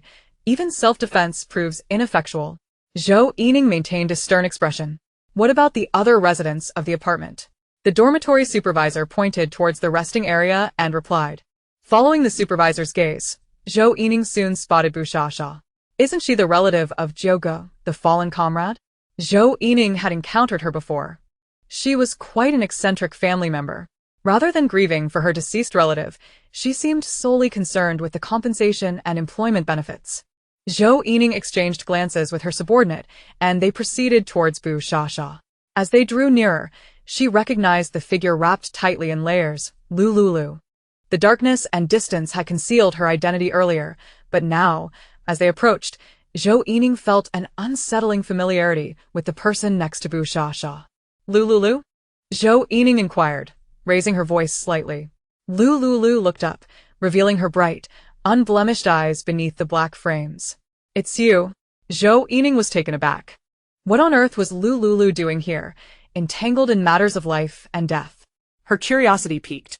Since it pertained to a life, all individuals involved must be brought back for interrogation. "Yes, Commander." Her subordinate and 2 members of the guard team responded. Lu Liuliu silently rose to her feet, fully prepared. With Su Pingting deceased and that perverse man also gone, she felt no trepidation as there were no witnesses. The laser gun, classified as a weapon, lay concealed in her black messenger bag. She was well aware of the legal statutes in Hylon Nation. Self-defense was deemed justifiable homicide. At worst, she might be charged with excessive self-defense. In this apocalyptic era, the nuances of excessive self-defense could be both significant and trivial. Ordinarily, she would have no cause for concern. However, she had failed to establish contact with the individual responsible for this matter. The head of the logistics department, it turned out that the dormitory also fell under her jurisdiction. Currently, her sole worry was that Zhou Yining might seek personal vengeance and fabricate an excuse to target her. Remaining silent, Lu Liuliu accompanied Bu Shasha to the official interrogation room for questioning. Zhou Yining smirked, her gaze fixed on the downcast Lu Liuliu.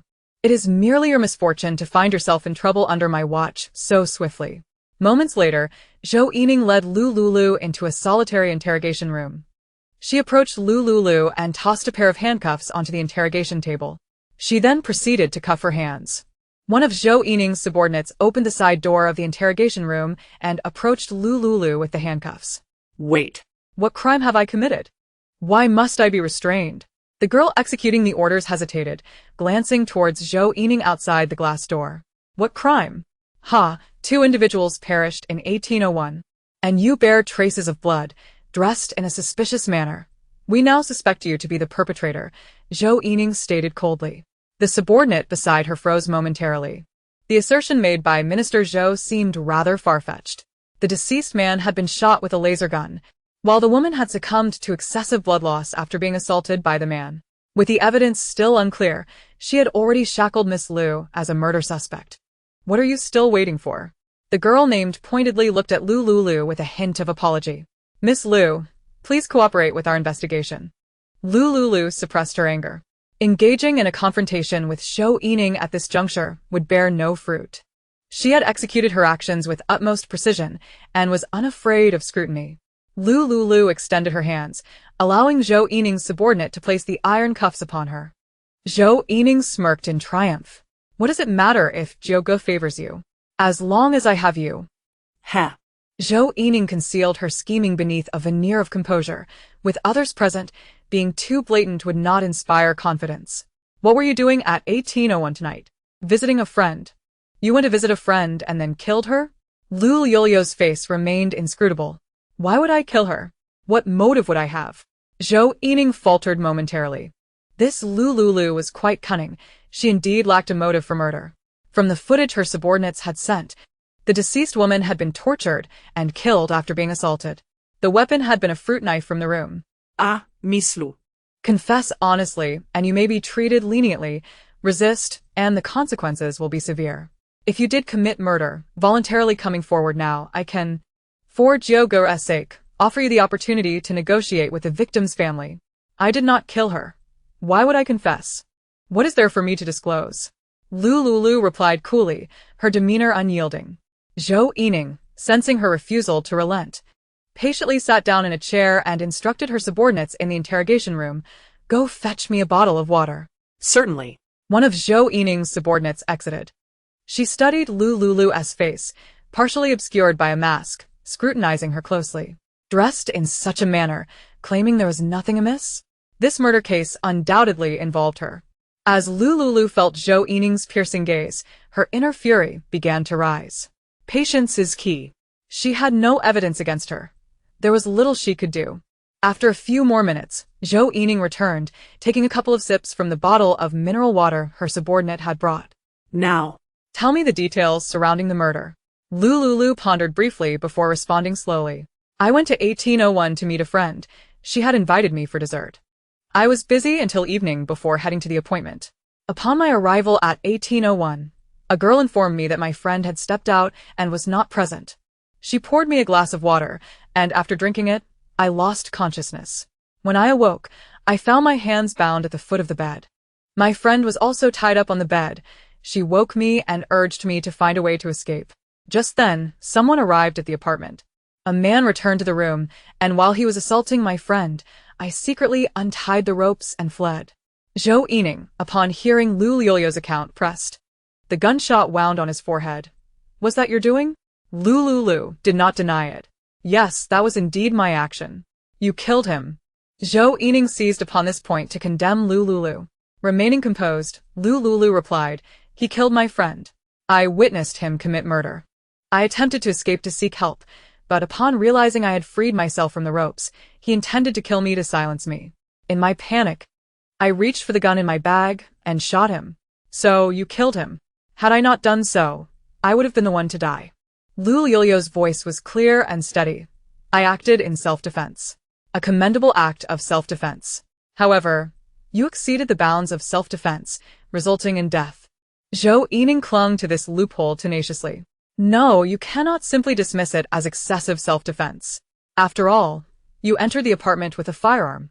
The shelter is quite secure. Why would you go to meet a friend while carrying a gun?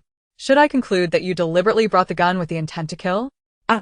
Lu Liuliu burst into laughter. Chapter 144. Crushing an ant is as simple as breathing. Miss Zhou, why would I carry a gun with the intent to kill? I possess a firearm because the shelter under your jurisdiction is unsafe. A rapist and a murderer are at large, having infiltrated the sanctuary. My husband discovered these nefarious individuals and, out of concern for my safety, provided me with a firearm for self-defense. What is amiss with a frail woman carrying a gun for protection in the dead of night? Zhou Yining automatically dismissed Lu Liuliu's explanations. All she could hear was the affectionate term of husband and the presence of that gun. The wound on the corpse's head was inflicted by a laser weapon. Such armaments are available, but are allocated exclusively to individuals with special abilities and high-ranking officials for their protection. After much persistence, she had managed to acquire one from her father. It was inconceivable that Lu Liuliu, a person of no influence or status, could procure an official laser firearm. It was evident that this weapon had been given to her by Xiao Jiao. The distribution of these guns is limited. Why should she, merely for having spent a night with Brother Jiao and bearing his child, receive such favoritism? After all, I could also bear children. The issue arises, however, when you not only possess a firearm but have also taken a life with it. Zhou Yining scoffed. The act of murder was an undeniable fact. Do you comprehend the identity of the person you have slain? Lu Liuliu's heart sank. Could it be that the depraved man held a significant status? He was a martyr's family member, and the murder of a martyr's kin within the apartment necessitates accountability to the martyr and all official personnel involved. Otherwise, anyone could brazenly kill the relatives of martyrs, which would deeply dishearten the countless citizens safeguarding their homes. Zhou Yining recalled that the deceased man was the younger brother of Bu Hao, who had sacrificed himself to the zombies and, in a sense, was considered a martyr. His brother met a tragic end in the apartment after his sacrifice. Someone must bear the blame for this incident, which unfolded within her jurisdiction. She could not extricate herself from responsibility. Presently, she had a scapegoat before her, Lu Liuliu. Just as she pondered how to expel this woman, an opportunity had presented itself. To fabricate charges, one need not lack justification. Lu Liuliu, realizing the implications, understood the gravity of her situation. Regardless of whether she had been drugged or was indeed a victim, Zhou Yining was resolutely intent on branding her a murderer. As for her claims of justifiable self-defense, Zhou Yining would not entertain them, even if she acknowledged Lu Liuliu's victimhood. You overestimate yourself. You have committed murder, and that is an irrefutable truth. Zhou Yining sat across from Lu Liuliu, her expression laced with amusement as their eyes met. Lu Liuliu, enduring the interrogation chair with patience, fixated on the wristband. Contemplating her only recourse was to seek Xiao Jiao's assistance. Do you wish to summon Brother Jiao for your defense? Zhou Yining noticed Lu Liuliu's gaze fixated on the wristband and threatened. Do you genuinely harbor feelings for Brother Jiao? Or do you wish to strip him of command over the sanctuary? Lu Liuliu's fingers stiffened, and she looked up, puzzled. What do you mean? Are you not aware? The command of Sanctuary A is under Brother Jiao's authority. The elite offspring of countless prestigious families have their eyes on it. If you attempt to drag Brother Jiao into this mess, you are putting him in jeopardy. Upon hearing this, Lu Liuliu's mind momentarily faltered. What exactly are you implying? The gun you use to commit murder is a special supply. Such firearms are only issued to high-ranking officials and those with abilities. You are merely an ordinary person, unqualified to wield a firearm. By giving you the gun, Brother Jiao has already contravened upper-level regulations. If you had merely returned the weapon, there would have been no significant repercussions. Yet you chose to use it to commit murder. Regardless of your justification, the fact remains that you have taken a life. Once the elite offspring of Sanctuary A, who covet command, become aware of this, Brother Jiao will face severe consequences from the upper echelons. After hearing this, Lu Liuliu clasped her hands tightly together, her brows knitting in concern. She recalled how hesitant Xiao Jiao had been when she requested the weapon. It appeared that there were official regulations prohibiting the indiscriminate distribution of such arms. Why? You are fully aware that granting me a weapon is a violation of those regulations, yet still acquiesce to my demands. Tears welled in Lu Liuliu's eyes. If you truly care for Brother Jiao, you should contemplate how to explain the origin of the firearm. This sanctuary has eyes and ears from the upper echelons. Today's events will inevitably reach them. Zhou Yining, observing Lu Liuliu's anxious and fearful countenance, felt an overwhelming sense of triumph. She was wagering on Lu Liuliu's feelings for Brother Jiao. Indeed, upon hearing those words, Lu Liuliu began to tremble with fear. As long as she cared, the situation would be manageable. Zhou Yining picked up an A4 sheet of paper from the table and began to document Lu Liuliu's confession, detailing the preceding events as she recounted them. The latter part, however, was altered to suit her narrative. She took the prepared confession and pen in hand, and moments later, she pushed open the interrogation room door, placing the confession and pen before Lu Liuliu on the table. If you genuinely care for Brother Jiao, sign your name. Lu Liuliu's gaze flickered with panic as she glanced at the A4 paper before her. She read through it quickly. The initial account raised no issues. But the concluding sentence read, "The laser gun is mine. I stole it from an ability user, and I used it to kill someone. I confess to the aforementioned crimes." Ah, it seems you are resolute in dragging Brother Jiao into the mire. Why do you still hesitate? Zhou Yining urged, prodding Lu Liuliu to sign. Lu Liuliu took a deep breath, striving to calm her tumultuous heart. Her large, tearful eyes darted around. Zhou Yining's impatience grew. Time was of the essence. By the time Brother Jiao realized what was happening and arrived here, the opportunity to act would vanish. Once Lu Liuliu signed the confession, she could concoct an excuse to eliminate her. As for her and Brother Jiao's child, fate would ensure that unforeseen circumstances would lead to its demise. After her death, with no other woman in Brother Jiao's life, he would inevitably be moved by her and accept her once more. Listening to Zhou Yining's incessant prompting, Lu Liuliu scoffed. "I will not sign." Zhou Yining seethed with anger.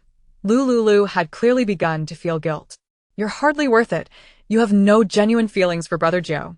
I truly pity him." Lu Liuliu relaxed her body, leaning languidly against the interrogation chair, and replied indifferently, "Your provocation is ineffective against me." Seeing that her tactics had failed, Zhou Yining's expression twisted with fury. "Whether you sign or not is merely a matter of time. Is that so? Do you intend to coerce me into signing?" Coercion is futile. She is a member of the Zhou family, with numerous connections. The higher one's background, the cleaner one must act to harm others. For Lu Liuliu, a person of no power or influence, to kill her would be as effortless as crushing an ant. Zhou Yining suppressed her rage and jealousy. Her lips pressed tightly together as her gaze fell upon the dumpling bag Lu Liuliu carried. Chapter 145. Donut jest. The laser gun given to her by Brother Jiao must be concealed within that bag. Lu Liuliu noticed her scrutiny and instinctively shielded the dumpling bag with her arm. Zhou Yining's lips curled into a cold smile. The weapon must be surrendered. Taking advantage of Lu Liuliu's hands being shackled, Zhou Yining forcibly removed the dumpling bag from her. After struggling a few times, Lu Liuliu silently endured her dissatisfaction. In front of her, Zhou Yining toyed with a laser gun that Xiao Jiao had gifted her. "Miss Lu, some things are beyond the grasp of an ordinary person like you," Zhou Yining declared with palpable conviction.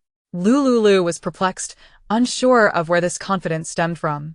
From Zhou Yining's subtly insinuating tone, she understood that it was a veiled suggestion. Xiao Jiao was a man she could never possess. Humph. Lu Liuliu let out a disdainful scoff. An ordinary person? If she were truly ordinary, perhaps she would be disheartened by such words. But she was anything but typical. Lu Liuliu regarded Zhou Yining with a quietly defiant gaze, one that reflected a sense of amusement at her expense. Seeing Lu Liuliu remain so calm and indifferent only fueled Zhou Yining's anger. "Since you refuse to sign, then reflect on this." Zhou Yining tossed Lu Liuliu's dumpling bag onto the interrogation table and withdrew the laser gun, retreating to sit outside the interrogation room. She tapped on her wristband to send a message to her subordinates. A few minutes later, one of her logistics staff brought 2 dishes and a soup to her table for her enjoyment. Zhou Yining picked up a chicken leg and walked over to Lu Liuliu, savoring her meal slowly. Witnessing such contemptible behavior, Lu Liuliu's disdain for her deepened. She closed her eyes, choosing not to look at Zhou Yining, finding the situation tedious.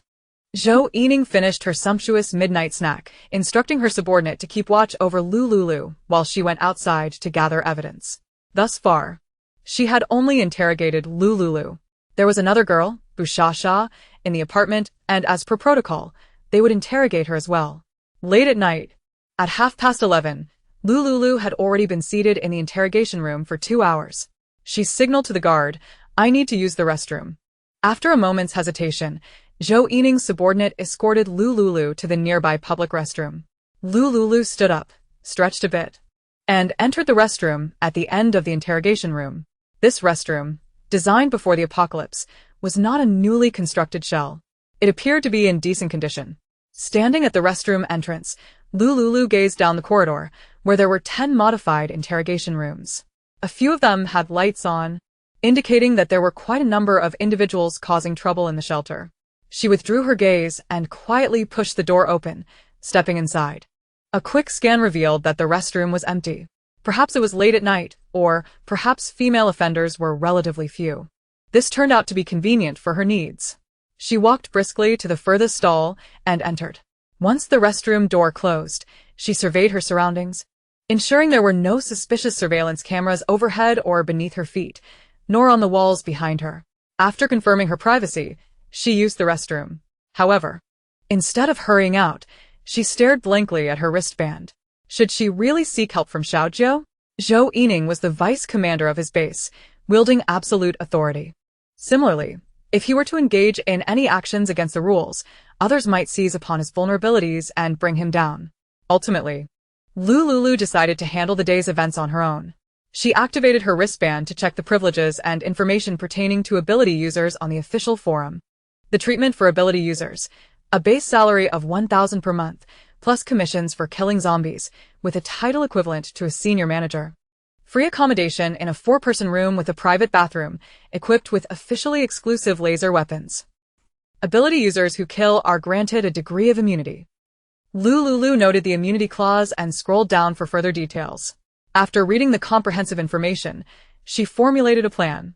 Lu Liuliu pushed open the restroom door and returned to the main entrance, following the logistics staff back to the interrogation room.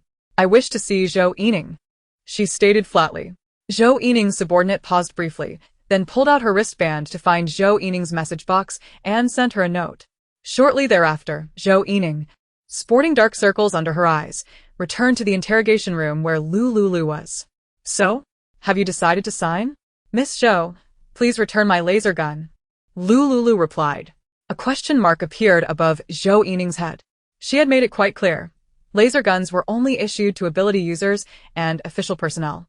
Ordinary individuals possessing a laser gun, let alone using it to kill, was a severe violation of regulations. Even she had only been able to acquire a laser gun through her ministerial position and her family status. What made her think she had any right to it? Was she out of her mind or simply incapable of understanding human language? "Miss Liu, I believe you have yet to grasp a critical point. Do you need me to repeat it?"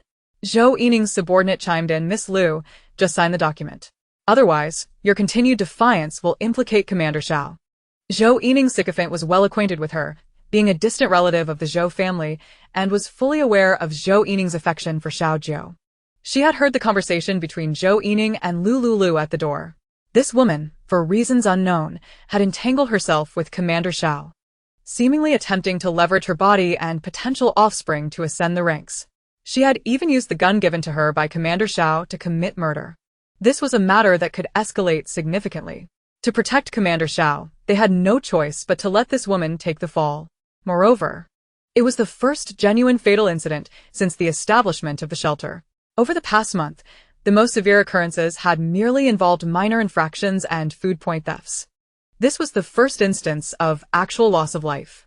Strictly speaking, if someone died in the apartment under the jurisdiction of the logistics department, and it was exploited by those with ulterior motives, the logistics department could not escape responsibility.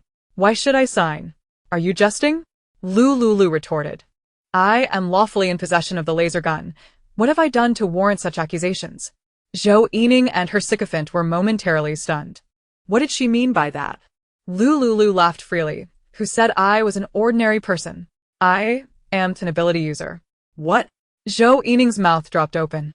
Her subordinate beside her was equally incredulous. The probability of an ability user emerging was akin to winning the lottery. "Miss Liu, at this point you ought to stop joking. You don't need to resort to such absurd excuses to evade responsibility." Upon hearing her subordinate's explanation, Zhou Yining regained her composure and coldly remarked, "With your capabilities, you'd struggle to board a plane, let alone be an ability user. Do you expect me to believe you're an ability user, or that Zhou would marry me?" Chapter 146. A Call from Xiao Zhentian. Lu Liuliu chuckled. She extended her middle finger toward Zhou Yining. Enraged, Zhou Yining exclaimed, "Lu Liuliu, what do you mean by this? Are you mocking me?" No sooner had her words left her lips than Lu Liuliu conjured a torrent of water from thin air, spraying it upon Zhou Yining's head. In an instant, Zhou Yining was drenched, her short hair soaked, water cascading down her forehead and soaking her green short-sleeved shirt. TSK. She originally thought that water was scarce and expensive, so she only took a small puddle. Little did she know. Seeing her in such a disheveled state would have been so delightful. She should have taken more water. Zhou Yining's sycophant, upon witnessing her drenched in water, gaped in astonishment, pointing at Lu Liuliu, exclaiming, "You truly are an ability user." "Of course, I am a water-type ability user." Lu Liuliu casually claimed her identity as a water-type ability user. She had plenty of water stored in her space. There was even a small stream that would never run dry, where water was abundant. To avoid exposing her space, she could only temporarily disguise herself as a water-type ability user. After all, she was not in short supply of water. Zhou Yining's eyes widened in disbelief. She actually was an ability user. "Miss Zhou, you should return my laser gun to me. After all, some things are beyond the grasp of an ordinary person like you." Lu Liuliu mockingly recounted Zhou Yining's previous words. Zhou Yining was both shocked and envious. Why was this happening? Why was the universe so unjust? "It's late. My husband is waiting at home for me to return to sleep. Miss Zhou, please return my laser gun. I must go home." Zhou Yining was extremely reluctant, but there was no other choice. She was acutely aware of the regulations concerning the rights of ability users. Just moments ago, she had interrogated Bu Shasha and inspected the crime scene. Everything aligned with what Lu Liuliu had said. She too could be considered an indirect victim. Lu Liuliu was an ability user, and she had the right to wield laser weapons. In the case of homicide, ability users had the legal right to self-defense. When encountering dangerous criminals, ability users, acting in the interest of maintaining base security, were not only exempt from punishment for killing such individuals, but were also rewarded. Zhou Yining lowered her eyelids, then suddenly raised her gaze, fixing a fierce stare on Lu Liuliu. "So, what if you were an ability user? What if you escaped this time? Next time, you won't be so fortunate." Zhou Yining signaled to her sycophant. The sycophant stepped forward and unlocked Lu Liuliu's handcuffs. Zhou Yining tossed the laser gun she had confiscated from Lu Liuliu onto the table, her face cold as she strode out. Lu Liuliu leisurely returned to the interrogation room. Picking up the dumpling wrapper, she extracted a disinfecting wet wipe from the wrapper, wiped down the laser gun, and stowed it back into her bag. Then, she turned to leave. As she stepped out of the interrogation building, she happened to see two corpses on a stretcher at the entrance. Lu Liuliu recognized one of the bodies as Su Pingding. She let out a cold scoff and sauntered away. That wretched woman died, just like that. It was truly a stroke of fortune for her. In the early hours, Lu Liuliu returned to her apartment, taking out her keys to unlock the door. Upon getting back, she routinely retrieved the surveillance detector to check. Confirming there were no cameras, she let Kong Kong out to play. Before her evening activities, she had entrusted Xiao Wu to Xiao Zhou's care. Now, suddenly not seeing Xiao Wu felt a bit disconcerting. Lu Liuliu left Kong Kong playing in the living room. Kong Kong obediently lay in the corner of the sofa, holding a tablet that Lu Liuliu had given him, studying parenting knowledge. Lu Liuliu allowed Kong Kong to roam freely. Today, having resolved a significant worry, her mood was exceptionally bright. She lightly ascended the stairs to the master bedroom, shedding her clothes and storing them away. The garments were stained with the disgusting blood of a perverted man, and she had no intention of wearing them again. After her shower, she planned to toss them into the trash bin downstairs in the morning. Lu Liuliu entered the bathroom, humming a cheerful tune as she enjoyed her bath. As was her custom, she donned a luxurious silk robe and lay down on the bed to rest. In the logistics department, Zhou Yining's office, she had just been drenched by the water in Lu Liuliu's hands, and her heart seethed with unexpressed fury. How could this be? This ordinary nouveau riche had not only taken her beloved Jiugu away, but had also struck it lucky, awakening a rare ability. Even if her awakening was a rather useless water-type ability with nearly zero attack power, she was still an ability user. Ability users and ordinary people could not be compared. "Sister Zhou, wipe off the water." A sycophant beside Zhou Yining handed her a clean towel. Upon seeing the towel, she gritted her teeth in anger. Lu Liuliu. She must have done it on purpose, intentionally splashing water on her head. The humiliation of today must be repaid. Zhou Yining's sycophant, Zhou Chun, watched in trepidation. She had heard that this distant cousin had a notoriously bad temper. Having spent some time with her, she thought it was not as the girls in the circle had said. She seemed to treat her quite well. Today, however, she realized her mistake. Today's cousin was genuinely terrifying. Zhou Yining vigorously wiped the water from her head, tossing the towel onto the table, and stormed out of the logistics office. Zhou Chun observed her heading toward the dormitory building and chose not to follow, avoiding trouble. It was already 2 in the morning. She too should rest. The night passed without incident. Morning arrived. The sun rose as usual, and life continued to unfold. Lu Liuliu woke early to express milk, wash up, and head downstairs. At 6:10, Xiao Jiu arrived punctually to knock on her door, bringing a steaming breakfast. The child had just finished nursing and was asleep. All right. I'll head to the training ground. Okay. Lu Liuliu exchanged a few brief words with Xiao Jiu before parting ways. She did not mention the events that transpired between her and Zhou Yining the previous day. After closing the apartment door, she sat at the dining table, opening the fresh soup noodles that Xiao Jiu had brought. As before, a braised egg was placed on top. The difference today was a glass of freshly squeezed soy milk.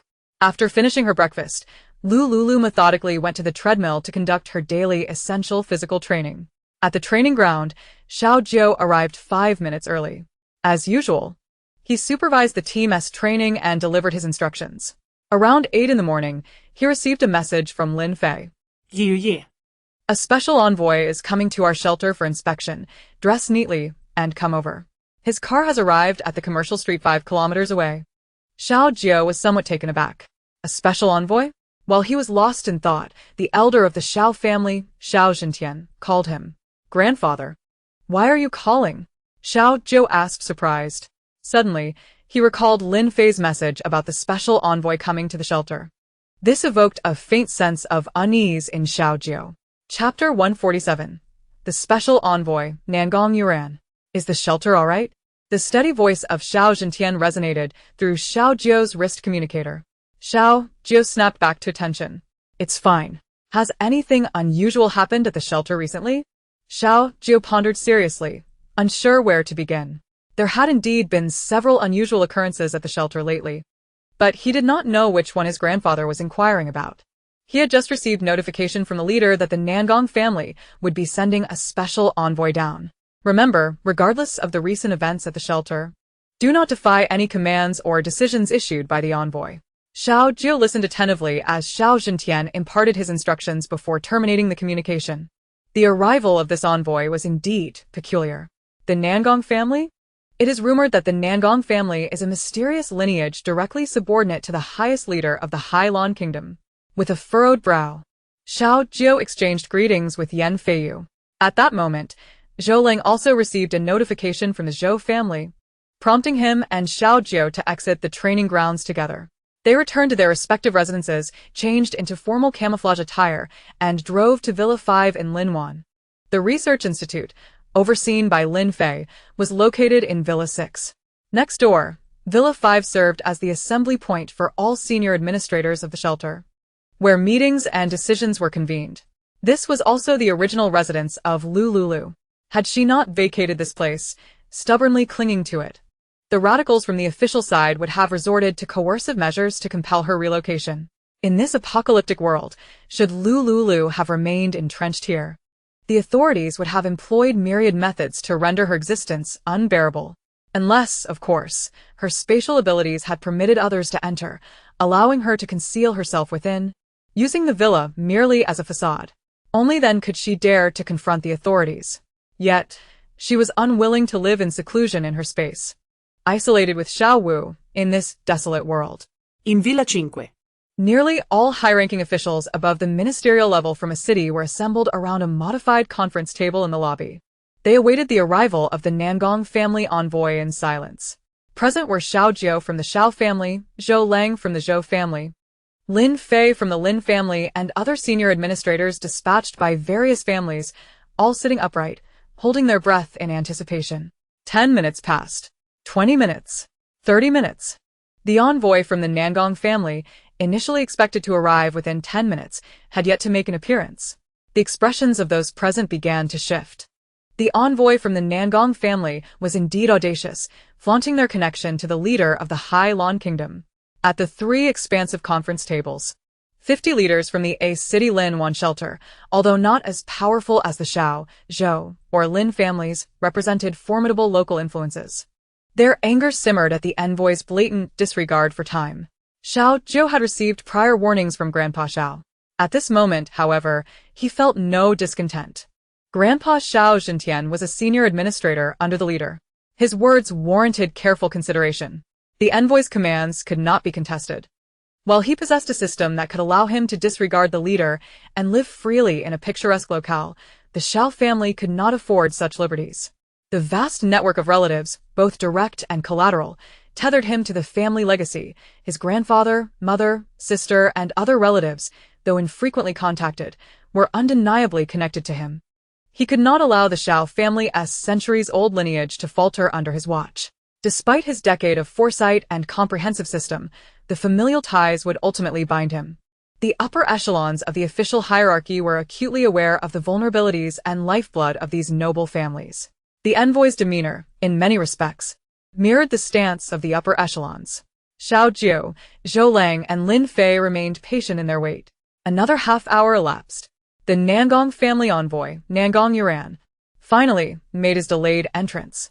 He was tall and slender, with a pale complexion, dressed in a loose-fitting white tang suit adorned with a Nangong family crest intricately embroidered in gold thread. From a distance, he resembled a white plum tree standing resolute in a frigid landscape. Though male, he exuded an aura more reminiscent of femininity, yet upon closer inspection, he also bore hints of masculine fortitude. As the assembly fell into a momentary stupor, four young and beautiful maidens emerged beside him, each clad in a green tang suit embroidered with the Nangong family emblem.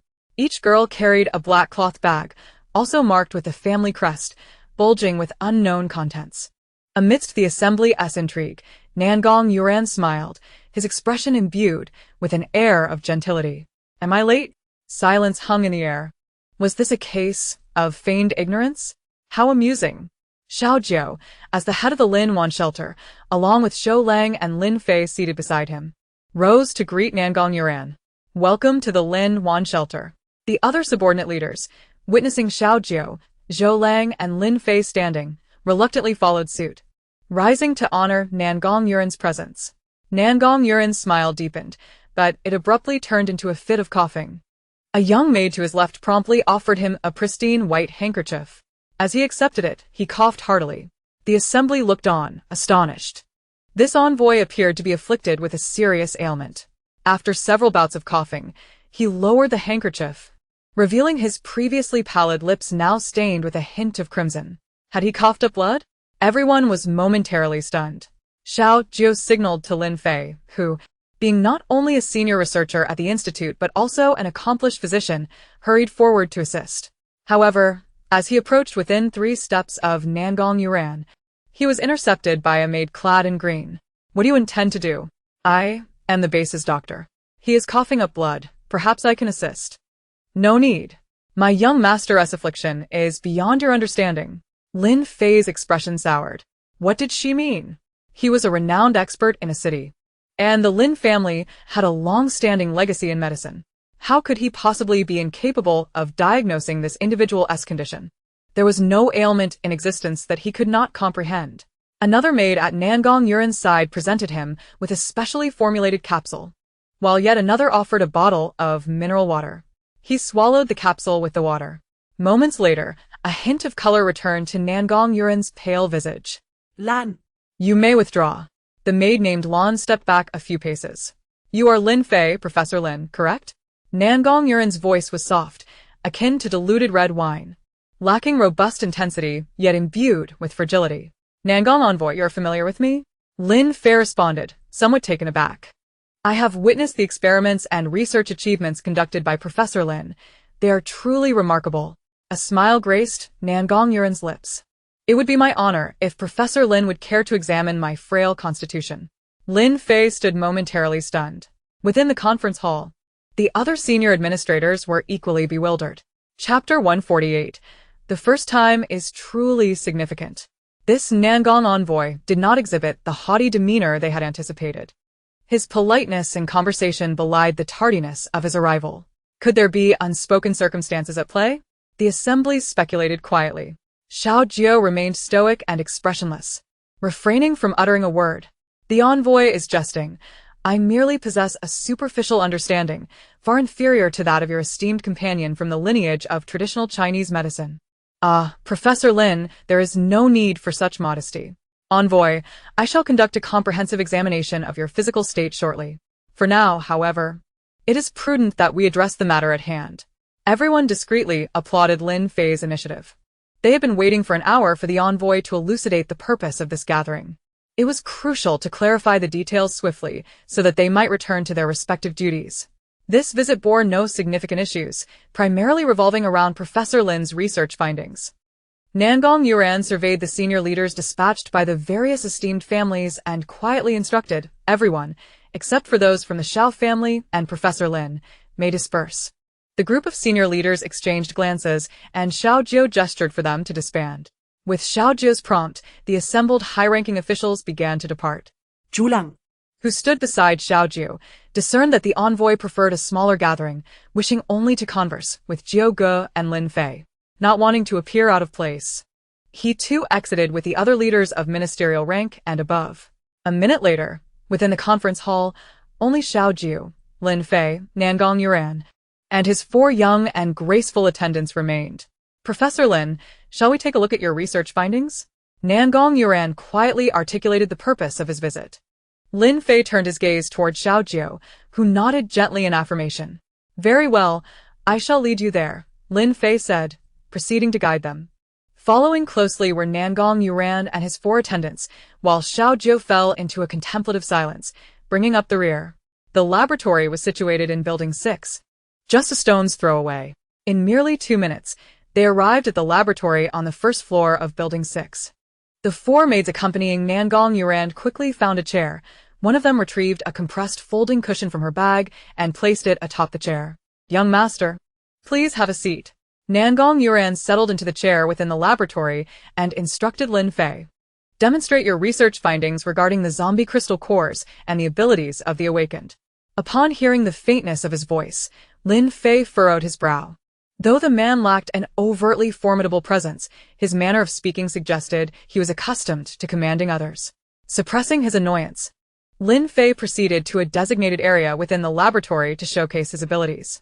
He extended his hand, channeling the energy of his wind-based powers. An invisible blade of air sliced through the atmosphere with a sharp sound, cleaving a prepared red brick in 2. Nangong Yuran's brown pupils widened slightly in surprise at the intensity of the ability displayed. Behold, this is my wind-based power. Envoy. You are undoubtedly aware that official statistics and research indicate a plethora of abilities exist. Among them are the common elemental powers of metal, wood, water, fire, and earth, alongside rare weather-related abilities such as wind, thunder, and ice, as well as unique powers like invisibility, spatial manipulation, and healing.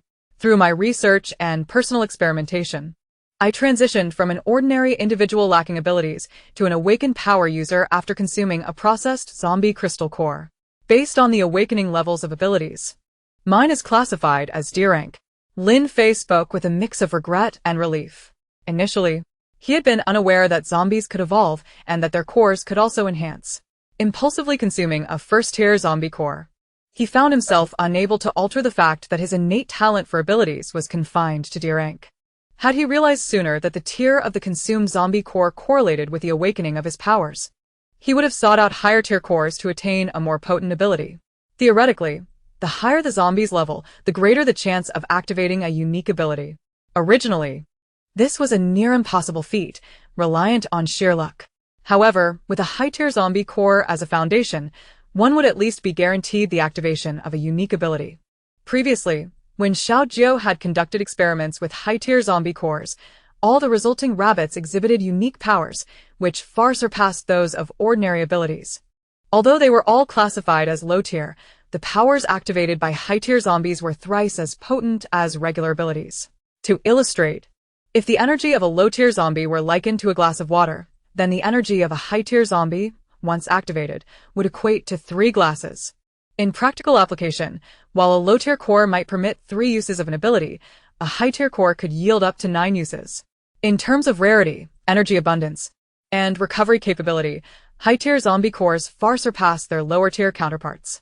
Thus, after acquiring his latest research findings, Lin Fei was enveloped in regret. He had the potential to activate a C rank ability, yet now he was confined to D rank. This was due to the fact that an individual could only awaken their innate talent upon consuming their first crystal core. Subsequent consumptions, regardless of their higher tier, could only enhance the strength of the powers within, gradually elevating the ability's rank. The first consumption was indeed of paramount importance. Conversely, he felt fortunate that the vitality water was limited. Upon learning of his experimental results, his superiors promptly ordered him to conserve the vitality water for subsequent distribution. Given his status within the Lin family, he was hardly entitled to such a scarce resource. As the first to partake, becoming an awakened individual was an extraordinary stroke of luck. Based on my latest research, the awakening of abilities correlates directly with the tier of the first consumed crystal core. Lin Fei spent 15 minutes succinctly conveying his research findings to Nangong Yuran. Xiao Jiu listened silently, betraying little emotion. He was already well acquainted with the secrets surrounding awakened powers. In his previous life, Lin Fei had dedicated 3 years to uncovering the mysteries of zombie crystal cores. As Lin Fei's friend, he was no stranger to these revelations. The only notable change was the emergence of vitality water, which could purify the zombie virus contained within the cores. With a dark glint in his gaze, Xiao Jiu confirmed his earlier suspicions after hearing Lin Fei's conclusions. Initially uncertain whether the category and tier of awakened abilities truly correlated with the tier of the zombie crystal cores, Lin Fei's assertions validated his intuition. Consuming a 10-tier zombie core would yield the greatest benefits. A year hence, when 10-tier zombies appeared, he would devise a way to slay them and obtain their cores. At that point, he could ensure that all his closest kin would awaken as unique ability users. In the meantime, he could approach Lu Liuliu to procure some crystal cores from Lin Fei, exchanging them for sufficient quantities of vitality water. When the moment was ripe, he would facilitate the awakening of his most intimate family members as unique ability users. After Lin Fei had concluded his exposition on his research findings, a flicker of surprise danced in Nangong Yuran's eyes. I have heard that the physical capabilities and constitution of awakened individuals are thrice that of ordinary people. Indeed. But it is not entirely accurate. Lin Fei continued to elaborate on his research. According to his latest findings, high-tier zombie cores significantly enhance physical attributes beyond a mere 3-fold increase. As a direct beneficiary, he was well aware that the core he had utilized was the one with the highest energy among the first-tier cores. Thus, upon awakening, his physical prowess was approximately 4 times that of an ordinary person. The experimental rabbits also substantiated this research conclusion. Nangong Yuran's elongated, peach blossom-like eyes were slightly raised. His tone rich and deep. What is the probability of awakening as an ability user after swallowing the crystal core? Lin Fei hesitated for a moment, directing his gaze toward Xiao Jiu. Xiao Jiu gently nodded in response. Lin Fei continued, the original probability of becoming an ability user was merely 1. However, I unexpectedly acquired a miraculous vitality water, which can purify the zombie virus within the crystal core. After consuming the purified crystal core, the probability of awakening as an ability user is 100. Nangong Yuran lowered his gaze, his thick and long eyelashes concealing the flicker of astonishment in his eyes. What is this vitality water? Lin Fei looked towards Xiao Jiu, stating that the vitality water was provided by Brother Jiu.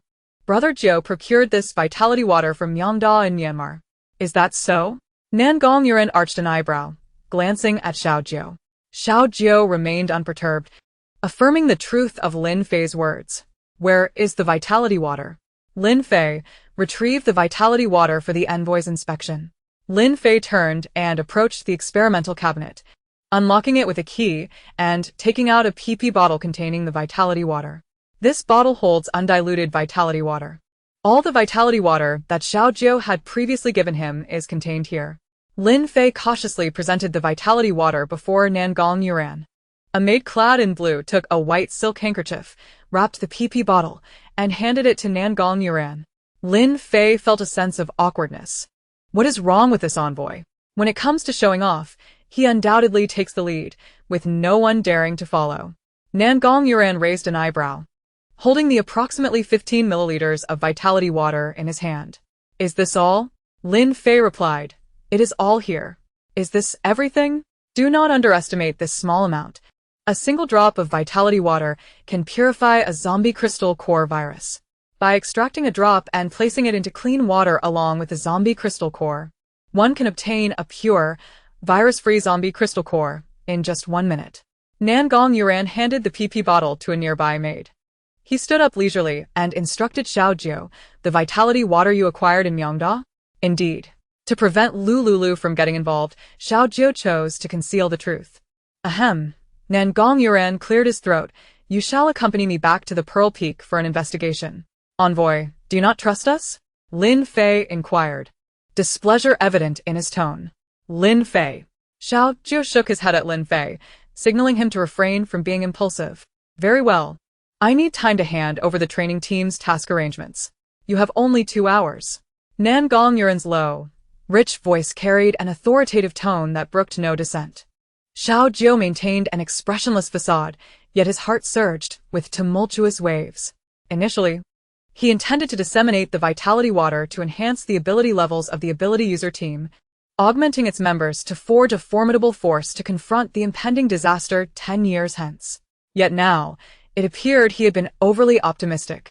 Lin Fei's experiments had just been reported, and unexpectedly, an envoy had been dispatched. Xiao Jiu turned and strode away. He reached the exterior of the villa, entered an SUV. His expression heavy with concern. This back and forth would require time. At best, 2 to 3 days, at worst. Now, only 2 hours remained. Without hesitation, Xiao Jiu drove towards the shelter base. Moments later, he prioritized his mission, heading directly to the 12th floor and knocking on Lu Liuliu's apartment door. Lu Liuliu held a spatula in her hand, opening the door before promptly turning back to the kitchen to continue cooking. Xiao Jiu hurried inside, shutting the door behind him. "Lulu, do not continue cooking. I have something very important to discuss with you." Lu Liuliu turned, her eyes reflecting confusion. She switched off the induction stove and took a seat on the sofa. "What is it?" Seeing his flustered demeanor for the first time, her heart tightened. What significant matter had transpired? "Listen carefully. I am about to leave Linwan base, and you must remain here safely. Do not venture outdoors." "You are leaving again?" After their encounter that fateful night, Xiao Jiu vanished for a year. Now that their relationship had finally begun to progress, why was he leaving again so soon? Moreover, observing Xiao Jiu's demeanor, it was evident he was in a rush to depart. Could it be that he would once more disappear for an entire year? Noticing Lu Liuliu's pout and displeased expression, Xiao Jiu felt a wave of agitation within him, though he maintained his calm exterior. "There is a temporary mission above, and I must depart. I may not be able to fulfill my promise to take you to slay zombies on July 1st. If the mission proceeds smoothly, I will return swiftly." Lu Liuliu crossed her arms, her round eyes fixed on him. And what if the mission does not go smoothly? Xiao Jiu remained silent, prompting a sense of unease to wash over her. Memories of Xiao Jiu's previous words echoed in her mind. He had nearly perished while working undercover abroad. The current world was more chaotic, and if he were assigned another perilous mission, what would happen? He might return later than anticipated. Frowning, Xiao Jiu lifted Lu Liuliu into his lap, gazing earnestly into her eyes. "I promise I will return." "What kind of mission is it? Is it dangerous?" "Do not worry. It is not perilous. Liuliu, remember, do not sell the vitality water, do not trade it with anyone, and do not disclose this matter to anyone. Otherwise, your life will be at stake." Xiao Jiu earnestly admonished Lu Liuliu. "If I return late, be patient and wait for me. During my absence, do not go outside. Remain at the base and take good care of the baby." Lu Liuliu's brows knitted tightly, her mood sour. Xiao Jiu placed a soft kiss on her fair forehead. "Be good and wait for me to come home, all right?" With a silent sigh in her heart, Lu Liuliu nodded. "I understand. Be safe while you are away." "When do you depart?" Chapter 150. Unexpected Acquisition. "In an hour and a half. First, let us eat. After the meal, I will take you." "All right." Xiao Jiu rose to wash his hands and serve the dishes on the dining table. Lu Liuliu noticed Xiao was sleeping and headed upstairs to the master bedroom. She retrieved 50 milliliters of vitality water from her space and poured it into a transparent plastic spray bottle, originally intended for a facial mist. With a simple press, it could spray vitality water.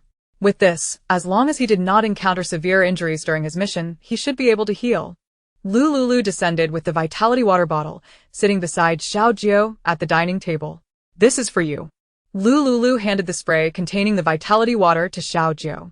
Upon seeing the bottle, Xiao Jiao's gaze darkened. Is this vitality water? Yes. Is it a gift for me? Yes. A smile involuntarily crept onto Xiao Jiao's lips. I have something for you as well. Lu Liuliu looked at him with curiosity in her eyes. What is it? Xiao Jia reached into his pocket and produced a silver airplane model ornament. This is for you. Lu Liuliu accepted the airplane model, her expression contemplative. The pendant adorned with an aircraft seemed familiar to her. Suddenly, a flash of insight illuminated her mind. Previously, while gathering supplies, she had encountered such a model aircraft. A senior leader at the base had brought this very model. What is this? This is a high-tech intelligent aircraft. If there were to be an upheaval on my end, and the base became unsafe, you could take the children and flee on this plane. I possess a tracking device that can locate the aircraft. As long as you are aboard, I will be able to find you, regardless of your location. Lu Liuliu's eyes widened in disbelief. Could it be that the intelligent aircraft she had longed for had come to her so effortlessly? Where did you acquire this plane? You mentioned previously about an ability user from the Golden Faction. I contacted the Xiao family, and indeed, there exists such an individual. I exchanged gold for it. Xiao Jiao chose to conceal the truth about the system. I took it. What will you use? I have more here. Take it and use it. Xiao Jiao picked up the model aircraft and opened a compartment at its base, revealing a red button. He pressed the button, and a pale blue screen materialized before them, displaying the aircraft's control switches. Lu Liuliu gazed at the blue display, and under Xiao Jiao's guidance, she reached out to authenticate the aircraft using fingerprint and facial recognition. This room is too small for its use. When you need to operate it, go outside, press the button, and click the aircraft's start switch. Then, you will successfully board the plane. This aircraft is equipped with a footstep apparatus, allowing you to ascend easily, unlike the previous aircraft that posed difficulties in boarding. Authentication completed. Lu Liuliu marveled at the aircraft, playing with it in her hands. Although she possessed a space as a final refuge, there was a significant drawback. Wherever she entered, she would exit at the same location. In the event of a disaster like an earthquake, possessing an aircraft would indeed be a tremendous asset. What is the aircraft's propulsion system? Lu Liuliu inquired anxiously. This aircraft utilizes super technology, harnessing solar energy for power. In the absence of sunlight, it requires gold for charging. 1 gram of gold can sustain the aircraft for a full day and night. Lu Liuliu gently touched the aircraft's wings, her eyes sparkling with gratitude as she softly said, "Thank you." Xiao Jiao conversed with Lu Liuliu for a while before they shared a meal together. Lu Liuliu wheeled Xiao Wu down the stairs, escorting him outside. At the foot of Building 5, Xiao Jiao gazed deeply at Lu Liuliu, kissing her gently on the face, and reassured her, "Wait for me to return. Safe travels." Lu Liuliu watched Xiao Jiao depart until his silhouette vanished from view. She suddenly felt an emptiness within her heart. During their time together, she had grown accustomed to Xiao Jiao's presence and the warmth and care he provided. Ultimately, in this world, no banquet lasts forever. She withdrew her gaze and turned to ascend the stairs to her apartment.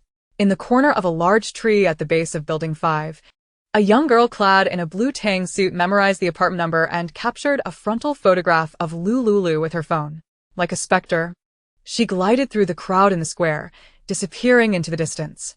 When Xiao Jiao returned to the Linwan Villa in Building 5 to undergo an investigation at the Zhufeng headquarters, Nangong Yuran was already seated in a 6-person helicopter alongside 3 female attendants from the logistics department. Upon seeing them waiting for him, Xiao Jiao expressionlessly took the empty seat on the aircraft. As he observed Nangong Yuran and the attendants, he noticed one was missing, causing a flicker of confusion. He turned to Nangong Yuran, who smiled knowingly at him and softly remarked, "Zhu, return to Zhufeng." "Understood, young master." One of Nangong Yuran's attendants, Zhu, piloted the helicopter, gliding a distance before taking off from the Lin Wan shelter. Xiao Jiao diverted his gaze. The absence of one attendant beside the envoy stirred an unease within him. Peering through the helicopter's glass window, he looked toward the Lin Wan community. "Lulu, wait for me to come home." In the Lin Wan villa, on the 12th floor of Building 5, after sending Xiao Jiao off, Lu Liuliu returned to her bedroom. She summoned Xiao Wu and Kong Kong back to the space. Arriving at the fourth empty plot within the space, she activated the switch for the aircraft model Xiao Jiao had given her. 3 seconds later, the small model aircraft descended into the sky, locating an empty patch of grass and transforming into a 6-seat helicopter. At the front were the pilot and co-pilot seats, with 4 individual seats in the rear. Curiously, Lu Liuliu entered the aircraft to explore. The aircraft appeared quite similar to an ordinary plane. Upon reaching the pilot seat, she discovered only 3 red buttons. Lu Liuliu tentatively pressed the first red button. Beep. Executing stop command. Yellow beep. Executing slow down command. Green beep. Executing automatic intelligent driving function. To Lu Liuliu's astonishment, the aircraft retracted its landing gear, ascended the steps, closed the cabin door, and soared into the sky. Dear Master, Xiao AI has automatically activated intelligent voice mode. You may issue commands through voice dialogue with Xiao AI to control the aircraft. Lu Liuliu marveled at the aircraft's wonders. Please introduce the functions of this aircraft. Beep, certainly, Master. This aircraft. After listening to the intelligent aircraft steward Xiao AI's introduction, Lu Liuliu felt increasingly satisfied. This golden ability user was indeed fortunate to awaken such a formidable power. Once she obtains a high-level zombie crystal core, she too shall awaken. Lu Liuliu eagerly anticipated what abilities she might awaken. She flew a distance in the vast sky of the space before encountering a barrier. Chapter 151. Disappearance. The space behind the fourth door measured approximately 200 square meters, and with a stream area included, it extended to 300 square meters. The sky above the space also had distance limitations. Once the aircraft reached the edge of the space, it became trapped, only able to circle around while automatically recognizing obstacles. After playing for a while, Lu Liuliu stored the aircraft back in the space. She summoned Kong Kong and Xiao Wu, returning to the master bedroom together. Lu Liuliu then descended to the first-floor living room. She first awakened Xiao Wu, feeding him milk, and after he was fed, entrusted him to Kong Kong's care. Kong Kong held Xiao Wu, regaling him with stories. Just after finishing a 5-minute tale, Xiao Wu fell asleep. Kong Kong gently placed Xiao Wu on the sofa, vigilantly watching over him. Lu Liuliu said about her other tasks. She located a large quantity of clothing stored in the space and began unpacking. After a thorough search, she found the box containing her online purchases of clothing. All the warm, close-fitting garments had not been washed and still bore the fresh scent of newly manufactured clothing. Lu Liuliu opened the cardboard box, then unwrapped the transparent plastic bags, retrieving the woolen sweater set, winter socks, a thick baby cotton 4-piece set, and winter bedding for infants. After over an hour of unpacking, she stood up to drink half a cup of vitality water and continued her work. Through her relentless efforts, she successfully unpacked a batch of cold-resistant clothing. She meticulously divided the clothes into batches and tossed them into the washing machine placed on the balcony, selecting the sterilization function for an automatic wash. Unfortunately, the balcony only had 2 water outlets, and with the addition of the one in the kitchen, connected by a universal hose, there were barely 3 outlets available. Accommodating 3 washing machines was already the limit. Lu Liuliu could only proceed with these tasks at a leisurely pace. The sterilizing wash required an extensive duration of 1 hour and 50 minutes for each cycle. While the washing machine was in operation, she took the opportunity to boil water in the kitchen, storing the hot water in her space once it was ready. During the appliance's operational time, she linked to her space and collected a batch of aquatic crops from the land-based produce, all of which were piled up in the external safe zone. This time, she was cultivating strawberries. After planting the strawberries and watering them with diluted vitality water, she was able to reap the fruits of her labor. After harvesting several batches, she checked the vitality water concentrate in the first door of the jade pool, which had regenerated a considerable amount of concentrate by this time. Locating a large container, she filled it with the vitality water. The current growth recovery period for the vitality water was once a week. Glancing at the date, she noted it was June 26, 2060. A week later, she would return to collect the vitality water, at which point it would have reached its maximum capacity. She retained 2 pounds of vitality water, using the remainder to irrigate her crops. Unbeknownst to her, 5 hours had swiftly passed. As the clock neared 7 in the evening, Lu Liuliu extricated herself from these trivial matters to take a break. If her memories served her correctly, the power would be cut off on July 1st. In this lifetime, with official intervention, perhaps it would be postponed. Their apartment had numerous solar panels installed on the rooftop, which should suffice to supply the building's electricity consumption. Otherwise, residing on the 12th floor meant she would have to venture out daily, climbing the stairs, which was quite exhausting. Moreover, Xiao Jiao had previously mentioned that several Michelin 3-star chefs had been rescued to work in the base's cafeteria. The meals they prepared were distinctly different from those made by ordinary chefs. When she first tasted the food, she nearly bit her tongue. She resolved to visit the cafeteria again to stock up on some of the Michelin-starred dishes. Lu Liuliu pondered the multitude of tasks ahead of her. She felt akin to a diligent little bee, tirelessly working. Aside from nursing Xiao Wu, she entrusted the rest of her time to Kunkin for care. The newborn child was almost perpetually asleep after feeding, with very little wakeful time, which was indeed a relief. Whenever Lu Liuliu felt fatigued, she would sip a small cup of vitality water to rejuvenate her energy. She busied herself until 10 in the evening, finally pausing to rest. Extracting a serving of braised pork over rice and a cup of tea-flavored milk tea as a late-night snack, she finished her dinner and checked the apartment door, securing it with a doorstop before heading upstairs to rest. Kunkin followed her, settling down on the carpet beside her bed. Lu Liuliu opened her phone to check for messages.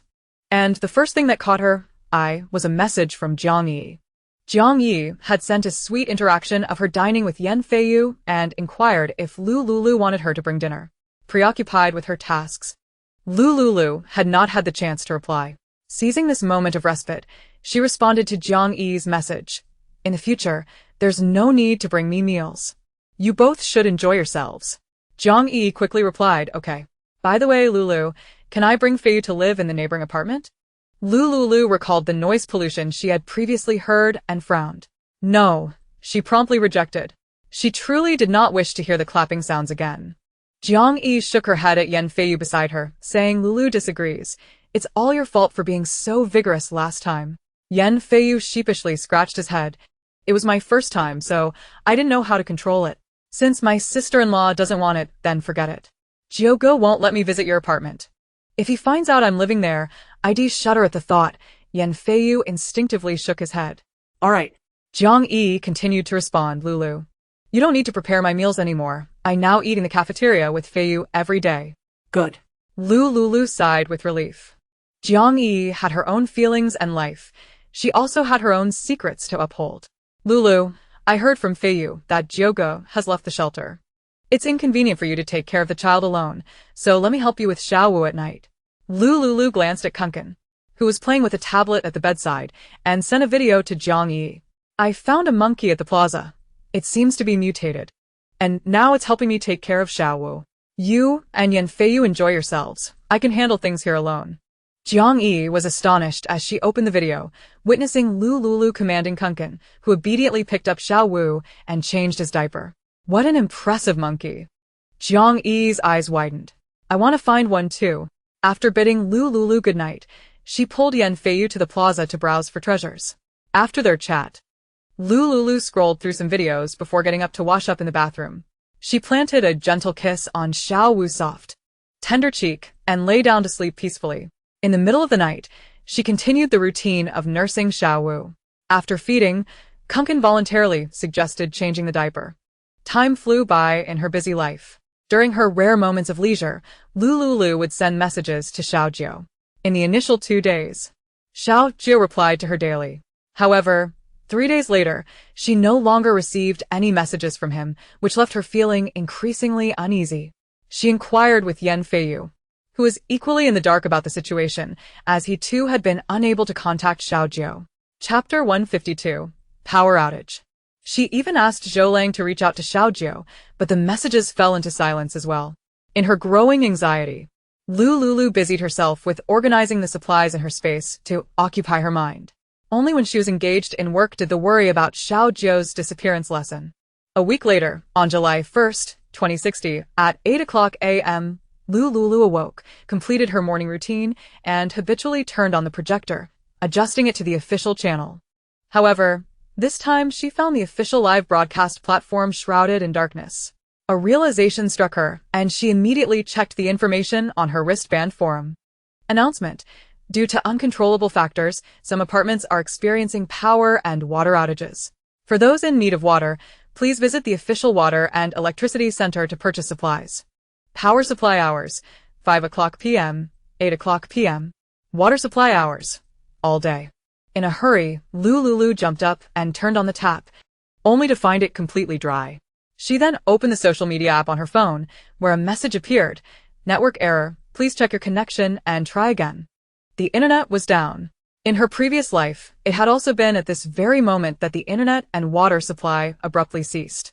The wristband, being an official device, utilized a localized signal transmitter, which still maintained limited internet connectivity, albeit at a painfully slow speed. Furthermore, it was only functional within the confines of the shelter. Once beyond the signal range of the transmitter, it becomes impossible to receive signals or send communications. The wristband features an all-weather network system, reminiscent of the early days of the internet with its 2G connections, where loading a single web page could take an eternity. There are also individuals on the forum posting videos, which take even longer to load. Lu Liuliu observed that her phone had now become little more than a decorative object. This day had inevitably arrived. She wore a frown, having lost contact with Xiaojiu for 3 days. With the public network now thoroughly incapacitated and without any hope of rebooting, reaching Xiaojiu seemed even more improbable. He had promised he would return to find her, and she firmly believed he would. Within the shelter, there remained the abilities of his subordinates. Moreover, Zhou Yining had mentioned that Xiaojiu was the commander of the shelter, governing this domain. Even in the event of an incident, he would not be gone for long. There were also individuals on the official side who had been reborn, possessing foreknowledge of events. Here, it was certain there would be a commanding presence. Lu Liuliu's heart began to calm slightly as she took deep breaths, striving to quell her spiraling thoughts. She continued to activate her wristband, checking for official updates. On the official forum, the main page of survivor discussions was rife with debates regarding water and power outages. The sentiments expressed by the survivors appeared relatively rational, managing to stabilize the situation. The water is cut off. This is a disaster. Not only is there no water, but the power is also out. She read. TSK, as if there had been running water available recently for them to use. The water was murky and discolored. Would anyone dare to use it? Would anyone drink it, only to suffer from gastrointestinal distress for 3 days and nights? Such foolishness. Living in a concentration camp, I am not worthy of running water. Since the apocalypse began, I have yet to see what a faucet looks like. I reside in a small apartment that has electricity. I just asked the dormitory supervisor, and they confirmed that the power is supplied around the clock. Why does your apartment have electricity, while mine does not? I pay 200 credits a day for my apartment, which has solar panels on the roof. Excuse me. Those of us in the concentration camp do not deserve electricity. Hey, big shot, I am delicate and can be easily swayed. Could you allow me to visit your apartment and enjoy some air conditioning? Sure, but first, send me a photo of you in black stockings. Lu Liuliu scrolled through the posts, noting that the overall mood among the people was somewhat optimistic.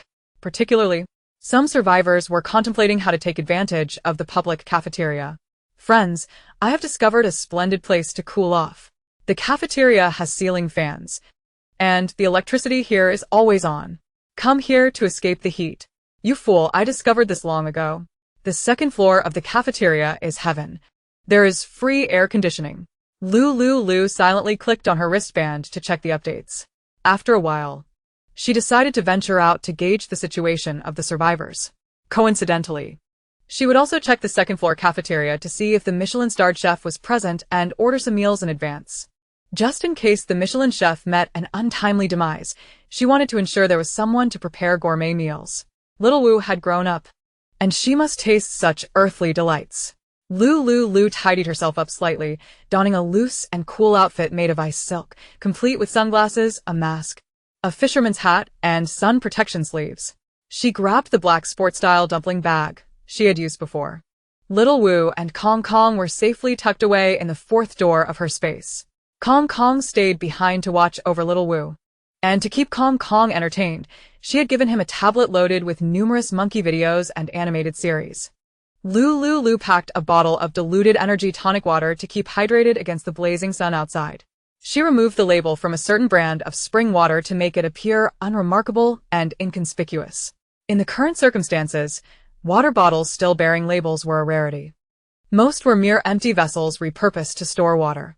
As usual, Lu Liuliu checked the surveillance devices she had previously set up in the apartment's entrance cabinet, wary of Zhou Yining harboring any resentment and attempting to sneak in to create mischief. She felt uneasy leaving Kong Kong and little Wu alone at home, wishing she had another pet like Kong Kong. 2 would suffice, one to help care for the child, another to guard the home, and one more for household chores like laundry and cleaning. As she descended from her apartment, walking on the cement ground, her destination was the cafeteria to assess the situation and gather news about the recent developments among the survivors. Approximately 10 minutes later, guided by her memory, she arrived at the entrance of the expansive cafeteria, capable of accommodating 3,000 diners simultaneously. From a distance, she noticed a long line forming at the entrance, predominantly composed of the elderly, women, and children, with few young men in sight. Lu Liuliu speculated that the young, capable men must have gone to participate in the official work assignments. The elderly and young could not meet the official requisites for employment and thus remained at the base, hoping to survive. After waiting in line for a while, she entered the cafeteria.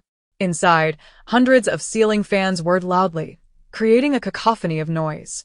Previously, the number of diners had been minimal, but perhaps due to the influence of the forum posts, the place was now teeming with people, with every table occupied by the elderly, children, and women cradling infants. There were indeed men, but they were mostly aged, white-haired gentlemen, hunched and slow in their movements. As Lu Liuliu listened to the clamor of voices, her brow furrowed. The noise from the fans, the cries of children, and the incessant complaints from the elderly women were overwhelming. This din rivaled the chaos of waiting for a train at a busy station. Fortunately, the cafeteria was spacious, with large doors flung open at the front and back, allowing a breeze to flow through. The odor was not unbearable, and with her mask on, it was manageable. In her past life, she had been able to endure such scenes. However, after experiencing a more comfortable existence during her rebirth, the contrast was jarring as she encountered the daily struggles of ordinary survivors. Within the cafeteria, numerous survivors, aged between 18 and 50, donned the yellow aprons issued by the officials, maintaining order. Particularly in the area designated for official personnel, for imposing security guards stood watch at the entrance. Lu Liuliu lowered her head. Her fisherman's hat effectively obscured much of her face. Yet, despite this disguise, she still felt a sense of disconnection from the crowd. Most of the survivors bore tattered clothing, appearing haggard and listless. Though she had concealed her well-groomed appearance with her hat, sunglasses, and mask, her clean attire still drew the attention of many within the cafeteria. In the current circumstances, most individuals had to endure a week between baths, hastily showering for 5 minutes, using buckets to collect the water for laundry, lest they run out. Lu Liuliu felt a pang of concern. This was an aspect she had not anticipated. Just as she contemplated whether to venture to the second-floor cafeteria, Li Gang, whom she had encountered shortly after entering the base, suddenly appeared at the entrance. 2 young girls accompanied him, both appearing to be around 18 years of age. They were impeccably groomed, presenting an immaculate appearance alongside Li Gang. What made them even more desirable to onlookers was their attire. One donned a JK uniform with white stockings, while the other was dressed in a maid outfit with black stockings. Li Gang swaggered in, boldly embracing both girls, their lightly made-up faces glowing as they entered the cafeteria. Behind them trailed 4 imposing middle-aged men, each wielding a hefty baseball bat slung over their shoulders. Upon spotting Li Gang, Lu Liuliu abandoned her initial plan to exit the cafeteria, for a considerable number of people had been observing her. With Li Gang's entrance, almost all 2,000 patrons in the cafeteria diverted their attention towards him. Li Gang strode confidently down the central aisle, relishing the sight of the dejected and worn expressions of the crowd, which filled him with a profound sense of satisfaction. She silently retreated to a corner of the cafeteria. Li Gang, strutting with his 2 young companions, approached the entrance to the second-floor dining area. Adjacent to this entrance sat numerous individuals, all eager to ascend for the air conditioning. However, access was severely restricted. The security on the second floor was far more stringent than that on the ground floor.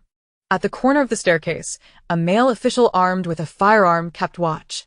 At the top of the stairs stood 10 security personnel, each brandishing a submachine gun as a deterrent. Previously, the security on the second floor had not been so formidable. Due to a forum post inviting people to seek the air conditioning upstairs, a throng of families, young and old, had rushed in. By the time the second floor administrator realized, the area was already overcrowded. The cafeteria's management, reacting swiftly, dispatched additional personnel to disperse the crowd and erected 2 signs at the staircase entrance. A minimum consumption of 50 points is required to access the second floor, and those who meet this requirement may remain for 24 hours. Many scoffed at this announcement. Surely, those who could afford a meal costing 50 points would opt for accommodations equipped with solar power and air conditioning instead? The absurdity of requiring 50 points merely to enjoy 24 hours of free air conditioning was laughable. For the majority, this sum represented half a month's wages. Those who could afford it were indifferent to the air conditioning, while those who could not, faced with the impossibility of even a single point, were left to watch Li Gang ascend, murmuring amongst themselves. Despite their envy and resentment, they felt powerless. Once affluent billionaires, now reduced by the apocalypse to mere point exchanges, continued to live lavishly, while ordinary people languished at the bottom of society.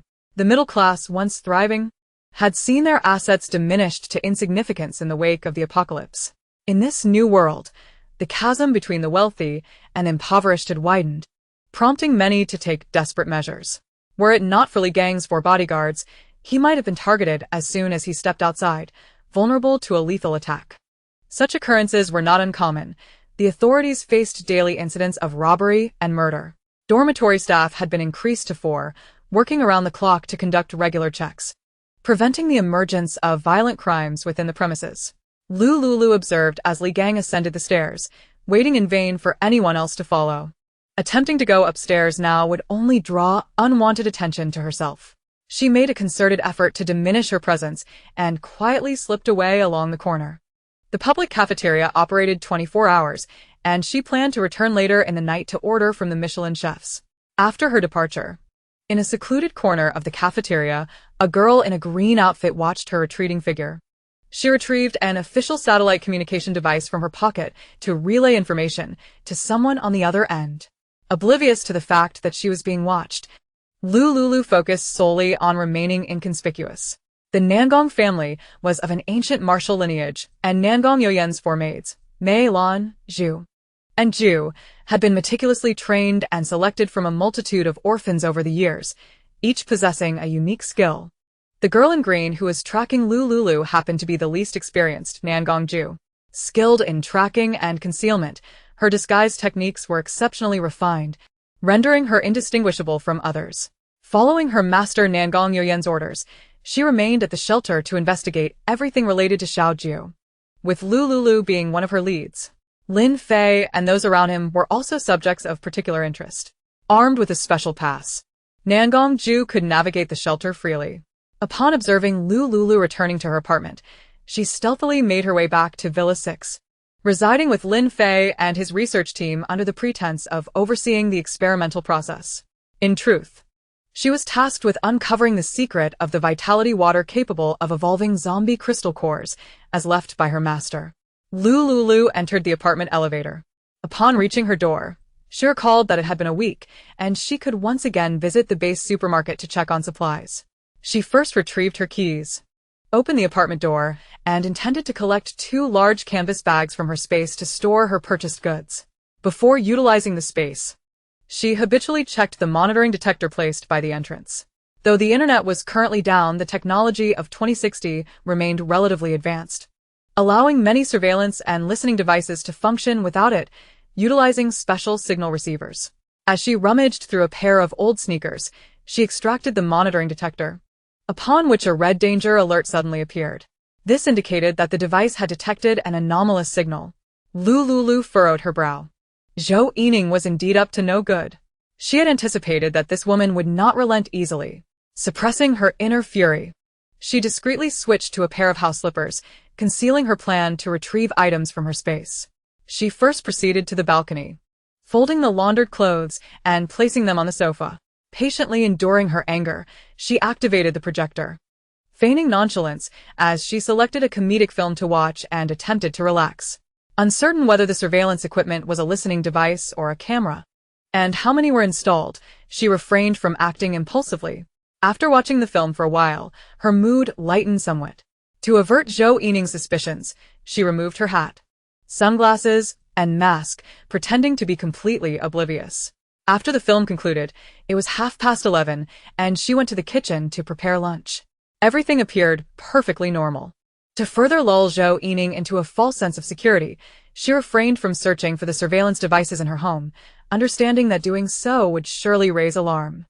Zhou Yining would undoubtedly not relent. Lu Liuliu silently consumed her lunch, donning her hat, mask, sunglasses, and some protective sleeves anew. She exited the apartment and descended the stairs once more. Upon her arrival at the bustling square, the sounds of post-work chatter from those around her momentarily eased the tension in her body. At that moment, the discomfort in her engorged breasts had reached an unbearable level. She was uncertain whether the restroom at home or the bedroom upstairs would suffice. She dared not linger in the apartment too long, lest her secret be revealed. Lu Liuliu recalled the public bath she had seen near the training ground, a place teeming with a diverse array of individuals. Security personnel were tasked with overseeing the bathhouse, conducting daily safety checks. There, Zhou Yining would not exhibit such perverse behavior as to install surveillance to monitor numerous women bathing in their nakedness. Lu Liuliu resolved to head there to alleviate her discomfort. In her mind, she summoned a bottle of temperature-controlled breast milk and instructed Kongkong to feed Xiaowu. The baby must not be left hungry. As Lu Liuliu stood in the square, lost in thought, she glimpsed behind the fourth door, where Kongkong was cradling Xiaowu for feeding. With a sense of relief, she departed toward her destination. Shortly after her departure, Nangong Ju stealthily entered Building 5 of the apartment complex. Armed with a special envoy pass, she scanned it, allowing the apartment door to automatically verify her entry. The two security guards at the entrance noticed nothing amiss. Anyone who could successfully scan their pass was not to be obstructed. Lu Liuliu first proceeded to the bathhouse, recharging a water card and entering a private shower stall. For safety, she retrieved a detection device developed by Yunsang Technology, scanning her surroundings for hidden surveillance. Once assured that no monitoring equipment was present, she confidently extracted her breast pump, found a folding chair to sit upon, and commenced pumping. 15 minutes later, Lu Liuliu had emptied her milk supply into clean storage bags, securing them within her space. Lowering her gaze, she observed the adjacent stalls, all conspicuously empty. This row of showers was devoid of patrons. With a sense of assurance, she stowed away her folding chair and pushed open the stall door to exit. She then made her way to the base's supermarket to procure supplies. This time, she noticed a variety of relatively fresh fruits and vegetables on the shelves. Although their prices were exorbitantly steep, within her space, she possessed an abundance of seeds. Throughout the week, she had been hastening the ripening of her produce. The items produced in her space were nothing short of exquisite, rendering the current offerings beneath her notice. Discarding the withered fruits and vegetables, she began to search the supermarket shelves for more valuable finds. After a thorough exploration, she exchanged her points for 21 bags of instant noodles. Before the apocalypse, such noodles were priced at 2.5 yuan per pack. Now, they cost 2 points each. This product would soon be discontinued. Conversely, she had ample resources for grains and vegetables, as she could cultivate them in her space. What was of utmost importance was to stockpile more instant foods. Being Xiao Wu's mother, her wristband was automatically recognized at the front desk, allowing her child to be counted among the quota. The child's allowance equated to half that of an adult's. Lu Liuliu also procured some soon-to-be-discontinued beverages and milk, presenting her wristband to indicate that she relied on breast milk, thus negating the need for formula. The cashier promptly processed her purchase within the allotted limits. After completing her transaction, she spent 2 points on an expensive, crumpled plastic bag to stow away her instant noodles and drinks. With her purchases in tow, she ventured to the adjacent home goods shopping center. As she surveyed the aisles, she noted an increasing abundance of items. It appeared that the authorities had cleared out numerous shops and plazas in City A. The sight of these newly stocked goods ignited a sense of urgency within her. She must embark on a zero-cost shopping spree soon. Otherwise, if she delayed further, the officials would gradually deplete the entire city's resources. She harbored no disdain for an excess of supplies. If she could not utilize them all, They could be of benefit to Xiao Wu. Once Xiao Wu had finished with them, perhaps they could even serve her charming daughter-in-law and grandson. Lu Liuliu's mind wandered far afield, envisioning the day Xiao Wu would find a beautiful wife, kind-hearted and lovely. With the support of her space and the smart aircraft provided by Xiao Jiu, they could venture anywhere. If Xiao Jiu did not return soon, she could devise a way to pilot the aircraft and take the child to Mount Everest to seek him out. Why not? With her plans nestled in her thoughts, Lu Liuliu meandered through the daily essentials supermarket. She had a particular fondness for stocking up on water bottles, cups, and aesthetically pleasing dining utensils. One aisle was lined with an array of luxurious porcelain goods. In times past, these exquisite ceramics had been mere accessories for high-end brands, each piece exorbitantly priced. Lu Liuliu set her sights on 2 sets of LK porcelain. Chapter 155, temporarily evading the spotlight. She placed these porcelain sets into her shopping cart and added a portion of disposable bowls, chopsticks, and other necessities. After perusing the daily essentials, she spotted a clothing rack at the far end. Given the sweltering summer heat, the branded down jackets collected dust, their prices exceedingly low. She selected 6 pieces, adding them to her cart. Since she was there, she might as well indulge. After all, she had points to spare. When Jiang Yi visited the apartment, she had only brought summer clothing, and these could serve as replacements for her. Lu Liuliu also picked up 2 down jackets from the men's section for Xiao Jiu. She found no children's items here. Those were likely in the adjacent maternity and baby shopping center. After scanning the area, she found nothing else she desired to purchase. Upon checking out, she paid a deposit for a movable shopping cart, temporarily storing her goods at the front desk. She then strolled into the children's store. The shelves brimmed with a dazzling array of items, yet each could only be purchased one at a time.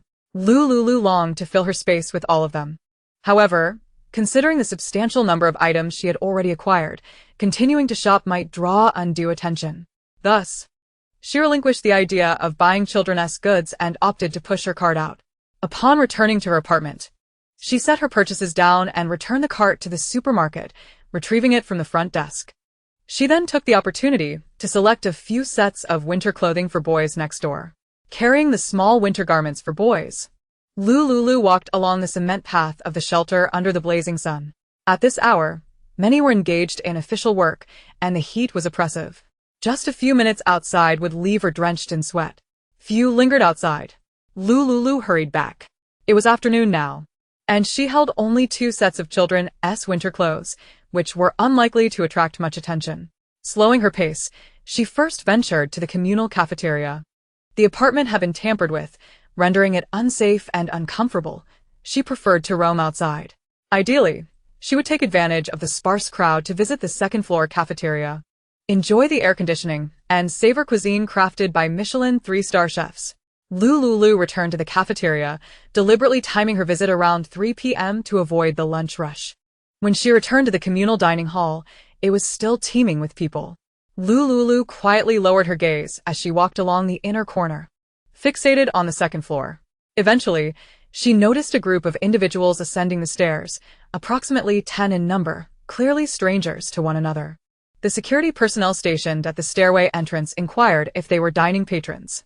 Upon receiving their unanimous response, they were granted entry. With this group leading the way, many others began to band together, forming clusters of 10 or 20 to ascend the stairs. This scheme was prompted by the sweltering heat and unpleasant odors permeating the first-floor dining area. Everyone yearned for the refreshing embrace of the air conditioning above. Thus, the idea of pooling together emerged. 10 individuals, each contributing 5 points, could escape the sweltering heat for a day, ordering the cheapest meal for 50 points, which they could share. Observing many ascend, Lu Liuliu blended into the crowd and made her way to the second floor. Outside, numerous individuals gathered around circular tables, while private rooms lay within. "Waitstaff, take our orders." A cacophony of voices from the elderly and children clamored. The server frowned as she presented the menu to them. The group opted for the most economical steamed buns, priced at 1 point each person contributing 5 points, for a total of 5 buns. Additionally, complimentary tea was available on the second floor, allowing them to relax in comfort. Particularly, the 3 large air conditioning units provided a delightful reprieve from the heat. The entrance featured transparent glass doors, effectively containing the cool air within, creating a stark contrast between the frigid interior and the sweltering exterior. Lu Liuliu discreetly approached a busy server, requesting to be escorted to a secluded private room. Ignoring the raucous crowd outside, she locked the door behind her to prevent any intrusions. Inside the private room, an independent wall-mounted air conditioner awaited her. Utilizing her wristband, Lu Liuliu scanned the QR code on the dining table to place her order. The menu revealed that the dishes were not inexpensive. A simple vegetarian dish started at 12 points, while meat dishes began at 32. Ordering up to 50 points would yield an additional 5 servings of rice. Unlimited complimentary tea was available in hot, cold, and ice varieties. Cautiously, Lu Liuliu selected just enough dishes to total 50 points. Before long, a knock echoed from outside. Upon opening the door, the server presented her with 1 meat dish, 1 vegetarian dish, and a small appetizer. The trio of dishes appeared delectable, enticing her appetite. She closed the door and inquired with the official server on the second floor, "Is it possible to order from home for delivery?" The server contemplated before replying, "Yes. Delivery incurs an additional fee." "How much?" 4 points for a single delivery. If your order exceeds the limit, an additional 4 points will be charged for every 10 pounds over.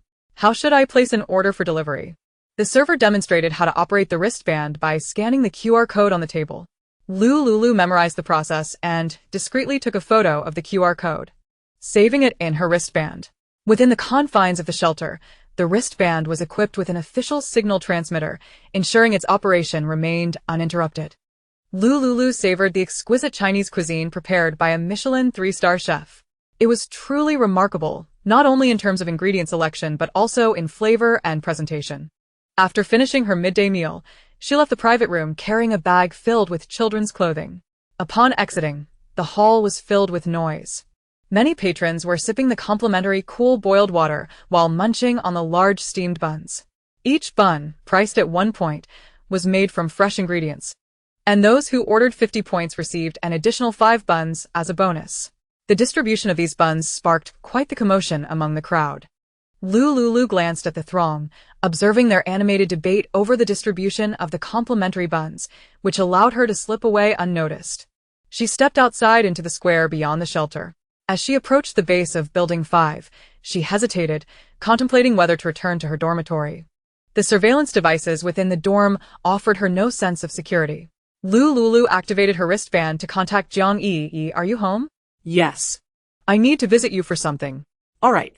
Lu Liuliu took the elevator to the 12th floor, bypassing her own apartment to reach Jiang Yi's residence.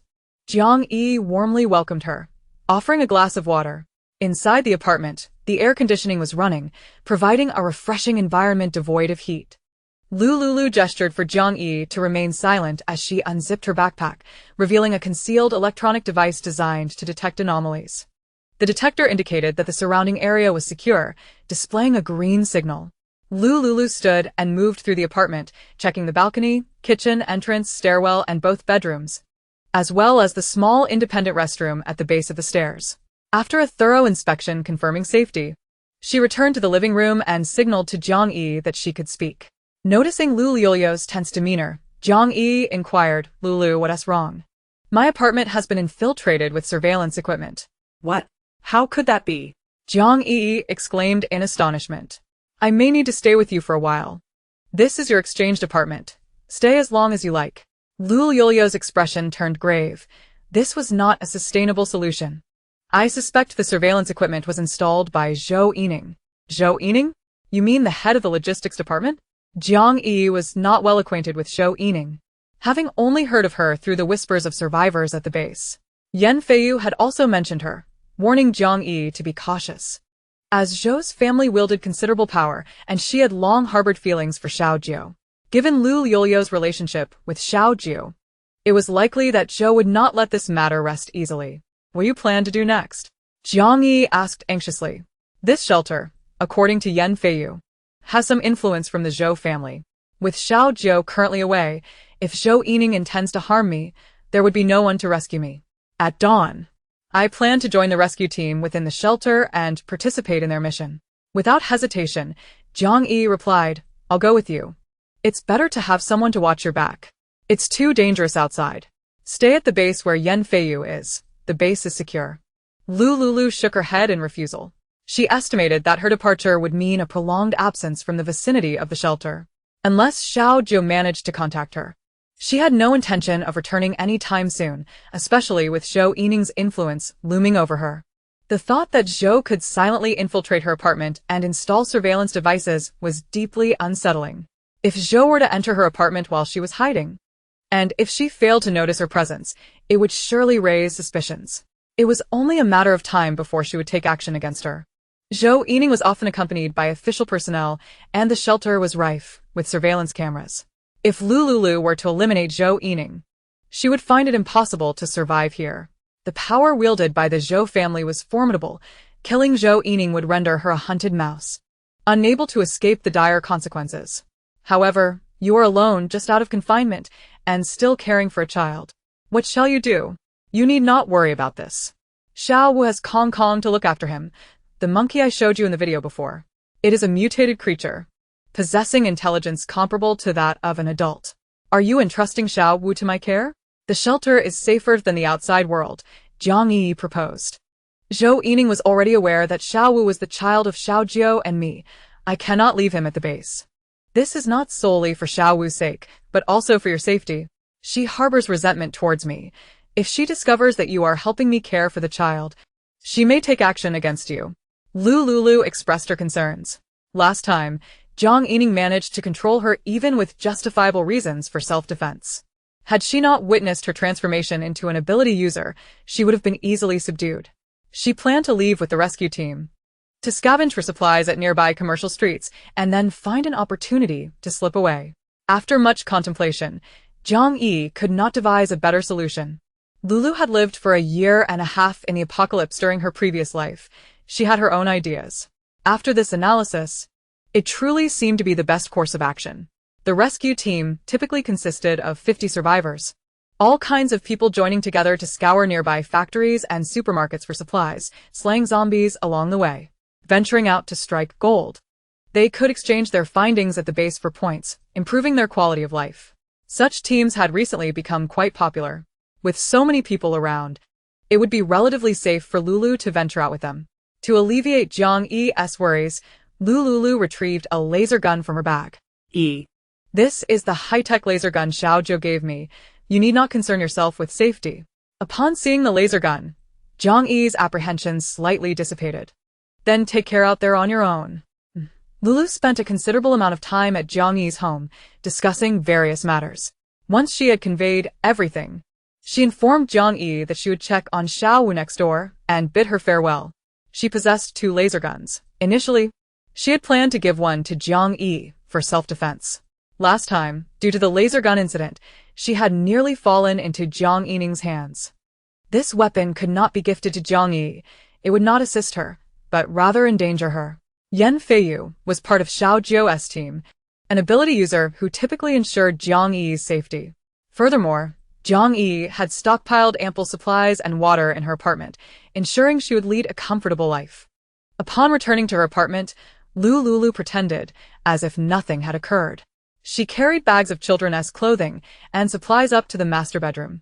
Upon entering, she reached out, feigning to retrieve something from her bag, while secretly activating a detection device. As expected, the bedroom was equipped with surveillance equipment.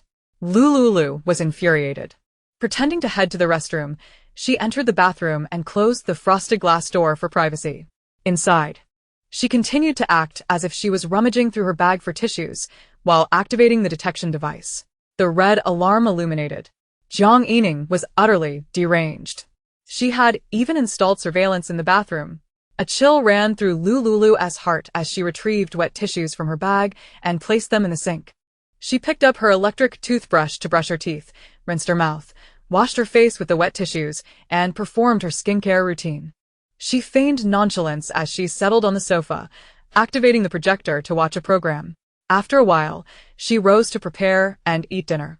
Once dinner was finished, Lu Liuliu ascended to the master bedroom, pretending to be exhausted, and flopped onto the bed. Thankfully, the shelter had limited water supply. The apartment had run out of water that morning, providing her with a convenient excuse to avoid bathing.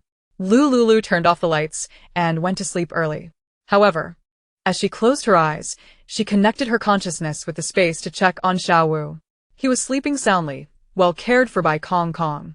Feeling somewhat reassured, she endured the discomfort of engorged breasts, remaining awake throughout the night.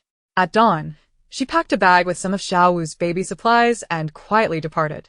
It was a pity to leave behind the items in the apartment.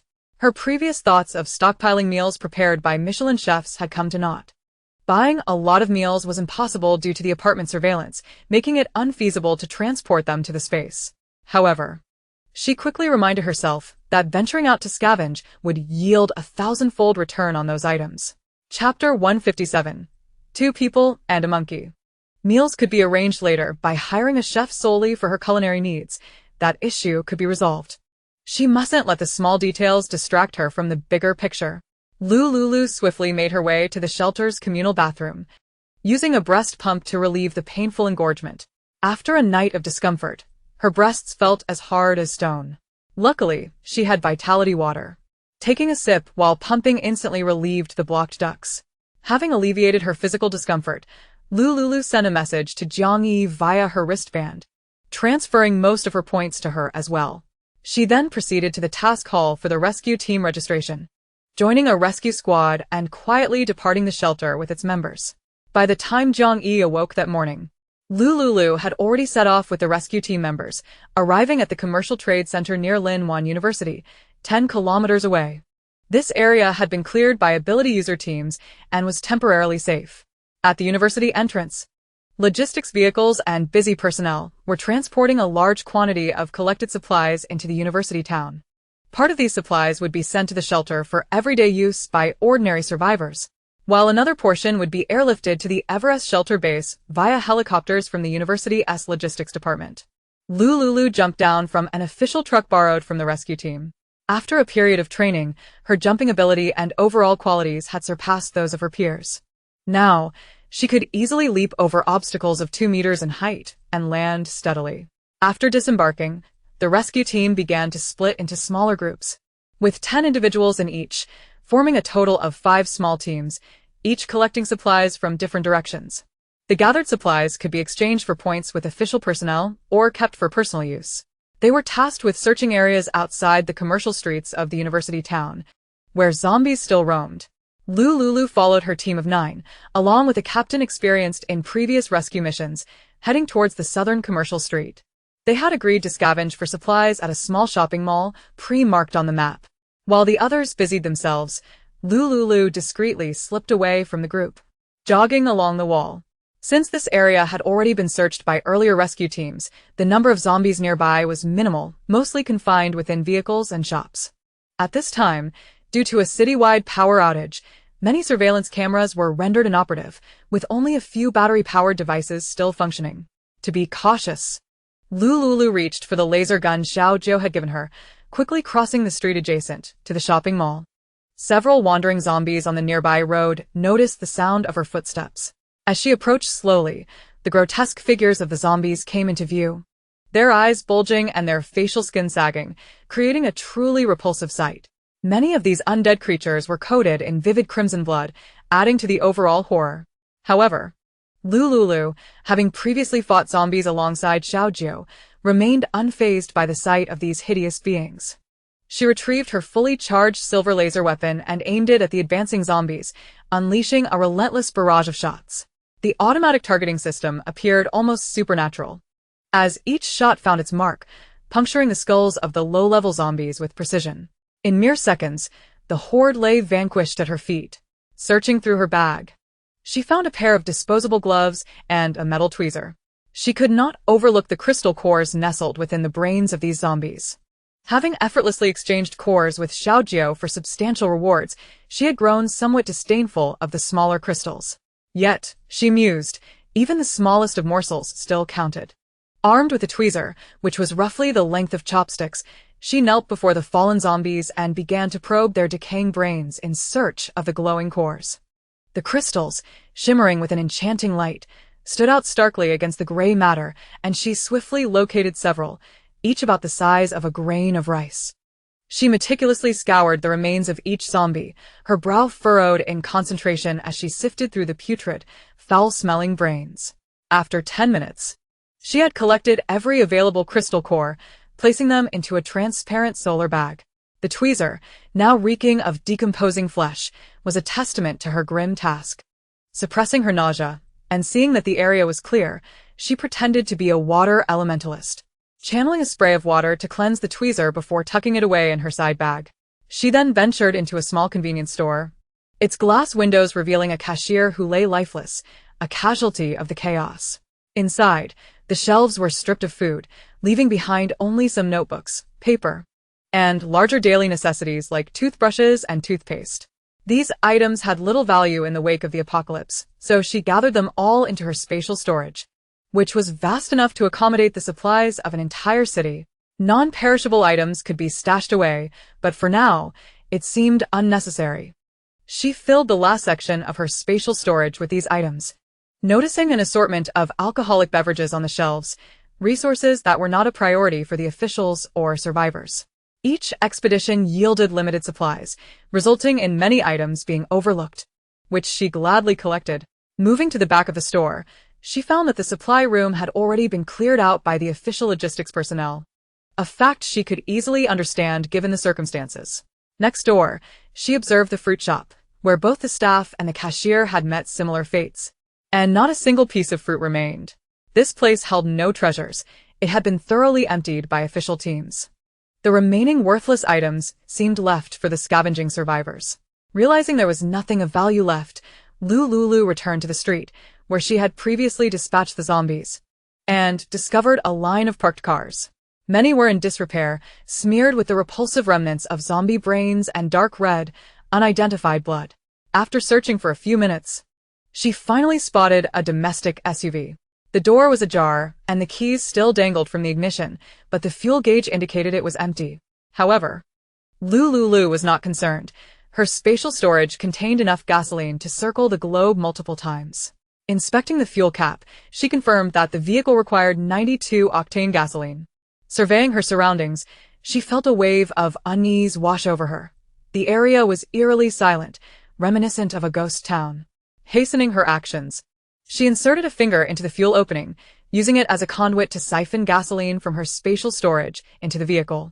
Once filled, she climbed into the car and started the engine, the roar of the vehicle breaking the silence and drawing the lingering zombies towards her. By the time they reached the street, Lu Liuliu had already vanished from their sight. The zombies, detecting the scent of their fallen kin, moved towards the lifeless bodies, their filthy, decaying fingers probing the skulls in search of the energy-enhancing crystal cores. After a futile search, they became enraged, tearing open the skulls of their deceased brethren and ravenously consuming the grayish, mutated brain matter. At the Linwan shelter base, Nangong Ju awoke and activated the surveillance monitor to review the footage from Lu Liuliu's apartment the previous night. Everything appeared normal until the end of the recording, where she noted that Lu Liuliu had left. Switching to her computer, she entered the surveillance password for the Linwan shelter, instantly tracking Lu Liuliu's movements to her joining the rescue team and departing the shelter. Nangong Ju frowned, pondering whether the girl had discovered something significant. Without delay, she informed her master, Nangong Yuran, of Lu Liuliu's departure from the shelter.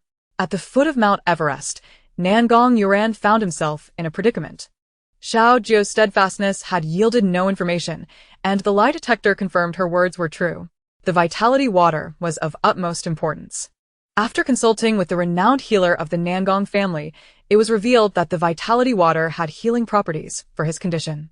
The vitality water he received from Xiao Jiu was submitted to the leader of the Haifan kingdom, who exceptionally rewarded him with a drop of the original vitality water. Nangong Huatua, the healer, diluted this precious drop into a liquid form for him to consume.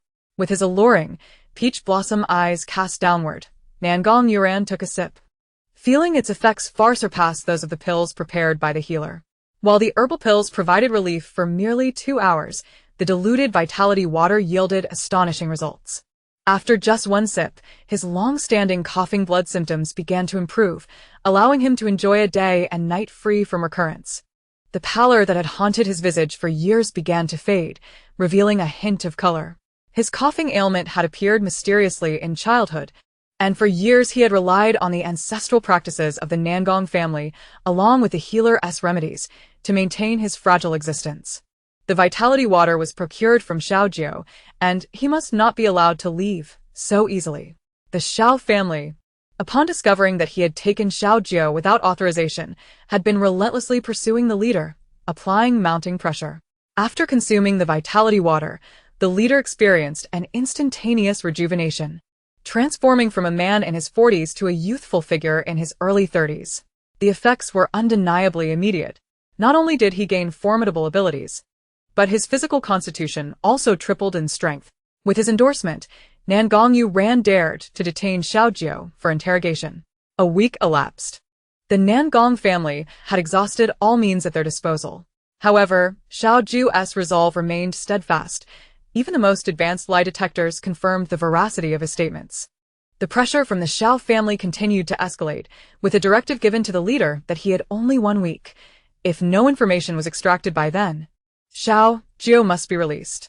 Nangong Yuran's gaze darkened as he resolved to take Xiaojiu personally to Mianwadi in Myanmar to ascertain the authenticity of the vitality water. Just as he was about to issue the command, he received a message from Nangong Ju. Instinctively, he sensed that this matter was unusual. This girl was anything but ordinary. From the photograph sent by Nangong Ju, it was apparent that her connection with Xiaojiu was significant. Investigate the Lin Wan shelter. Compile and upload all footage captured by the surveillance cameras for me. Understood, young master. Nangong Ju sprang into action, scouring for every video related to Lu Liuliu and Xiaojiu. After 5 hours of diligent effort, she compiled and organized all footage from the public areas over the past month and sent it to Nangong Yuran. He scrutinized the videos meticulously, hoping to unearth any clues from the past records. The first video showed Lu Liuliu's arrival at the shelter, interacting with Shou Yining, and settling into apartment 5. The second video depicted Lu Liuliu alongside another girl, frequently moving about the shelter's vicinity. The third video captured Lu Liuliu at a stall, exchanging for crystal cores. From the third video onward, Nangong Yuran's expression deepened with concern. By the time he finished the last video, he arrived at a startling conclusion. He must approach that girl, whose name was Lu Liuliu. It was evident from the fragmented videos that the vitality water was inextricably linked to her. With only a week remaining, after which Xiaojiu must be released. As agreed by the Xiao family, he had 1 week to uncover the mystery surrounding the vitality water. Discovering the truth could potentially cure his afflictions. May. Locate the girl's position via satellite. Right away, young master. Nangong may promptly set out to find a laptop, using GPS to track Lu Liuliu's whereabouts. 1. Prepare a week's worth of supplies. I need to venture out. Understood, young master. As Nangong Zhu awaited further instructions from Nangong Yuran, he reminded, young master, it's time for lunch. Indeed. Nangong Zhu assisted Nangong Yuran, who was seated in a wheelchair, towards the dining hall of the Nangong residence. In public, Nangong Yuran had to maintain the facade of a normal individual to uphold the family's reputation. However, upon returning home, he had to rely on the wheelchair to conserve his strength. Much of the time, he rested, sitting or lying down to preserve his vitality. Thanks to the healing properties of the vitality water, his appetite had noticeably surged in recent days, allowing him to consume more substantial meals, such as stir-fried dishes and rice, rather than mere liquids. Meanwhile, someone who occupied Nangong Yuran's thoughts was happily driving a domestic SUV, listening to downloaded music while navigating the outer ring road of the city. In Chapter 159, at the gas station near the highway exit, she glanced through the rearview mirror to see Xiao Wu sleeping in the crib. Kong Kong, the little monkey, stood on the leather seat of the back row, swaying and dancing joyfully to the melodious music filling the car.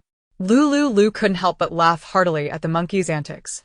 Her destination was the nearest gas station to the highway exit, as she had stockpiled a substantial amount of gasoline. Yet one could never have too much fuel for driving and generating power.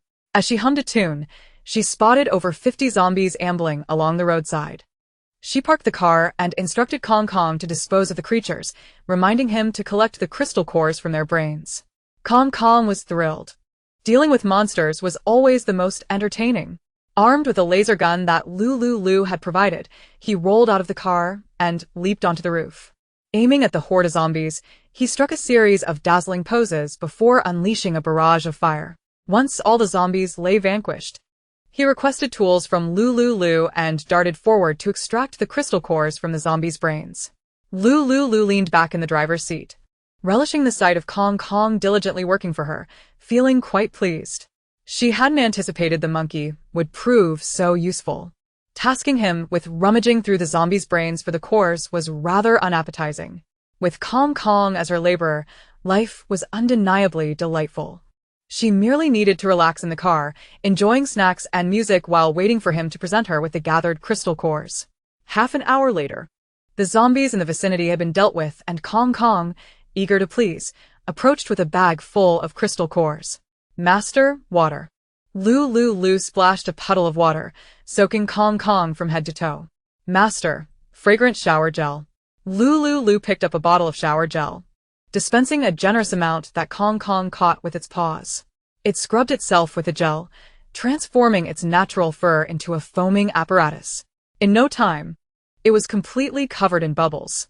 Once Kong Kong had cleaned itself, Lu Liuliu summoned more water from her spatial storage to rinse it off thoroughly.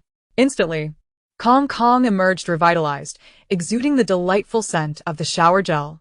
Lu Liuliu tossed it a towel to dry off. Kong Kong shook off the water and wrapped itself in the absorbent towel before hopping back into the car. Continuing her drive, Lu Liuliu traveled approximately 500 meters until she reached the gas station at the entrance of the third ring road. Outside the gas station, a few employees were wandering about. Without waiting for Lu Liuliu's command, Kong Kong seized the laser gun from the back seat, dispatched the zombies at the entrance, and donned gloves to extract the crystal cores from their brains. This time, it was even more cautious, having just bathed. If it could avoid being contaminated by the zombies, there would be no need for a second wash. Lu Liuliu parked the car by the gas station's fuel tank. At this moment, the entire city was experiencing a power outage. Apart from areas equipped with solar panels, all places had been devoid of electricity since the morning of the 71st, marking just over 24 hours without power. Within this gas station, a backup generator stands ready to prevent sudden power outages that would impede fueling vehicles entering the highway. Thus, gasoline generators are strategically stationed here. This gas station is abundant in gasoline. As Lu Liuliu observed the two operational fuel dispensers, she felt fortunate. However, she found herself in a quandary. To her knowledge, such a large primary gas station possesses an underground oil reservoir that holds at least 180,000 liters of gasoline, enough to encircle the Earth approximately 45 times, given that one complete circuit around the globe measures 40,000 kilometers. The stored gasoline could propel a vehicle for a minimum of 1.8 million kilometers. How long would it take to exhaust this fuel? In her spatial realm, Lu Liuliu discovered a 60-liter container and took up the fuel nozzle to commence filling. It took roughly 1.5 minutes to fill the container completely. Glancing to the side, she noted two more dispensers, one for 92 octane, another for 95, and a third for 98. Three distinct types of gasoline. To siphon all the fuel from the station, she would need to engage in an unrelenting, continuous effort for over a month. Most critically, even if she wished to extract all this gasoline, she lacked sufficient containers. She resolved to take as much as she could manage, intending to acquire a fuel tanker at the next station for easier storage in her spatial realm. Unhurriedly, Lu Liuliu first retrieved a detector to scan for nearby surveillance cameras, locating their positions before taking her laser gun and shattering all the monitoring devices in the gas station. With power available, it was imperative to eliminate the surveillance to prevent future complications. After dismantling the cameras, she approached the two fuel tankers stationed beside the gas station. Each tanker contains approximately 5 tons of gasoline, around 7,000 liters. Lu Liuliu reached out, unreservedly accepting both tankers. As for the remaining gasoline, given her limited capacity for extraction, she prioritized gathering the 98 and 95 octane fuels, as these two types offered superior power. Returning to her vehicle, she called for Kong Kong and settled in to replenish her energy with a meal. It was midday, and the sun blazed outside. The SUV, with its air conditioning running, provided a refreshing respite. After enjoying a delightful lunch with Kong Kong, Xiao Wu awoke, drawn by the aroma of food. Lu Liuliu couldn't help but smile as she lifted Xiao Wu, lifting her shirt to nurse him. My baby, are you hungry? Xiao Wu, eyes closed, opened his mouth to eagerly draw in the milk. Meanwhile, Kong Kong took the opportunity to hop out of the car and explore the gas station. With agile movements, it wandered into the station's lounge, discovering a variety of instant food items: instant noodles, sausages, Red Bull, and bottled water, emergency supplies presumably meant for night shift staff. After circling the gas station, Kong Kong returned to the vehicle to report its findings to Lu Liuliu. Just as she had lulled Xiao Wu to sleep, she noticed his face had noticeably plumped since leaving the confinement of infancy, rendering him adorably chubby. With a loving smile, Lu Liuliu kissed both of his cheeks, her heart lightening at the sight of her precious son. Now, Xiao Wu, let us cover you up. Kong Kong, you stay here and watch over the baby. Got it. Kong Kong performed a somersault, positioning itself by the crib. Lu Liuliu closed the car door and locked it, securing the SUV's windows before heading into the gas station. Chapter 160. Beyond the third ring, she entered the staff lounge of the gas station, unceremoniously claiming the stock of instant food supplies stored within. The lounge also housed a water dispenser, with a significant portion of water still remaining in the tank, likely untouched since the onset of the apocalypse. As the station staff had transformed into zombies, the lounge appeared relatively clean. Lu Liuliu collected all useful items from the gas station and ventured outside to fill the oil containers she had found inside with 98-octane gasoline. The lounge was stocked with numerous gasoline drums, presumably intended for customers wishing to purchase extra fuel, thus generating additional revenue from drum fees. The authorities maintained strict control over gasoline distribution, and the drums available were not very large. Yet Lu Liuliu did not mind. Anything she could acquire for free was a boon. Through the car window, Kong Kong observed Lu Liuliu diligently working up a sweat and noticed Xiao Wu sleeping soundly. Consequently, it leaped out of the vehicle to assist Lu Liuliu with the fueling process. Lu Liuliu tossed Kong Kong a pile of gasoline drums and instructed it to fill them with 95-octane fuel. Together, they toiled tirelessly until nightfall, only managing to fill the collapsible gasoline drums. Lu Liuliu understood that completely extracting the gasoline from the station in a short period was unattainable.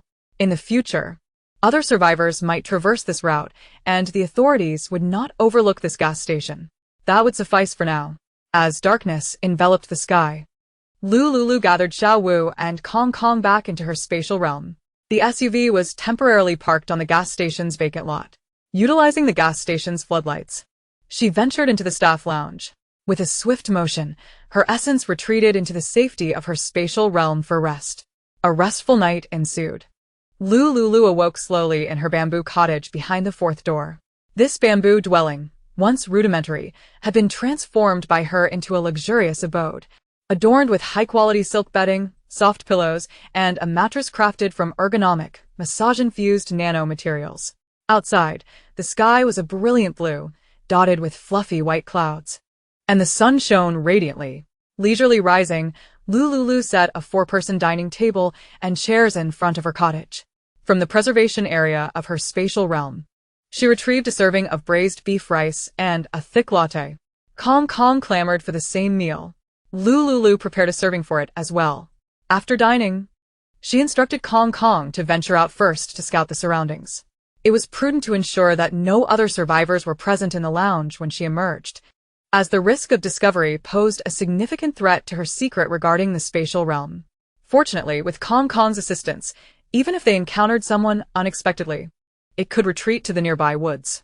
Within a certain radius, she could summon Kong Kong back to her spatial realm at any moment. Once released, Kong Kong circumnavigated the gas station, confirming the absence of anyone nearby before returning to the lounge, standing where Lu Liuliu had vanished and communicating her presence in the spatial realm. Master, there is no one outside.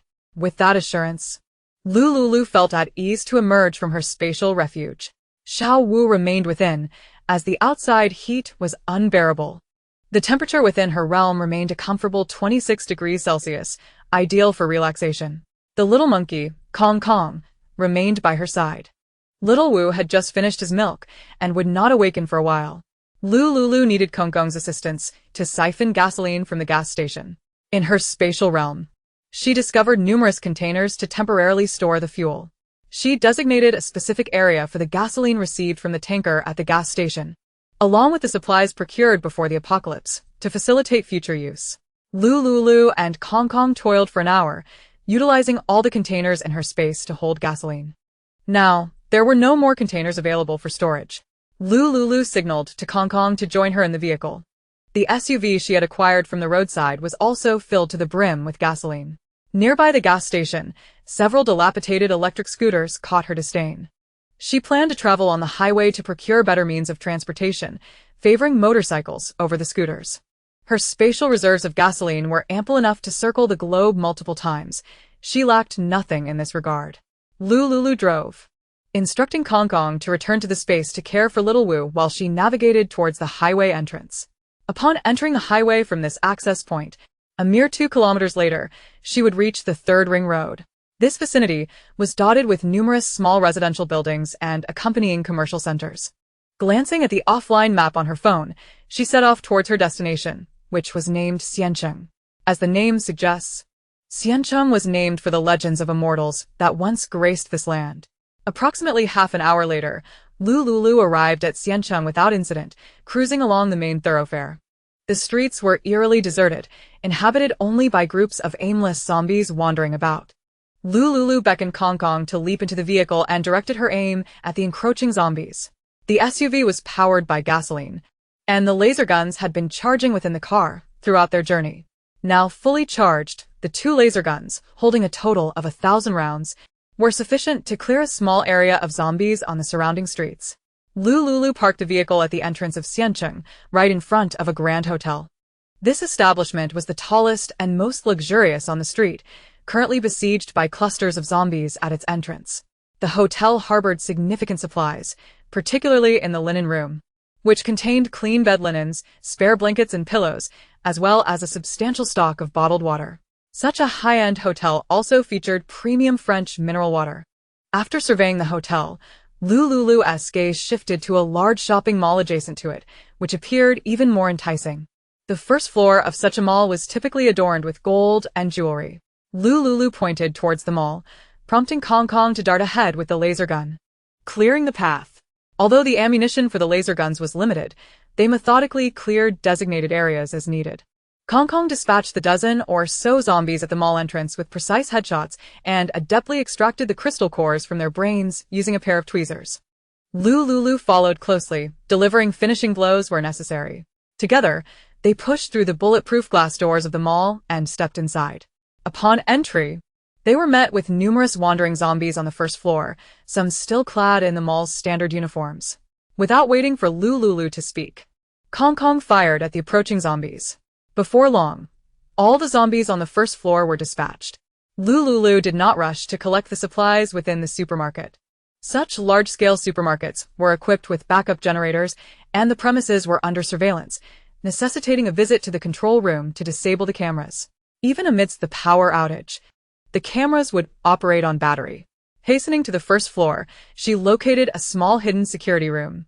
With a swift kick, she broke down the door, shooting the security guard responsible for monitoring the surveillance.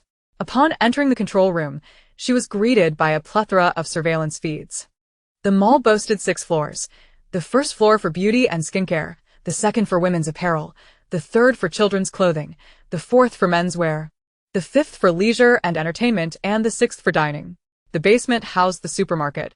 Lu Liuliu scrutinized the monitors to assess the number of zombies in the mall. After a few minutes of scanning, she concluded that the zombie population was minimal, consisting of only a few staff members and scattered customers. Following the outbreak, officials had intervened early, enforcing home isolation, which meant that only the staff remained in the mall, aside from a few defiant individuals. Satisfied, Lu Liuliu pulled the independent circuit breaker in the control room, plunging the surveillance feeds into darkness. Confident, she exited the control room and advanced to the main mall area to gather supplies. She strode directly to the jewelry display, entering through the entrance and retrieving all the gold jewelry from within. The boxes containing the gold held little value for her, obstructing her space if stored. Instead, she procured a large plastic bag and filled it with the gold. As for the diamonds and jade nearby, she merely glanced and casually collected a few jade bracelets priced over $1 million each, thinking they would be delightful trinkets to wear. Such treasures possessed limited aesthetic value, so she refrained from overindulgence, opting to select only the most exquisite pieces. Having gathered the gold on the first floor, Lu Liuliu reflected on her ample stock of skincare products but, adhering to the principle of making the most of her visit, she entered every shop to gather a portion of their offerings into her space. After exploring the first floor's cosmetics and jewelry, she and Kong Kong descended to the basement level of the mall. This area was the most populated with zombies, housing approximately 30 wandering residents and staff. Lu Liuliu and Kong Kong first eliminated the zombies before commencing their collection of supplies. Kong Kong was tasked with extracting the crystal cores from the zombies' brains. Lu Liuliu spared no effort in collecting all items from the first floor, including the shelves that held the goods, which were all deposited into her space. Personal care products, grains, cooking oils, spices, instant snacks, candies, chocolates, biscuits, beverages, and milk. Like a diligent locust, she left no trace in her wake. In no time, she had cleared every shelf in the supermarket on the first floor. Remarkably, it had only been a day and a night since the power outage. The yogurt and fresh milk in the frozen food section remained chilled. Lu Liuliu did not overlook these either, collecting everything into her space. Unfortunately, the ice cream had largely melted.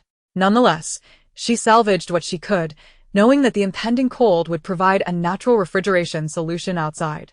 After emptying the first floor shelves, she passed by the cashier's counter and noticed a long row of small umbrellas. Such items were in high demand, and the more, the merrier. Lu Liuliu gathered all the xylitol, children's candies, small umbrellas, and lubricants from the counter into her space, as this supermarket did not sell tobacco or alcohol. Outside the supermarket's checkout counter, there exists a designated area for the sale of cigarettes and alcohol. Lu Liuliu approached the counter, refraining from resorting to violence to shatter the glass display case, as such an act would generate considerable noise, potentially attracting the zombies lurking on the nearby street and above.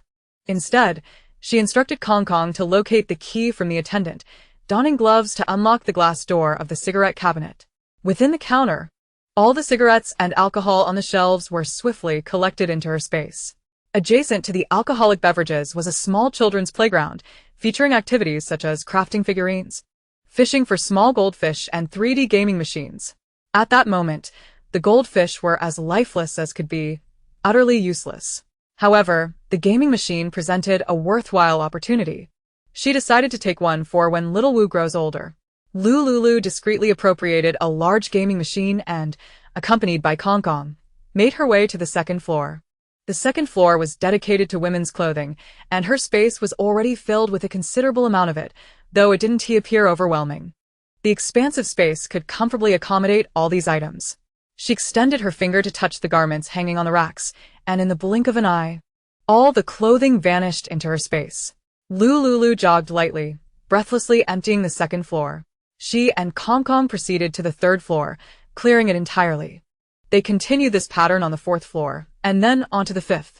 The sixth floor, an entertainment complex, had succumbed to neglect for a month, resulting in a moldy and foul-smelling environment. The air was thick with the stench of decaying food and the odor of zombies. There was little salvageable material, with scarce food supplies requiring a search of the kitchen. After a thorough search, Lu Liuliu signaled Kong Kong to descend and seek resources elsewhere. The primary objective was gold, followed by essential foodstuffs such as rice, flour, and cooking oil. Together, they cleared this vast shopping center, depleting half the ammunition in her laser gun. Continuing their quest, Lu Liuliu led Kong Kong into a neighboring Starbucks. At the counter, the chocolate mousse, black forest cake, and tiramisu had already spoiled. However, the counter was stocked with a substantial quantity of Arabica coffee beans and pure milk, alongside Starbucks' extravagant coffee machines and brewing tools. Lu Liuliu collected all these valuable items into her space, including exclusive Starbucks merchandise such as mugs, thermoses, tote bags, and pens. She also took the accompanying tables and chairs. After raiding Starbucks, they moved on to an adjacent bubble tea shop, which offered a variety of milk tea-making tools and ingredients, all of which were swiftly gathered, particularly the merchandise and cups from the storage area. These cups could be sealed with a sealing machine. Once they had thoroughly searched the street of bubble tea shops and snack stores, Lu Liuliu and Kong Kong found themselves out of laser ammunition. They returned to their SUV, driving back to a wide, deserted road to await the recharging of the laser gun, preparing for their next resource acquisition. The laser gun charged quickly, requiring approximately half an hour to be fully operational. Lu Liuliu and Kong Kong patiently awaited. During this interval, Lu Liuliu surveyed the empty surroundings. Chapter 162. He went to Myanmar again. She retrieved a fully fueled RV from her space and entered it for a refreshing shower. Kong Kong remained outside, keeping watch. 20 minutes later, Lu Liuliu emerged, donned in a cool set of sportswear and comfortable, mobility-friendly sneakers.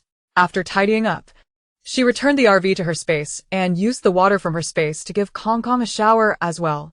The two then settled back into the SUV, where the air conditioning was continuously running. Lu Liuliu took out 2 portions of boxed meals, 2 meat and 2 vegetable dishes, for their afternoon repast. Having filled their stomachs and replenished their energy, the laser gun was now fully charged. Lu Liuliu took little Wu from her space, fed him, bathed him with warm water, dressed him in clean clothes, and returned him to the bamboo house within her space to rest. Once little Wu fell into a deep slumber, she and Kong Kong returned to Xiancheng for another sweep. The clinic was teeming with zombies. After the apocalypse began, many people suffered fevers, and with hospitals rejecting patients, the number of visitors at the clinic remained high. The clinic housed a plethora of medical equipment and pharmaceuticals. Compared to the thousands of densely packed zombies in hospitals, this clinic was relatively manageable to clear. Lu Liuliu and Kong Kong emptied the small clinic of its supplies. She then noticed the adjacent dental office, filled with numerous dental treatment instruments, which were also swiftly transferred into her space. Should a dental issue arise in the future, these tools would prove invaluable. While vitality water could heal injuries, dental problems such as cavities or extractions would still require a professional's intervention. The street boasted 3 pharmacies, and Lu Liuliu made no distinction, gathering supplies from each. Perhaps due to official announcements and rescue operations, her stockpiling journey proceeded smoothly. Survivors beyond the Third Ring Road had long signaled for official evacuation to shelters, leaving this area devoid of any human presence. The official personnel began their resource collection from the city center outward, rendering the area beyond the Third Ring Road a vast, unvisited treasure trove. Lu Liuliu and Kong Kong traversed the Third Ring Road, engaging in a spree of zero-cost acquisitions. This endeavor was relentless. Anything in sight was quickly stashed into her space, leading to a considerable expenditure of time during their resource-gathering expedition. A month later, she had thoroughly explored the entire Third Ring Road, her space now brimming with a mountain of supplies. These provisions were more than sufficient to sustain not only her family, but potentially an entire town for a century. During this time, she had yet to hear from Xiao Jiu. In moments of solitude, she would take out the airplane model he had given her, hoping for his return. Yet, day after day, her hopes remained unfulfilled. He had assured her that with the airplane model, which contained a positioning system, he would surely find her. Yet, a month had passed, and it was as if he had vanished from existence. The official-issued wristbands only provided internet access within proximity of the shelter base. After this month of wandering, Lu Liuliu began to feel an urge to return to the shelter, especially as August 3, 2060, brought the first gentle rain.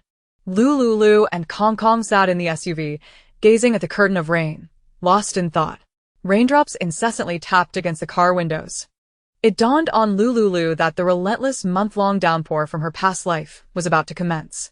As the rain intensified, the city would inevitably suffer from severe flooding, with only the Lin Wan shelter's elevated terrain offering refuge from the deluge. Lu Liuliu resolved to make one final trip to the city center of a city to unburden herself of another concern, before promptly retreating to the vicinity of the Lin Wan shelter to await the impending disaster. Su Pingting was dead. It is high time to settle accounts with Ma Weizhou. Once he successfully reaches the Lin Wan shelter, it will be increasingly difficult to take action. The only uncertainty that lingers is whether Ma Weizhou is still at her villa in City A. She decides to drive over to check. Lu Liuliu, accompanied by Kong Kong, sets off towards the city center of a city. As she approaches the Second Ring Road, she observes numerous groups of survivors scavenging for supplies alongside official personnel. The sight of so many individuals frantically battling zombies and collecting resources reassures her that she left at a relatively early hour. The entire outer Third Ring has been nearly stripped bare. After a month's time, The authorities have undoubtedly removed all supplies from the inner ring. Even upon reaching the second ring, she notices that the shops are almost entirely desolate. Lu Liuliu is acutely aware that, in just a few days, even the spoiled rice will be picked clean. Apart from the remote towns and rural areas where the authorities find it inconvenient to collect resources, almost all supplies on the streets have been transported away. For ordinary survivors, survival necessitates labor, compliance with official directives, and exchanging points for provisions. Lu Liuliu does not linger on the second ring, nor does she concern herself with the survivors scurrying through the rain to gather supplies. Instead, she drives directly to the villa complex where she once resided. With her enhanced physique and the conclusion of the supply gathering, she has been conducting physical training in her space during the evenings. Now, Her mastery over core strength is far removed from the frail state she was in a month ago. Presently, without the aid of a laser gun, she is confident she could take down 5 burly men. Lu Liuliu recalls Kong Kong to her space to care for Xiao Wu. Alone, she drives to the entrance of the Jean Xian villa. The journey is marked by desolation, and as she ventures further in, the area becomes increasingly desolate. The villa complex is shrouded in silence. She activates her wristband to check for information. For the past month, she has been outside the signal range of a shelter, unable to receive messages. Now that she has entered the city center, she finds a shelter base conveniently located adjacent to the villa, allowing her wristband to connect to the network. Upon establishing the connection, she notices a message from Xiaojiu. Lulu, I'm sorry. I cannot confirm when I will return. The leader has sent me to Myanmar's Muet to carry out a mission. Take good care of the baby at the shelter and patiently await my return home. Lulu, I miss you and the baby. Lulu, if I have not returned in a month, please visit my apartment upstairs. The access code is 09XXXX. In the safe of my bedroom, there is a spare laser weapon along with the instructions for use. If you are still waiting for my return after a year, immediately board a plane with the baby and seek refuge at the foot of Mount Everest. The message was sent on July 7, 2060. Lu Liuliu's expression becomes somewhat dazed. She has missed Xiaojiu's message. The baby is well, and I am fine. You must take care. I will return to Lin Wan to await you. Lu Liuliu promptly replies, but she receives no response from Xiaojiu for a considerable time. Chapter 163. The Conscious Zombies. Her demeanor is melancholic. This is a message from a month ago. Xiaojiu has gone abroad, and, without the shelter's signal, the wristband could not receive messages. Lu Liuliu silently prays for Xiaojiu to have a safe journey.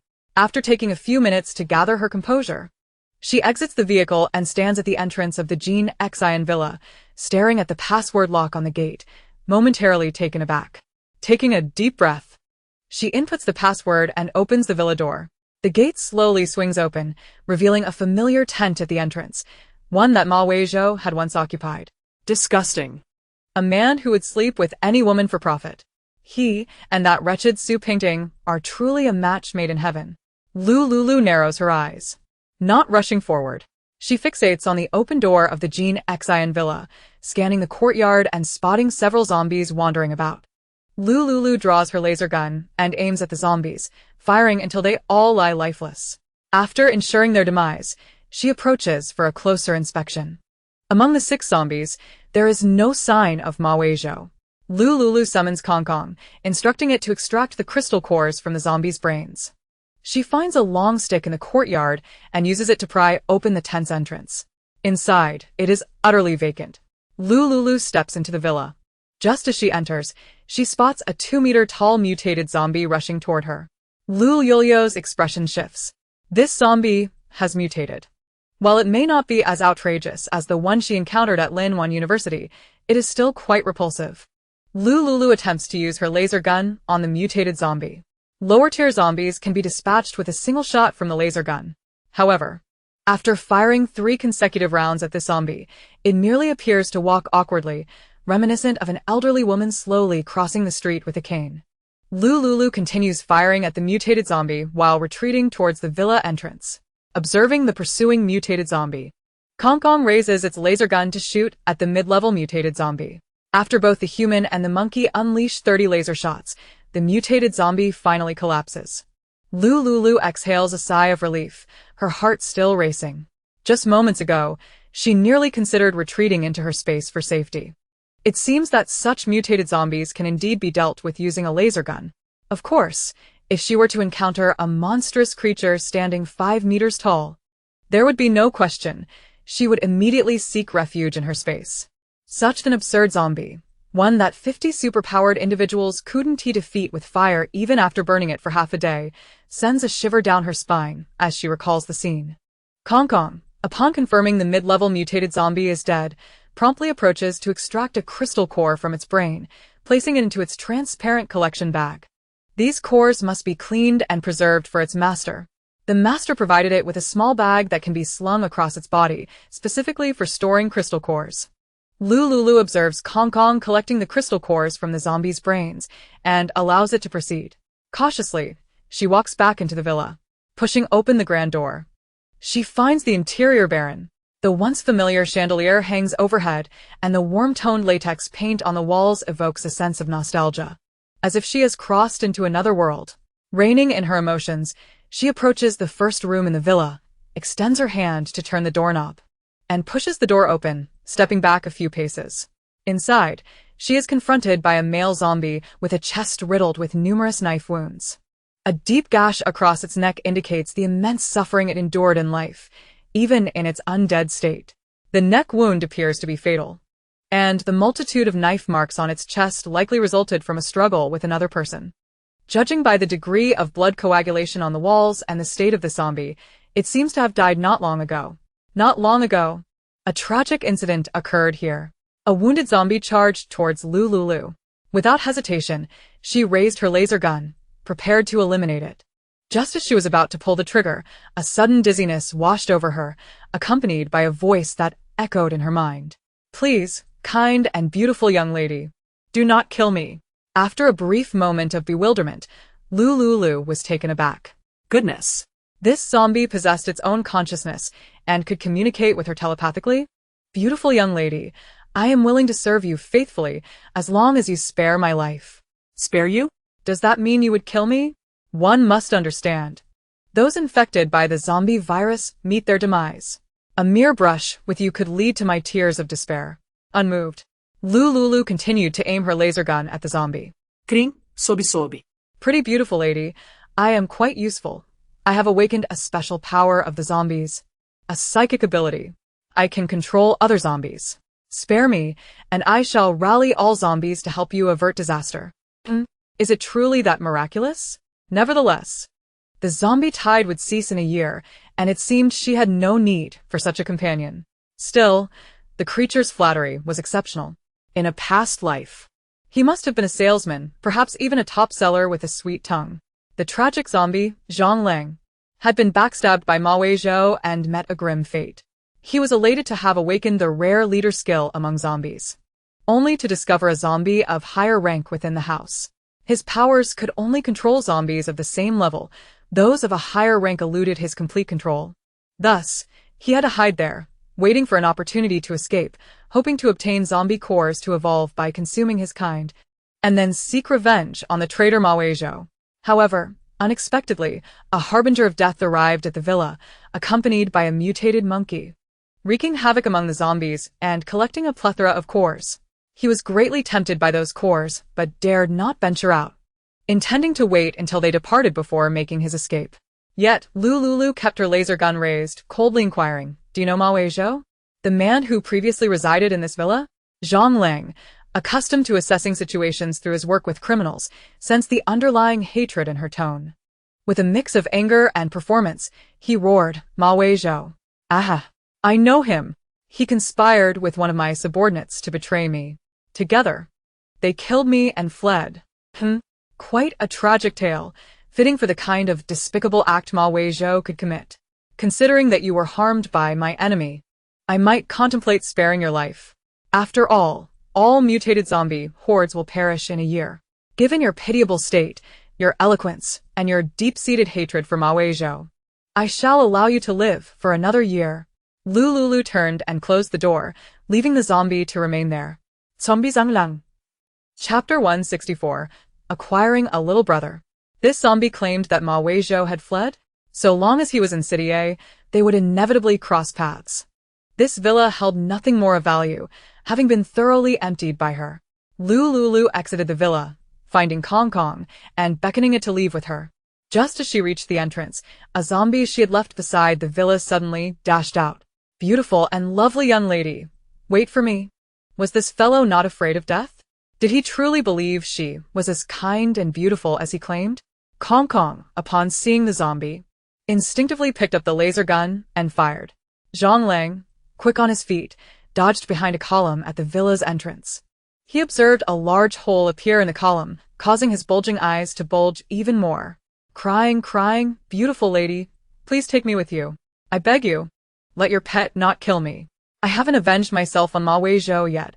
I do not wish to die." He sex rivene on manantai vetig. This certainly piqued her interest. Allowing this zombie to intimidate Ma Weizhou would be rather amusing. Without a fight, she could witness Ma Weizhou's ugly, woeful face. However, bringing along a zombie that could potentially take her life was still daunting. Kong Kong, observing the zombie's awakened consciousness, displayed a hint of astonishment. "Master, do you wish to have this zombie as a subordinate?"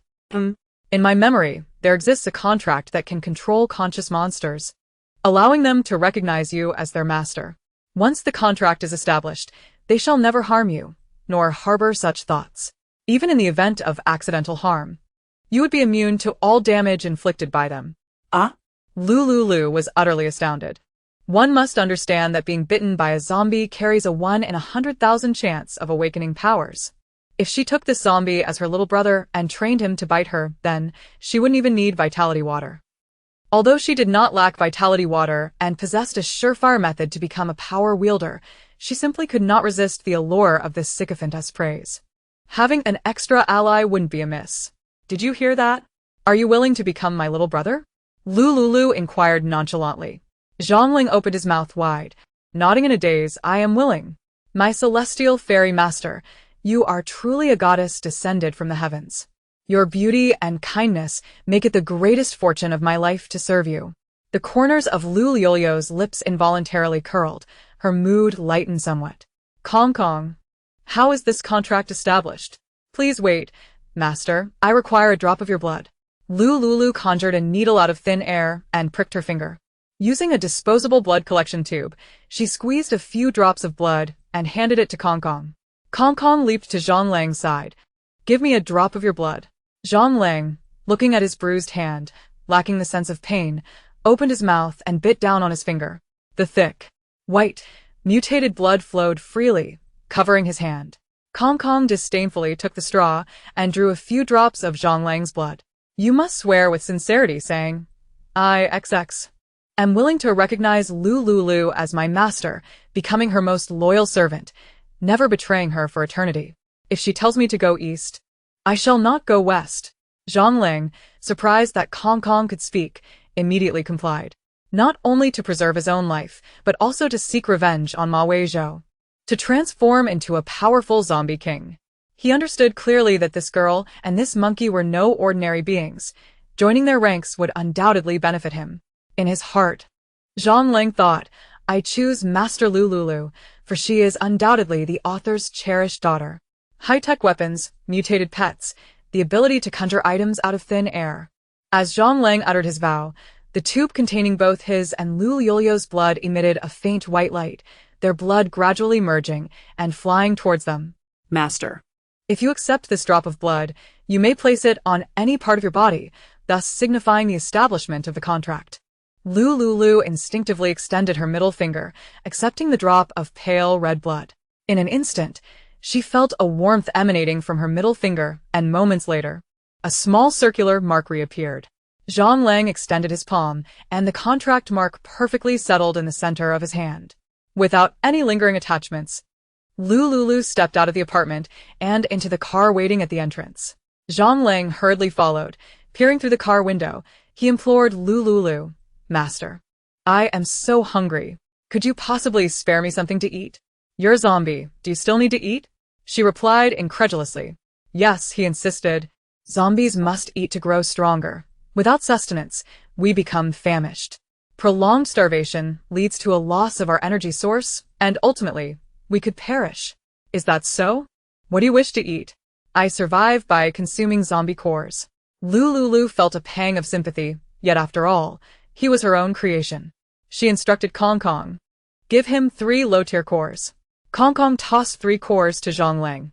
He happily devoured them, showing no disdain for the remnants of other zombies' putrid brain matter clinging to them. Upon consuming the cores, his hunger dissipated instantly, and he sensed an enhancement in his mental acuity. If I consume a few more cores, I could level up. Zhang Lang felt a strong premonition that being by his master's side meant there would be cores to eat. Seeing Zhang Lang in such a pitiful state, Lu Liuliu sighed. Can your wounds on your head and chest heal? I don't know. Zhang Lang shook his head. Lu Liuliu recalled the diluted vitality water in her space. Desperate times call for desperate measures? Let us see if this water has any effect on zombies. She extended her hand, letting a stream of vitality water cascade onto his chest wound. This creature was her servant, bound by contract. If he betrayed her, the contract would lead to his demise. There was no need for her to conceal her ability to conjure objects from thin air. As the vitality water flowed over Zhang Lang's chest, he suddenly became exhilarated. The visible wound began to visibly mend. Realizing that the vitality water was indeed effective on zombies, she also applied a stream to his head. Minutes later, all his various wounds had completely healed. What an eyesore! His clothes, previously torn by daggers, were now riddled with holes. Lu Liuliu continued to douse Zhang Lang in the vitality water, thoroughly soaking him. Kong Kong, in its whimsical manner, seized the pet cleansing 2-in-1 shampoo that Lu Liuliu had used to bathe it. It leapt out of the car window, addressing Zhang Lang. Extend your hand. Use this to wash up. You're far too odorous. Zhang Lang complied. Taking the shampoo and applying it to his head while standing on the wide road in front of the villa. With a reasonable level of human awareness and memories from decades of human life, bathing with shampoo felt like a simple task for him. In just a minute, he had covered himself entirely in the shampoo. Make sure to wash thoroughly, Lu Liuliu instructed with a frown. Zhang Lang obeyed, extending his pale hand to scrub his body. After a while, he realized that wearing clothes made it quite inconvenient. Thus, he removed his garments in front of Lu Liuliu, just as he reached for his trousers. Lu Liuliu quickly intervened. Are you going to take off your pants? Beautiful master, I cannot wash properly without removing them. Lu Liuliu sighed in exasperation. Her gaze fell upon Zhang Lang's well-toned physique. She couldn't deny that her subordinate was undoubtedly a trained fighter, boasting commendable upper body musculature. Of course, her feelings were merely those of satisfaction for having such a capable aide, devoid of any further thoughts. Having seen Xiaojiu, her emotional responses towards others had diminished significantly. In comparison, the disparity was indeed vast. Lu Liuliu conjured a large bucket of water, instructing, go wash yourself clean inside and come back out. Remember to change into this outfit. Zhang Lang complied. Kong Kong helped place the clothes on a bench in the villa's pavilion, waiting at the entrance for him to emerge. It felt responsible, as it wouldn't want this peculiar creature to disappoint its master by not dressing properly. When the master is pleased, she would reward it with several large peaches, which it adored. This loquacious creature had a way with words that delighted its master, and when she was happy, it meant peaches for it. Kong Kong mused silently. Before long, Zhang Lang emerged, clean and dressed in a sleek black men's casual athletic outfit. The long sleeves and trousers concealed his distinctly unusual skin. However, he wore no shoes, and his neck appeared excessively pale. What size shoes do you wear? Zhang Lang answered with a smile. Beautiful master, I wear size 45. Lu Liuliu located a pair of knee-high marten boots and a set of unisex cotton socks in her space. She exited the car and placed the shoes and socks beside Zhang Lang. He promptly picked them up and found a clean spot in the flower bed by the roadside to change. Lu Liuliu scrutinized him closely. The repugnant stench had significantly diminished, now mingling with the fragrance of the shampoo, creating a rather peculiar scent. Thankfully, after a thorough cleanup, he appeared nearly indistinguishable from an ordinary person upon closer inspection. Lu Liuliu instructed, put these on. She handed him a set of a hat, sunglasses, and a mask.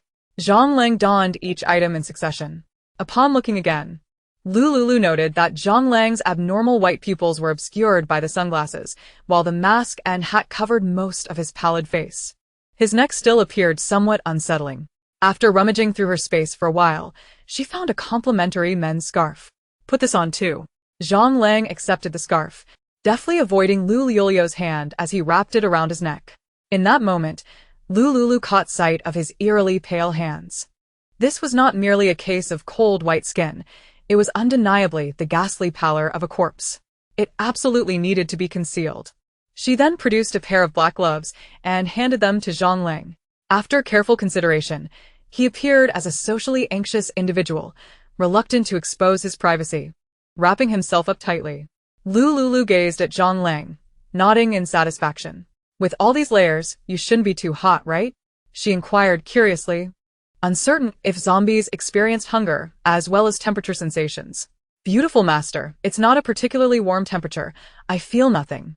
Changes in temperature and environment do not discomfort me. They merely accelerate the depletion of the energy from the cores in my mind. Kong Kong aside from that mid-tier zombie core. Give him everything else from today. Kong Kong gazed longingly at the small bag containing the collected cores, sulkily tossing them to Zhang Lang. It had wanted to save those cores to exchange for large peaches. By giving them all away, it would miss out on the peaches. The master had mentioned that surrendering cores would yield delicious peaches. Lu Liuliu chuckled helplessly, locating a 1-pound honey peach in her space. Don't be stingy. Look at what this is. Kong Kong's face lit up with joy as it accepted the peach and began to feast. Zhang Lang was left in awe at the sight of such a massive peach. Was this truly a product of existence in this world? The enigmatic master grows increasingly mysterious. How many secrets does she still conceal from him? Indeed, fate has smiled upon him. The entire police precinct has succumbed to the zombie plague. Yet, he has managed to escape. Had it not been for the betrayal by Ma Weizu and his most trusted brother, he would undoubtedly be a resounding success in life. He must be the favored child of fortune. Even in adversity, he can rise to prominence once more, especially with such a formidable and enigmatic master by his side. Everything is secure. There are ranks even among zombies. With the power of mental manipulation at his disposal, he chuckles foolishly. Lu Liuliu expresses her disdain. Although Zhang Lang appears perfectly normal, the unique stench of zombies emanating from him is utterly undeniable. She points to the roof of the car and retrieves a safety seat designed to be affixed there, instructing him to sit atop it. Zhang Lang places the crystal core into the side pocket of his athletic gear, takes the safety seat, and with a vigorous leap, deftly rolls onto the roof. He is inherently agile. In his past life, he was a police officer. Coupled with the mutation brought on by the zombie transformation and Lu Liuliu's generous feeding of crystal cores, climbing onto the car is a trivial task for him. Lu Liuliu watches him as she attaches the high-tech safety seat, equipped with powerful suction cups, to the car's rooftop. This safety seat boasts exceptional adherence and will not easily detach. Even if it were to fall, the mutated zombie's tough skin would withstand the impact. By the way, I haven't asked you, what is your name? Little fairy master, I am Zhang Lang. Oh, I am Lu Liuliu. Please refrain from calling me master in the future. It may sound peculiar to others. You may call me Miss Lu instead. Understood, Miss Lu. At this moment, Kong Kong snaps back to reality after indulging in a peach. Lu Liuliu takes the opportunity to give Kong Kong a refreshing bath. She and Kong Kong return to the car, driving away from the bustling center of a city towards the outskirts of the second ring road. There are still many opportunities to scavenge in the peripheries, including factories, farms, and vegetable markets, which may yield fruitful finds. As Lu Liuliu drives, she encounters numerous rescue team members, similarly scouring the outskirts for supplies. She skillfully avoids them, steering clear of crowded vegetable markets and shops, where competition is fierce and exposure is a risk. Her target lies among the office buildings on the periphery of the second ring road. Lu Liuliu parks the car outside one of the towering office buildings, which appears to be at least 30 stories tall. Alright, time to tackle the stairs, she thinks. Zhang Lang, noticing Lu Liuliu's intent to enter the building, immediately interjects. Courageous and adorable master, please wait a moment while I assess the number of zombies present here. Ah? My little brother possesses an automatic radar system for detecting similar beings? Lu Liuliu silently acknowledges. Zhang Lang enters through the building's entrance, sensing the surroundings for a moment before discovering a high-tier zombie indulging in snacks within. Oh no! Zhang Lang rushes out of the building, shouting to Lu Liuliu, Master, we must flee. There's a high-tier zombie inside feasting on snacks. If it finishes and spots us, we're doomed. Lu Liuliu's expression turns grave. Could it be the monstrous 5-meter-tall zombie she had previously encountered? Ultimately, it had been resolved by Xiaojiu through some unknown means. A bead of cold sweat forms on Lu Liuliu's forehead. This place is fraught with danger. It is imperative to escape swiftly. She turns to beckon Kong Kong to flee with her, only to find Zhang Lang has vanished. Where has this little brother run off to? Zhang Lang has dashed to the main road in front of the office building, skillfully prying open the door of a tow truck and maneuvering it to the front of the building. The sound of the vehicle draws the attention of nearby zombies. Unfazed, Zhang Lang directs the low-tier zombies to wander elsewhere. The zombies obediently follow his commands. Master, allow me to drive, Zhang Lang declares, seeking assistance from a few zombie subordinates to help move the vehicle. Meanwhile, Lu Liuliu, feeling somewhat exasperated while driving, notices the tow truck Zhang Lang is piloting, and her eyes brighten. Without waiting for Zhang Lang to recruit the filthy and odorous zombies for assistance, she reaches out, using her spatial powers to retrieve the car and place it on the roadside at the entrance of Peacock Manor. Hearing Lu Liuliu's voice, Zhang Lang swiftly positions himself atop the safety seat on the SUV. Kong Kong leaps into the driver's seat, opening the door and swiftly entering the vehicle. Lu Liuliu cast a glance at Kong Kong as she stood at the driver's seat of the SUV, raising her gaze to the end of the narrow path. It was a steep and narrow mountain road, barely accommodating the SUV. From a distance, the winding path led to a colossal peacock statue standing majestically at its terminus. Lu Liuliu entered the vehicle through the door opened by Kong Kong, started the engine, and drove along the mountain road. Alongside the serpentine path were self-built houses of nearby residents, where zombies roamed both inside and outside. Upon hearing the roar of the engine, they rushed towards the roadside in a frenzy. Zhang Lang promptly utilized his awakened psychic control ability to keep the zombies at bay. The previously vacant-headed, whitewashed zombies received a command message within their crystal cores, uncontrollably obeying Zhang Lang's instructions, to block other survivors and humans attempting to enter the villa at the lower intersection. With Zhang Lang's assistance, Lu Liuliu successfully drove the SUV into the villa's entrance. Just as she alighted from the vehicle, a horde of zombies from within the villa surged forward. Zhang Lang swiftly restrained the original residents and staff of the villa, directing them to the lower path. Lu Liuliu felt a surge of satisfaction. This little zombie assistant was remarkably effective. She wondered, however, if it were possible to issue commands for these zombies to self-destruct. Zhang Lang, can you command these zombies to take their own lives? At present, with my abilities, that is beyond my capability. What must be done for them to turn against one another? Lu Liuliu inquired. If these zombies could annihilate one another, she could acquire a significant number of crystal cores without shedding blood. My level must exceed theirs by at least 2 tiers for them to engage in such sacrificial behavior. Zhang Lang speculated uncertainly. Lu Liuliu felt a pang of disappointment. If her estimations were accurate, Zhang Lang belonged to the mutated zombies of the initial tier. If he exceeded 2 tiers, he would be akin to the 3rd-tier monsters she had encountered before. What must you do to advance swiftly, Master? Do not call me Master. I have told you to address me as Miss Lu henceforth. Zhang Lang corrected himself. I need to consume crystal cores, particularly those from zombies of a higher level than mine. Consuming such cores will expedite my evolution. Chapter 167. The Victory Mansion. Lu Liuliu felt a twinge of regret. One must not be too attached to their treasures. She handed Zhang Lang the 2nd-tier crystal core previously given to her by Kong Kong, along with some lower-tier cores she had collected. Take these and upgrade quickly. Help me deal with these zombies. Understood, Miss Lu. Zhang Lang gleefully pocketed the crystal cores contained within plastic bags. He had a limit to the amount of core energy he could absorb daily, with a maximum of 3 to 5 cores. Exceeding that would result in ineffective absorption. Lu Liuliu instructed Zhang Lang to lead the way. Having visited here before, he should know the locations of the kitchen and warehouse, facilitating her resource collection. Zhang Lang did not disappoint her, swiftly guiding her to the warehouse of the Peacock Villa. Lu Liuliu unreservedly gathered the stalks of rice, flour, and oil piled inside into her space. She then proceeded to the kitchen, where numerous condiments, utensils, and tableware lay atop the counter, all of which she also stored away for later organization. There was an overwhelming amount of tasks at hand, and the space lacked an automated sorting function. Everything required her personal attention, which was quite inconvenient. Relying solely on Kong Kong was insufficient. Zhang Lang could only assist her in dealing with the low-tier zombies that posed obstacles, while Kong Kong needed to attend to Xiaowu. Cultivating the land and other such endeavors still required diligent effort. The Peacock Villa harbored many treasures. The rice, flour, and oil were all organic produce cultivated by local residents. The peanut oil was freshly pressed with no additives, and the rice could be exchanged for numerous points. Zhang Lang continued to lead Lu Liuliu, thoroughly scavenging the second and third floors of the villa.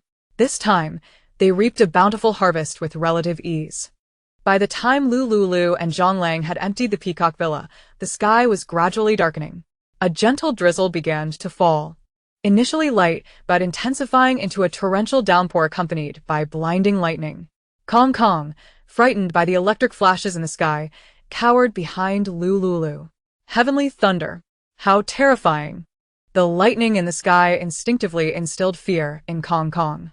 Following the flashes, thunder roared, echoing deafeningly. Standing at the entrance of the Peacock Villa, Lu Liuliu gazed at the tumultuous weather, deciding against continuing to search for resources elsewhere that day. She instructed Zhang Lang to entertain himself on the first floor while she ascended the stairs with Kong Kong to the third floor, arriving at the sleeping quarters. Upon their arrival, Zhang Lang had already relocated the zombies from the villa to the foot of the mountain. The villa was currently quite safe. Lu Liuliu chose a room that appeared relatively clean, closed the door, and retrieved a clean sofa and coffee table from her space, settling onto the sofa to rest. Kong Kong, at this moment, was utterly petrified, huddling in the corner of the sofa, looking listless. Lu Liuliu did not notice its unusual demeanor. Entering the room, she communicated with her space and saw that Xiaowu was still asleep. Thus, she took out 2 portions of food, preparing to call Kong Kong to eat, only to find its gaze filled with lingering fear. Kong Kong, come over for dinner. Kong Kong listlessly sat beside Lu Liuliu. Master, could you please draw the curtains? The lightning outside is quite frightening. Lu Liuliu chuckled. You little monkey, you fear the thunder and lightning but are unafraid of the grotesque zombies. Kong Kong replied with a hint of resignation. All right, master. The little monkey is most afraid of thunder and lightning. Sob, sob, sob. Lu Liuliu stood up and approached the window, pulling the curtains shut. With the flashes obscured, Kong Kong's expression gradually returned to normal. Quickly, your dinner, Lu Liuliu urged. Picking up her chopsticks to savor the 2-meat, 2-vegetable box meal, accompanied by wolf-tooth potatoes and Hunan stinky tofu, plus a serving of milk tea. The aroma of the food captivated Kong Kong, redirecting its attention to the delicious meal. The two quietly enjoyed their dinner. Lu Liuliu retrieved an iPad from her space, filled with renowned dramas, films, and variety shows from her previous life. She selected a dating variety show, opening it for entertainment. While relishing the delectable food, they watched the show. How delightful! Kong Kong, too, was drawn in by the lively program on the tablet, eating and watching in tandem. Outside, the thunder's booming gradually diminished until it faded into silence. Soon after, a torrential rain poured down from the vast sky, the water flowing into rivers and valleys, disappearing without a trace. Lu Liuliu and Kong Kong, oblivious to the world outside their window, focused solely on their meal and the show, living joyfully. After finishing dinner, Lu Liuliu took Xiaowu out to play. Since Xiaowu had reached a month old, it would have about 2 hours of wakefulness during the day. Seizing this opportunity, Lu Liuliu affectionately spoke to Xiaowu, telling it stories to lull it to sleep. Little Wu gazed at the familiar silhouette of Lu Liuliu, her eyes brimming with joy. Lu Liuliu looked at Little Wu's adorably chubby face, feeling quite pleased. She resolved to consider Peacock Villa as her temporary abode. The location boasted breathtaking scenery, with lofty elevations that made it difficult for ordinary people to ascend. Below the villa, a horde of low-level zombies controlled by Zhang Lang formed a natural barrier of safety, cultivating flowers and plants here, while during the day Zhang Lang helped gather supplies nearby, and returning to rest at night seemed quite delightful to Lu Liuliu. She had been following a romantic variety show, and as night fell completely, the villa had long since lost power, with only the solar-powered lights outside casting a faint glow. Lu Liuliu rummaged through her space and found a fully charged energy-saving lamp, placing it beside the sofa and turning it on. A warm, inviting golden light instantaneously illuminated the bedroom. Kong Kong, Stay here and play by yourself, don't go outside. Call me if anything comes up. All right, master, kom replid. Lu Liuliu tossed a tablet to Kong Kong to play with, then, cradling little Wu, she swiftly entered the bamboo house within her space to rest.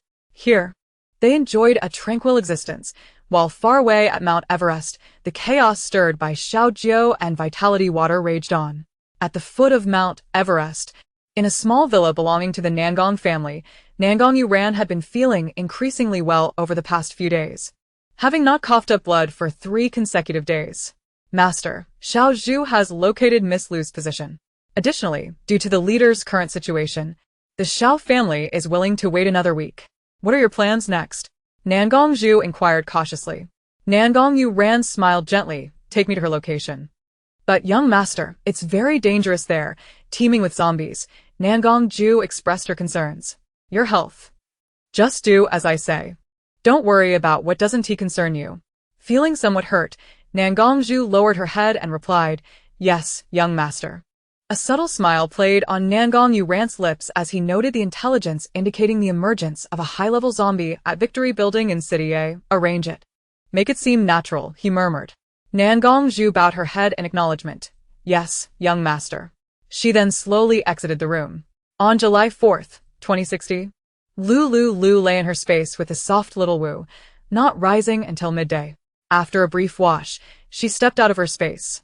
Upon seeing her, Kong Kong, feeling guilty, said, Master, I'm sorry, I broke your machine. Lu Liuliu accepted the tablet Kong Kong offered, now black-screened. Silly monkey. It just ran out of battery. It will work once charged. She retrieved a portable fast charger from her space and connected it to the tablet. In no time, she powered it on, restoring its functionality. Lu Liuliu explained to Kong Kong that a tablet without power was unusable and entrusted the mobile charger to him for safekeeping. Kong Kong, holding the tablet, noticed a small pouch that couldn't fit. Master, can you give me a bigger bag? Lu Liuliu nodded. Finding a small backpack suitable for a primary school student in her space, tossing it to Kong Kong for him to store his belongings. Content. Kong Kong packed the tablet and mobile charger into the backpack and slung it over his back. Meanwhile, Lu Liuliu collected the lamp and sofa back into her space. She opened the window to check the weather. After a night of torrential rain, the sky was clear, though still overcast, casting a heavy atmosphere. Lu Liuliu opened the door and, with Kong Kong, descended the stairs to find Zhang Lang. Zhang Lang had been squatting downstairs, absorbing the energy from the crystal cores, and greeted them as they approached. Miss Lu, are you going to search for supplies today? Yes. I know a few good places. We could try our luck. What places? Are there many supplies? Zhang Lang hesitated before responding. The police station. I used to work there and I know where they keep the firearms. Lu Liuliu's eyes brightened at the mention of firearms. In the wake of the apocalypse, they had become a rare and valuable resource. For ordinary people, possessing a firearm significantly enhanced safety while scavenging for supplies, whether to fend off low-level zombies or guard against potential betrayals. While these items held little utility for her, given her access to laser weapons, they could be exchanged for points. Numerous shelters housed many survivors, and she could easily utilize these points to recruit some talent to assist her with cooking and labor. You lead the way. Let us head to the police station. All right. Zhang Lang nimbly climbed atop the SUV parked at the villa's entrance. Lu Liuliu drove away from Peacock Villa, reaching the entrance below. She secured the car onto the trailer, and Zhang Lang drove them onward to search various police stations for firearms. With Zhang Lang's expertise in navigating the map and the police station layouts, they quickly arrived at the nearest station. This police station wasn't very large. Zhang Lang cleared away nearby low-level zombies and discovered several mid-level zombies inside, which he also managed to redirect elsewhere. After a night of feeding on crystal core energy, he had advanced to mid-level and could command these zombies to change their destination, giving simple directives. Thus, when Lu Liuliu and he arrived at the police station, they encountered little resistance, as the nearby zombies fled to other areas. Miss Lu, after the police finish their shifts, the firearms are stored in the armory. I'll take you there. Each police station was structured according to official standards, with weapons kept in a designated safe. Minutes later, Lu Liuliu followed Zhang Lang to the armory containing the firearms. Without waiting for Zhang Lang's response, Lu Liuliu seized a laser gun and aimed it at the safe, firing a shot. The seemingly secure safe, which appeared robust before the apocalypse, crumbled like fragile tofu before the superior power of the laser shot, instantly shattering its door. Kong Kong leaped forward, pulling open the safe's door. Lu Liuliu tossed a bag to him, and Kong Kong began hastily collecting the firearms stored within the safe. Soon, the weapons were gathered together. While Kong Kong was busy packing, Lu Liuliu also took the opportunity to collect office supplies from the police station, including the spare clean water stored next to the water dispenser. These were valuable resources. Both the water jugs and their contents could fetch a substantial sum. Moreover, in critical moments, they could save lives. If she encountered kind-hearted individuals who had not lost their humanity, she was more than willing to extend a helping hand when circumstances allowed. However, the overarching strategy was still dictated by the authorities. From what she understood, the government had effectively stripped the inner and outer rings of nearly all resources, making them significantly wealthier than her. Since the onset of the apocalypse, at least half the population had perished. Over the past month, many had succumbed to infection, starvation, or violence. The government had stockpiled supplies from across various provinces, ensuring they would last the surviving populace for many years to come. She had only scavenged a third of the area, which was utterly incomparable. One person, one zombie, and one monkey. Soon, they had thoroughly pillaged all the useful resources within the police station. Zhang Ling, accompanied by Lu Liuliu, pressed on towards the next police station's location. They busied themselves collecting firearms until twilight began to descend. Lu Liuliu called Zhang Lang and Kong Kong to get into the vehicle, preparing to return to Peacock Villa for some much-needed rest, with plans to continue their scavenging for supplies the following day. Just as she started the engine and turned the corner, suddenly, a frail woman clutching a baby emerged from the shadows. The woman stood in the middle of the road, blocking Lu Liuliu's path, and cried out, "Miss, please, save my child." Lu Liuliu gazed at the emaciated infant in the woman's arms, and her foot, which had been poised to accelerate, instinctively pressed the brake instead. Atop the SUV, Zhang Lang, observing the pair that resembled mother and child, felt an uncontrollable drool escape his masked face. What a delectable scent. It is the aroma of fresh blood, the blood of the living. Although he had formed a pact with Lu Liuliu and held her in reverence, he felt no such compulsion towards her. She inspired only respect and submission in him. However, the sudden appearance of the living ignited his inner desires and impulses. Zhang Lang hastily leapt from the vehicle, lunging towards the mother and child. Seeing the terror etched on their faces, Lu Liuliu shouted, "Zhang Lang, stop." Bound by the pact's power, Zhang Lang hesitated. Yet the urge to consume human blood surged within him, relentless and uncontainable. While crystal cores could provide energy to alleviate his hunger and suffering, they could not suppress the primal instincts inherent to his zombie form. Chapter 169. The Instincts of a Zombie. Fresh human blood. How I longed to taste it. This desire mirrored that of any ordinary human. Just as one can eat to satiate hunger, there is an insatiable longing for more delectable and enticing fare. Such cravings can become addictive. With a stoic expression, Lu Liuliu exited the vehicle. Before she did, she discreetly recalled Kong Kong into her space to tend to Xiaowu. Zhang Lang was already enough of a concern, and adding Kong Kong to the mix was unwarranted. Besides, Xiaowu was on the verge of awakening. Kong Kong could assist in caring for her and feeding him. "Miss Lu, Zhang Lang began, but Lu Liuliu, observing the turmoil within him, offered a reminder, as well as a warning. "I recall there is a hospital nearby." Zhang Lang instantly grasped her intent. Now a mid-tier zombie, lower-tier zombies would avoid him. He feared nothing except for the grotesque high-tier zombies. If he were to encounter one, he could not defeat. He could always recruit lower or mid-tier zombies as scapegoats to escape. The hospital held a blood bank, and the zombies within were mindless, incapable of utilizing keys to unlock the blood bank's doors. These foolish counterparts were oblivious to the fact that they could not contest him for fresh blood. The blood bank housed thousands of varieties of exquisite blood.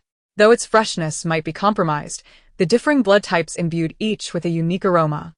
Zhang Lang licked his lips, finding an abandoned car on the roadside, starting it up and driving off towards the hospital in search of blood packs. At his core, he remained human. To slaughter an innocent woman and her child before her would be a heinous crime. Zhang Lang understood this well.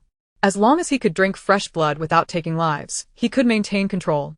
Once satiated, he would lose the urge to prey upon the living. His professional background and the education he had received as a human forbade him from harming these innocent souls. Lu Liuliu watched in silence as Zhang Leng drove away. She regarded the middle-aged woman and child, just 3 meters away, hesitating to approach. Why had this mother and child suddenly appeared here? At this hour, the majority of people had been rescued by the authorities and search teams and taken to safe havens. Hello, Mississippi. Chen Xianglian stammered. Clutching her child, gritting her teeth, she knelt before Lu Liuliu and implored, "Please, take us with you to the shelter." A flicker of emotion crossed Lu Liuliu's otherwise impassive face. The woman before her appeared to be in her early 30s, gaunt and weary, while the child she cradled was little more than skin and bones. As a mother herself, Lu Liuliu felt a pang of empathy, recalling her own struggles from a past life. Witnessing this pair stirred her heartstrings, though a hint of hesitation and conflict arose within her. However, upon seeing the frail hand of the child dangling limply in the air, her instincts took over. She approached the SUV's trunk, feigning a search for supplies, while discreetly retrieving a bottle of vacuum-sealed milk powder. This particular formula required no mixing, simply needing to be heated before consumption. It was summer, with temperatures hovering around 26 degrees Celsius, making the milk barely palatable for the 1-year-old child. She could not conjure hot water from thin air. That would be too conspicuous. Lu Liuliu found a pack of compressed biscuits, 2 chocolate bars, 3 bags of crispy noodles, and 3 bottles of a certain beverage, placing them all in a bag before handing it to the kneeling mother and child 3 meters away. Please eat something. Once you finish, I will take you to the nearest shelter. Thank you, Chen Xianglian said, lifting her child as she accepted the food and water from Lu Liuliu. Have you seen any other living people around here? Lu Liuliu inquired softly. Chen Xianglian hesitated before shaking her head, gesturing towards a nearby convenience store. This is my family shop. With the food and water inside, Dog Dan and I have managed to survive. The streets are filled with the eerie sounds of zombies, and we have been too frightened to venture outside, hiding in the store's warehouse. I haven't seen anyone else, nor do I know. After answering Lu Liuliu's questions, Chen Xianglian found the milk powder in the bag and began feeding her son, Dog Dan. Lu Liuliu stood by the vehicle, quietly observing as Chen Xianglian sat on the asphalt, nourishing her feeble child. After finishing a 240 milliliters bottle of milk, the child opened his eyes and looked at Chen Xianglian, softly saying, "Mom, I'm full now. My belly doesn't hurt anymore. Can you put me down?" Seeing Dog Dan's color improve, Chen Xianglian gently placed him aside and sat down herself. Dog Dan pointed at the plastic bag, saying, "Mom, you should eat too." Chen Xianglian, feeling lightheaded, picked up a piece of chocolate to replenish her energy, having not tasted sugar in ages. Lu Liuliu patiently waited for the mother and child to fill their bellies. Upon seeing his mother satisfied, Dog Dan turned to Lu Liuliu and quietly said, "Big sister, thank you. You are a good person. Guanyin will bless you. Good people will receive good fortune." Lu Liuliu's heart warmed at the child's words, such a young child, yet so considerate. These provisions, while trivial to her, were lifelines for them. Within the confines of her limited means, being able to assist some vulnerable groups was commendable, provided that one did not encounter ungrateful souls. If faced with a thankless wretch, her patience would surely wear thin. Chen Xianglian, having regained her strength, tentatively approached Lu Liuliu, clutching her son, Dog Dan. Their garments were soiled and reeked of neglect, in stark contrast to the girl before them, who appeared impeccably clean. The thought of being cast aside due to her unkempt appearance filled her with trepidation. This area was rife with zombies, yet the girl and that peculiar man seemed formidable, navigating the zombie-infested streets with an air of fearlessness that commanded her respect. Chen Xianglian offered a warm, grateful smile, but Lu Liuliu furrowed her brow at something behind her. Mistaking this for disdain, Chen Xianglian instinctively took a step back. "Be careful," Lu Liuliu whispered, brandishing her laser gun and shooting at the zombie that had emerged from the shadows of a nearby shop. In an instant, the bullet pierced the creature's skull. "Dad!" Dog Dan cried out, spotting his father, who had been under their care, collapsed on the ground. He began to run forward, but Chen Xianglian swiftly restrained him. "No. Let me go. Dad has fallen. I need to find him." "Dog Dan, that is not your father. He is already gone. No. Dad is not dead. I want my dad. The frail child struggled vigorously to reach the fallen figure. Lu Liuliu noted the commotion and realized, just now, Zhang Leng lured the nearby zombies to that street. And now Dogden's shout will surely attract them here. Quickly, grab the child and get in the car. We must leave this place. Lu Liuliu opened the SUV door, instructing Chen Xianglian while keeping her laser gun trained on the approaching horde. Chen Xianglian scooped up Dogdan and hurried into the vehicle. Once Lu Liuliu closed the door and accelerated down the main road leading to Xiancheng, she felt a momentary relief. That area had been cleared of zombies recently, offering a temporary reprieve. Dogdan, however, continued to weep uncontrollably. Mom, I want Dad. Dogdan, please stop crying. Your father has become a monster. Lu Liuliu frowned imperceptibly, while Chen Xianglian helplessly comforted her son. It wasn't he until they reached a desolate stretch of road, devoid of zombies, that Dogden's cries began to subside. My surname is Lu Liuliu, she introduced herself succinctly, turning to glance at the back seat. What do you wish to be called? Miss Lu, thank you. My name is Chen Xianglian. I am a few years your senior. If you don't mind, you may call me Chenjia. This is my son, whose nickname is Dogdan. Lu Liuliu spoke softly. Chenjia, this place is relatively safe for now. Let us wait here until my companions return. I shall escort you to the nearest survivor base. Miss Lu, thank you, Chen Xianglian replied with a strained smile. In just a month, her husband had perished.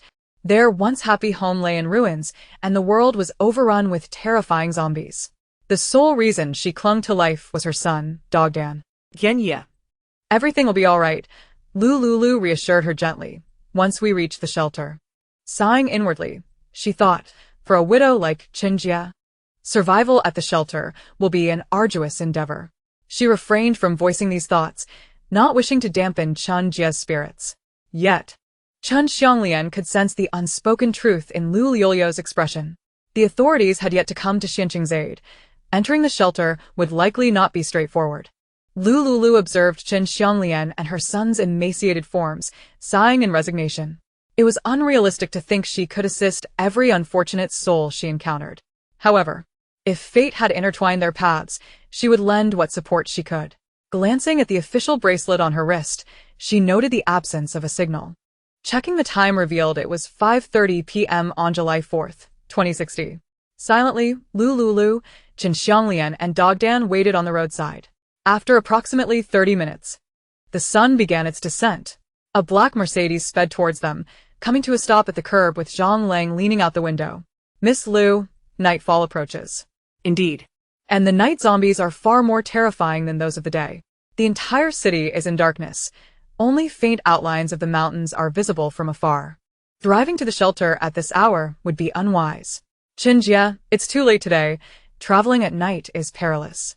We shall wait until dawn to escort you to the shelter. Chen Xianglian nodded. We are in your debt for your assistance tonight. No need for thanks. Lu Liuliu replied to Zhang Leng. Return to Peacock Villa. You lead the way. Understood. Zhang Leng accelerated ahead, while Lu Liuliu followed suit. With Zhang Leng's assistance, the scattered zombies along the roadside were diverted elsewhere. As darkness enveloped the sky, they successfully returned to the previously secured Peacock Villa. Lu Liuliu and Zhang Leng exited the vehicle, with Chen Xianglian trailing behind, cradling her weary son. Chenjia, there's a lounge on the third floor. Choose a room to rest well. Lu Liuliu guided them to the guest area. She handed Chen Xianglian a plastic bag containing emergency rations, previously feigned as retrieved from the car's trunk. Chen Xianglian gazed at the bag, yearning to accept its contents. Miss Lu, please keep the food for yourself and your companions. I am not hungry. Just then, her stomach audibly protested. Lu Liuliu pressed the bag into her hands. Take it. Consider it a loan. You can repay me once you find work at the shelter. Faced with such insistence and her own hunger, Chen Xianglian accepted the provisions without further protest. Lu Liuliu watched as Chen Xianglian and Dogdan entered the guest room before turning to the adjoining space to tend to Xiaowu, instructing Kong Kong to care for the infant. Once she had addressed her own discomfort, she descended to the entrance of Peacock Villa. Miss Lu. Zhang Leng emerged from the shadows of the entrance. Do not appear so suddenly. It's quite unsettling, Lu Liuliu frowned. The night was still, save for the rustling leaves. Zhang Lang's sudden appearance sent an involuntary shiver down her spine. I apologize. All right, go ahead and share your experience at the hospital today. Zhang Lang spoke in a hushed tone from a distance of 300 meters away from Lu Liuliu. The hospital is overrun with zombies. It is exceedingly perilous. Yet, for you being one of their kind, it hardly poses a threat, does it? Lu Liuliu replied nonchalantly. I require the medications and supplies within the hospital. Is there a way for you to divert the zombies? Zhang Lang's expression grew troubled. There are too many zombies inside, countless ones on par with my own level. My current capabilities are insufficient to relocate them all. However, if you need the supplies, I can devise a way to help you transport them out. Lu Liuliu's eyes sparkled with intrigue. Can you gather all the medications from the nearby hospitals for me? If I have enough crystal cores to serve as energy, I can achieve that, Zhang Lang added. However, my strength is limited, so it may take some time to transport all the supplies. Chapter 171. Words best left unsaid. You zombies do not require rest, do you? Zhang Lang paused, then nodded blankly. Lu Liuliu beamed with a smile. Then I must trouble you to transport all the medications from the pharmacies of the nearby hospitals tonight. Zhang Lang replied, Go ahead. Here are some crystal cores for you to replenish your energy. Lu Liuliu was generous with her own. She retrieved 10 low-tier zombie crystal cores from her space and tossed them to Zhang Lang. Upon seeing the cores, Zhang Lang's eyes lit up. With these, he could work tirelessly for 3 days and nights without rest. Without awaiting further words from Lu Liuliu, he opened the plastic bag containing the crystal cores and promptly consumed all 10 low-tier zombie crystal cores. Upon swallowing the cores, a zombie's body instinctively absorbed energy from them. Once a certain threshold was reached, he could continuously upgrade himself. After devouring the cores, Zhang Lang immediately drove the Mercedes-Benz he had longed for in his previous life towards the nearest hospitals to collect supplies. Once Lu Liuliu saw him depart, she turned and headed towards the staircase of Peacock Villa. Upon reaching the 3rd floor, she found the bedroom chosen by Qin Xianglian and her son shrouded in darkness. Are you asleep? Lu Liuliu inquired from the doorway. Hearing the familiar voice from outside, Qin Xianglian's taut nerves relaxed momentarily. She opened the bedroom door to find Lu Liuliu standing there. Gooden, beside her, stared with wide, round eyes, holding onto Qin Xianglian's hand. You can use this flashlight for now. There's a restroom to the left on the 3rd floor, Lu Liuliu said, and without waiting for their response, she entered the adjacent bedroom to rest. Qin Xianglian glanced at Lu Liuliu's petite figure, hesitating as if she had something to say. Mom, it's so dark outside. I'm scared, Gooden whimpered, clutching Qin Xianglian's leg tightly. A fleeting moment of indecision stirred within Qin Xianglian, but she steeled herself. She had already lost her husband. She could not afford to lose her son. Without her son, she could not endure. Qin Xianglian pressed her lips tightly together and led Gooden into the bedroom to rest. In the room next door, Lu Liuliu locked the door behind her, placing a doorstop at the entrance. She summoned Kong Kong to keep watch while she slipped into her space. For the past few days, she had been preoccupied with scavenging supplies, and during her free moments, she occasionally tended to her crops. Currently, a substantial area outside her 10 doors was filled with freshly grown fruits and vegetables from her space. After ensuring little Wu was taken care of and had fallen asleep, she continued to communicate with her space mentally, planting and harvesting crops. After several rounds of harvesting, Lu Liuliu sighed in exasperation at the sight of her fields within the space. Cultivating all this land by herself was simply untenable. If only someone could assist her with the farming. Kong Kong was indeed a helpful companion, but it was preoccupied with looking after little Wu. Zhang Lang, Being a zombie at his core, could potentially infect her crops with the zombie virus if he entered her space. for now. It seemed she had to rely solely on her own efforts to sustain herself. Lu Liuliu knew that the land could never be fully cultivated. The fruits and finished supplies within her space were far more than she could consume or utilize. She abandoned the endeavor of further tending to the spiritual fields and vitality water in her space, instead opting to organize the supplies in her preservation area. As her mental energy connected with the vast area outside, equivalent to 10 soccer fields, the mountain of accumulated supplies instantly surged into her consciousness. Rubbing her temples, Lu Liuliu realized she had emptied the entire third ring, resulting in her space being cluttered with supplies. Unless she focused her awareness, She could not locate anything she desired amidst the chaos. Patiently, Lu Liuliu first moved all the supplies from the first empty area to another location. Then, she meticulously sorted through the mountain of various supplies, gathering all food-related items and placing them in the first area. The second area was designated for water, the third for transportation tools and fuel, the fourth for camping and survival equipment, while the 10th area housed an assortment of unboxed materials and miscellaneous items. It took Lu Liuliu an entire night to categorize the supplies in her space. Ultimately, she relied on vitality water to stave off mental fatigue, not emerging until 11 in the morning when she heard Kong Kong's call from outside. "You return to the space to care for the baby," Lu Liuliu instructed Kong Kong before retracting it into her space. Outside the door, Chen Xianglian softly inquired, "Miss Lu, are you there?" Upon hearing the call, Lu Liuliu opened the bedroom door. "Let us go. I'll have Zhang Lang take you back to the shelter base." Chen Xianglian's expression changed. "Miss Lu, want you come with us? I still have some personal matters to attend to," Lu Liuliu replied, glancing down at Gooden, who barely reached her knees.